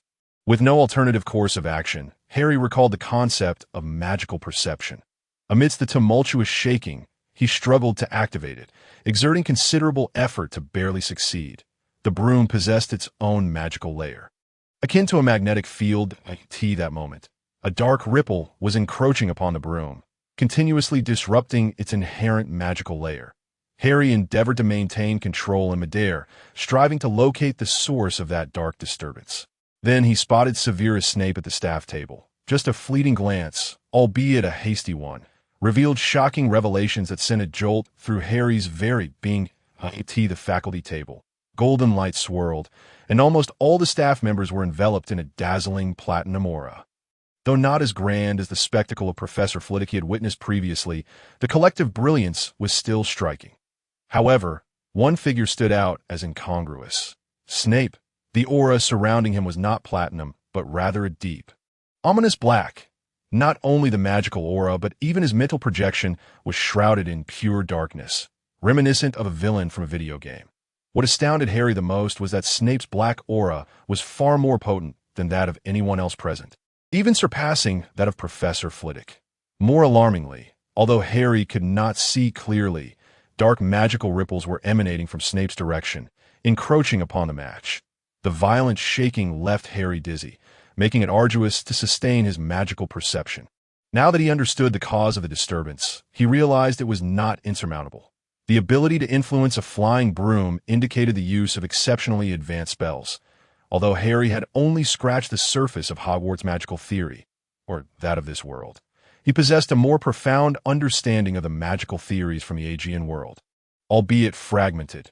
This incantation bears a resemblance to the effects of mental magic, and it is precisely mental magic that constitutes the most abundant knowledge Harry has acquired from Aegean magical studies. Based on Harry's current experiences, despite the vast differences in the manifestations of magic between the two worlds, their essence remains interconnected. In Aegean magic, the structure of such spells is undoubtedly intricate. Even the slightest deviation could impact the outcome. Furthermore, Harry recalls having read that dark curses necessitate continuous incantation while maintaining a steadfast gaze upon the target, which indicates that the spell work here is similarly delicate. Thus, if he can disrupt the magical composition of this curse, even by a mere fraction, it may suffice to nullify its effects. Although Harry has yet to learn the means to dismantle such enchantments at Hogwarts, he has fortuitously discovered one from Neil's memories, the magic of magical resonance. This spell, which Harry successfully mastered following his studies in heart-locking magic, is designed to disrupt certain binding spells by creating waves of magical and mental energy. While he is uncertain of its efficacy against this particular curse, he has no choice but to try. As Harry's thoughts coalesced, the magical energy surrounding him began to ripple in tandem with the flow of his mental power, and the oscillation grew increasingly pronounced. Although he had closed off his magical perception, he could still faintly sense that the spell directed at him was losing momentum. Soon, he received clearer feedback. The broom, which had previously bucked like a wild stallion, began to stabilize significantly. This is effective. Harry rejoiced, enhancing the amplitude of the magical resonance further. Unbeknownst to him, while he wrestled with the broom, Hermione was scanning the surroundings through binoculars from the stands, after surveying the Slytherin resting area. Her gaze settled upon the faculty viewing platform, landing squarely on Snape. Hermione had perused the same book on spells with Harry, and thus arrived at the same conclusion in an instant. I'll be right back. Neville, keep an eye on Harry for me, she instructed, biting her lip as she handed the binoculars to Neville. Where are you going? Neville asked, somewhat alarmed. Assist Harry, Hermione replied, pushing her way through the stands without looking back. Do you need help? Parvati interjected, eager to assist Harry despite being unaware of the unfolding situation. No need, Neville said anxiously, waiting as time seemed to stretch infinitely. After an indeterminate duration, Harry suddenly steadied himself in midair. In the next moment, he hurled himself earthward. The entire Gryffindor house erupted in cheers for their first victory of the year, particularly against Slytherin. If one were to ascertain who was the most elated among the team, it would undoubtedly be Wood. Although he had been knocked off balance by Slytherin's antics and could not participate in the latter part of the match, Ron's outstanding performance far eclipsed his own. This was a moment of joy surpassing even his own MVP accolades. Since joining the Quidditch team, Gryffindor had yet to claim even a single annual championship, a source of great regret for him. Now in his fifth year, opportunities were dwindling to him. The current team appeared to have a genuine chance. Even if they were somewhat inexperienced this year, the prospect for the next were exceedingly bright. Ron, give it another go next match. If you perform this well again, I'll make you my substitute, Wood exclaimed enthusiastically after learning of Ron's stellar performance, in contrast to the jubilant Wood and others. Harry and Ron were not as exuberant. This was not to say they were unhappy with their victory. In fact, they were quite pleased. However, the discoveries made by Harry on the field and Hermione from the stands cast a shadow on their spirits. I saw it with my own eyes. Snape was fixated on you, his lips moving. He was definitely casting a curse, a dark curse, Hermione asserted with conviction. Harry, we've read that book. When casting a dark curse, one must maintain unwavering focus on the target without interruption. Snape didn't even blink. Hermione's impression of Snape, previously neutral, had plummeted drastically due to this incident. The young Hermione found it utterly unacceptable that a professor would resort to casting dark curses against a competitor from another house for the sake of a match. If it were due to other reasons, such as his evident disdain for Harry displayed in their first class, the situation would be even more grievous. Harry nodded in agreement. Amidst the chaos of the match, he had caught a fleeting glimpse of Snape, noting the black aura of magical energy surrounding him and a projection of his soul. Furthermore, the undulating magical energy was unmistakably directed at him. At that moment, Harry had attempted to counter the dark curse, though with little success. Fortunately, it was then that Hermione had rushed forward, singeing Snape's robes, after which Harry's broom had returned to normal. Further corroborating their suspicions that I told you, he's a villain, Ron exclaimed, his agitation palpable. Unlike Harry, who had been completely disregarded during potions class, Ron found himself in a more difficult position that Snape's incessant mockery and targeting had made his experience unbearable. Unlike Harry, he lacked the courage to confront Snape directly, fearing repercussions from his parents. Should we inform a professor? Harry hesitated. Hermione pondered the notion, but ultimately shook her head. It seems futile. The professors likely won't believe us. Considering we have no evidence, what about the incident with the three-headed dog? What if he was trying to steal something it was guarding? Ron proposed a new line of thought. That's difficult. We still have no evidence. Hermione continued to shake her head that, in fact, we can't even be certain Snape's injury was caused by the three-headed dog. And now that the wound has healed, we can't ascertain whether that page on rabies and muggle diseases has any relevance to wizards, that we merely know he borrowed that book. Our conjectures wouldn't hold as direct evidence in front of the professors. Undeniably, Hermione's logic was meticulous, far more so than that of the two boys, leaving them momentarily speechless. If only I could cast a curse, I would take my revenge on Snape, Harry thought darkly. Yet, regrettably, neither Hogwarts nor Neil's memories contained the kind of vicious curse he desired. After exchanging glances for a while, Harry tentatively suggested, "How about we consult Hagrid?" Harry and Ron frequently visited Hagrid, often encountering Ron's twin brothers there, who occasionally assisted Hagrid with his peculiar assortment of creatures. Hermione only started visiting Hagrid after Halloween, but he had taken a liking to the exceptionally clever girl. Hermione had gradually warmed to Hagrid, who, though imposing in appearance, was quite endearing. Harry's suggestion was immediately embraced by the other two. Since the match was held on a Saturday with no classes, the trio rushed out of the castle to Hagrid's large hut. To their surprise, it was Neville who opened the door, rather than Hagrid. "Harry, what an exhilarating match!" Neville exclaimed, beaming at their arrival. "And Ron, your performance in the second half was simply phenomenal. Even Crumb couldn't compare." Ron's smile stretched from ear to ear at this compliment. Crumb was the star keeper of the Chudley Cannons during their prime, a member of the League Hall of Fame, and one of the finest keepers in the league. "Neville, what are you doing here?" Hermione inquired, her curiosity piqued, as she didn't share the same jubilant sentiment as Ron and Harry. Just moments ago, they had been nervously watching Harry being tossed around by his broom. "It's Trevor." Neville gestured toward the table upon which rested a large toad in a ceramic basin. Harry and his companions recognized that it was Neville's pet. In fact, Harry and the others had come to know Ron early on because of this very toad. Neville looked at Leaf with a helpless expression and explained, "Leaf hasn't been eating much lately. I suspect he may be unwell, though I'm hesitant to approach Professor Kettleburn, so I thought I might seek Hagrid's luck." Hagrid suggested that the cold weather was the cause of Leaf's malaise and went into the woods to gather some herbs for him. Professor Kettleburn taught elective courses for third years and above. Specializing in the care of magical creatures, he was an elderly professor, yet remarkably cheerful and approachable. However, for Neville, who often stuttered in the presence of professors, he might not be the easiest person to communicate with. "Toads, they should hibernate in winter, right?" Harry pondered, glancing at Hermione beside him. She immediately nodded, though neither of them felt particularly certain. Hibernation for frogs was a small piece of natural knowledge, something mentioned in elementary school. Yet whether the same applied in the wizarding world was uncertain for both Harry and Hermione. "Yes, that's so." Neville scratched his head and chuckled sheepishly, then busied himself pouring tea for the three of them.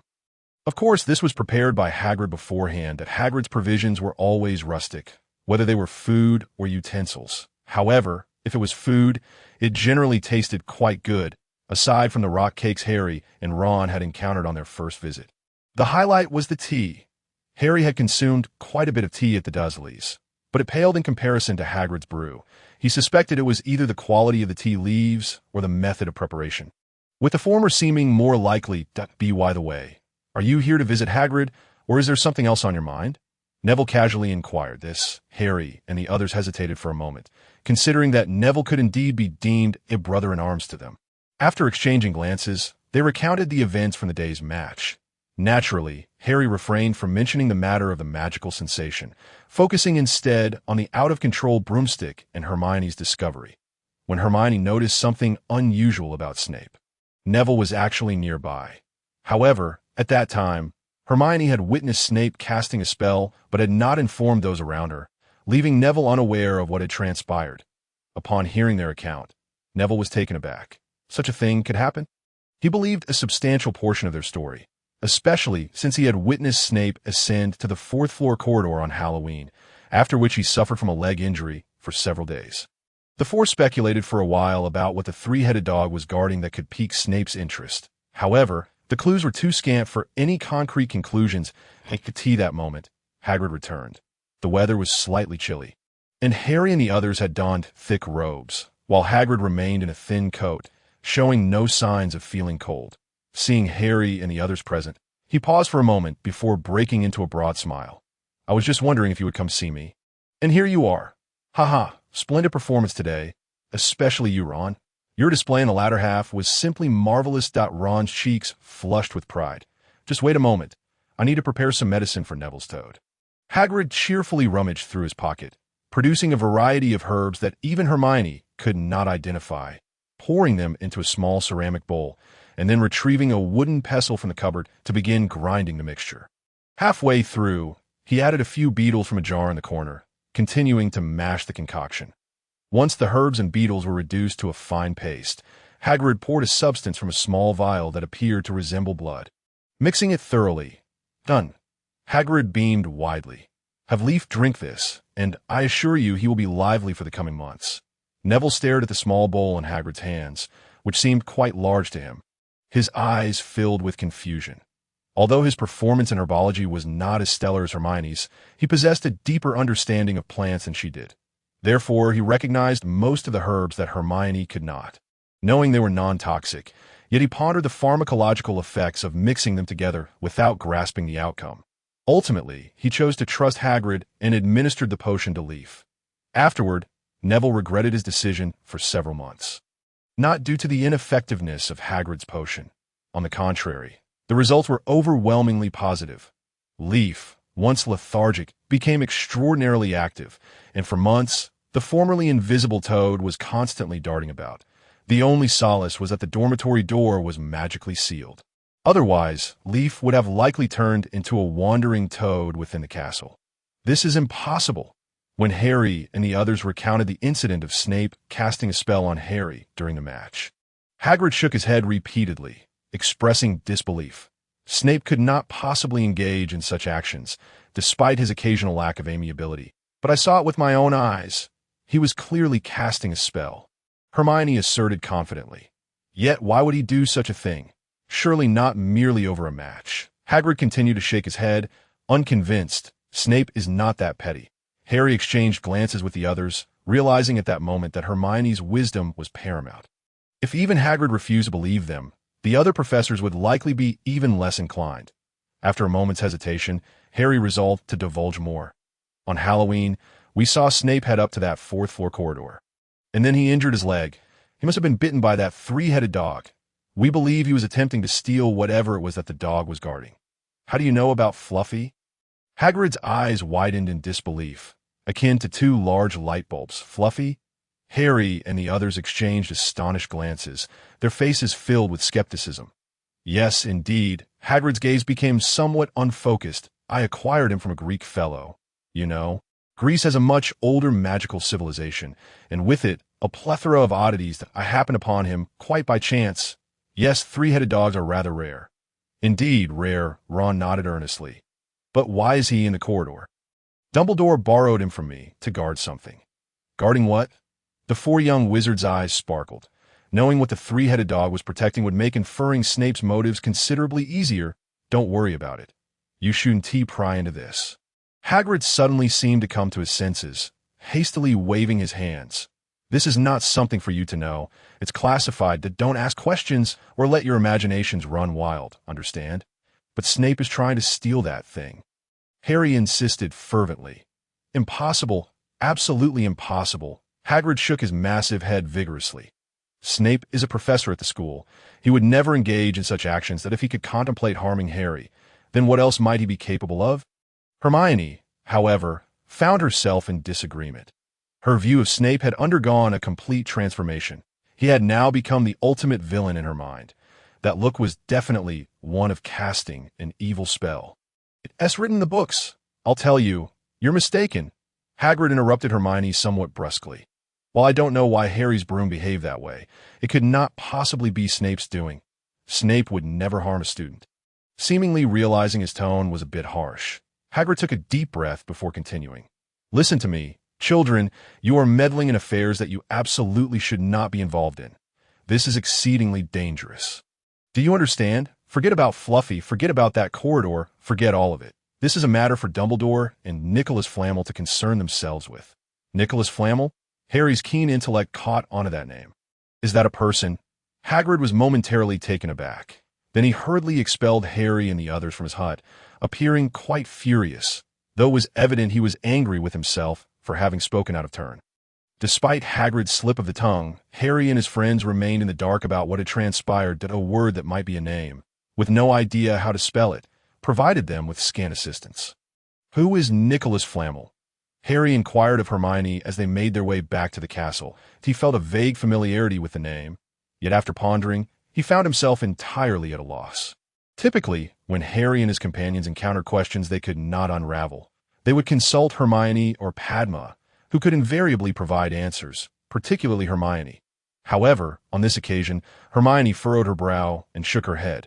I couldn't quite catch the word Hagrid mentioned. And besides, it may not even be a name.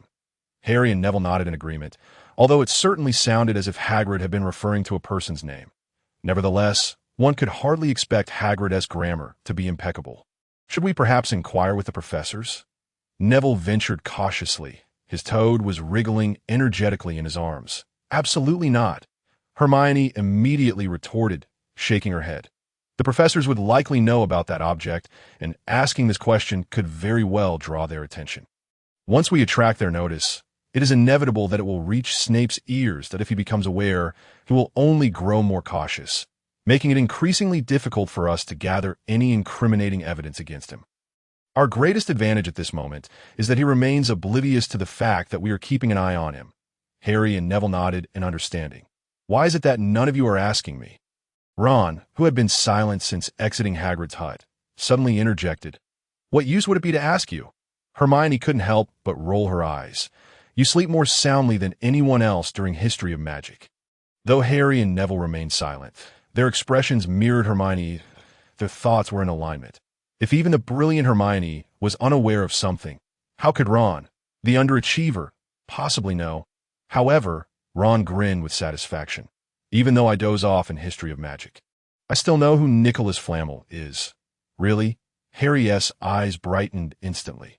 Follow me, Ron said with a nod, leading the trio swiftly back to the castle and to the Gryffindor common room. It was a visiting day for Hogsmeade, so the common room was rather empty.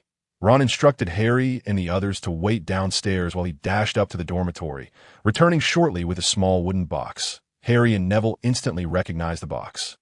It was Ron's collection case for his Chocolate Frog wizard cards. Opening the box, Hermione's eyes lit up. Inside was a compact case with dozens of layers, each neatly housing 13 cards. Cool, even though it was not their first encounter with the collection. Both Harry and Neville couldn't help but express their admiration. This box was crafted by Fred and George, and according to Ron, he had paid a hefty price for its creation. Ron skillfully retrieved 2 cards from the set and placed them carefully before the group. Albus Percival Wulfric Brian Dumbledore and Nicholas Flamel. Upon seeing Dumbledore, Harry couldn't suppress a gasp. Fortunately, the common room was devoid of other occupants, or it would surely have attracted attention. Like Ron and Neville, Harry was also collecting wizard cards and was nearing 50 in total. Though he was still far behind Ron, who boasted nearly 500, many of which were exceedingly rare. For instance, the very card Hermione now held in her hand featured Nicholas Flamel. Harry recalled why the name Nicholas Flamel felt familiar. His first card had been Dumbledore's, which mentioned Flamel as a common shorthand. Such abbreviations were commonplace, but rarely elicited immediate associations, as some full names were seldom used outside formal writing. For example, Ron's full name was Ronald Bilious Weasley, yet hardly anyone referred to him as such. Once, during Transfiguration class, Professor McGonagall had called out Mr. Ronald, and even Ron had failed to register her address. Of course. I should have realized it sooner, Hermione remarked, placing down the Nicholas Flamel card, a hint of frustration in her voice. This man is quite renowned, even in our world. Harry nodded in agreement. Indeed, if Merlin and Morgana were the most famous wizards in Britain, Nicholas Flamel was undoubtedly the legendary alchemist in France, famed for his ability to create the elixir of life and transmute base metals into gold. Many legendary novels, games, and films featured these three figures, often bestowing significant advantages upon the protagonists as powerful NPCs. So, now that we know about this individual, what next? Neville asked, curiously examining the Nicholas Flamel card, the likes of which he and Harry did not possess. Isn't it obvious? Hermione raised an eyebrow. Didn't Harry mention that Hagrid once retrieved a small package from Gringotts? Harry nodded. This was a detail he had shared with Hermione and the others. Then it must be true. Whatever the three-headed dog is guarding, it should be the Philosopher's Stone, Hermione stated with conviction. What stone? Ron appeared momentarily bewildered. Some individuals are keen readers yet grasp little, while others hoard cards without delving into their histories. Ron had amassed a collection of wizard cards, yet his knowledge of the actual lives of these figures was rather scant. Of course, this was also because Nicholas Flamel was not a wizard renowned for his magical prowess. Ron was far more familiar with the invincible Andromeda, having even heard numerous rumors about him. My goodness, Hermione exclaimed dramatically, and Harry suspected she aimed to reclaim her earlier oversight regarding Nicholas Flamel. You don't even know about the Philosopher's Stone? Surely you've heard of the elixir of life and the ability to turn stone into gold. In truth, Ron quickly realized his mistake, but opened his mouth without uttering a word. Hermione had regained her footing. This time, it must be correct. Snape's intention to steal that object is the Philosopher's Stone. But what does he want with the Philosopher's Stone? Harry inquired, puzzled. To turn stone into gold. While gold is valuable, it shouldn't be of paramount importance to a wizard, should it? Hermione frowned slightly at his words. The elixir of life, Ron interjected. Snape is only in his 30s. I doubt he has any need for the elixir of life for at least 30 more years. Hermione countered, her face etched with confusion. Let us first seek detailed information on the Philosopher's Stone, although the four of them had reached a consensus regarding the object guarded by the three-headed dog being the Philosopher's Stone. This realization did not provide them with any further assistance. The Philosopher's Stone represented the pinnacle of alchemical achievement. Even Hogwarts' library contained scant resources on the topic. At least, Harry, Hermione, and the others found nothing. Of course, there remained the possibility that relevant materials lay within the restricted section. The sensation of having made a new discovery, yet being unable to translate it into tangible progress, left Harry and his friends feeling quite dismal. In stark contrast to their mood, one individual was utterly elated. Oliver Wood, the captain of the Gryffindor Quidditch team, would have been sporting a broad grin lately, revealing all 16 of his teeth, even his tonsils. Due to his overwhelming satisfaction with the team's performance, the Hogwarts Quidditch season comprised 12 matches, with each student competing against one another twice. The matches were divided into 3 phases, before the Christmas holidays, before the Easter holidays, and before the end of term. Currently, Gryffindor had completed 2 matches before the Christmas holidays, emerging victorious in both. Harry had caught the golden snitch in both games, leading Gryffindor to significant victories. If this momentum is maintained, the Quidditch Cup for today is virtually secured. Wood has been closely observing the other 3 teams, and at present, the likelihood of ultimate victory appears exceedingly high. What brings him particular joy is the development of his own successor, Ron Weasley. Having experienced the tenure of Charlie Weasley as captain of the Quidditch team, Wood is now blessed with 2 exceptionally talented beaters, the Weasley twins. Although Percy, who is of the same year, does not excel in Quidditch, it does not diminish Wood's belief that the Weasley children possess an innate talent for the sport, despite the term gene rarely being mentioned in the wizarding world. Ron further substantiated this notion. During the match against Hufflepuff, Wood, undeterred by the skepticism of Angelina and the other 3 chasers, decided to field Ron as a starter. Consequently, Ron captivated both the audience and his teammates with his outstanding performance. As a result, in the upcoming back-to-back matches against Ravenclaw after Christmas, Angelina and the others felt that simply allowing Ron to play would suffice. Thus, Wood is ardently advocating for his right to participate as captain. Experiencing a mix of joy and pain. With the matches before Christmas concluded and the team's performance commendable, Wood has slightly eased the training intensity. This has afforded Harry and Ron more time to collaborate with Hermione in their quest for information regarding the Philosopher's Stone. Regrettably, after more than a month, their findings have yielded little of substance. Numerous references to the Philosopher's Stone exist, yet detailed discussions remain scarce. The Philosopher's Stone falls within the realm of alchemy, a subject not offered at Hogwarts, thus limiting the availability of related literature. The few mentions primarily focus on the transmutation of base metals into gold and the elixir of life. Even Harry surmises that Snape likely harbors no intense obsession with gold. Although Snape, perceived by Harry and his friends as a rather terrible teacher, possesses the esteemed title of Master of Potions, and is indeed the youngest in all of Europe that a person of his caliber could hardly be lacking in wealth. As for the elixir of life, it is worth noting that wizards tend to enjoy a considerable lifespan. For instance, Dumbledore is over 100 years old, yet remains as vibrant as ever. Harry and his friends often observe Dumbledore dining among the faculty, a rarity, with an array of desserts laid out before him. Comparatively, Snape, at just over 30, worrying about death seems rather absurd to Harry and his friends. Unable to fathom the reasons behind this, their investigation has reached an impasse. Notably, during the second Quidditch match against Hufflepuff, Snape surprisingly applied to serve as referee, causing significant concern for Harry and Ron. Hermione even suggested that Harry should break a leg to avoid the match. However, it was soon proven that their worries were unfounded. Dumbledore was present at the match, and with him in attendance. Snape dared not engage in any underhanded tactics, ensuring the game proceeded smoothly. Snape's lack of interference has also been a primary reason for Harry and his friend's stalled exploration. As December swiftly progressed to its midpoint, the first snowfall arrived, igniting excitement among the students for Christmas. Hogwarts boasts a Christmas holiday lasting a fortnight, during which students may choose to return home or remain at school. Hermione and Neville have confirmed their plans to return home for the holiday, while Ron has decided to stay, as his parents are visiting their second son Charlie in Romania. Harry has heard Charlie's name numerous times, not predominantly from Ron or the twins, but rather from Wood, who frequently exclaims, "Wow, Harry, I thought Charlie was an exceptional seeker, but your performance surpasses his." It is said that Charlie received an invitation for a trial with a professional club, yet ultimately chose to go to Romania to study dragons. Harry, who has never seen a dragon, finds the concept utterly fascinating. He recalls Hagrid mentioning on several occasions his desire to raise a dragon, a topic he brings up almost every time Harry visits him. Thus, Harry has also frequently mentioned Charlie. Whenever Hagrid speaks of Charlie living among dragons, he displays a palpable envy. Hermione, however, scoffs at this notion, asserting that dragons are classified as 5-star dangerous creatures. The dragon's breath is imbued with magical flames capable of inflicting severe harm upon wizards.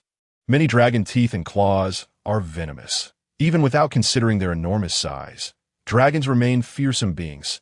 Each time Ron expresses interest in dragons, Hermione reiterates her warnings. Harry and Neville find Hermione's points valid, and Ron reluctantly concedes to her perspective, especially since Charlie's letters often mention colleagues who have sustained injuries. However, Hagrid remains unfazed by such concerns. During this period, Harry and his friends have visited Hagrid several times, who has welcomed them warmly, albeit somewhat surprised at their swift discovery of Nicholas Flamel's identity. However, whenever they broach the subjects of the Philosopher's Stone or the three-headed dog, he immediately covers his mouth with his hand. Clearly, his previous slip-up weighs heavily on him, and unable to control his own tongue, he resorts to this method of restraint. With no useful information gleaned from Hagrid, Harry and Ron find themselves continuing to linger in the library alongside Hermione. Neville, eager to assist, struggles with his assignments due to his slow pace. With the Christmas holiday approaching, he is reluctant to bring homework home, thus dedicating more time to completing it. Recently, Harry and his friends have perused numerous tomes, primarily biographies of wizards from the Middle Ages, hoping to uncover some reference or description pertaining to the Philosopher's Stone. Unfortunately, they have found nothing of value. However, they did stumble upon some information regarding the three-headed dog. It is classified as a 4-star magical creature, exhibiting extremely aggressive behavior and a strong propensity for attack. Its hide is remarkably tough, displaying formidable resistance to both magical and physical assaults. Its growl can instill a degree of intimidation at close range. Were it not for its lack of long-range capabilities, it could easily be rated as a 5-star magical creature. This discovery brings a sense of relief to Harry and his friends, yet also introduces new dilemmas. The reassurance stems from the knowledge that with such a powerful magical creature guarding the area, it would be exceedingly difficult for Snape to breach its defenses without alerting others. Thus, what is likely the Philosopher's Stone remains secure. The dilemma arises from the presence of the three-headed dog, which obstructs their ability to conduct further investigations. That a 4-star magical creature poses a significant challenge, even for adult wizards, requiring extensive knowledge to manage effectively. For Harry and his friends, mere novices, sending them forth would result in disaster. With this understanding, Harry finds himself less troubled. At least for now, it seems Snape has yet to discover a method to confront the three-headed dog. In fact, based on previous encounters, he appears ill-equipped to face it. The thought of Snape nearly having his leg bitten off brings a sense of satisfaction to Harry and Ron. Consequently, Harry's enthusiasm for research has waned, and he has shifted his focus towards the study of magic. This exploration encompasses not only the spells taught at Hogwarts, but also those imparted by Neil. Previously, during a Quidditch match, Harry's magical resonance had some effect.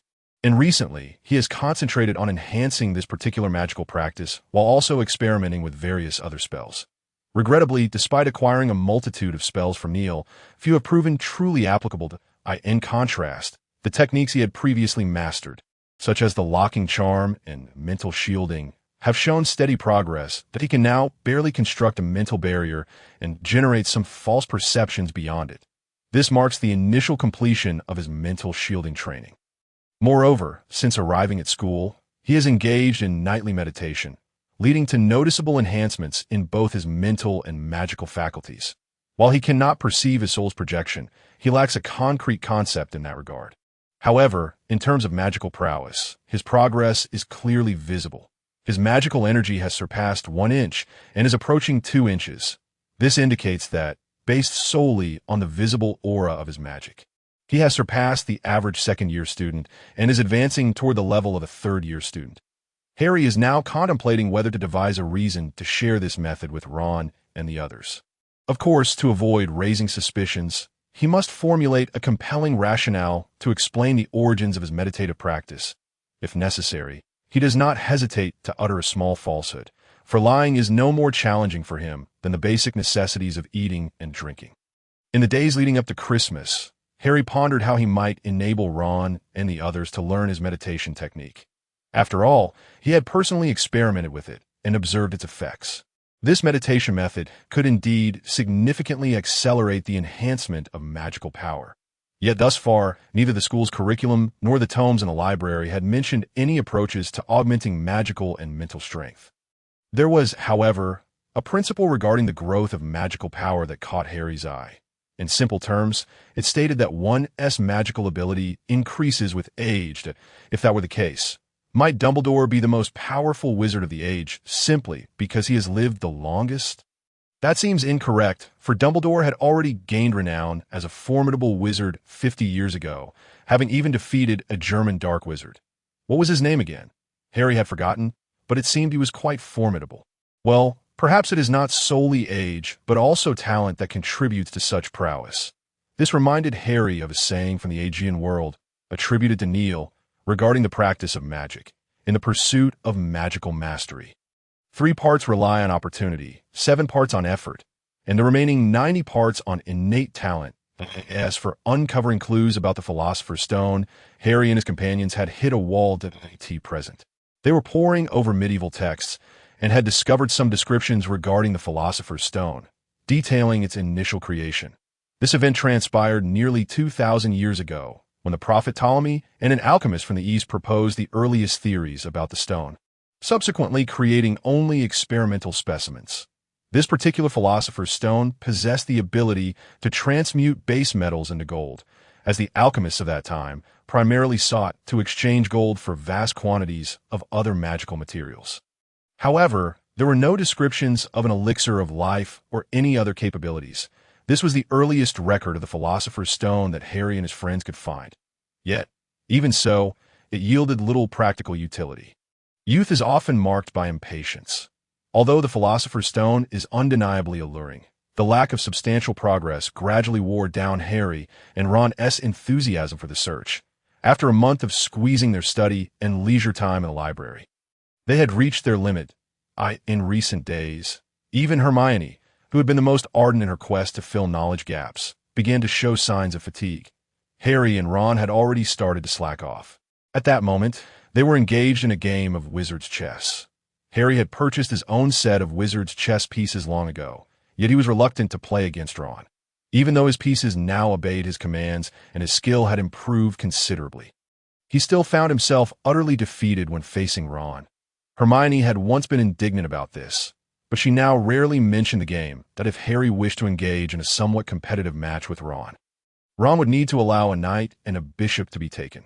Yet even then, Harry still lost far more than he won. Moreover, what significance did such victories hold? Have you heard? Harry and Ron are currently analyzing a previous game. Examining Harry's blunders out of course, this game had been against a senior student who had won and then left, refusing Ron's request for revenge on Harry's behalf. At the tea that moment, Dean Thomas rushed in, his face flushed. Possibly from the cold or excitement, IT was quite remarkable. Dean, being of African descent, even his dark complexion could be seen to redden, while other children would have turned beet red by now. What's the matter? Dean, you seem in quite a rush. Ron offered him a cup of hot milk to warm him up. Thank you. Dean took the milk and gulped down a large mouthful, pausing to catch his breath before saying, "It's Seamus. He just went in the hospital wing that Harry replied, maintaining a calm demeanor as he continued to observe Ron's analysis. What's the big deal? Ron remarked nonchalantly while advising Harry. Seamus Finnegan, known for his explosive talents, had garnered the attention of both Professor McGonagall and Professor Flitwick due to his propensity for causing explosions. Snape had even ceased deducting points from Gryffindor for the minor explosions Seamus caused in potions class. As a master of potions, he had failed to fully comprehend how Seamus consistently triggered such explosions with a few potions. Talent, Harry and Ron privately agreed. These explosions sometimes had minimal impact, merely producing a puff of white smoke or altering Seamus's hairstyle. Yet at other times, the consequences could be quite significant.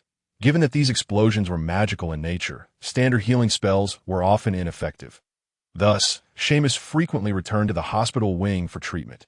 Madame Pomfrey claimed that her skills in treating various injuries caused by explosions had significantly improved over the past 6 months. And she even intended to compile her findings into a substantial paper for various academic institutions. While Seamus's self-inflicted mishaps were of little surprise, this time it also involved Professor Kettleburn. Dean did not keep them in suspense, directly revealing the crux of the matter.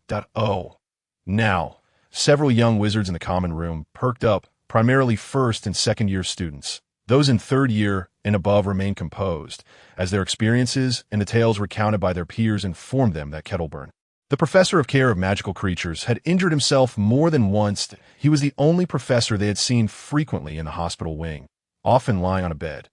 What happened? Harry and Ron, lacking knowledge about this eccentric professor, were curious. They only knew he had a good relationship with Hagrid and often encountered him there. He was a professor who always wore a smile, enjoyed humor, and was quite amiable. ISNT Christmas right around the corner. Professor Kettleburn wanted to gather some decorations. Dean shared the news he had received. There's a nest of fire crabs by the Black Lake. Thus, the professor intended to collect some of the gems from their shells. Seamus, who also had an interest in fire crabs, decided to accompany him. Unfortunately, when he attempted to cast the freezing charm on a fire crab, an explosion ensued. Seamus's spell caused an explosion. This is familiar territory for Harry and his friends, they thought. However, the fact that Seamus could use the freezing charm was unexpected. This was a spell of considerable difficulty, especially for a first-year wizard, and even Harry was not yet proficient with it. However, considering that Seamus's mother was a witch, it was not entirely implausible. But how did the freezing charm lead to an explosion? Was it not typical of Seamus? Harry and Ron were tempted to laugh. Yet given that a classmate and possibly a professor had been injured and sent to the hospital wing, it seemed inappropriate to do so. They struggled to contain their amusement at the same time. Another matter was worth noting. Christmas was fast approaching. By the way, Harry, are you going home for Christmas? If you are, we could go together, Dean inquired. I haven't made up my mind yet, Harry replied. Hesitating, he was quite invested in his magical studies at Hogwarts, as he could undoubtedly enhance his magical abilities more rapidly there.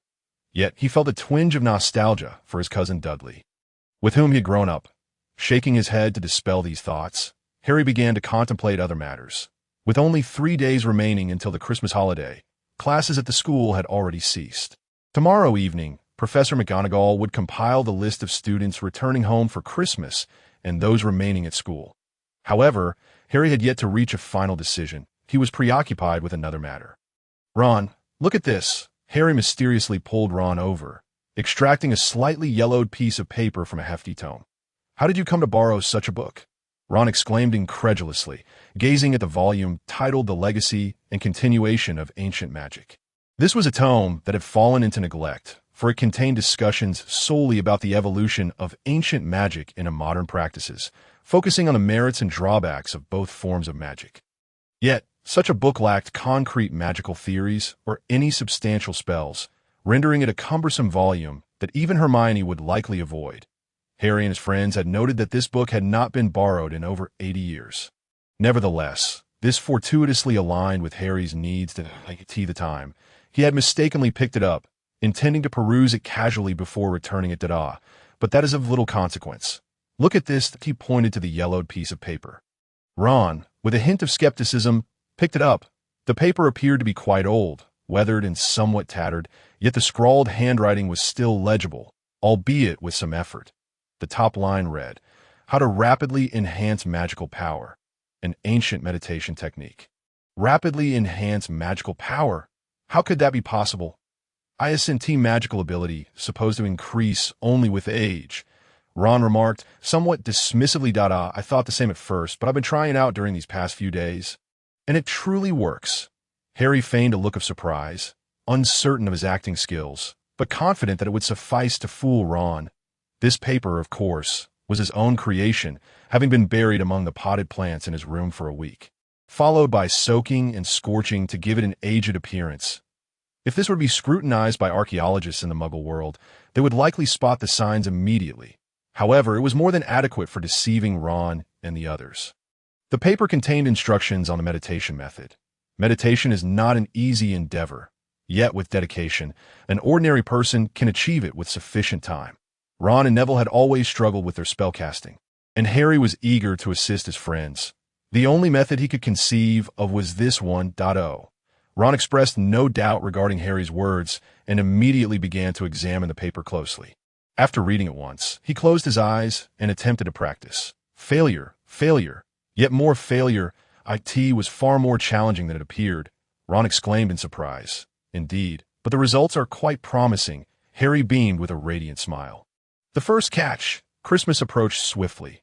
Most young wizards had packed their bags, preparing to board the Hogwarts Express and return home to enjoy the holiday. Harry ultimately chose to remain at school. Returning to the Dursleys held little appeal. Every year during Christmas, a multitude of relatives from Uncle Vernon's side would visit. Most of these relatives harbored no fondness for Harry, and he reciprocated their sentiments. In truth, aside from Dudley, Harry held no emotional connection with the Dursley family. Perhaps Aunt Petunia felt a slight attachment, but it was barely perceptible. Under such circumstances, Harry believed that spending Christmas at school studying magic and enhancing his magical power was far more worthwhile, especially since it would allow him to keep company with Ron, who was equally homeless in addition to his poor relationship with the Dursleys. Another reason Harry preferred not to return was the prohibition against using magic in front of Muggles. Furthermore, underage wizards were strictly forbidden from using magic anywhere, whether at school, Diagon Alley, or Hogsmeade. This regulation took effect once young wizards entered school and had their names officially recorded in the entrance book. Thus, the instances of Harry and Hermione practicing magic at home before the school year were rare, as typically young wizards could not manage to learn magic independently before attending school. However, that would soon change. Many young wizards from Muggle or mixed families were quite dissatisfied with this rule. Nevertheless, the regulations set forth by the school and the Ministry of Magic were beyond their resistance. That Harry's decision to remain at school brought immense joy to Ron. Although 3 of his brothers also stayed at Hogwarts, none of them were inclined to spend time with him. Utilizing the last 2 days before the holiday, Harry shared the meditation technique with Hermione, Ron, and Neville. Ron struggled considerably in his studies. Constructing a clear symbol in his mind was, in itself, no simple task. Maintaining its singular hue while altering its color was even more challenging, requiring immense concentration.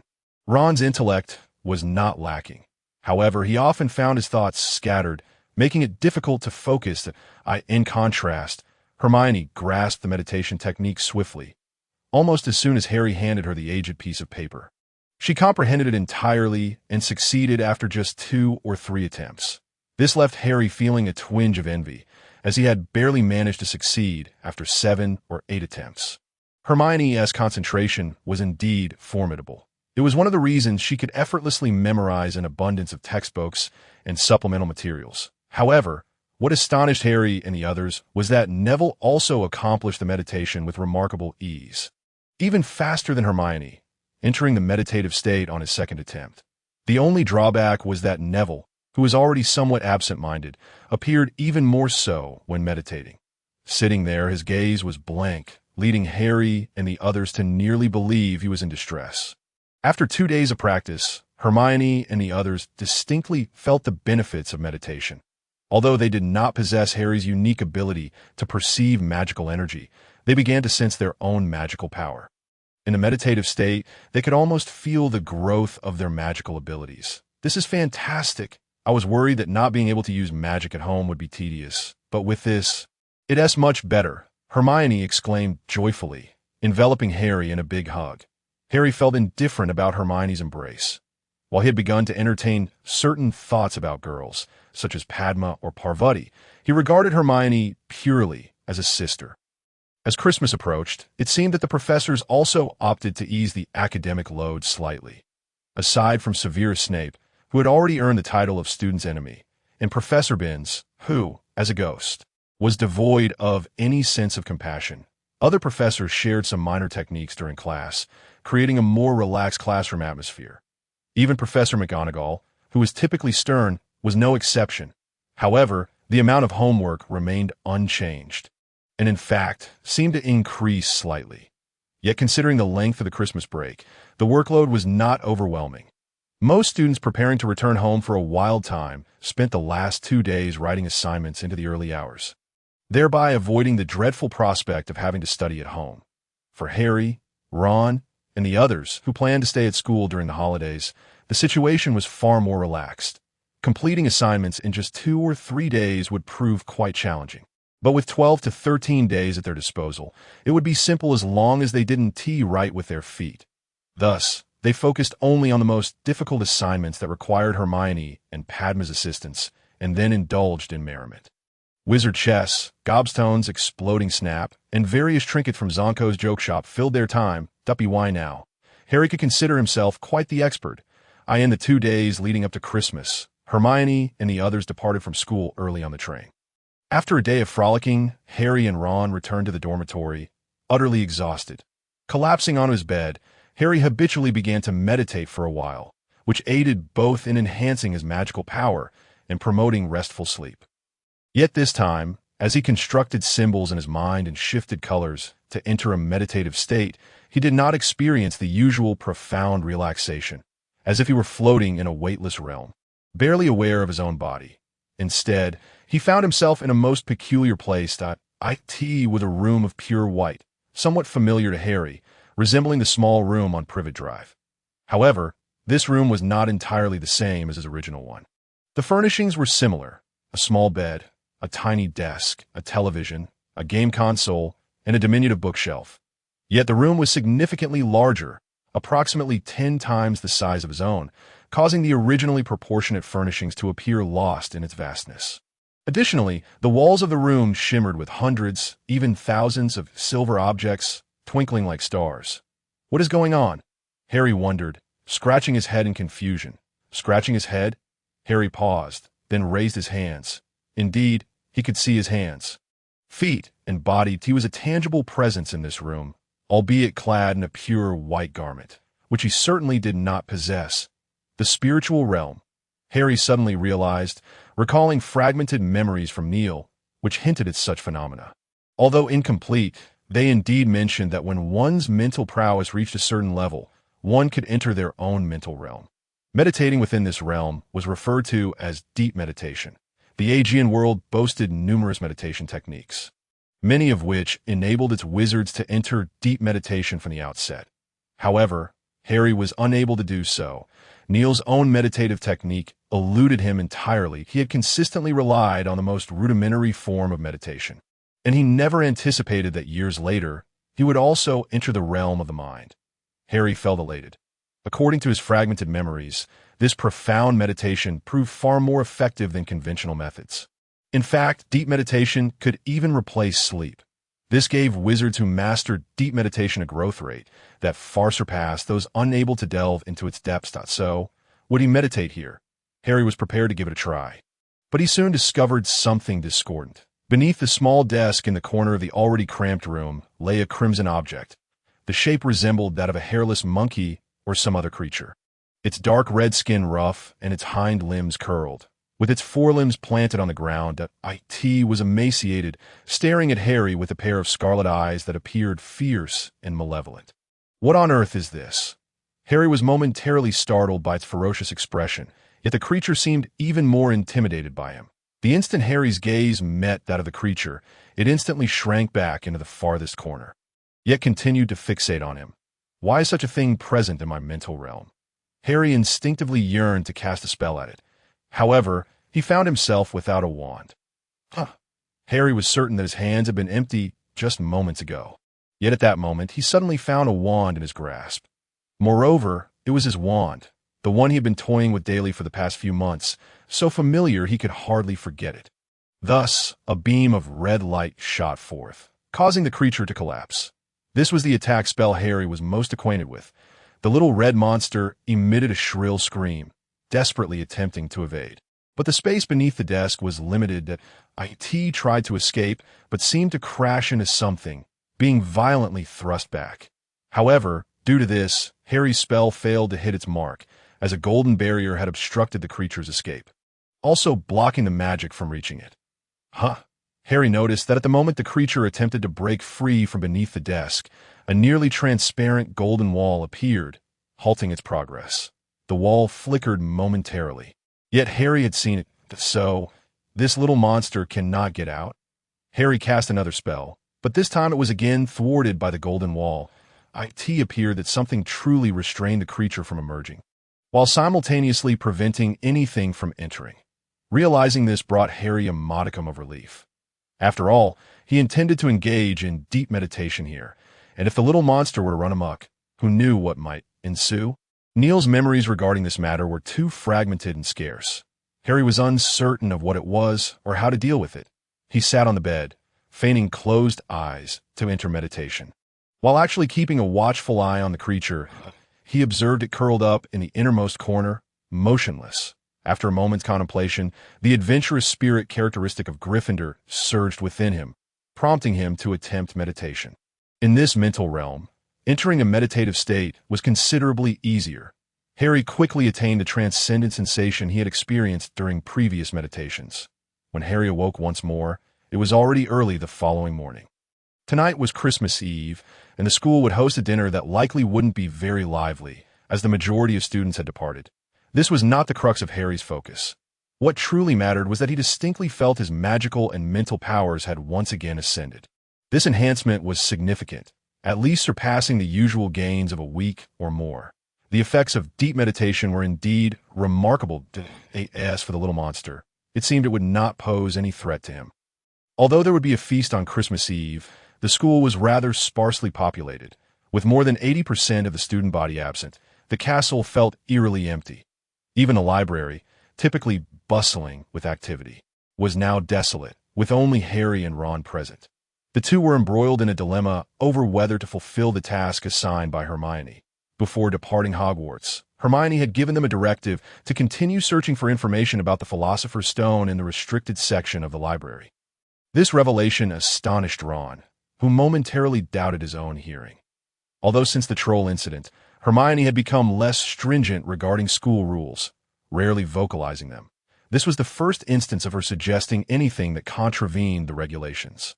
Harry felt a sense of accomplishment, a joy akin to leading a good child astray, an indescribable delight. However, while it was enjoyable to lead the virtuous Hermione down a path of mischief, the task she had assigned them was quite vexing for Harry.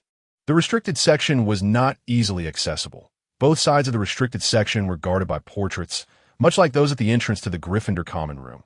Without the proper authorization to pass through, the portraits would emit a piercing scream, summoning the Fat Lady. Consequently, the miscreant would face various elaborate punishments, and Harry had witnessed the unfortunate fates of those who had fallen afoul of the rules. He had no desire to emulate their misfortunes. Furthermore, to be candid, he had lost much of his initial enthusiasm for the Philosopher's Stone, as time had dulled his memory of it. Had it not been for his weekly potions classes and the occasional encounter with the scowling Snape in the corridors, Harry might have completely forgotten about it. Unless he could master the disillusionment charm or the invisibility spell, enabling him to become unseen, he would be unable to bypass the watchful portraits that in fact. Harry was quite intrigued by both spells. However, despite the invisibility spell being a rudimentary magic in Neil's memories, Harry had struggled to grasp as for the disillusionment charm. He had yet to uncover any methods of practice for it within the school. Harry had once attempted to inquire with the Weasley twins, only to conclude that they had been coveting the spell for over 2 years. This was entirely understandable to Harry. Had the twins possessed such a spell, they would not frequently find themselves caught by professors, or even Filch, subjected to various humiliating punishments while Harry and the others watched with amused expressions. Witnessing others' misfortunes, particularly when they are of a minor nature, is rather gratifying. After agonizing over the decision for much of the day, Harry and Ron ultimately did not manage to enter the restricted section. Oh well, Snape seemed to have been rather quiet of late. Harry and Ron consoled themselves with this thought. That evening, before dinner, Harry and Ron excitedly made their way to the Great Hall. Fewer than 50 students remained at the school, primarily from Hufflepuff and Gryffindor. With not a single Slytherin in sight, Christmas held a significance for wizards that was entirely distinct from that of ordinary folk. During his recent visits to the library, Harry had casually perused related materials. The wizard's Christmas had no connection to Christianity whatsoever. Although the initial attempts to hunt down witches had been ridiculed by wizards for centuries, this did not engender any genuine fondness for Christianity among them. They celebrated this season more as a fusion of the passing winter, the arrival of spring, and the renewal of life, along with traces of ancient Roman agricultural festivals. Hence the presence of Christmas trees and gifts in the wizarding celebration.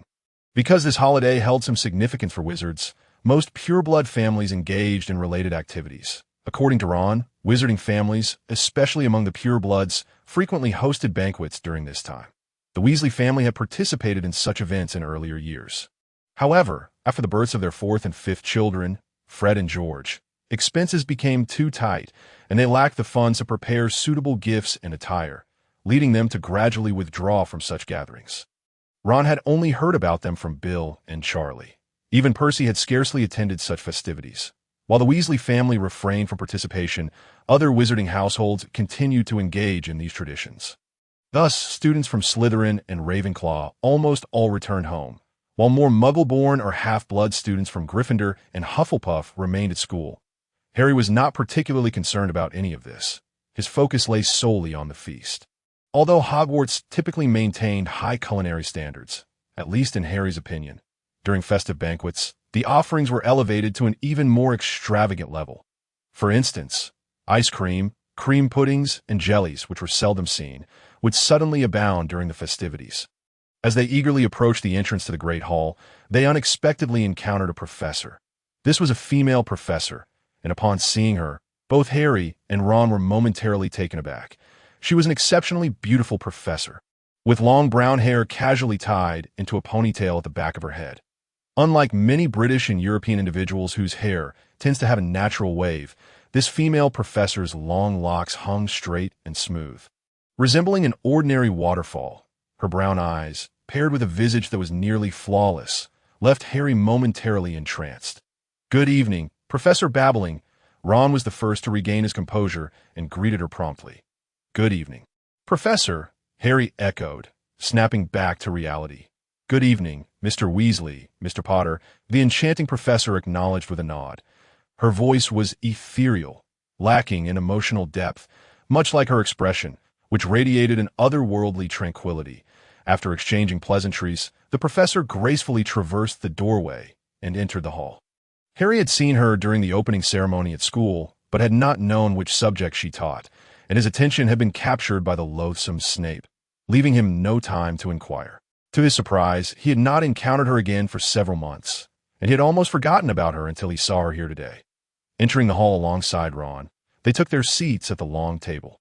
Harry found it hard to focus on the banquet, which, although reduced in quantity, was richly varied, as his gaze drifted towards the faculty seating. There she was indeed, sitting beside Madame Hooch and Professor McGonagall. Madame Hooch and Professor McGonagall were engaged in conversation, with the former occasionally erupting into hearty laughter.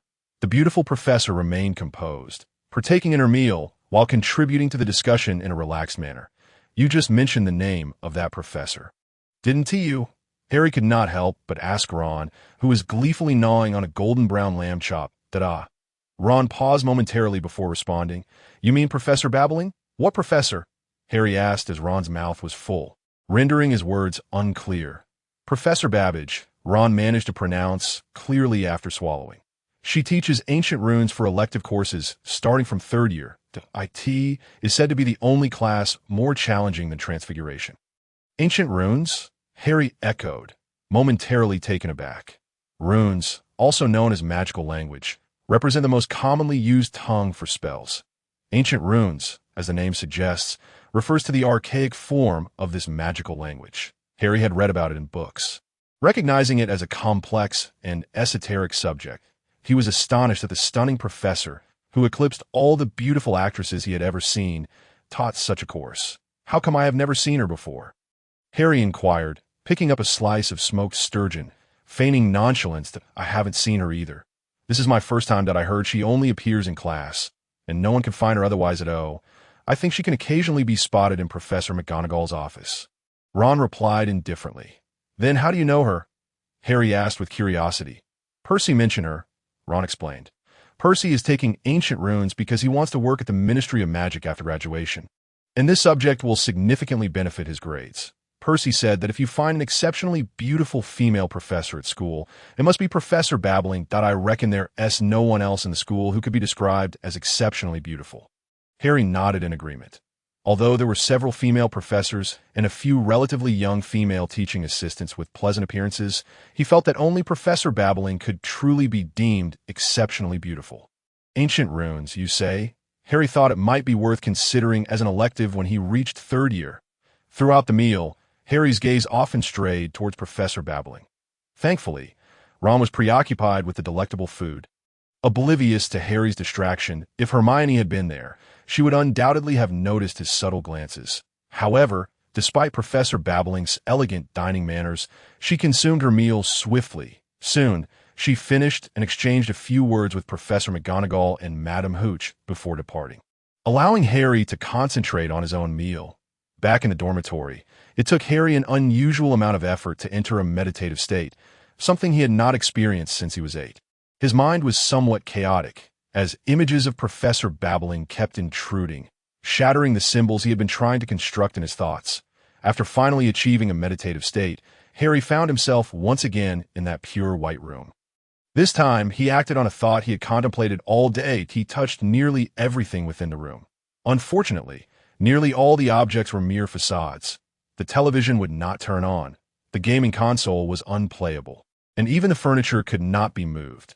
Pouting, Harry shifted his focus to the scattered silver lights on the walls, twinkling like stars. What could this be? As a Gryffindor, Harry possessed a bold and adventurous spirit. He reached out to touch one of the shimmering silver stars, In the next instant, he was struck by a violent headache that rapidly spread throughout his body. Almost instantaneously, he was jolted out of his meditation. Convulsing on his bed, unable to emit even the faintest sound, Ron, in the adjacent bed, was either meditating or fast asleep, entirely unaware of Harry's distress. What is happening? The intense pain, particularly in his head, contorted Harry's expression into one of agony. Yet, the excruciating discomfort seemed to overwhelm his nervous system, rendering his body uncontrollable. Minutes felt like hours, and then, as abruptly as it had begun, the pain vanished. Harry exhaled deeply, feeling as though he were drenched in sweat. The world around him sparkled, and he felt dizzy, barely managing to shed his sticky clothes before succumbing to a deep slumber. On a new day, Harry sensed that everything had changed. His mastery of the mental sealing and locking arts had markedly improved, and the surroundings appeared clearer and more vibrant. Although his magical power showed little variation, his mental acuity had significantly increased. Could this be the result of touching that silver star? Harry pondered, feeling a twinge of doubt. He considered testing it again, but the terrifying sensation of unbearable pain and the inability to cry out flooded his mind, causing him to hesitate once more. What could that have been? Harry was perplexed. Ruminating for a long while without arriving at any conclusions, still deep in thought, he was suddenly roused by Ron's voice. Harry, wake up! Harry opened his eyes to find Ron sitting at the edge of his bed, waving at him. Merry Christmas! Merry Christmas! Harry responded, sitting up with a grin, noticing Ron eagerly unwrapping a pile of small boxes at the foot of his bed, which contained his Christmas gifts. Harry had a few gifts beside his bed as well. Harry, thank you for your gift, Ron exclaimed, raising a card in his hand as soon as he saw Harry was awake. That it was a card featuring Claudius Ptolemy, one of the rarest chocolate frog wizard cards, ranking third in scarcity, and one of the two cards Ron still needed to complete his collection, the other being the most elusive card of Cornelius Agrippa. You're welcome, Harry laughed heartily. It was truly delightful to see someone appreciate a gift he had put considerable thought into. He had enlisted the help of the Weasley twins to obtain it from Zonko's joke shop. Harry began to sift through his own gifts. The largest one surprised him. The sender was none other than Dudley. Upon opening it, Harry's expression turned to one of bewilderment. Harry, what is this? Ron, having finished unwrapping his own gifts, leaned in curiously to see what Harry held. Upon seeing the item in Harry's hands, he exclaimed, I don't recognize that. This is called a pair of boxing gloves, Harry replied, slipping on the red gloves and demonstrating a boxing motion while explaining the sport. Cool. Ron whistled. No wonder you found it so easy to take on Malfoy and Goyle. Harry was at a loss for words and picked up a small note from Dudley. If anyone dares to bully you, just wear these and give them a good whack. Harry felt somewhat exasperated. Why did Dudley assume he was an easy target for bullying? Harry sensed that his cousin might have some misconceptions about him. The next gift was from Hagrid. That it was a rather rough-looking flute. Seemingly crafted by Hagrid himself, Harry felt a bit conflicted, not because the flute was unattractive, though it truly was not aesthetically pleasing, but rather due to the sentiment behind it. To Harry's inner turmoil stemmed from his profound lack of musical talent. His fingers had always been long, prompting him to attempt piano lessons during his childhood.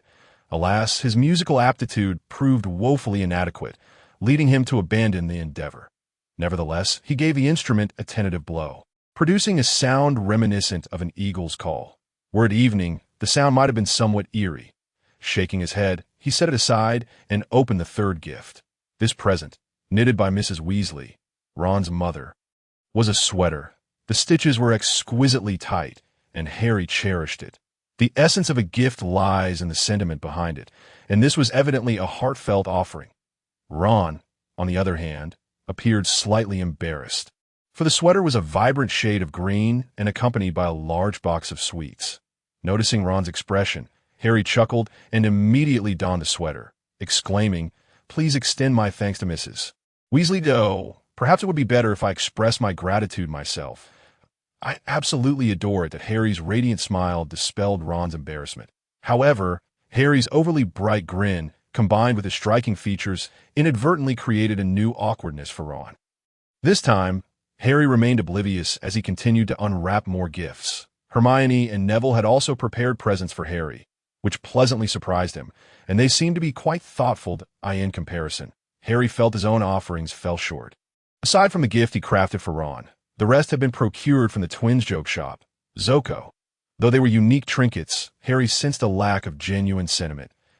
As he continued to sift through the pile, he discovered numerous gifts from classmates, mostly small tokens. After all, the only students who exchanged gifts with him were first years, who rarely had spare change. Toward the bottom of the heap lay a paper package, which Harry picked up. Finding it remarkably light, he opened it, but before he could fully extract its contents, a jolt coursed through his body, causing him to collapse to the ground. Simultaneously, a cacophony of indistinguishable, excruciatingly shrill noise erupted, and in an instant, Harry was rendered unconscious by the auditory assault. Faintly, he heard Ron's panicked voice calling, "Harry," but it grew increasingly distant and blurred, in a realm that blurred the lines of reality. Amidst a chaotic grayness, a pair of crimson eyes slowly opened. They seemed to pierce through the fabric of endless time and space, ultimately resting upon a concealed castle nestled in the Scottish Highlands. Yet, a wall obstructed any further scrutiny, eliciting a sense of displeasure that it had slumbered for far too long, and amidst the endless epochs, such rare occurrences that piqued its awareness were few and far between. Nevertheless, it refrained from taking any action, too lethargic to stir its long immobile form for the sake of that insignificant creature that had inadvertently roused it. Perhaps, if it happened again, it might take a look. Then again, perhaps not. The decision remained unmade as it succumbed to slumber once more. "Harry! Harry!" Ron's voice echoed in his ears. Harry groggily opened his eyes, feeling as though he had just emerged from an interminably long dream. In that dream, a pair of red eyes had loomed high above him, but a thick fog obscured his vision, allowing him to see only those eyes, nothing more. He longed to flee, only to find himself devoid of a body. He wished to scream, yet discovered he had no throat. After what felt like an eternity, Ron's voice jolted him back to reality. Harry found himself sprawled upon the dormitory carpet, surrounded by the scattered remnants of Christmas gifts. "How long was I unconscious?" Harry asked, a tinge of fear creeping into his voice. The surreal dream and the haunting eyes had sent chills down his spine. "What do you mean, unconscious?" Ron replied. Taken aback, "You just fell?" "Huh." Harry was equally astonished, feeling as if he had been asleep for ages. Glancing at the fallen paper package, he noticed a glimmering silver-gray object peeking out. "What is this?" Harry's curiosity overcame his trepidation as he cautiously touched it with his fingertip before quickly withdrawing. The previous electric sensation failed to manifest. Harry tentatively reached out again, finding no adverse effects. He prodded it once more, still unharmed. "Harry, what's the matter with you?" Ron inquired, perplexed by his friend's unusual behavior. "Touch this," Harry suggested, pondering whether the peculiar reaction was limited to his first touch. Ron, oblivious to the underlying mystery, approached and touched the object without incident. "Huh, that's strange," Harry mused, then had an epiphany. When he had collapsed, his instinctive use of mental shielding and heart-locking spells had shut down.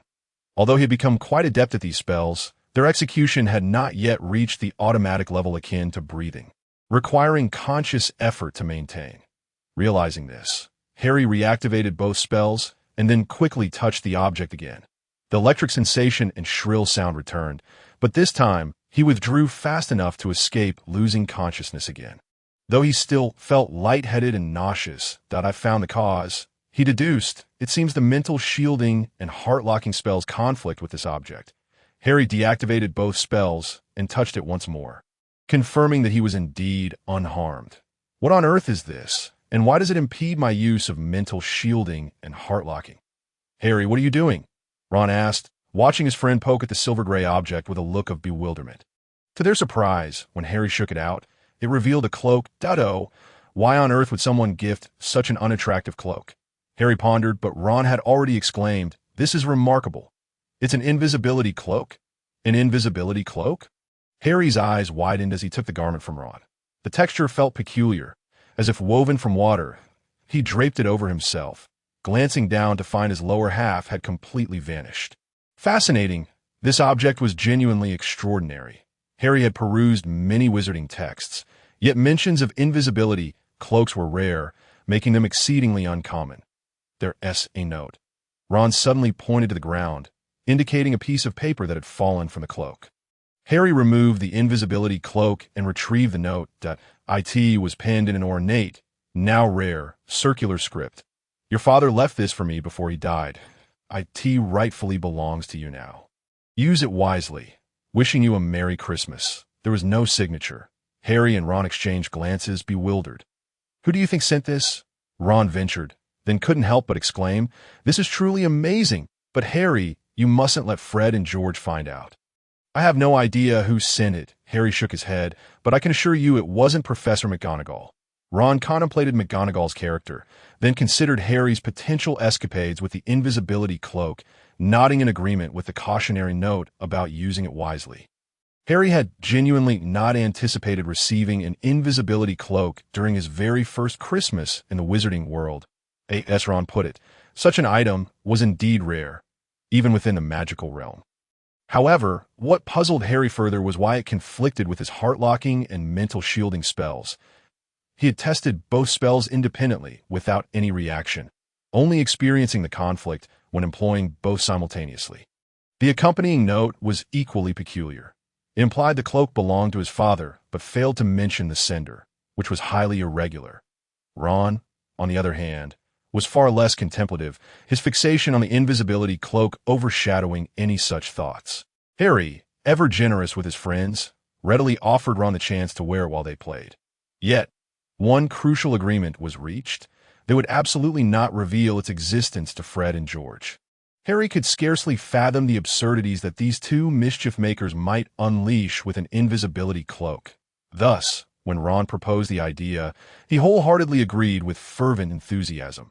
During the Christmas holidays, Hogwarts did not compromise its culinary standards despite a reduced number of students. On the contrary, while the quantity of meals diminished, the variety became more abundant, complemented by an array of beverages and desserts not typically available. Ron was in high spirits, relishing his feast, and Harry couldn't help but share in his joy. Percy, surprisingly, shed his usual pretentiousness and indulged in playful activities with Ron, the twins, and Harry on Christmas Day. Snowball fights, sledding, card games, and chess. Yet even with Percy's keen intellect, he suffered a humiliating defeat in a wizard's chess match against his youngest brother. Ron, you might want to consider a future as a professional chess player. Percy praised him, though the twins insisted he was merely making excuses for his loss. The lunch was as sumptuous as dinner, and Harry felt slightly overindulgent. Yet compared to Ron, he considered himself rather restrained. Ron returned to the common room, leaning against the wall for support, much to the amusement of Fred and George. Overeating led to drowsiness, a fact that was particularly evident in Ron's case. Almost immediately upon returning to the dormitory, Ron collapsed onto his bed, and soon the gentle yet steady sound of his snoring filled the air. To Harry's surprise, he found himself unable to sleep. That he recalled Hermione's words just before she left for the holidays, mentioning that they had yet to explore the restricted section. Although the restricted section bore a forbidding title, it was not entirely off-limits to students. Only those in 6th year and above who had completed their ordinary wizarding levels could borrow books related to their advanced classes. Students in 3rd year and above, if they possessed compelling reasons, could seek a professor's signature to borrow books. However, they were prohibited from entering the restricted section themselves and could only have Madame Pants or other library staff retrieve the books. First-year students, under no circumstances, could access the restricted section. Harry surmised that Hermione had thought Madame Pants might be away for the holidays, making it easier to sneak in. However, the reality was that while Madame Pants was indeed absent, there were still young staff members present in the library, and the two portraits guarding the restricted section remained vigilant. Even if the young staff were fortuitously absent, the portraits would alert a professor who would promptly investigate. How did Harry know all this? Because this afternoon, Fred had been caught by Snape and 10 points had been deducted from Gryffindor. If he were wearing the invisibility cloak, perhaps he could evade detection by those two portraits. Once this thought crossed his mind, it was impossible to suppress. Harry contemplated the feasibility and deemed it quite promising. Unable to resist the urge, he rolled out of bed, retrieved the cloak from beneath it, and peered at Ron, who was sound asleep. After a moment's hesitation, he chose not to wake him. They had already spent half the day playing, and Ron was in a deep slumber, making it unnecessary to rouse him. Moreover, he intended only to explore. Should he succeed, he could bring Ron along the following night to search for information regarding the Philosopher's Stone. The restricted section was vast, and it would take more than one night to thoroughly investigate. If, by chance, the cloak failed to deceive the portraits, escaping alone would likely be easier than attempting to flee with Ron in tow, crawling out from the entrance to the Gryffindor common room. Overseen by the fat lady, Harry felt conflicted about the size of the cloak. Although it was termed an invisibility cloak, it was essentially a large cape, presumably tailored for adults, specifically very tall adults. Harry mused that even someone as tall as Aunt Maxime might fit under it. Though it would certainly be insufficient for Hagrid. Perhaps, he thought, Ron, Hermione, and even Neville could squeeze under the cloak, albeit barely to avoid tripping over the hem. Harry had to hold the cloak up with his hands, which significantly hampered his speed. Fortune appeared to smile upon him. His journey to the library was uneventful, with stairs and corridors devoid of any disturbances, allowing him to arrive without incident. The castle felt benign by day.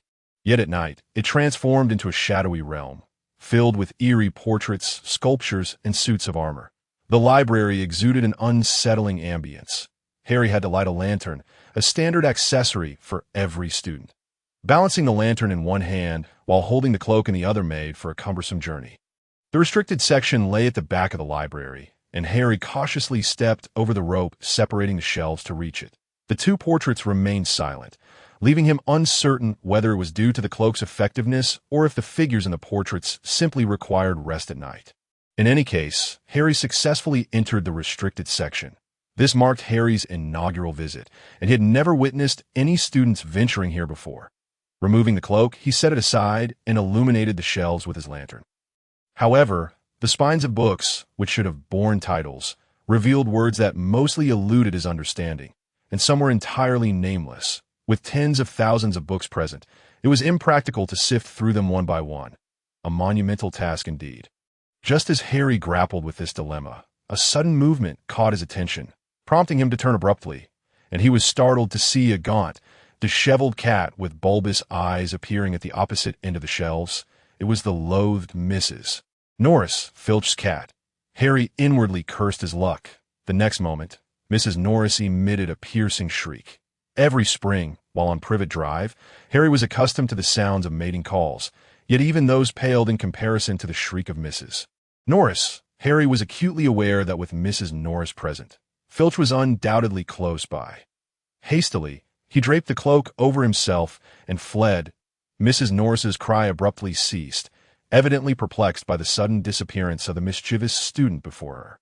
Harry yearned to run quickly, yet balancing the lantern in one hand while clutching the cloak with the other made haste exceedingly difficult. Moreover, the library had but one exit, and Harry ultimately found himself cornered at the doorway. To make matters worse, the figure that entered was not Filch. Far worse than Filch, it was Snape. "Filch, are you certain a student has slipped from their bed?" Snape's gaze swept across the library, his tone tinged with irritation. Still lurking in the library? His eyes scanned the area where Harry stood, within 5 meters of him. Yet Snape remained oblivious to his presence. The invisibility cloak was performing admirably. "Professor Snape, Mrs. Norris never makes mistakes." "As you well know," Filch replied, sounding somewhat disgruntled at Snape's skepticism. "The evidence stands before us," Snape remarked in a rather cold tone, casting another glance around the library, yet failing to spot Harry, who was holding his breath and inching cautiously past him. Harry strained to remain utterly silent, the distance between him and Snape narrowing to just 1 meter. Ultimately, he succeeded in slipping past and exiting through the door behind Snape. Just as Harry cautiously crossed the library threshold, Snape suddenly turned around. Harry felt his heart skip a beat. However, Snape merely scrutinized the direction Harry had been in for a moment before retracting his gaze. Clearly, he still had not detected Harry. The instant Snape turned back around, Harry slipped out of the library. He dared not quicken his pace, fearing that Snape might hear his footsteps. Snape was not as easily deceived as Filch. Harry vividly recalled the immense black flames and the menacing shadowy figure he had witnessed on the Quidditch pitch. After walking for a while, Harry realized, rather disheartened, that he seemed to have taken a wrong turn upon exiting the library. Before him stood a tall suit of armor. He recognized this type of armor from his earlier encounter near the entrance. Yet the kitchens were located in the basement, and he had not descended any stairs. However, before he could ascertain his bearings, hurried footsteps approached from a distance. Turning around, he saw a dark figure striding purposefully toward him. It was Snape. Had he discovered Harry's presence? Suppressing the urge to flee, Harry pressed himself against the wall, wagering that Snape had not truly detected his presence. He was right. Snape swiftly passed by him.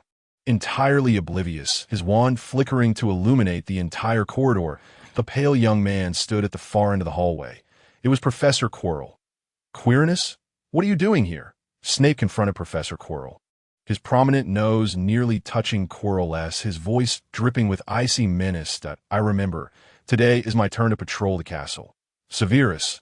I was just a bit sleepless. Professor Quirrell, clearly intimidated by Snape, stuttered more than usual, struggling to articulate a complete thought. Quirinus, you should know that I've been monitoring you closely. Snape's tone remained harsh. Do not attempt to deceive me. And no, I wouldn't, Severus. I wouldn't dare. Quirrell quivered, resembling a frightened quail. It is best that way. Snape seemed satisfied with his intimidation, nodding slowly. Since you cannot sleep, why not accompany me on my rounds? I'm certain you would not mind keeping me company, would you? Why, yes, of course, Quirrell replied, his face betraying his unwillingness, yet clearly too fearful to voice any refusal.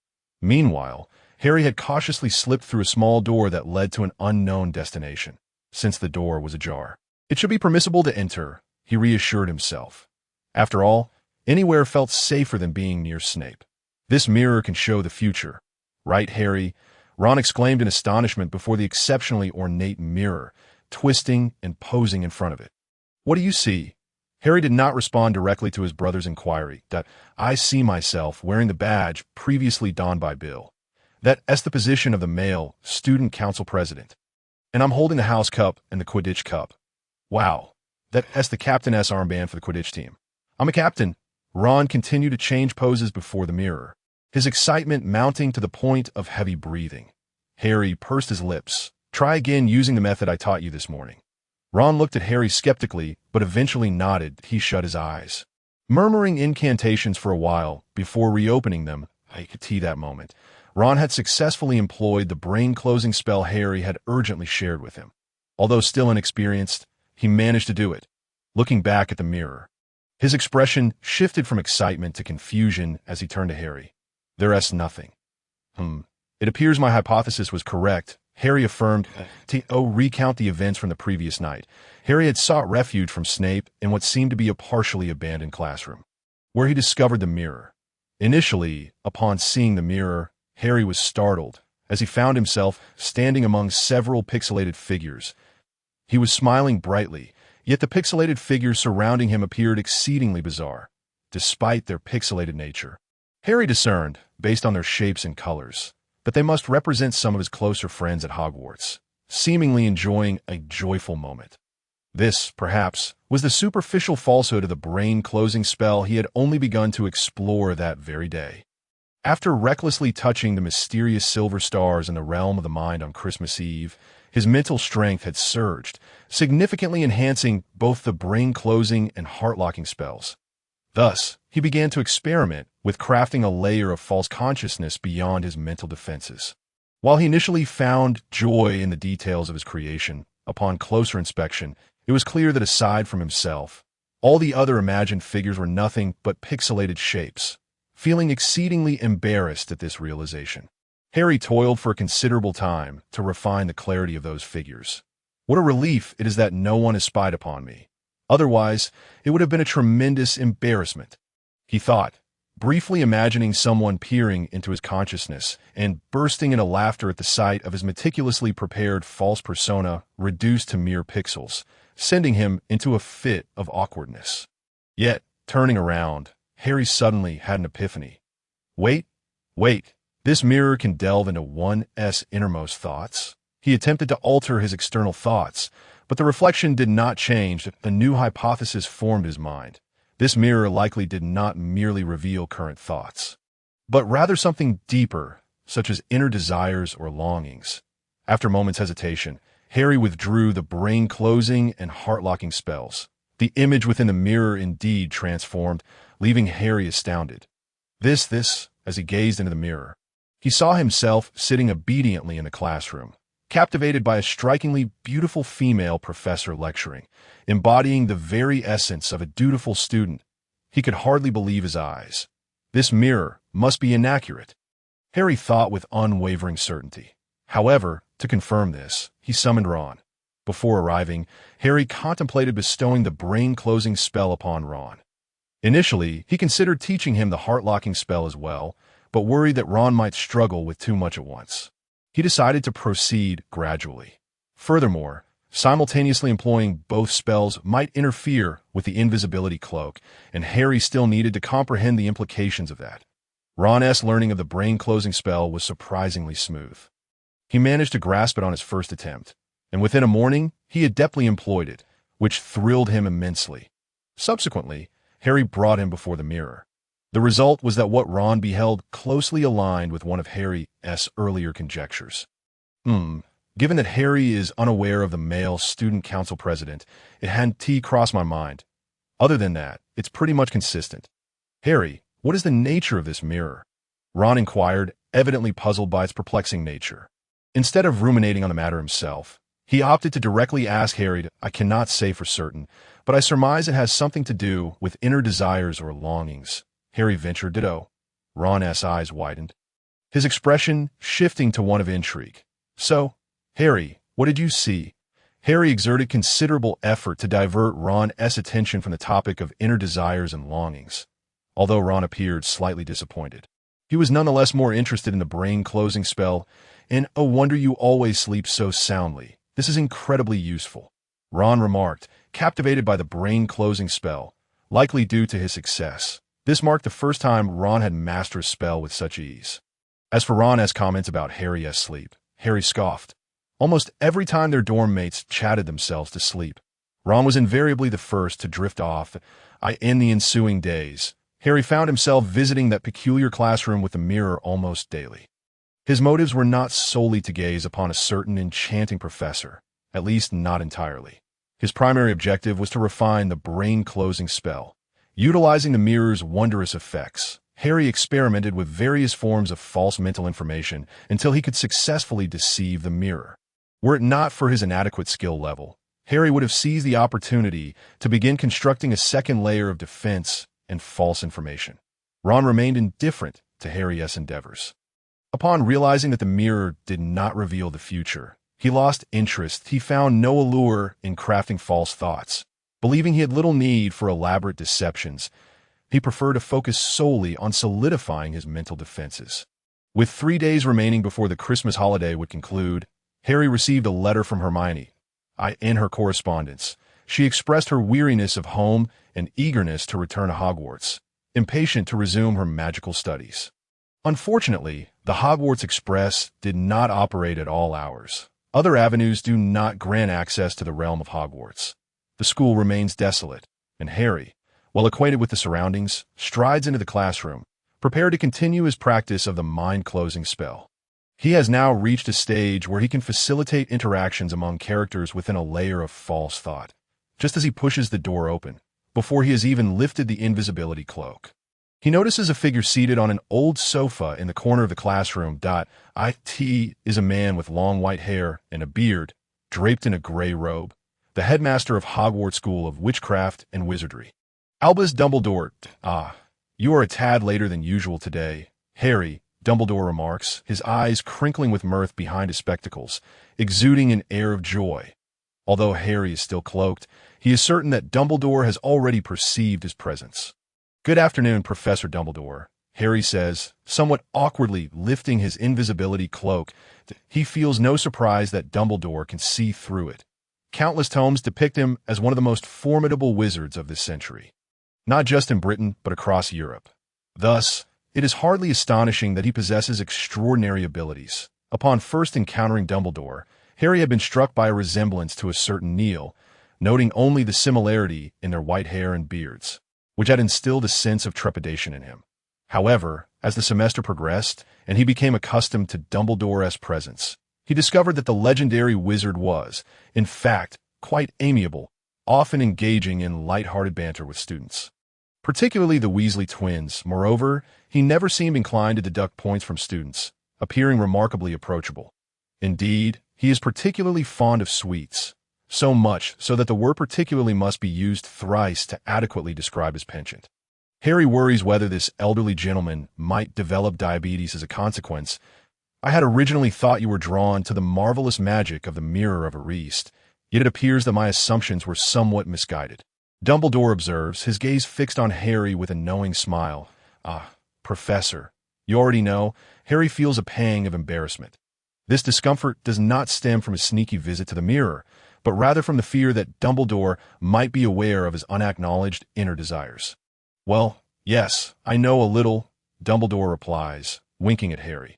Harry feels a measure of relief, as it seems Dumbledore is not particularly troubled by his clandestine escapades with the mirror. He continues, Professor, does this mirror, the Mirror of Erist, have the ability to delve into one's innermost thoughts? Well, it can be considered a stretch, as that is merely one of its capabilities, Dumbledore responds, his expression brightening, as if Harry has posed an astute question. It does not merely pry into the heart. Rather, it reveals the deepest desires of one's soul. Speaking of which, Harry, I am quite surprised to discover that you. Harry nearly loses his composure. What? Professor, you truly know? Calm down, Harry. Dumbledore chuckles, though to Harry, the normally gentle smile seems rather sinister at this moment. Young boys, this is entirely normal. Your father was once the same, though his affections were directed towards your mother. However, your circumstances do catch me off guard. I had anticipated it would be Pettil or Johnson, or at most, Miss Fairley. Professor, please, no more, Harry pleads, overwhelmed with emotion. Professor, I beg you, please stop. He is now utterly convinced that Dumbledore knows everything. Pettil refers to the pair of Indian sisters, widely regarded as the most beautiful girls in their year, with whom Harry has indeed grown quite close and harbors a slight fondness. Johnson is Angelina Johnson, the stunning chaser for Gryffindor. Harry is aware of at least 5 or 6 younger boys who harbor affections for him, the most notable being the Weasley twins' mischievous friend, Lee Jordan A.S. for Miss Fairley. She's the only student from Slytherin recognized by the entire school, fair, just, and often assisting younger students without regard for their house. Countless young wizards admire her. Well, it truly matters not. Dumbledore seems amused by Harry's embarrassment. However, he perceives that the conversation cannot linger on this topic, so he deftly shifts gears. Your parents were both exceptionally gifted wizards, and I had long suspected you would be as well. Yet, to master the mind-closing spell to this extent in your first year surpasses my expectations. In my 80 years of teaching, I have only encountered 2 young witches and wizards of such caliber. 2. Harry is taken aback by this number. Then his thoughts shift. One of them must be Voldemort. I mean, that person, right? Harry had intended to utter Voldemort's true name, but recalled that many people dislike hearing it. So he corrected himself. Indeed, it is Voldemort, Dumbledore replies, to Harry's surprise, without a hint of discomfort at the name. In his student days, he was quite a talented and charismatic figure. Well, of course, compared to you now, he might still have some shortcomings. And who is the other? Harry, wishing to steer the conversation away from himself, genuinely intrigued, inquires, that would be Professor McGonagall. Dumbledore beams, clearly delighted to discuss this topic. You might not expect it, but Professor McGonagall was far less stern in her student days than, of course. She maintained a serious demeanor as a student. She was the founder and captain of the dueling club, a key player on the Quidditch team, head girl, and president of the Girls' Student Council. Even before graduating, she was awarded the most promising newcomer in Transfiguration. She achieved outstanding results in both the ordinary wizarding level and the ultimate wizarding level examinations, setting a record for the highest scores that, you have no idea. During her years at school, she had students from all 4 houses cowering in her presence. Even some young professors felt the pressure. Harry is left astonished. Realizing just how formidable his own headmistress had been, he wonders if he could sneak a glimpse to see just how powerful McGonagall's magical aura and soul projection are. Surely they must surpass Snape's? Perhaps I have divulged too much. Dumbledore's smile slightly wanes, though he still appears quite pleased. In truth, I had planned to relocate the Mirror of Erised to another location long ago. However, seeing that it seems to be of some use to you, I decided to leave it a few extra days. But this is the limit. Tomorrow, it will be moved elsewhere. That is indeed a pity. Harry shakes his head, expressing his disappointment. I was hoping to return and see what Hermione's greatest desire is. Harry speculates that it might be a mountain of homework or an all-outstanding report card. Perhaps even an all-outstanding report card combined with a mountain of homework.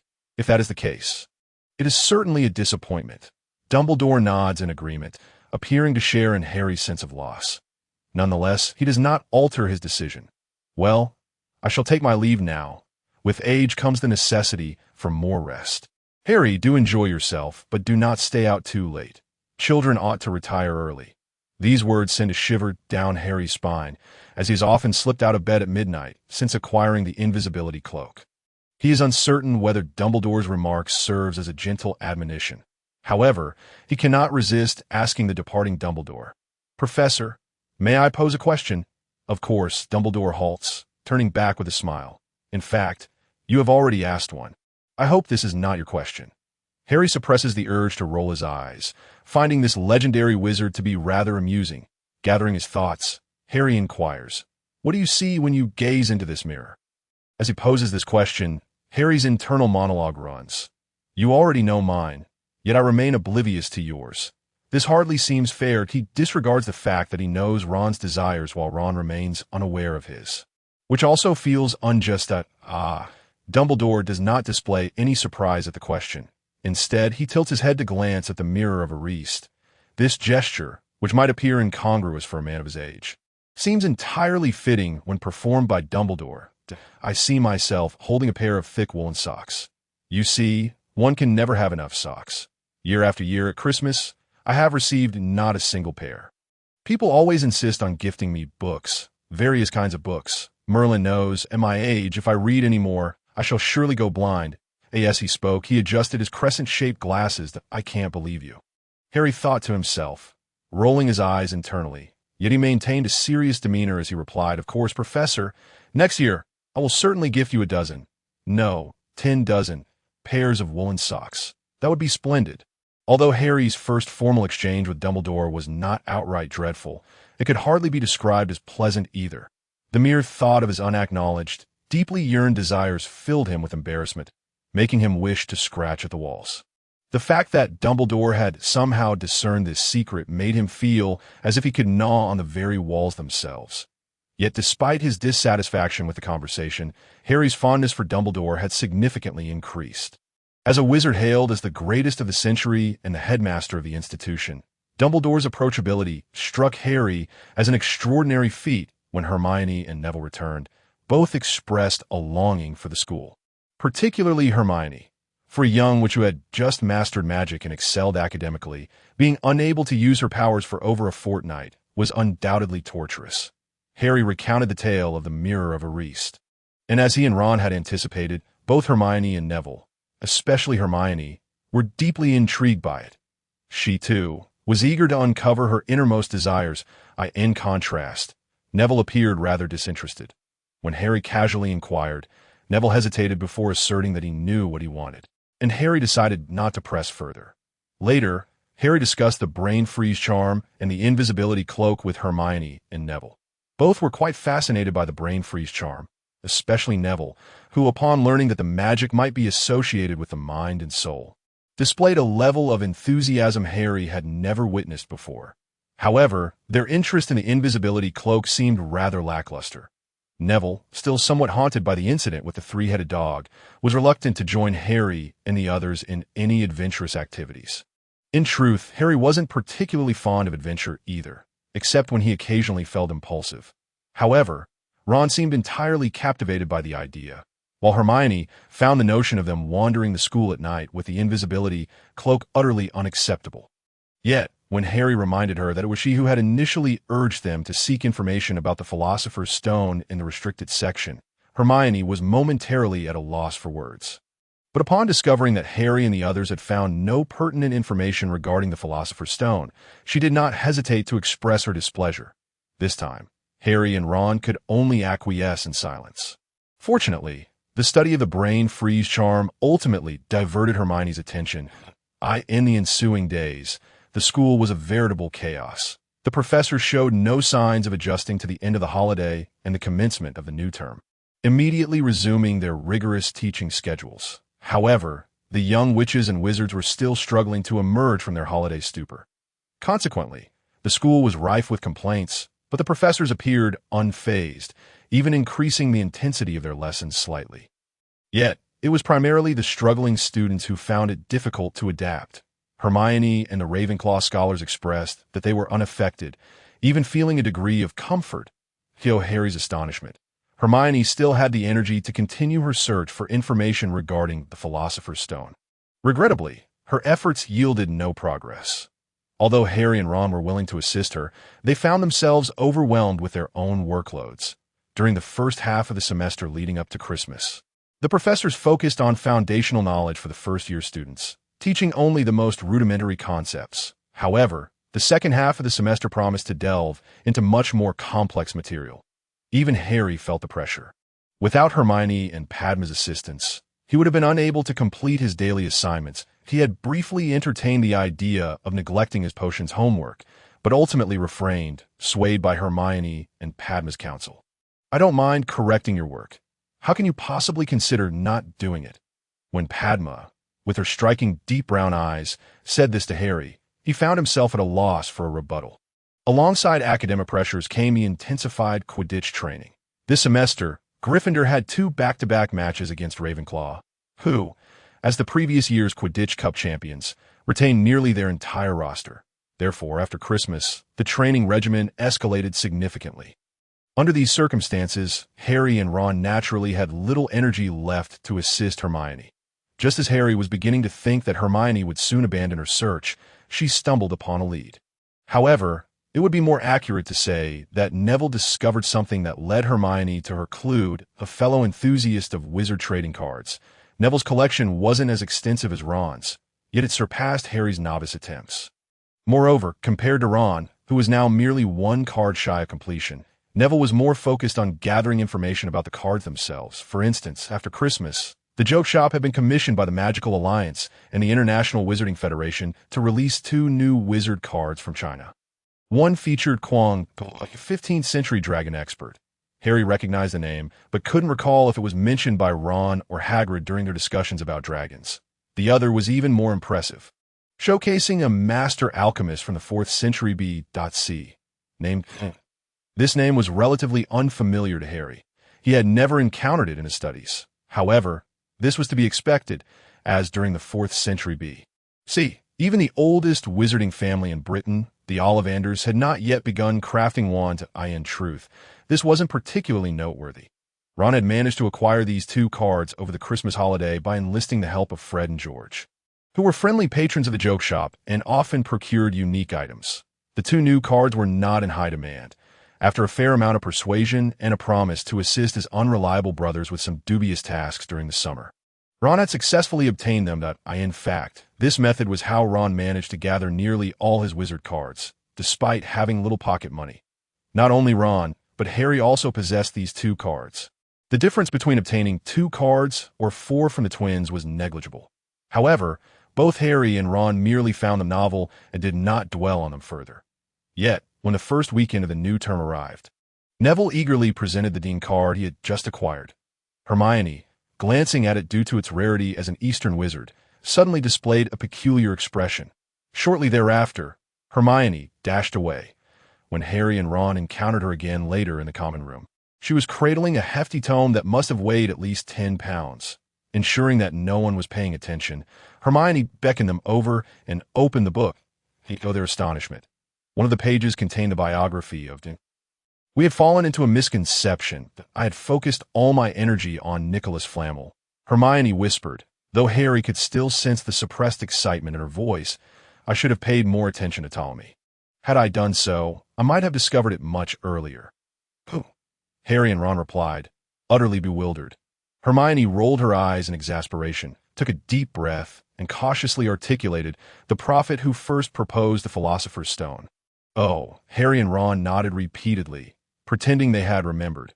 Hermione pursed her lips, clearly having seen through their charade, but instead pointed to the text below, saying, "Look here, T'in came from the east to Europe." Due to his expertise in alchemy, he possessed skills far surpassing those of Europe, earning him the favor of many kings and lords, and he was a close friend of the prophet Ptolemy. This excerpt is also included on the wizard card. So, Harry seemed to grasp the implication, while Ron remained blinking in confusion. Ptolemy is a prophet, not an alchemist. I have perused his accounts. While they mention his proposal of the Philosopher's Stone, there is no further elaboration.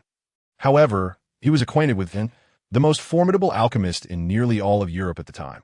You suggest he might have collaborated with in the study of the Philosopher's Stone? Harry's eyes immediately sparkled with excitement. Bingo! Hermione smiled with satisfaction, casting a glance at Ron, who blinked in confusion for a moment before a realization dawned upon him, prompting a quiet sigh from her. What hope remains for the first fool, and what shall become of the second? So, what does this imply? Harry, blissfully unaware that he had become the first fool in Hermione's eyes, eagerly inquired, "What have you discovered?" Hermione, regaining her focus, pointed to a line in the book and read aloud. The potions developed by T'in not only possess the ability to prolong life and stave off death, but also empower wizards with greater magical strength. Yet, the complexity of both the materials and the crafting processes for these potions is exceedingly intricate. Consequently, compelled by the inspiration of Ptolemy, T'in sought to create a wondrous alchemical product aimed at enhancing the success rate of potion making. You mean to say that this extraordinary alchemical product is, upon reading this line, Harry instantly grasped Hermione's implication.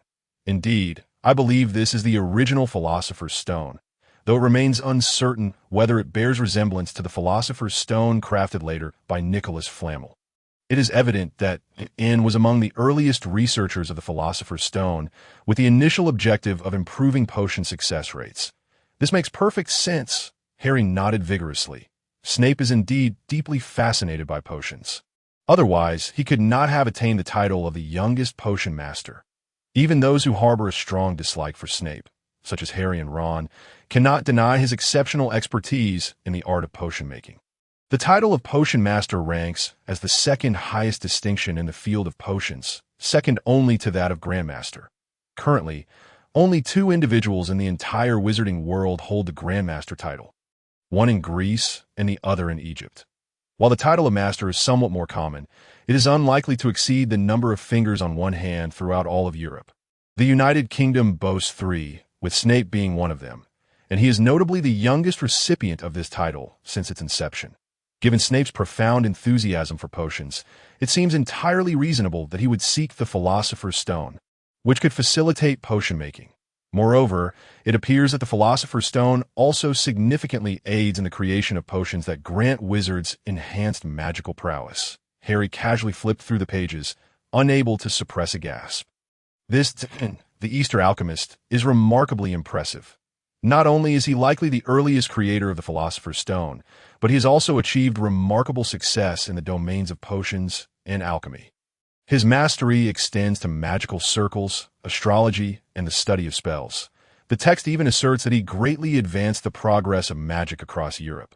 Remarkably, T'in maintained a close friendship with the ancestors of the Ollivander family, participating in the modernization of wand design, thereby laying the groundwork for the establishment of the contemporary magical framework. The book does not specify whether this great alchemist ever successfully crafted the Philosopher's Stone or that wondrous alchemical product. However, it does mention that he lived in considerable wealth and extravagance during his later years. The Philosopher's Stone can turn stone into gold. I suspect he succeeded, Harry remarked, gazing at the passage. Hermione nodded in agreement. Turning stone into gold, Ron muttered softly. Harry and Hermione paid no heed as they continued to peruse the final descriptions of but alas, in comparison to the extensive accounts of others, which often spanned several pages or even dozens. T'in's description is rather brief, consisting of just over a page. Aside from detailing his role as the creator of numerous marvelous magical artifacts, it also speaks of his late-life research. This illustrious alchemist devoted his life to the pursuit of immortality and demonic power. Yet, like many wizards who sought immortality and the strength of demons, T'in ultimately vanished after an experiment or magical ritual. leaving his fate uncertain, though it is highly probable that he met his demise. His life concluded in a rather abrupt manner. The power of demons, Harry pondered quietly. History is replete with accounts of wizards who pursued such power, many of whom became extraordinarily powerful, yet their ultimate fates were seldom favorable. However, he then mused, if this end succeeded in creating the Philosopher's Stone, might his quest for demonic power also be connected to it? If there is indeed a connection, then Snape's desire for the Philosopher's Stone would make sense. Harry turned to Hermione, who seemed to have reached the same conclusion, their expressions reflecting astonishment and concern. I could see that moment. Ron suddenly murmured, "Who wouldn't want a stone that turns things to gold?" Ron's quiet musings continued. I suddenly find myself understanding Snape a bit. What should I do? I also yearn for the Philosopher's Stone. Turning stone into gold, if I could acquire a few hundred galleons, I could buy so many things. In that instant, even Harry, who had previously contemplated dire scenarios, found himself momentarily stunned, casting a sympathetic glance at his dear friend. Brother, just a few hundred galleons? Must your fantasies be so pedestrian? Though it claimed he would intensify training. The reality was that after Christmas, the training intensity waned significantly after the first 2 weeks, likely due to the exceptional performance in the first half of the term. Harry speculated that should they lose the first match against Ravenclaw, Wood would surely push them relentlessly in the ensuing week. Fortunately, despite the fierce competition against Ravenclaw, whose seekers were remarkably skilled and led by 70 points at one point, Harry lived up to expectations by capturing the Golden Snitch before anyone else. In the second match, Wood opted to start Ron as a player, a decision influenced by Angelina and the other girls, who felt Wood's prior performance was inferior to Ron's. Wood resembled a Ron girl, lacking authority as captain before the trio, and could only pout as he allowed Ron to take the field. However, post-match, Wood beamed like a child weighing 150 pounds, for Gryffindor triumphed magnificently. Harry seized the Golden Snitch in just 5 minutes, during which, despite the chasers clashing numerous times, Ravenclaw managed only 3 goals while Gryffindor scored 9, with only 2 matches remaining to secure the Quidditch Cup. And the subsequent opponents being Slytherin, whom they had already defeated, and Hufflepuff, whom they had bested with ease, Wood regarded them as no substantial threats. The Quidditch Cup seemed tantalizingly within reach. "Harry, I saw Snape today. He seemed to be threatening Professor Quirrell." Following the match, Gryffindor's common room was, as usual, a hub of celebration. The twins always managed to procure copious amounts of honeydew sweets and other confections on days when visits to Hogsmeade were prohibited. Amidst the clamor of excitement, Ron whispered to Harry, while Neville and Hermione paid no mind. Unlike Harry, Ron's broom belonged to the school. Thus, he needed to return it after the match. According to him, he had intended to fly to the tower to deposit the broom, only to unexpectedly discover Snape pinning Quirrell against the wall in a corner of the castle that Snape's face was practically pressed against that of Professor Quirrell. From such a distance, they were no more than a hair's breadth apart. Ron illustrated the distance with his fingers, the gap between his index and thumb not exceeding the length of a grain of rice. Harry blinked, the image in his mind feeling peculiar. In England, certain things have long-standing traditions. Having grown up watching various television shows, cartoons, and novels, Harry was somewhat aware of this. He was uncertain whether the wizarding world mirrored this, but he was confident that Snape did not share any particularly close relationship with Quirrell. He also recalled that during the Christmas holiday, on the day he first discovered the Mirror of Ariste, Snape appeared to be threatening Professor Quirrell as well. Quirrell seemed quite fearful of him. It appeared that Snape harbored significant disdain for Quirrell. I observed him following Quirrell more than once. Ultimately, it seemed he always departed after saying something to him, leaving Quirrell cowering in the corner like a quail. Neville hesitated for a moment before recounting the peculiarities he had witnessed in his daily life. Given Neville's frequent inability to find his way back to the dormitory and his occasional aimless wandering through the castle, it was inevitable that he would stumble upon things he ought not to have seen. For instance, he mentioned having seen Percy seated uncomfortably close to a girl in a seldom traversed corridor. This revelation piqued the interest of Ron and the twins, but unfortunately, Neville could not recall the girl's appearance. No. Ron shook his head and said to Neville, "I dare not approach, yet I did overhear something. They mentioned a 3-headed dog. The 3-headed dog." With this, Harry and his companions realized the situation was far more serious than they had initially thought. Let's find a more suitable place to converse," Harry said, furrowing his brow, aware that such matters should not be widely known lest they reach Snape's ears. The four of them sought refuge in an empty classroom, and Harry meticulously checked the surroundings, ensuring that Peeves or any other ghost was not present before beckoning everyone to gather. "Did Snape mention the three-headed dog? Are they researching how to bypass it?" Hermione inquired, her voice tinged with urgency and anxiety as soon as they settled. "Why would Snape be studying the three-headed dog?" Neville inquired, his expression one of confusion, as he was still unaware of the full implications surrounding the Philosopher's Stone. Harry hesitated, contemplating whether to involve Neville in their discussion. But Ron could not contain his excitement and began to quietly recount the details concerning the Philosopher's Stone. Ron had always possessed a strong desire to perform and narrate, thus providing a detailed account. Hermione had to intervene multiple times to streamline his narration, interrupting many of his unnecessary embellishments. If that is the case, could there be a possibility? To Harry's surprise, after listening to Ron and Hermione, Neville began to analyze. Perhaps the trapdoor beneath the three-headed dog conceals the Philosopher's Stone. Assuming that is the case, it must be an exceedingly precious treasure. I surmise that Dumbledore and the professors would not merely rely on a single three-headed dog as their only line of defense. I would wager that there are numerous other safeguards and enchantments in place. Very likely. Hermione nodded vigorously, her previously anxious demeanor easing somewhat. "Neville, do you have any other thoughts?" Harry noted that Hermione's eagerness to speak had inadvertently interrupted Neville. Neville nodded thoughtfully. Is it possible that both Snape and Professor Quirrell are involved in the protection of the Philosopher's Stone?" Ron gasped, his expression turning peculiar. "Neville, if that is the case, could it mean that Snape already knows how to bypass the three-headed dog? But since Professor Quirrell has also set up a defensive measure against dark magic, Snape might be trying to find a way to counter it. That's why he has been causing trouble for Professor Quirrell." "Very plausible." Harry nodded in agreement, glancing at Hermione, only to find her staring at Neville. "Neville, when did you become so astute?" Hermione exclaimed, her face a mask of incredulity as she regarded Neville. Neville's deduction was not overly complex, yet it was remarkable that such insight had emerged from him. Upon hearing this, both Harry and Ron were momentarily taken aback, then exchanged bewildered glances at Neville. Yes, that's so." Hermione's tone was somewhat unkind. But Neville remained unfazed. On the contrary, he appeared somewhat bashful. "I'm not entirely sure, but it seems that since the Christmas break, my memory has improved significantly.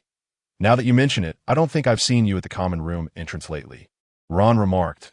Nodding in agreement, he and Harry often stayed at the library until late at night, seeking assistance from Padma, who was not permitted entry into Gryffindor's common room.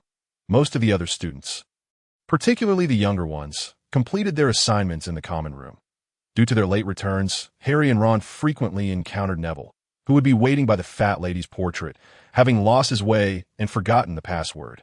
However, since returning from the Christmas holidays, such occurrences seemed to have ceased. Not only had they not seen him, but there were also no reports of others encountering Neville at the common room door. "Well, I haven't forgotten the password recently," Neville admitted, a hint of pride mingled with his embarrassment. Harry quickly pondered whether this might be attributed to the effects of meditation and the mind-blanking technique. Both practices could enhance the growth rate of mental acuity. According to fragmented knowledge gleaned from Neil, while mental strength and the soul are not entirely synonymous, their relationship is exceedingly close, in line with Aiken's theory. A strong mind typically correlates with a strong soul, and vice versa. The benefits of possessing both a strong mind and soul include enhanced memory and cognitive abilities. Harry had always excelled academically in primary school, largely due to his remarkable memory. Reflecting on this, he attributed it to beginning meditation at the tender age of 7 or 8, even if his early practice was not particularly earnest. Though Harry said nothing, Ron speculated that this might be connected to the meditation and mind-blanking technique as well, for he too had noticed an improvement in his memory. Otherwise, with the professors increasing the academic rigor at the beginning of the new term, even with Hermione and Padma's assistance, it would have been quite challenging to keep up. Yet, despite Ron's sense of despair from the relentless assignments, he always managed to return to the dormitory before 10, often finding time to chat with his roommates, in contrast, aside from him and Harry. The other three, including Neville, struggled to cope with their workload, especially Seamus, who was showing signs of stress. Hermione pondered for a moment before shaking her head, refraining from voicing her opinion. She felt indifferent. Well, the memory of an academic overachiever has always been exceptional. After a brief discussion on this topic, the four-friend conversation returned to Snape and the Philosopher's Stone. How many professors do you think are involved in the protection of the Philosopher's Stone? Harry inquired. I doubt there are many. Considering the confidentiality of the matter, I would guess at most a few heads of houses, along with Professor Quirrell and perhaps Professor Kettleburn. Hermione speculated. I think the three-headed dog is a joint effort between Kettleburn and Hagrid. Ron conjectured. That is also a possibility, Hermione acknowledged. However, Harry's expression darkened as he interjected, if the three-headed dog cannot stop Snape, do you think the subsequent defenses will be effective against him? I suspect Professor Sprout's defenses might be inadequate. Neville hesitated, voicing his concern. Those skilled in potions are typically proficient in herbology as well. Professor Sprout often mentions this. Professor Flitwick would also be a challenge. He is too trusting and easily deceived. Hermione replied, shaking her head. She appeared to recall something that made her lips twitch in a subtle smile, which did not go unnoticed by Harry, that I fear his secrets could easily fall prey to Snape's cunning. Professor McGonagall should manage better, right? Ron suggested. Harry nodded in approval, and Hermione echoed their sentiments. Yet, this did little to uplift their spirits. Thus, with the likelihood that Professor Sprout and Professor Flitwick's preparations would likely prove ineffective against Snape. Compounded by Snape's own skills, the situation was dire, especially if you were to learn about Quirrell's defenses. Hermione's expression darkened further. We must hope that Professor Quirrell can withstand Snape's pressure. Otherwise, Snape could potentially navigate through everyone's defenses with ease. Just relying on Professor McGonagall alone is perilously risky. Harry expressed his concerns that I'm feeling quite anxious. How could Professor Quirrell possibly withstand Snape? Ron buried his face in his hands, his tone steeped in despair. When I saw them today, Professor Quirrell looked as if he were on the verge of tears. In fact, I heard someone say they saw Professor Quirrell quietly crying in an empty classroom. Neville murmured softly. The already pallid faces of Harry and the others turned even graver at this revelation. They had absolutely no confidence in Professor Quirrell's ability to resist Snape's pressure. Regardless of Hermione or Ron, neither of them held much hope.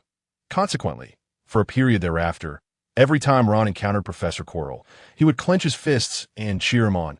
Each time, Professor Quirrell appeared utterly bewildered, clearly unable to grasp Ron's intentions. However, Quirrell's resilience under pressure was somewhat surprising to Harry. Over the following weeks, although his complexion grew increasingly pale and his overall demeanor deteriorated, he did not exhibit the collapse that Harry and his friends had feared. Furthermore, from Snape's continued harsh demeanor and biting remarks, it seemed that he had not yet succeeded in his endeavors. This realization brought a sense of relief and admiration to Harry and his companions for the seemingly soft and easily intimidated young professor. It was said that Professor Quirrell had originally been sorted into Ravenclaw. Yet, Ron remarked that he was equally deserving of Gryffindor. Neville concurred with this sentiment. After Christmas, both Neville and Ron's academic performance visibly improved. Whether it was spells or potions or the intricate details of herbology, they could recall the material with greater clarity. However, for reasons unknown, both still struggled with the practical application of magic. This led to the unfortunate circumstance that, aside from Harry, who often did his homework with them, even the professors had not noticed their progress. Harry found this perplexing that he had secretly observed Ron, Neville, and Hermione using his magical sense, noting a significant enhancement in both their magical and mental faculties during this time. While such improvements might not be easily discernible to themselves, they became evident when compared to others in their year. The magical and mental prowess of the three had clearly surpassed that of their peers, particularly Ron's magical strength and Neville's mental acuity. Given this situation, it struck Harry as odd that they were still unable to effectively wield magic, leading him to suspect there might be other underlying factors at play. On a particular Saturday morning, following the conclusion of the Quidditch match between Slytherin and Hufflepuff, Hufflepuff's team suffered a drastic decline in performance due to their key players graduating and others preparing for their seventh-year exams. This resulted in them falling significantly behind the other four houses, Gryffindor experienced a similar fate. Had it not been for Harry, Ron, and Katie Bell's involvement, they too would likely have been overwhelmed by Slytherin and Ravenclaw this year. Despite Hufflepuff's poor performance, would believe they would emerge as formidable rivals in the future, particularly because of their substitute seeker, a third-year named Cedric, a fair-skinned and charmingly handsome boy with exceptional flying skills. He had demonstrated remarkable prowess in several practice matches. However, due to Hufflepuff's current seeker being the team captain responsible for strategy and command on the field, Cedric had yet to take the pitch. Wood remarked, in a hushed tone, that if the current captain were to switch roles and allow Cedric to play, they might have won the match that day. After the game, as it was also an open day at Hogsmeade, the older students quickly departed the school. Hermione had already completed all of her first-year courses and was currently studying second-year charms. Thus she did not accompany Harry and the others. Harry, along with Ron and Neville, prepared to find a classroom to practice magic. The ongoing difficulties Ron and Neville faced with their spellcasting troubled them both. Ron's magic was erratic, while Neville's was mostly ineffective, requiring extensive practice to barely match Ron's level. In contrast, Harry found himself faring significantly better, in terms of spellcasting. His performance ranked among the top in their year. Consequently, both Ron and Neville were delighted to have him accompany them for practice. The trio found an unused classroom to practice the shield charm, one of the last spells taught in their first-year charms class, serving as a precursor to more advanced defensive magic. Harry had not learned the disarming charm or the stunning spell in class. The shield charm summoned a one-way barrier, with its size and durability increasing as one's magical ability and mastery of the spell improved. However, there was a maximum threshold of a 10-foot diameter. First-year students were considered proficient if they could conjure a shield with a diameter of 3 feet, while 5 feet would denote excellence.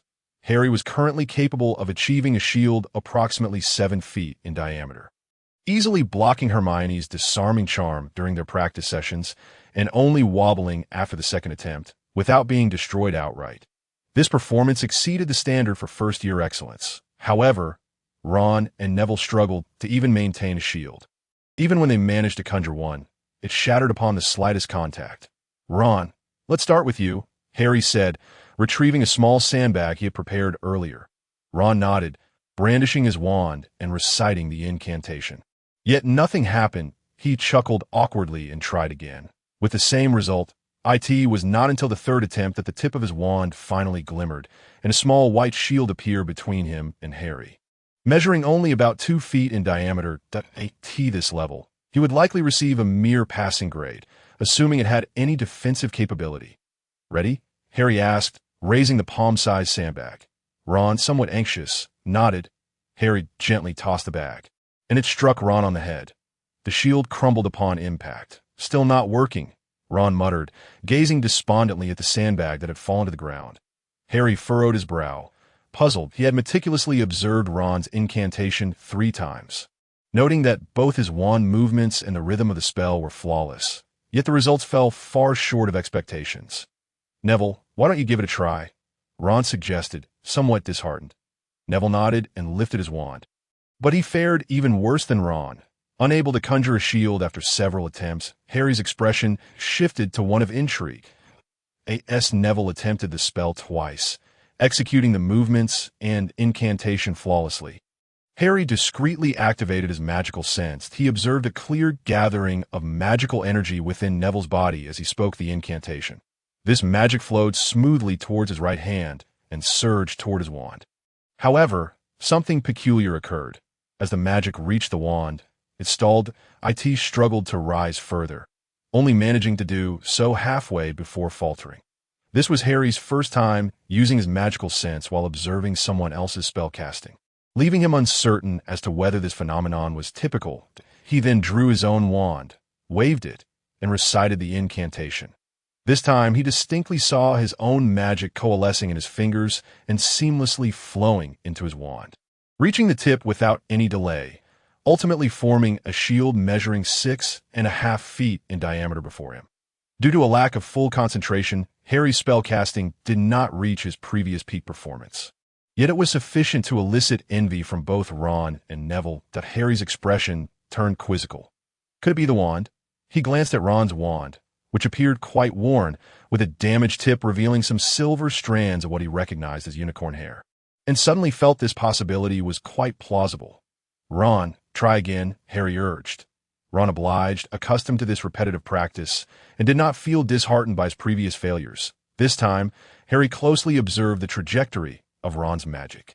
Like Neville, Ron's magical flow began smoothly, but it experienced a delay as it reached the wand. Yet this time, his magic barely managed to push through, forming a shield before him. Ron's face lit up with joy. Although the shield's effectiveness was abysmal, he had at least managed to conjure it, marking a step forward. Neville looked on with an expression of pure envy. This magic has yet to yield success. "Ron, if I recall correctly, your wand belonged to your brother?" Harry inquired. "Yes, it was Charlie's. During the first month after his graduation, he encountered a mishap while attempting to subdue a fire dragon due to his inexperience." Ron replied, gesturing towards the damage on the surface of his wand. "As you know, fire dragons are formidable magical creatures, and such a wand is ill-equipped to handle them." There was a hint of pride in Ron's voice when he spoke of his brother. Harry raised an eyebrow, recalling Ollivander's words that wands choose their wizards. He had gone through more than a dozen wands before finally acquiring the one he currently possessed, said to have a profound connection with Voldemort. "Neville, what about you? Did you choose your wand yourself?" Harry then turned to Neville. Neville hesitated, and Ron seemed to sense something as he fixed his gaze on Neville. "That my wand is my father's," Neville said, his eyes drifting slightly. "He is in St. Mungo's right now and cannot use his wand, so my grandmother let me use his." Harry felt he might have uncovered the root of the issue. Both Ron and Neville clearly possessed magical and mental faculties that surpassed their peers, even Hermione, yet their spellcasting was the weakest in the entire year. The wand was likely a significant factor in this discrepancy. "I've had an idea," Harry declared. "Let us seek Professor McGonagall." Upon hearing this, Ron and Neville's expressions shifted, both apprehensive about their stern headmistress. "I believe Professor McGonagall would be best suited to assist us with our queries. Moreover, she should be able to help us resolve this predicament," Harry stated earnestly. When Professor McGonagall saw Harry, she appeared quite pleased. Teachers invariably favor students who excel academically. However, her demeanor shifted upon seeing Neville and Ron, as she seemed less enthusiastic. Teachers typically show preference only for the well-behaved students. Nevertheless, compared to the perpetually sour face of Snape, who always seemed to feel owed 800 galleons, McGonagall, despite her sternness, was at least more approachable. "Good day, Professor McGonagall," the trio greeted obediently. "Good morning, Mr. Potter, Mr. Weasley, Mr. Longbottom," McGonagall acknowledged with a slight nod. "Is there an issue with Transfiguration?" "Not exactly, Professor. It pertains to other matters, though still related to magic," Harry replied. McGonagall nodded and gestured towards her spacious office, which housed a large desk and a cozy tea set. Harry had heard that the lovely Professor Babbling occasionally visited McGonagall's office for tea. The three of them settled down obediently, and McGonagall did not need to use her wand. With a flick of her long fingers, a nearby cabinet opened, and 3 cups floated towards them, followed by a large teapot pouring 3 cups of red tea. "You may now express your concerns," McGonagall said, striving to soften her tone, though it still carried an air of chill. Harry noticed the depth of McGonagall's gaze, which seemed devoid of emotions, and he speculated that this might be a result of her mastery over the art of mental occlusion. If this were indeed the case, then McGonagall would be an exceptionally skilled practitioner of such techniques, to the very least, while Harry's eyes had grown somewhat deeper in hue, even when he actively employed occlusion. He could not achieve the same level of control as McGonagall. "Professor, it is this." Putting aside our chaotic thoughts, Harry ventured cautiously. "We wish to know whether the performance of magic is influenced by the wand used." McGonagall raised an eyebrow, seemingly surprised by the nature of their inquiry. After a brief pause, she explained, "Since the establishment of the modern wand theory, this topic has been widely debated, although there remains some contention. The wand choice theory, championed by the Ollivander family, appears to align more closely with reality. Wands indeed select their owners and can influence the casting of spells. This influence diminishes as a wizard's magical prowess increases. For accomplished adult wizards, the wand's impact is minimal. If a wand has an owner, it may be somewhat more challenging to wield, but still manageable. Of course, there are exceptions. Some wands prove exceptionally difficult to use in the hands of wizards other than their owners.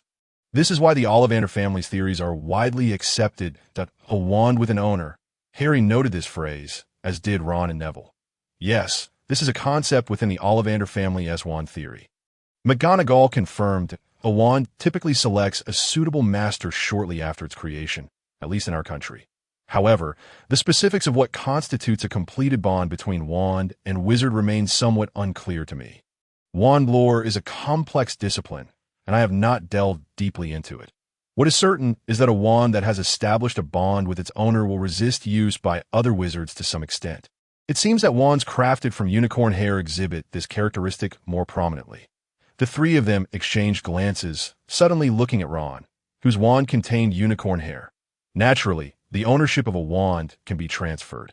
McGonagall continued. This relates to another theory from the Ollivander family, but she glanced at the trio and, in a rare moment, smiled gently. "It seems you have uncovered the answers you seek." "Indeed, Professor," Harry nodded. "Neville and Ron's wands are not their own. And I suspect, we believe that their ongoing struggles with magic are connected to their wands.